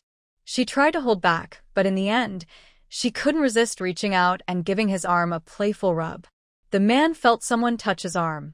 He turned around angrily, glaring with his big round eyes. In a harsh voice, he snapped, "What are you looking at?" Oh. So now touching his arm was supposed to be reasonable? Just as he was about to get angry, he noticed the slim figure between them. He froze for a moment, and asked in surprise, "Was it you who touched me?" Luo she touched the tip of her nose and grinned mischievously. "Brother, your arm is strong and powerful. You must have trained hard to build these muscles." In this wasteland world where food and clothing were scarce, even the Empire's best soldiers couldn't easily develop such muscles under such harsh conditions. "Of course. I swing a hammer at least 500 times a day and draw a bow at least 300 times. Seeing that Luo she meant no harm, the man proudly slapped his arm with a loud bang, bang, showing off with big, exaggerated movements. Luo Shi's eyes lit up, and she clapped in admiration. One loved to show off, the other loved to watch. The man with the big round eyes behind them finally lost his patience. "Enough, you two." His voice was as loud as a bell, and the whole line instantly fell silent. A man in armor strode over. His gaze swept past the two men and landed on Luo Shi. Where did this delicate-looking fellow come from? A pretty face was useless if the body was as thin as paper. Disdain flashed in Chiqua's eyes. "Did you come to the wrong exam? The civil exam is next door." The whole group burst into laughter. Luo Shi raised her eyes, licked her lips, and said, "Examiner, don't judge by appearances. How about a quick match?" "Very well." Chiqua, her third cousin, she would remember this. Chiqua wasn't angered by the challenge. He gave a cold laugh. "You haven't even passed the children's exam yet, little one. When you qualify for the higher exam, I'll spar with you then." But when he met Luo Shi's unsettling smile, a chill ran down his spine for no reason. Leaving only the words, "Don't cause trouble," he continued his inspection. When he was gone, the strong man nudged Luo Shi with his elbow, his eyes full of sympathy.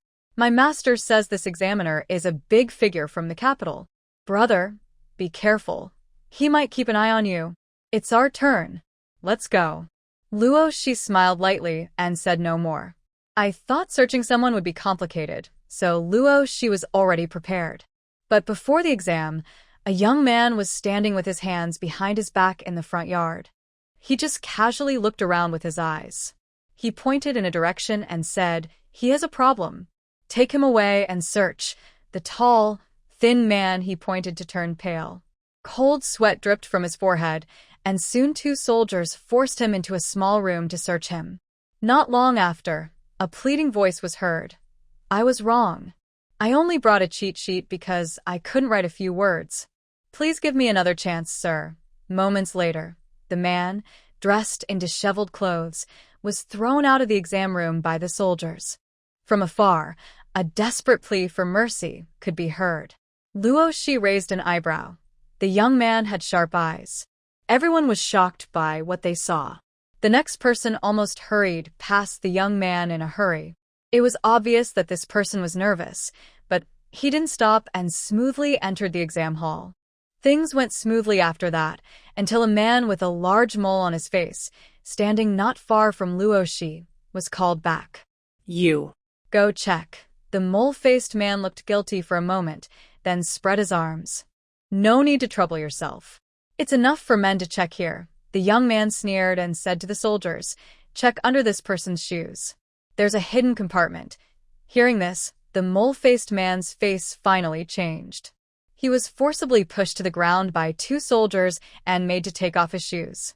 After another person was thrown out of the exam room, it was Luo Shi's turn. The young man casually glanced around and then looked away. She smoothly entered the exam hall. It was a large square hall that could hold 100 people. Rows of tables and chairs were tightly arranged, with uniform ink, paper, and brushes on each desk. 5 examiners stood at the front, dressed either in official robes or armor, their sharp eyes watching every candidate carefully. Luo Shi's seat was good, by the window, so she didn't have to smell the foul feet and sweat of the rough man. People came and sat on the 3 sides behind and to the right, secretly observing Luo Shi. She sensed a strong malice and calmly looked around. The examiner handing out the exam papers tapped her desk lightly. "Focus your attention. Don't look around." With a loud bell ringing, the first written test for the martial arts exam officially began. Luo Shi took a deep breath and started to carefully read the questions. There weren't many questions, only 3 in total. 2 questions involved case studies, using 2 battles as examples, considering combat strength, terrain, and weather conditions. If the candidate were the commander, how would they plan the battle? 1 question involved an enemy number greater than ours. The other involved a situation where forces were evenly matched. Carefully reviewing the exam questions, she found a trap in the second question. The equally matched enemy army challenged her to a duel first. Considering the terrain, she suspected an ambush. She answered cautiously, paying attention not to make spelling mistakes. In the post-apocalyptic world, there are no paper and pens. Learning is done on a device. Her handwriting can't be called ugly. It looks like countless worms crawling on paper. The key point is she is learning Chinese characters. Dao Yong still uses traditional characters, so her writing often misses parts or is incomplete. She writes each carefully, more cautiously than when fighting alien creatures before. Many others in the exam room are in similar situations. A student with big copper bell eyes forgets how to write a character and asks the nearby examiner, "How do you write the character for killing?" The examiner. Some more impatient students can't write a character and stare at their papers, pull their hair, and scream. After the examiner warns them to be quiet, one student tears his paper into 8 pieces and rushes out of the exam room like crazy. The examiner is used to this. Martial exams are different from literary exams. Students focus more on strength, and being able to write a few big characters is already good.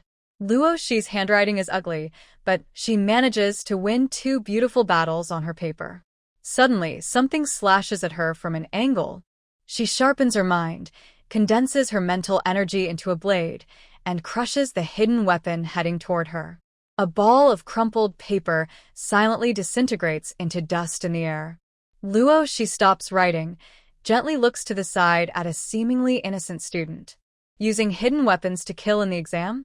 Does he think he's invincible? But now isn't the time to investigate. She notes this person and continues to write furiously. More and more paper balls are flying toward her. She finally realizes that these so-called hidden weapons are just crumpled pieces of paper. This really confuses her. Why? Trying to hit her with paper balls as hidden weapons? Chi took big steps forward. Just as he was about to reach her, she showed a cold, cruel smile and silently recited 4 words, "Space transfer." In an instant, everything changed. The paper ball that was under Luoxi's chair was transferred to the young man who had reported her, and he didn't notice at all. Seeing the provocation and determination in his eyes, her lips moved silently as if saying, "You're finished." He was a younger member of the Mi family branch, ordered by his family head to deliver a deadly to Luoxi in the martial arts competition, as revenge for false rumors about the Grain War. Not only him, but all 4 major families had sent people. They paid some money and sat near this young man. They were determined to succeed at any cost. Luoxi smiled. People only knew that space ability users had a storage space, but they didn't realize how powerful space abilities could be in battle. Space blades, space cutting, space transfer, space teleportation. If someone else had planned this, it might have worked. But the mistake was meeting a space ability user. Although her abilities hadn't fully recovered from her past life, she could still perform a space transfer. All of this happened in a flash. Chi was already in front of Luoxi, and his triumphant expression couldn't be hidden. Just as he showed a look of victory, Chi suddenly bent down. The seat under Luoxi was empty, no cheat sheet, not even a speck of dust. Chi frowned and straightened up, looking displeased at the reporter. "Old Yen, note this person down. False reporting will result in deduction of points." The record keeper named Old Yen immediately took out his pen and wrote down the scene. Mi Jilin was stunned. No way. His throwing game was not perfect, but it was accurate at least 80% of the time. How could he have failed? He didn't believe it and looked closer. There was really nothing there. He suspected Luoxi had hidden something on her, so he asked the examiner to search her. "I saw it with my own eyes. I swear on my qualification for this exam. The cheat sheet must be on her." Chi turned his head. His armor reflected silver light. He asked Luoxi, "What do you say?" She remained calm, raised her eyes to meet Chi-Chi's, and suddenly smiled. Whoever makes the accusation must provide evidence. You can't just say I cheated and demand a search. After a pause, she looked around at several people full of malice. Her red lips parted slightly. I also report that they all cheated. Do you want to search them too? Unexpectedly, the fire turned on herself. The others quickly looked away, afraid to meet her gaze. Whoever makes the accusation must provide evidence. Chi-Chi stroked his chin, thinking the logic was sound. Just as he was about to speak, Luo Shi interrupted him and pointed at the person, saying, "Sir, why not check under his seat? There might be a surprise." Mi Jilin trembled, seeming to understand something, and quickly looked down. Sure enough, there was a crumpled piece of paper under his seat. His face turned pale instantly. When did this appear there? He hadn't noticed at all. Luo Shi was sitting diagonally in front of him, so tossing something forward was easy, but tossing it backward without others noticing was much harder. Chiqua bent down and picked up the paper, unfolding it. With a sharp slap on Mi Jilin's table, the paper revealed the answer to the third question, from the 4 books. He looked grim and asked, "Do you have anything else to say?" Mi Jilin was terrified. Suddenly, he recognized the handwriting and quickly thought of a way out. "Sir, this is my scrap paper. I don't know how it ended up on the ground." He pointed at the writing and said, "Look, this is my handwriting." The paper was provided by the exam hall. Fortunately, no personal papers were allowed inside the exam room. He used the official answer sheet provided by the exam hall. If he had brought his own, he would be in big trouble now. Chiqua carefully checked as he was told. He could see clearly that this was a trap, but the excuse was reasonable. Invigilators couldn't let personal feelings interfere. He looked at the person coldly and said, "Be honest. If there's a next time, you'll be kicked out." Mi Jilin wiped his cold sweat and hurriedly agreed. It was too close. He almost got kicked out of the exam. If he failed this time, he would lose face in Mi family, and the head of the family wouldn't let him off. After sitting down again, he wanted to see Luo Shi's reaction, but she had already returned to her seat and was answering questions as if nothing had happened. He felt sick to his stomach. Chi Kuo was still standing beside Luo Shi, initially attracted by her handwriting. He couldn't help but twitch his mouth. There really was someone with worse handwriting than him. The ink was smudged and messy, like a black lump. Soon, he was drawn in by the content on the paper. Its strategic layout was brilliant. In what seemed like wild tactics, there were traps everywhere. Every move was carefully planned, not wasting a single soldier. Even he, experienced in battle, had to admit, incredible. His fascinated expression quickly drew the attention of 2 other generals, and the 3 of them couldn't help but discuss the content of the paper. They whispered excitedly, growing more animated. The civil officials were angry but dared not speak. Luo Shi put down her pen and smiled. "Examiner, could you please stay away from me? I can hardly breathe." "Does that mean he smells bad?" Chiqua chuckled and pointed at her with his finger like a carrot. Kid. "Haven't you been hit before?" Worried about causing a fight in the exam room and making it hard to explain to the emperor, the 2 other generals quickly supported the ancestor and left. It was their fault first. If they fought, they wouldn't be in the right. After this, those people became more cautious and didn't dare to act rashly again. Luo Shi quickly finished answering 2 essay questions. When she moved her pen to the last question about the 4 books, she hesitated for a long time. She was trying to memorize some passages from the military classics. For nearly a month, Lu Yunjin had forced her to memorize the entire military classics. She didn't understand half of the words, relying only on her strong mental power to memorize by rote. Now, her mind was filled with classical Chinese phrases, and her eyes flickered with stars. She painfully covered her face and tried to imitate the characters on the paper. Finally, she finished the last, and her whole body went numb. The bell signaling the end of the exam rang. The examiners collected the papers. Some cheered wildly. Others shouted loudly. Luo Shi's painful mask hadn't been removed yet. She only spent half an hour on the long strategy questions, but the 4 books fill-in-the-blank questions took her a full hour and a half. Now she was completely confused. How were those characters even connected?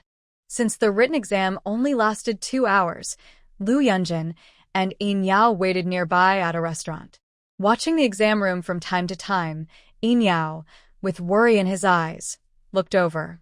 Lu Yunjin lowered his eyes, picked up his teacup, and took a sip before asking, "Prince, aren't you going back to the capital?" Yin Yao, who had never married in his previous life, was rumored in the capital to be so powerful that marrying and having children might threaten the emperor's favor. They were both teachers and friends. Lu Yunjin knew very well why Yin Yao hadn't married. This person, inexplicably, had his eyes on Luo Shi. He clenched his fingers tightly around the cup's rim, his knuckles turning white. This was too abnormal. Yin Yao was stunned for a moment. Just now, everything was fine. Why did Lu Yunjin suddenly seem so hostile? His face darkened, almost as if ink was about to drip from it. Curious, he asked, "Why does my staying in Nannan Prefecture bother you so much?" Lu Yunjin suddenly slammed his teacup down. Using the bottom of the cup as a center, appeared on the wooden table. Suppressing his rising emotions, he thought to himself, this person had once been his disciple. He couldn't kill him. He looked up with a smile that didn't reach his eyes. "Prince, matters of love depend on mutual feelings. You can't force it, right?" Yin Yao raised an eyebrow, thinking of the little one from the other and who had been making noise about going home. Was Lu Yunjin here to take her? His gaze also turned cold. Having been in a high position for a long time, his commanding presence suddenly surged like a mighty wave. "Are you teaching me how to do things?" The two argued like chickens and ducks, their words completely mismatched, almost coming to blows. The tense atmosphere made the air feel heavy and stifling. The young servant at the corner, serving tea, was terrified. The clash of powerful energies made it hard for him to breathe. "Oh, shopkeeper, please save the child." Perhaps his prayer worked. The private room door was pushed open, revealing a tired little face. The usual bright or wild sparkle was gone. Luo Shi keenly sensed a killing intent. She looked up suspiciously and saw two big Buddha-like figures, each smiling more fake than the other. "What are you two doing? Who's got whiter teeth?" Yin Yao's expression changed instantly. His face, like that of a deity, slightly curved his lips. He stood up to greet his little one, but Lu Yunjin moved faster, pulling the person to his side. "What's wrong? Not doing well on the exam? Looking so listless. Not doing well?" Yin Yao frowned, starting to plan secretly how to help her succeed. It was easy for him to review the papers or pick a talented martial artist to help. His little one was eager to participate in the martial exam and had worked hard for it. He couldn't let her fail. He wanted to show how useless her uncle was. Luo Shi waved her hand and sat next to Lu Yunjin, drinking the warm tea he had offered her. "All 4 books are correct. I checked them against the texts after I came out." Yin Yao asked cautiously, "So, you didn't do well on the essay part?" "No problem. He could write it for her." Luo Shi thought for a moment. It should be fine. That examiner, Chiqua, was practically glued to the answer sheet. Lu Yunjin chuckled. "If everything's fine, why do you look so exhausted?" Luo Shi let out a small laugh. "Some fools in the exam tried to set me up to cheat, mainly because I was answering the 4 books, and they kept using complicated words. It gave me a headache. Hearing that someone tried to cheat Luo Shi in the exam, the two men's anger surged even more than before." Yin Yao signaled to Mo with a glance. Lu Yunjin smiled and reassured her. "Focus on preparing for the martial arts test in 3 days. Leave the rest to me. Why do I need your help?" Luo Shi revealed a cold, cruel smile. "Today I gave him a chance to leave the exam room. If he doesn't leave now, next time he might be forced out. The training ground is different from the exam room. It's a wide open space where she can fully show her skills." Lu Yunjin understood her personality. She likes to take revenge herself. He smiled and looked down, hiding the cold, killing intent in his eyes. He was relieved that she didn't fail the exam. Although they hadn't known each other long, he sensed that Luo Shi didn't like to pretend to be kind for personal gain. Otherwise, She wouldn't have refused to look at the exam questions when he intentionally revealed them to her. Sure enough, the next moment, Luo Shi's gaze shifted to him. She joked, "Don't peek at my paper and don't tell me the answers in advance." In her past life, she went from being a test subject to gradually becoming the top of the empire. Every step was earned through her own talent and hard work. Her many experiences with life and death told her that having skills that don't match your position or relying on tricks doesn't last long and can even backfire. Okay. Inya agreed happily. Honestly, he didn't like people who weren't qualified for their roles. The little girl was just right for him. He smiled and changed the subject. "Have you seen Chikor? How do you feel about him?" Luo, she didn't hide it from him. She looked innocent and said, "He threatened me during the exam, asking if I'd ever been hit. After the test, I'll personally tell him the answer." Inya's smile turned a bit strange. "You're hungry, right? I ordered your favorite food." Not liking Luo Shi's smile at Inya, Lu Yunjin quietly called the trembling little servant to serve the dishes. He intentionally or unintentionally kept himself between the two. Meanwhile, the grading process was in full swing. 3 examiners were arguing heatedly over a test paper. The old man on the left pointed at the paper in frustration. "You have a good mind, but your handwriting looks like a dog's crawl. Are you trying to fool the judges?" The middle-aged man on the right remained calm. "I'm not here to judge handwriting. Don't forget, she got full marks on the 4 books and I only gave her high marks on 2 essays." The first old man snorted coldly. "Talking big about strategy, but still a fool? The young people who made it into the top 3 last year didn't get such high praise from you." "Because they're not worthy," the middle-aged man replied with a cold smile. The old man was furious. The young person he referred to was a direct descendant of the family, already in the top 3, yet this man said she wasn't worthy? Then he said, "This exam paper has been reviewed by me, and I am happy to give it a good score." Bai Tingyun, caught between the two, rolled his eyes. He had never seen Luo Shi's handwriting, so he didn't know whose paper it was. He rubbed his forehead and said, "You two have different opinions. The martial arts written exam is just the first step. The real test is later. Why not both step back a little and not give a perfect score? How about a good score instead?" The two had to give Bai Tingyun face. They snorted and soon started arguing again. When news of passing the first round reached Zhuhai, Luo Shi was busy practicing big characters in her study. Step by step to win, silent and calm. Bright future ahead. Don't miss the opportunity. Lu Yunjin had been holding back since she started writing the first character. When he saw her write, "Don't miss the opportunity," he couldn't hold it anymore. He slammed his teacup onto the ground. It made a loud bang. Luo Shi looked up and saw Lu Yunjin's forehead veins bulging. She asked confusedly, "Did someone upset you?" He was so angry, he almost laughed.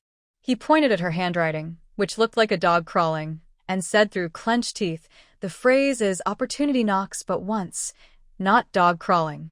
Look at what you wrote. Is it chicken in a big pot?" "There are no chickens in the big pot," Luo Shi whispered. "So?" Lu Yunjin leaned back, covering his eyes with one hand. "Why does chicken flying and dogs jumping appear in opportunity knocks but once?" He pointed outside the door. "Go out." "Let me be quiet." In the courtyard, Mo watched the young master scratching the wall in the corner and nodded at his lord. "Master, it's right to let young Master Lu teach the young master. We might get a few more years of life." Yin Yao swung his rocking chair, a meaningful smile on his face. "Tasks that are thankless are best left to others. Go bring the chilled mung bean soup from the ice cellar. I want to comfort my little girl who's feeling down." Mo received the order and was about to go when Mo 16 hurried in, full of energy. "Master." "Great news." Young Master Luo passed the written exam. Luo Shi stopped scratching the wall, quickly stepped forward to take the document, and smugly raised an eyebrow at Lu Yunjin coming out of the study. "See." "Good. What does it prove?" "It proves my handwriting is fine. Here are the details of this round of assessment. Long spear, flat shot, step shot, horse gun, jump over the gate, carry heavy loads. Today is the martial arts exam. Chi Kwa. dressed in standard armor, held the hilt of a long sword and stood on a high platform, looking down at the scene below. Half of the training ground was set up as an assessment area, with an archery range, a horse riding area, and a high platform with large stone blocks for weight training. About 100 candidates occupied only about 1/10 of the space. Chikra spoke firmly.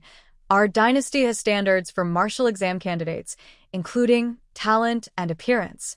He paused here, intentionally or not, glancing at Luo Shi, who stood out in the crowd. Next to Luo Shi, a fellow brother nudged her with his elbow and whispered, "There's also a requirement for looks." "I haven't heard of that before." "Since you're so good-looking, you must have an advantage." As soon as he finished speaking, Chikra's voice rang out loudly across the training ground.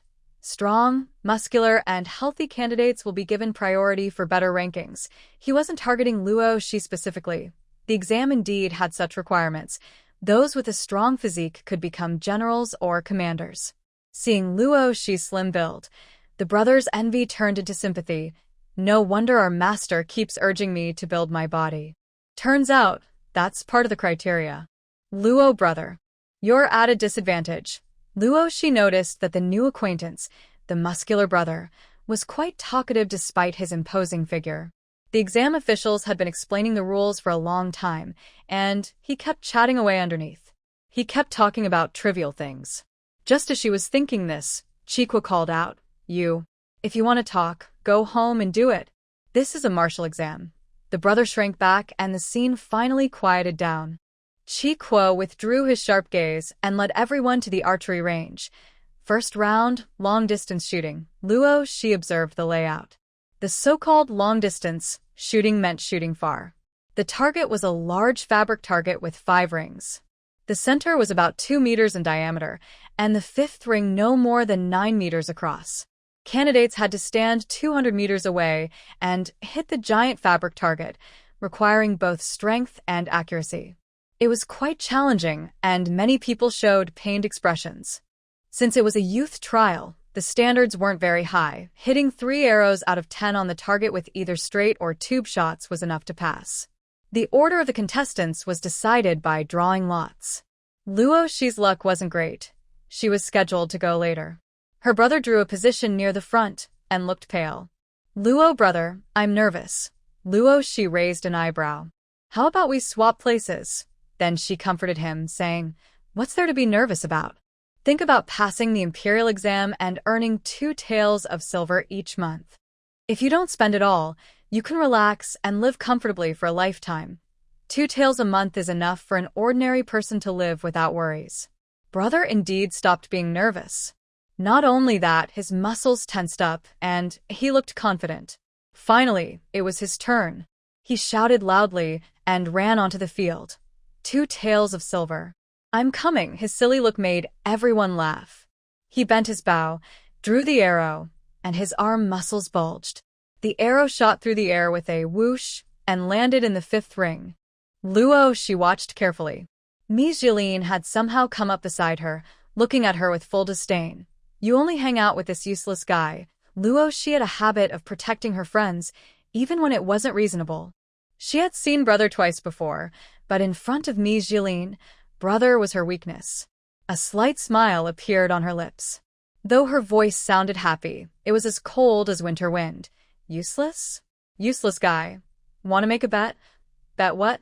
Mi Jilin was not afraid of a challenge. Luo Shi looked at brother, who had already shot his 2nd arrow. "Let's bet he hits all 10 arrows. What's the prize?" "The loser has to pay 500 taels of silver and shout, 'I am a dog,' after each shot. What do you think?" Dare to play. 500 taels was a lot for the Mi family now, especially since Mi Guanlin was just a branch member. But he didn't want to show fear in front of this annoying kid. He sneered and asked back, "Do you think a country bumpkin has 500 taels to bet?" Thanks to the generous help of the Mi family head, my grain shop is making a lot of money now. Not just 500 taels. I have 10 times that. Luo Shi's words made Mi Jilin almost lose his temper. How dare she brag after messing up the Mi family? Grain prices had stabilized, but the people of Yongning County acted as if they had gone mad, insisting on buying from an unknown grain shop. The Mi family's grain shop was losing money every day. The head of the family was worried sick, losing hair by the handful. And the worst part was, the mastermind still dared to show off in front of him. She was infuriating. Since the four great families teamed up to target her in the written exam, she knew her cover had been blown. Pretending to be clueless was pointless now, so she simply admitted it openly. That way, she could also provoke a group of useless fools who were furious. Afterward, she challenged them. What? Can't even come up with 500 taels? Write a loan note, and I'll lend you the money. All of Mi Jilin's attention was focused on Luo Shi, and he didn't notice the brother, who had hit all 5 arrows in the middle of the target. He clenched his teeth and said, I agree, I'll bet with you. When he saw that the situation on the field was not good, it was already too late. Luo Shi called over Chiqua, who was supervising the examinees. Examiner, please be a witness. Chiqua twitched his mouth and listened, then looked at this small guy who only reached his shoulders with some surprise. Since the founding of the Great Yong Dynasty, this is the first time someone has bet on martial arts exams and asked the supervisor to be a witness. Just say if you want to play or not. Seeing the challenge in Luo Shi's eyes, Mi Jilin clenched his fists tightly. Hit her. Hit her. Let her be arrogant. He was sweating coldly inside. What if she really agreed to be a witness? How could he back out then? But as often happens, fears come true. Chiqua not only refused to hit this arrogant kid but also asked with interest, What's in it for me? Luo Shi tilted her head and thought for a moment. 1/3 of the prize. All right. Chiqua accepted the dangerous task. He wasn't a proper examiner either. He was a young master from a noble family who liked to have fun, often forced into this role by the Momo King. Chiqua was no different. He found it interesting and agreed, without much thought. After hearing their cheerful decision, Mi Jilin was about to cry. He clenched his fists and gritted his teeth, loudly protesting. Examiner, this isn't fair. Your duty is to supervise each examinee and prevent cheating. How can you collude with them? Duty? Chiqua himself didn't even know why he was here. It was impossible for him to really act as an examiner for a bunch of little rookies. Stop joking. My little cousin wouldn't be so bored. This kid actually talked to him about duty? His face darkened, and he turned his head. Are you teaching me how to do my job? Chiqua, who had grown up fighting on the battlefield with his father and brothers, was a real general who had seen blood. When his expression darkened, his aura was very intimidating. Mi Guanlin couldn't help but step back, lowering his head quickly. Student dares not. His last words were loud enough that the other examiners nearby heard them. They only looked over briefly but showed no intention of asking further. It seemed this person was not an ordinary figure. He truly didn't dare to argue. His face pale, he looked at the brother who shot the last arrow, praying and cursing him to miss. The brother was panting heavily. Shooting the long target was very exhausting, especially as he continued further back, the effort only increased. His arm was numb and sore.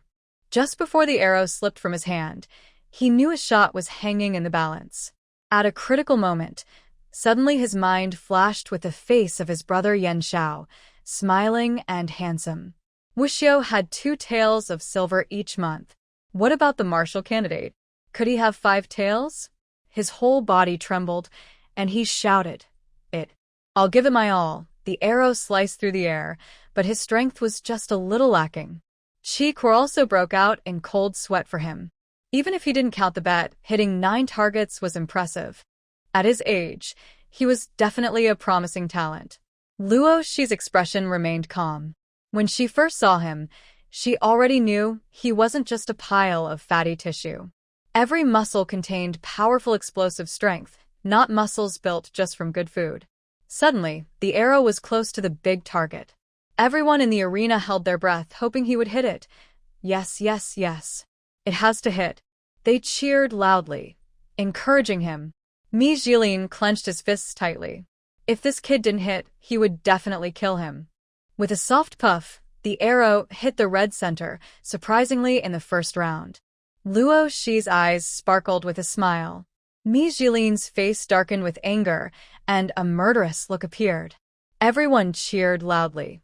Even the examiners on the high platform looked pleased. Today, the first person to hit all 10 targets had been born. They were experienced judges. If nothing unexpected happened, he was sure to be the top scorer in this martial exam. The atmosphere in the arena was lively. Everyone cheered for him.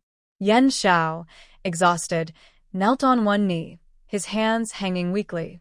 He immediately looked back at Luoxi. When he saw her smiling eyes full of warmth, he grinned and gave a big smile. He made a ye gesture. Luoxi understood. He was saying he got the 2 taels of silver. She stepped forward, passing by Mi Jilin with a gloomy face, and left a message. Don't forget the money. Watching her slender, graceful figure walk away, Mi Jilin couldn't hold back. He punched the wooden fence beside him, smashing it. 500 taels. That was a full 500 taels. How could he get that much? The most frustrating part was that he couldn't avoid paying. One part belonged to the examiners. If he refused, he would have to give up this martial exam and never serve as an official. The team kept moving forward. Some people left disappointed, others excited, and moved on to the next event. Finally, it was her turn. The person in front of her looked discouraged, but quickly regained his fighting spirit. He wanted to understand that only by getting good grades could he earn a chance in front of his family head. He must not lose. He walked onto the stage with firm steps. I am a dog. When he shouted, I am a dog, the nearby test-takers all looked confused. They couldn't understand. Was this some new way to cheer oneself up? Mi Jilin, feeling very humiliated, pulled back the second bow. His voice grew quieter. I am a dog, and then, whoosh. Fortunately, both arrows hit the target. Just as he was about to shoot the third arrow, Luoxi cupped her hands around her mouth and shouted, louder, I can't hear you. Mi Jilin's hand trembled, and the arrow missed the target. He glared fiercely back, re-aimed, and drew the bow again, but his arms were trembling from fatigue. He shouted like his older brother. I am a dog. The arrow flew straight into the target. By then, he had hit the target 3 times, which was considered passing. But the scene was very quiet. When Mi Jilin left the stage, everyone watched him with strange expressions. He felt very embarrassed and uncomfortable, with no joy at passing the test. He could almost guess his new nickname. Dog Jilin? His face darkened, and he said nothing as he left the shooting area. Luoxi clicked her tongue. Only 4 arrows shot. And that's it. Chiqua looked at the little kid who was showing off but acting shy, and shook his head. Such a shameful thing. Even he wouldn't be able to shoot a 5th arrow. He pushed forward with his hand. Your turn. Jumping around happily won't help if you can't get a good score, or I'll beat you. Luoxi was pushed forward by Chiqua, but she still moved calmly. Chiqua raised an eyebrow. He had quite a bit of strength, and this little kid was steady. Luoxi went to the long rack with the bows, casually picked up one, tried it, then put it down. She picked up a second one. She tried 5 bows in a row. The bows used for the test were all the same weight, but she frowned. Just as the examiner on stage showed impatience and raised his hand, she asked, Can I change to a heavier bow? It wasn't that she was trying to attract attention or cause trouble. These wooden bows simply couldn't withstand her strength. Breaking the bow was minor, but tearing the bowstring and damaging herself wouldn't be good. The invigilator, hearing this, was stunned. He had never seen such a strange request.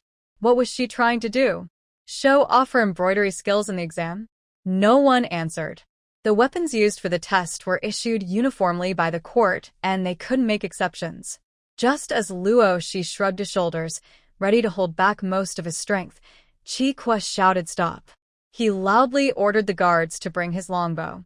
Soon, 2 soldiers carried a curved bow and handed it to Chiqua. He picked it up with one hand and walked toward Luoxi in the arena. My chief family is naturally stronger than others. Standard wooden bows limit our strength, which affects how far and accurately we can shoot. Kid, since you've spoken, I'll lend you this black gold-forged sky-shooting bow. He grinned, showing bright white teeth that shined in the sunlight. Divine weapons have spirits. If you can't pull it, wasting everyone's time showing off, his face suddenly changed and his voice boomed like thunder. Get out of here. He extended the longbow with one hand. Luo Shi took it, and the moment he touched it, his arms seemed to sink slightly. His eyes lit up as he touched the patterns on the bow and said, "Nice bow." At that moment, Chiqua's eyes also brightened. "Good kid. You really have divine strength. I was right to notice." Feeling happy, he stepped aside to let Luo Shi take the stage. He decided that no matter how accurate this boy was with his strength, he must recruit him. Having such divine power and not fighting on the battlefield would be a waste. The sky-shooting bow weighs 300 jin. Luo Shi held it with one hand, turned sideways toward the target, stepped back with one foot, and knocked an arrow. The arrow shot out with a loud, tearing through the air with a burst of sound, hitting the bullseye with a bang. The large target trembled slightly. Everyone held their breath. Luo Shi quickly drew another feathered arrow, pulled the bowstring tight, and shot again with a whoosh. The triangular arrowhead, with unstoppable momentum, split the previous arrow in half and stayed in its original position. The first arrow broke into two silently and fell to the ground, replaced by the second arrow. This time, even the judges on the high platform, who had been chatting and laughing, couldn't sit still. Their faces showed shock and excitement. They rushed to the front, staring intently at Luo Shi, who shot 3 arrows in a row and hit the target each time. The fiery passion in their eyes could melt people. "I want this person. Whatever you want, just a soldier who's never even been on a proper battlefield. Get out of here." She should be on the front lines shooting at the enemy commander. On the high platform, the assessors each had their own opinions. Some wanted to win over Luo Shi, while others wanted to send him straight to the battlefield. Bai Tingyan was caught in the middle, pushed and pulled by a group of old men. He supported his forehead with one hand, thinking that their plan might fall apart. He didn't know Luo Shi's true identity, but based on Imo Wang's attitude, he could guess a little. Sending the royals' prized person to the front lines? The back mountain scenery is beautiful, perfect for a long rest. Whoosh, whoosh, whoosh. Luo Shi kept shooting arrows non-stop, each arrow following the last in a straight line through the air. Brother was running around wildly, grabbing a person's training outfit and pointing at the field. "That's my brother. Isn't he impressive?" The person in the training outfit sincerely praised. "She's very strong, the strongest I've ever seen." Satisfied, brother went to talk to another young man practicing short strikes. "The one shooting arrows is my brother. Isn't he awesome?" The young man nodded with a fist salute. "Very impressive. I admire him." Brother then turned to the person in the training outfit again. "If you practice for 30 more years, can you catch up to my brother?" "No way, no way. Even 100 more years of practice won't be enough." Seeing this, the young man shifted his position. Brother reached out to grab him, but missed. He paused, about to grab the training outfit again, but the other person got annoyed. "I've spent my whole life praising others, and now you're still bothering me? Are you done?" Meanwhile, the 6th arrow hit the bullseye, piercing through the target and creating a hole in the middle. The next 4 arrows flew through the hole. One arrow missed and almost hit Mi Jilin's forehead, who was relaxing behind. If his body hadn't instinctively made him lean back to dodge, his head would have been hit. Almost. Just a little more. His eyes were blank, and he looked so frightened he almost fainted. Suddenly, someone jumped up from the ground. Almost got someone killed. "Where's the assessor? Come out and give me an explanation." Chiqua clenched his fist and slammed his palm. "Nice shot. Perfect shot from 100 paces. This person, he was determined." The crowd erupted into the most enthusiastic cheers ever.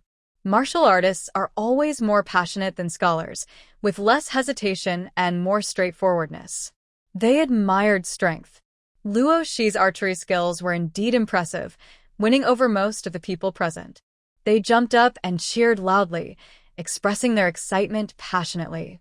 Among them, Brother Ren was the most enthusiastic, as if he believed he had won first place himself, eager to transform into a butterfly and fly around the field. Luo Shi was now at the end of this assessment. Soon, the last person finished, and the final test was over.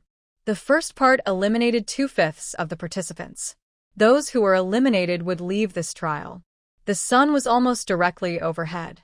Shikor announced that everyone should find a place to eat, and after the meal, they would proceed to the second test, walking and shooting, which required hitting a moving target. 10 straw men were hung on ropes, pulled from both sides by 2 soldiers to make them move. Luo Shi drew her bow and shot 5 arrows at once. She used a special technique, giving each arrow a different strength and direction at the moment of release. All 5 arrows hit their targets precisely, impressing everyone again. Before leaving, Yin Yao emphasized that everyone should show their true abilities. Without using secret tricks, they should avoid hiding their skills. Luo Shi remembered this and acted accordingly. She didn't hide anything or go all out, just performed normally. Even so, her performance excited the judges very much. They wished she had been born into their own families. Bai Tingyan didn't know what he was proud of, and he raised his chin. Dream on, Yin Yao wouldn't help her cheat, but she could still use some small tricks in daily life. For example, the training yard had limited rooms. After the first day of testing, others squeezed 4 people into one room. Luo Shi not only had her own room, but her bedding and pillows were all brand new. Just kidding. Yin Yao wouldn't let her little girl sleep with a smelly man who snored and didn't wash his feet. That night, Luo Shi had no dreams. The next day, Brother Ren, with 2 big dark circles under his eyes, looked irritable. You don't know. The big brothers on my left grind their teeth and talk in their sleep, and the ones on my right don't shower, with their hair soaked in sweat all day. It's disgusting. Thinking of that scene, Luo Shi felt sick. She took Brother Ren to wash his face with cold water. Seeing he looked much better, she asked, "By the way, what's your name?" "Ren-yi," he said, showing a big, white smile. Luo Shi raised an eyebrow. So Brother Ren's real surname was Ren. The martial arts test lasted 3 days. On the second day, they tested spear throwing and archery. The spear test involved riding a horse and fighting. Participants had to control the horse and repeatedly strike a target until a large stone was broken. When Luo Shi saw her little red horse in the stables, she was very happy. The horse lifted its head and neighed loudly. She rode her horse around the arena once and casually picked up a wolf-tooth club from the weapon rack. The wolf-tooth club is a type of striking weapon. Its head is covered with long, nail-like spikes, resembling wolf teeth, which is how it got its name. Most others chose weapons like spears or large axes that are easier to use in the test. In a corner of the arena, representatives from the 4 major families gathered. When they saw each other, they first bowed to Mi Jilin. "Brother Go." "Mi Jilin, that I knew it would be like this." Because the spear test involves multiple people, they planned to work together later to show Luo Shi a bit of color. They decided who would flank, who would distract, and who would attack, aiming to make her fail the test and leave the arena. If not, at least she would get hurt. They had clear roles. One of them pulled the reins and headed straight for Luo Shi, who was wandering around the arena. When they approached from 4 sides, Luo Shi had just told Little Red to move her limbs away and was looking for her target, a large stone. The 4 of them saw this as a good opportunity. They subtly moved closer, trying to create a surprise. Just as Mi Jilin reached attack range, Little Red's big horse turned its head with a wise look of disdain in its eyes. Just as he was furious that a horse dared to look down on him, 3 people behind him shouted, "Watch out!" Luo Shi swung her wolf-tooth club at a stone about half a person tall. With a loud bang, she struck it once, no need for multiple hits. The stone shattered, sending fragments flying like a shower of flowers. The largest piece headed straight for Mi Jilin, who was closest. This time, on horseback, his instincts failed him. He performed a dramatic, brain-splitting stone stunt in front of everyone. Little Red's hooves shifted, dodging the flying debris. Once the dust settled, Luo Shi turned back with a playful smile. When she faced his cold, beautiful peach blossom eyes and saw Mi Jilin lying on the ground, bleeding and rolling his eyes, she smirked. A young member of the Qin family bowed and apologized. "Sorry. We're just disturbing you." Then he pulled the reins and ran away. Oh heavens, save the children. He was only sent by his family head to fill in. The 4 major families are close, and the Qin family had to pretend. He swore that day in the arena, Even the paper balls he threw were blank. Please, family head, save the children. Luo Shi's lips curled slightly, a bright smile spreading across her lively face. She raised her wolf tooth club high and struck again at her target. The remaining half of the stone was completely shattered, with fragments flying everywhere. This time, the damage was clearly worse, and the other two tried to run, but it was too late. The broken stones seemed to have eyes, turning to strike their foreheads.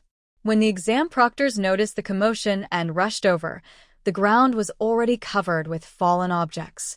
The culprit innocently blinked at them. It wasn't me, it was the stone that moved. The exam proctors. Huh, do we look that stupid? After 3 days of testing, Luo Shi made all the examiners both proud and annoyed.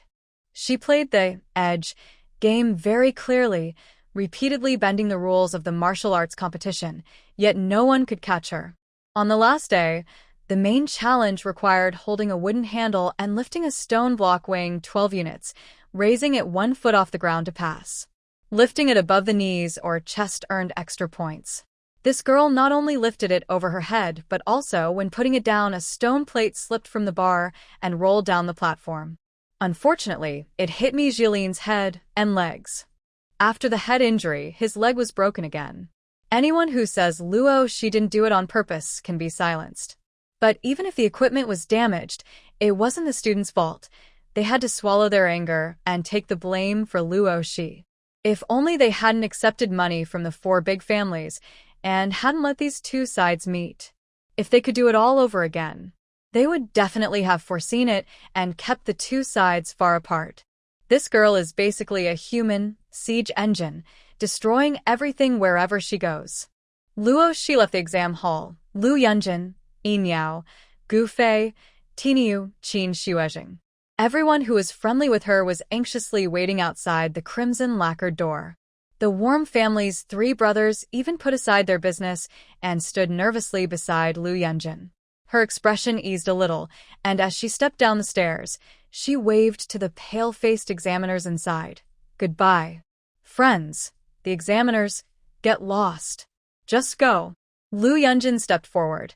Congratulations on your future martial champion. Luo Shi rushed over, fist-bumping her friends one by one, then hugged Lu Yunjin with one arm and Yin Yao with the other. Yin Yao chuckled. Are you done playing? You already know?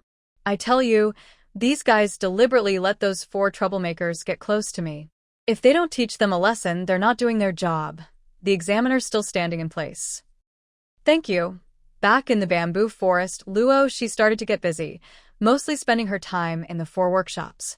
The first batch of glass on the back mountain was fired, about 50% transparent, with uneven surface bumps.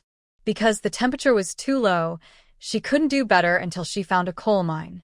Without hesitation, she took down the screens from her small courtyard and replaced all of them with glass. Looking around, it was truly beautiful. Even the small imperfections on the surface looked like carefully designed snowflake patterns. Silver Yao came over for dinner and a walk. When she saw the glass windows all over the courtyard, she couldn't help but gasp. Probably even the richest family in Daeong, the Shangguan family, couldn't afford to use glass for their windows. Little cotton-padded jacket liked comfort and luxury, so it seemed the princess's residence in the capital needed to be upgraded quickly. That day, she returned from outside and called Gu Nyang, who was busy in the backyard. Gu Nyang. Come. I have something good to show you. She opened her bag at the back and revealed a white stone inside. Gu Nyang didn't understand. Did she want to hit someone with the stone? Well, it was possible, but she was small and might need to hit several times. Luo Shi didn't explain. She took out 2 wooden basins, one big and one small, from the storage room. The big basin was placed over the small one, and both were filled with water. Then she threw some saltpeter into the big basin. She warned, Gu Nyang, watch carefully. Gu Nyang's big, watery eyes widened as she listened to Luo Shi's words as if hearing something incredible. In a little while, the water in the small basin will freeze. She didn't understand. How could throwing a stone into water make it freeze? It was the hottest time of summer, and only the cellars built for the wealthy could store ice for use in winter. She didn't believe such a crazy thing was possible, but she trusted Luo Shi.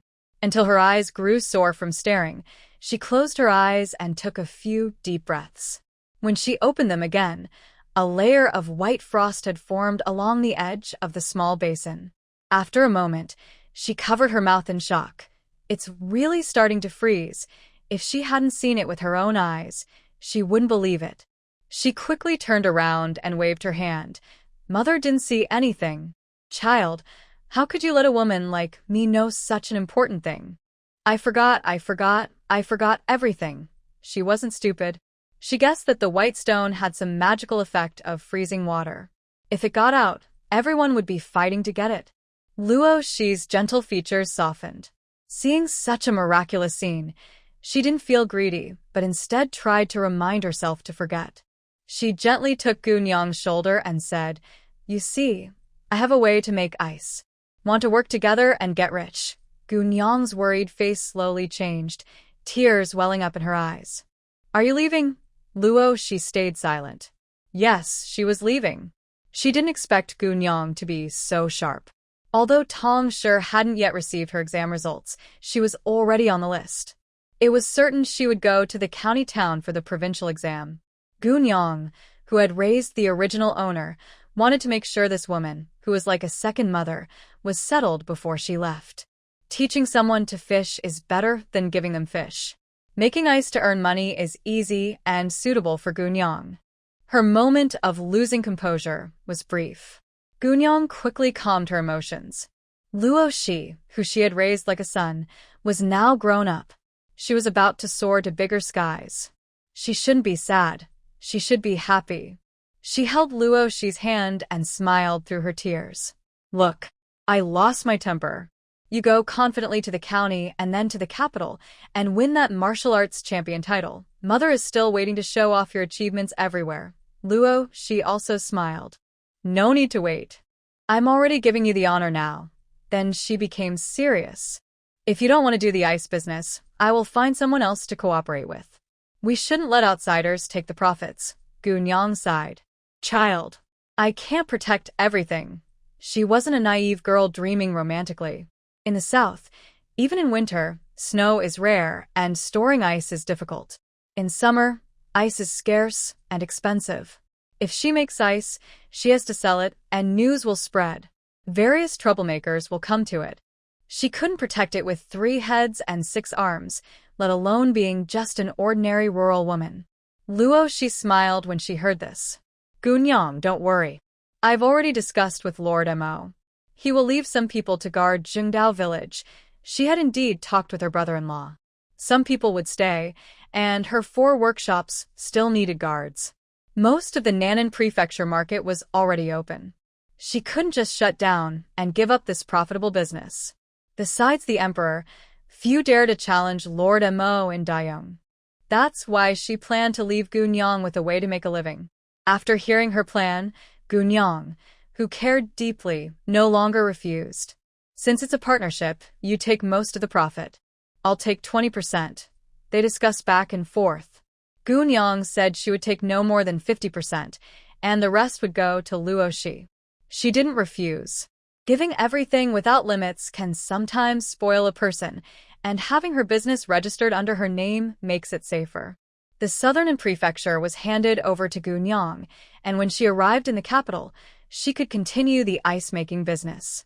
The 2 places wouldn't interfere with each other. Teaching Gunyang how to make ice, Luo Shi threw herself back into her busy life.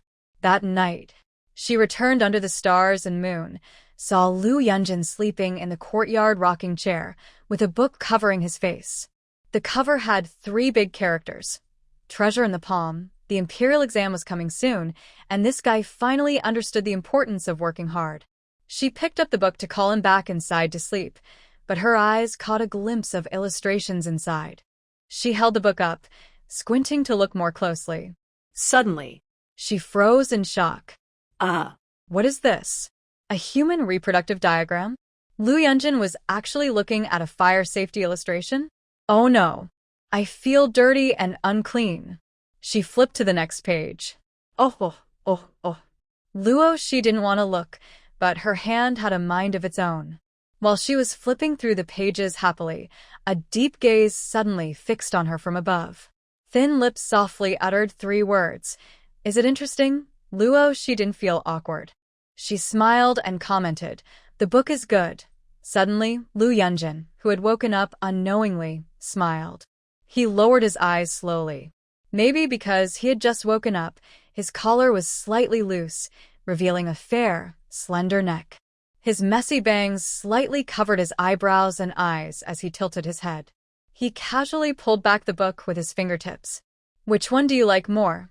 This one. Luo, she eagerly turned the pages, not noticing the increasingly deep gaze beside her. He smiled like a little fox who had just stolen something. He got it. I remember. The boy's voice was slightly hoarse as he gently rested his head on Luo, she's lap.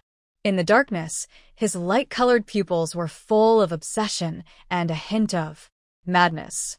His black hair like a waterfall, hot hands wrapped around Luo, she's waist, making her pause in surprise and a little shock.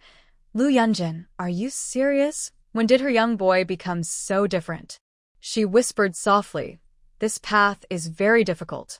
Lu Yunjin's slightly smiling voice sounded indifferent. Are you rejecting me? Rejecting him was already too late, he thought. When he had forcefully entered his world long ago, he had lived in darkness for 2 lifetimes, seeing too many ugly and dirty things. Once someone who had been in saw the light, it would be hard to let go for the rest of their life. He struggled and resisted in confusion. When he saw her and Yin Yao together, close and intimate, his heart was constantly clenched, and he felt like he was about to go crazy.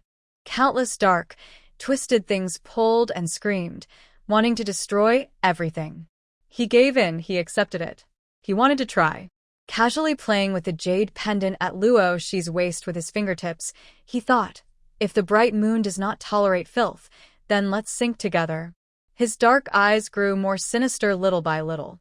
Luo, she thought carefully for a second. In this chaotic world, the ratio of men to women was unbalanced, and many same couples appeared.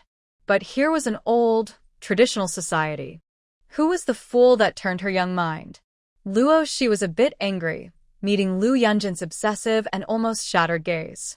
Luo, she took a deep breath and said firmly, liking someone has nothing to do with gender, age, or race. She tried her best to use words she learned from books to comfort the eager young man. If only she had read more books, her vocabulary would be better. The young man's hand was veined and tense, slightly leaning back and trembling slightly. You agreed.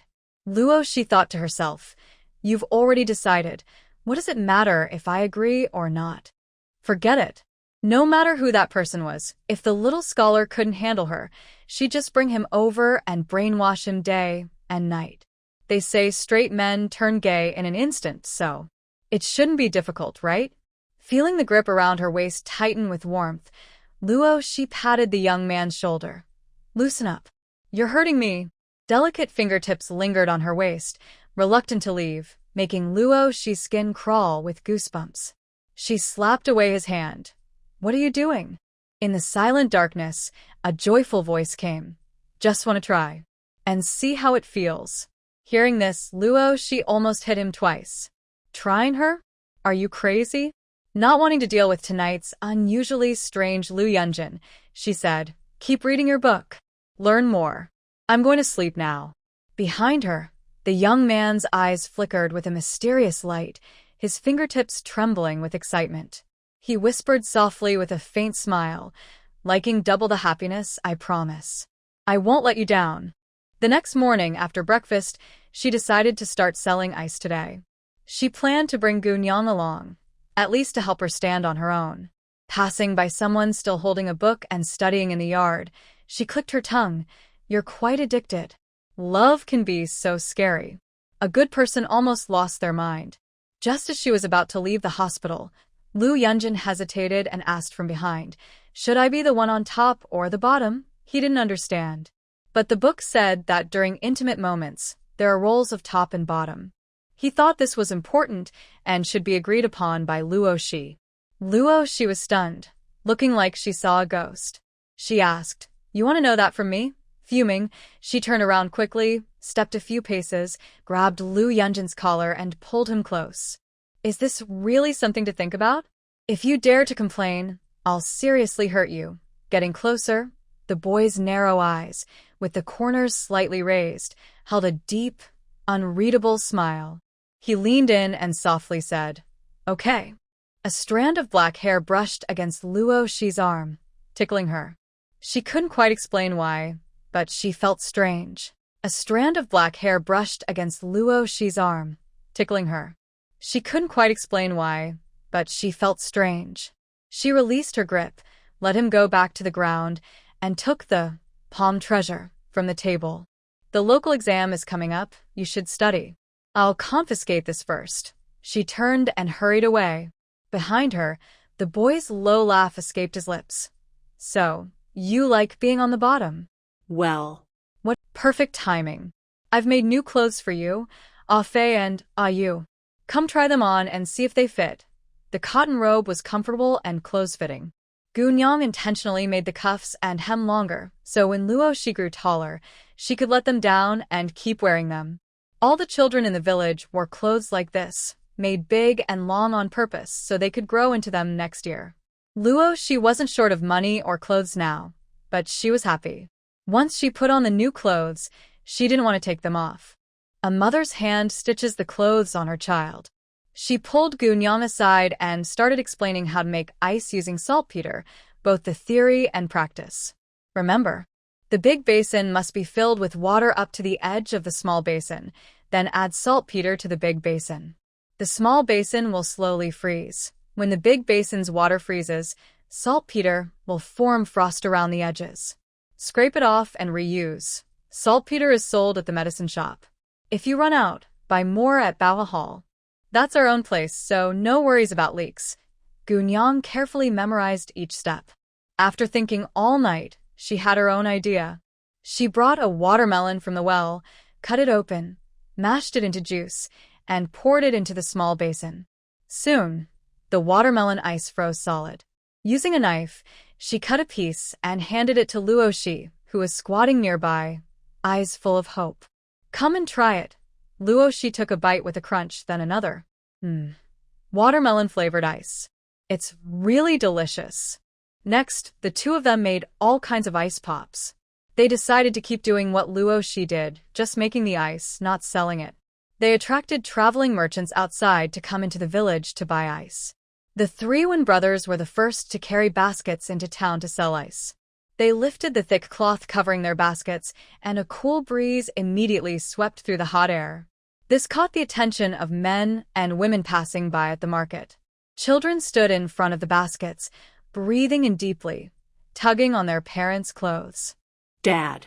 I want to eat ice. The children's father, a man sweating heavily from the heat, looked at the ice pops inside the basket, which were giving off a cool mist. He was also eager. Merchant. How much do you sell this ice for? Selling ice in summer was rare. He was ready to spend a lot to let his children try some. When Dalla's wrist burn was obvious, he held up 5 fingers. 5 coins for a plain ice, 15 coins for fruit-flavored ice. The man who was about to spend a lot of money took out a string of copper coins. What? His eyes widened. Really? You said 5 coins. He wasn't educated, but he knew that ice itself wasn't expensive. The costly part was the hard work of storing it from winter to summer.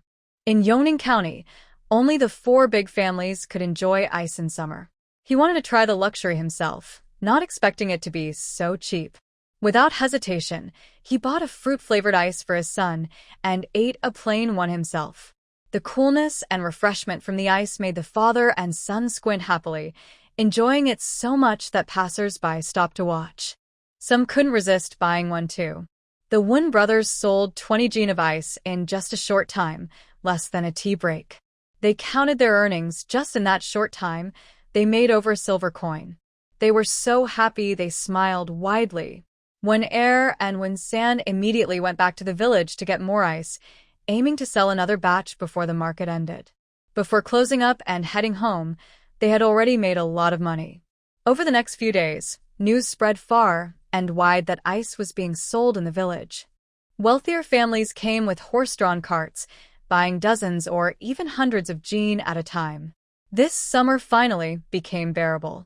To support this, Luo she bought a vacant lot at the edge of the village and built 2 simple houses overnight, providing a place for buyers and suppliers to gather. Seeing the long line at the village entrance, some clever villagers nearby started selling water and ice pops, making good money. When the leaders of the 4 big families heard the news, they couldn't help smashing their porcelain decorations. Luo she again. Is she always lucky? How does she have so many recipes? They felt both jealous and frustrated. While cursing and planning to imprison people to serve them, they also couldn't resist sending people to the righteous village to buy ice. Qin Shuezheng personally came over, looking sad as he stood at the back of the line. His brothers didn't include him in their plans to make money. After ice became popular throughout Yongning County, the day of the exam results also arrived. A big cart with ice basins was parked, and Luo she finally relaxed and sat by the window. The silver feast carriage was large and comfortable. Lu Yunjin sat between 2 people after getting on, watching Lu Yunjin sitting close to the silver feast. Both were equally talented and handsome, very eye-catching. Suddenly, Luo she had a bright idea and realized something quickly. Could it be that the young scholar liked her brother-in-law? Not only did they look good sitting together, but could a prince really be gay? If Yin Yao didn't agree, they might break up. Who should she support in the middle? In that moment, Luo she thought a lot. Seeing her strange gaze, Yin Yao asked with a smile, "What are you looking at? Do I look more handsome today?"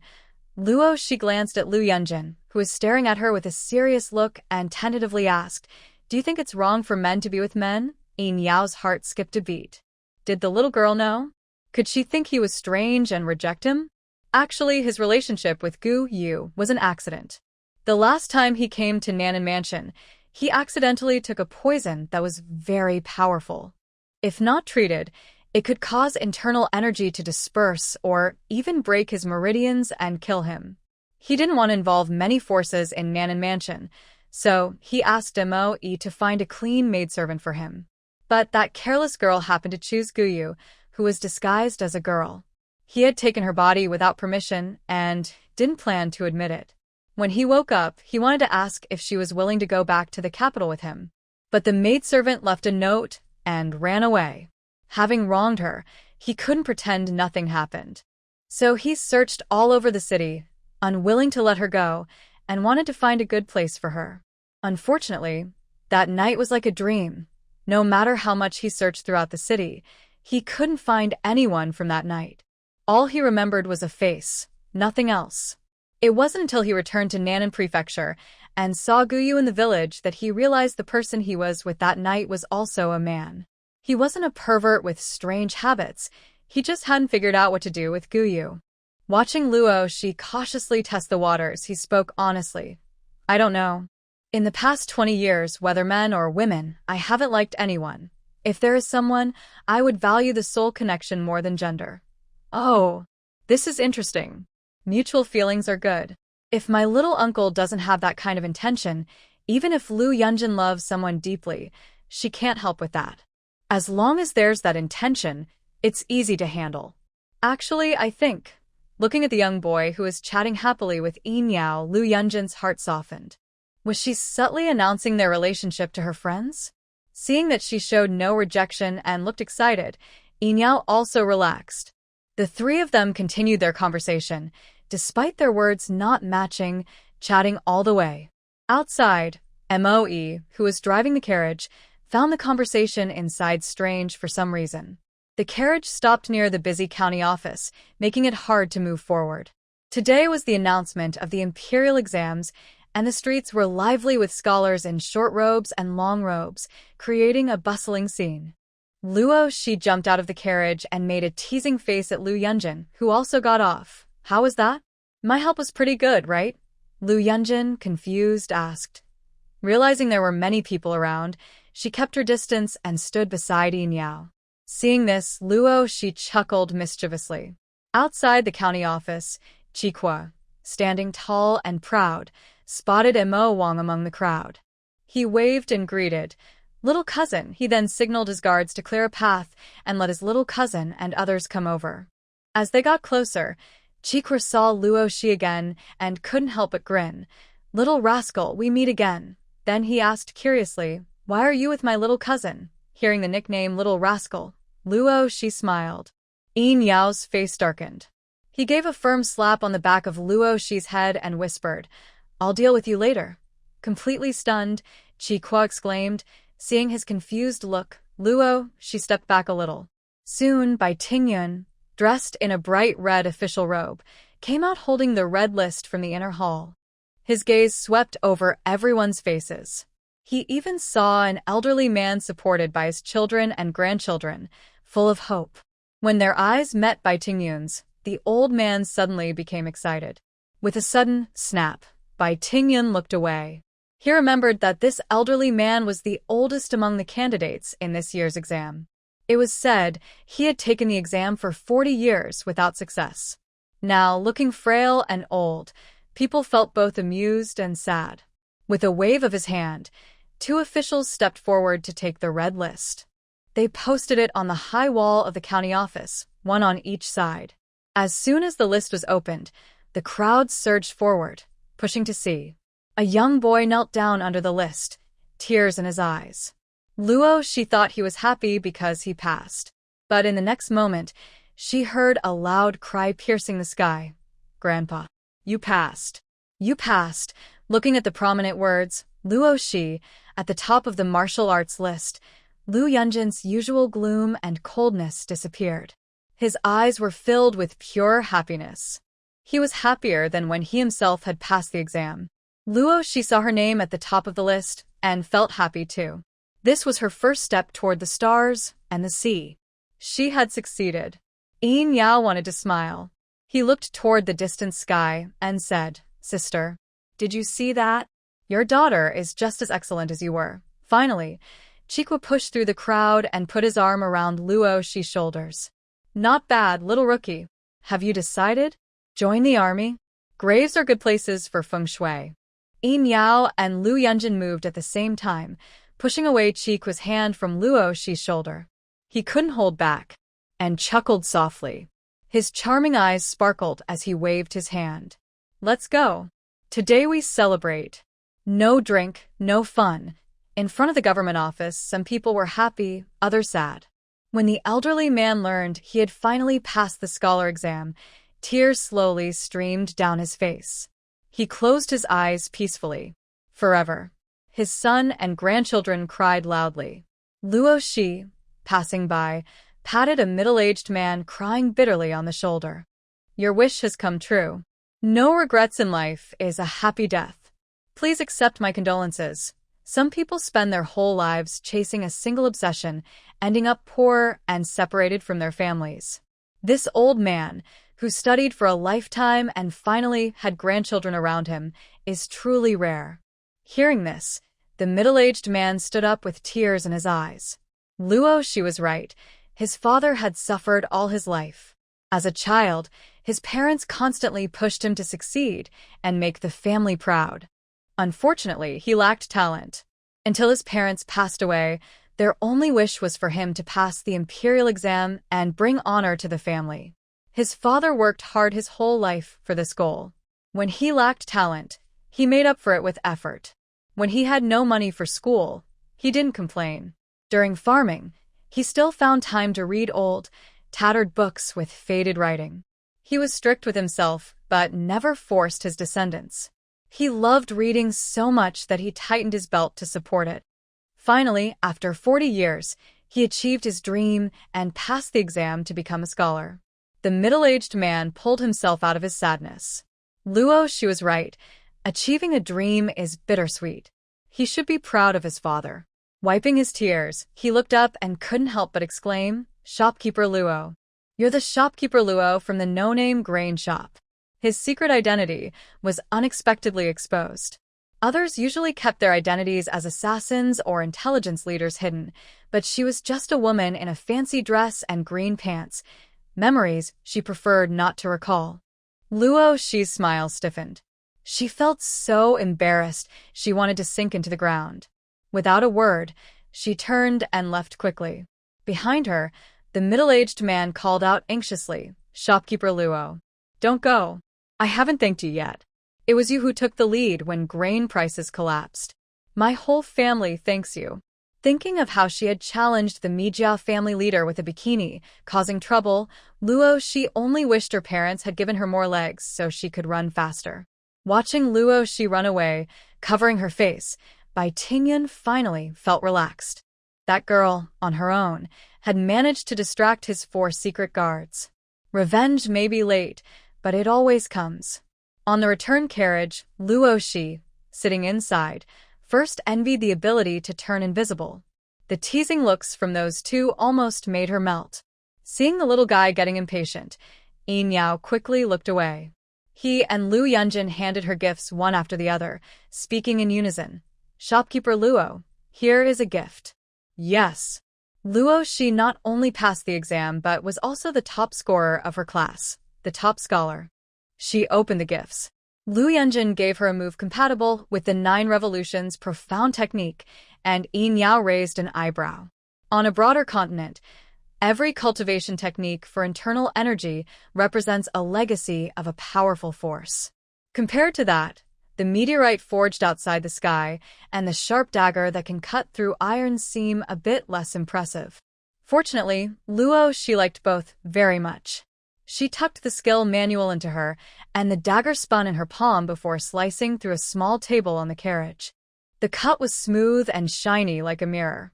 This was a divine weapon, and Luo Shi was a little reluctant to part with it. She looked at the 2 people with a slight smile and said, "Thank you. I really like the gift." As the carriage returned to the village, they met the excited officer at the village entrance. The young officer, sweating all over, arrived even earlier than her.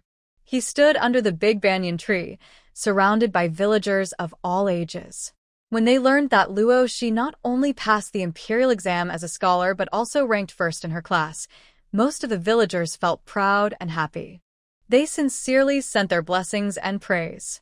Because of her, the village now had 3 workshops. As long as people worked hard and didn't slack off, they earned enough money to support their families. Because of her, the first batch of rice fish was now grown up, each weighing over a pound.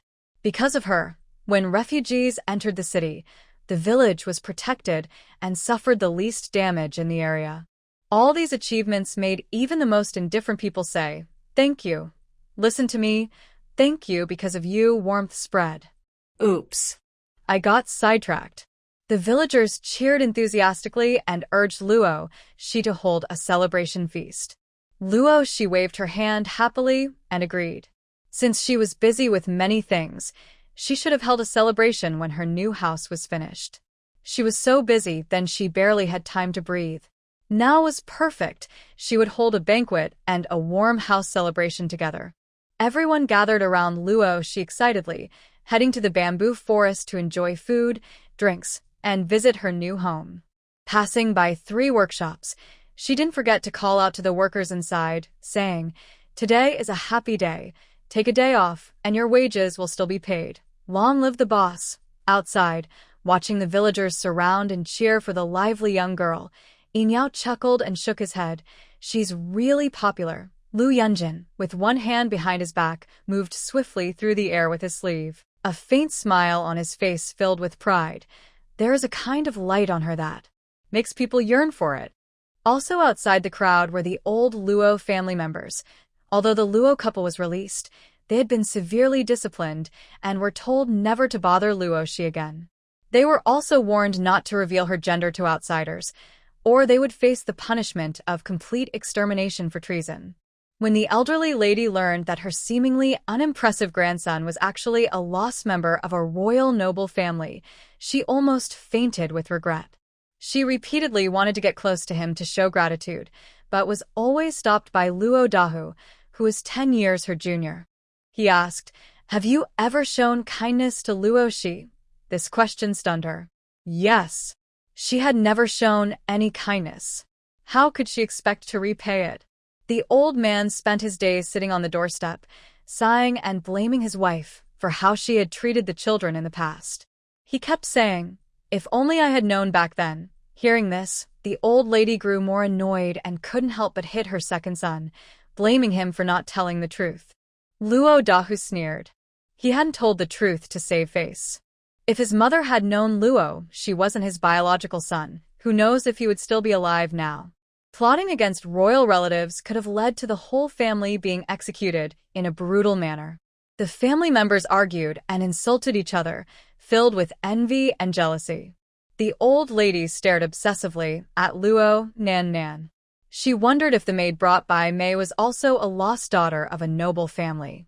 This time, She was determined to seize the opportunity and keep a close watch on her.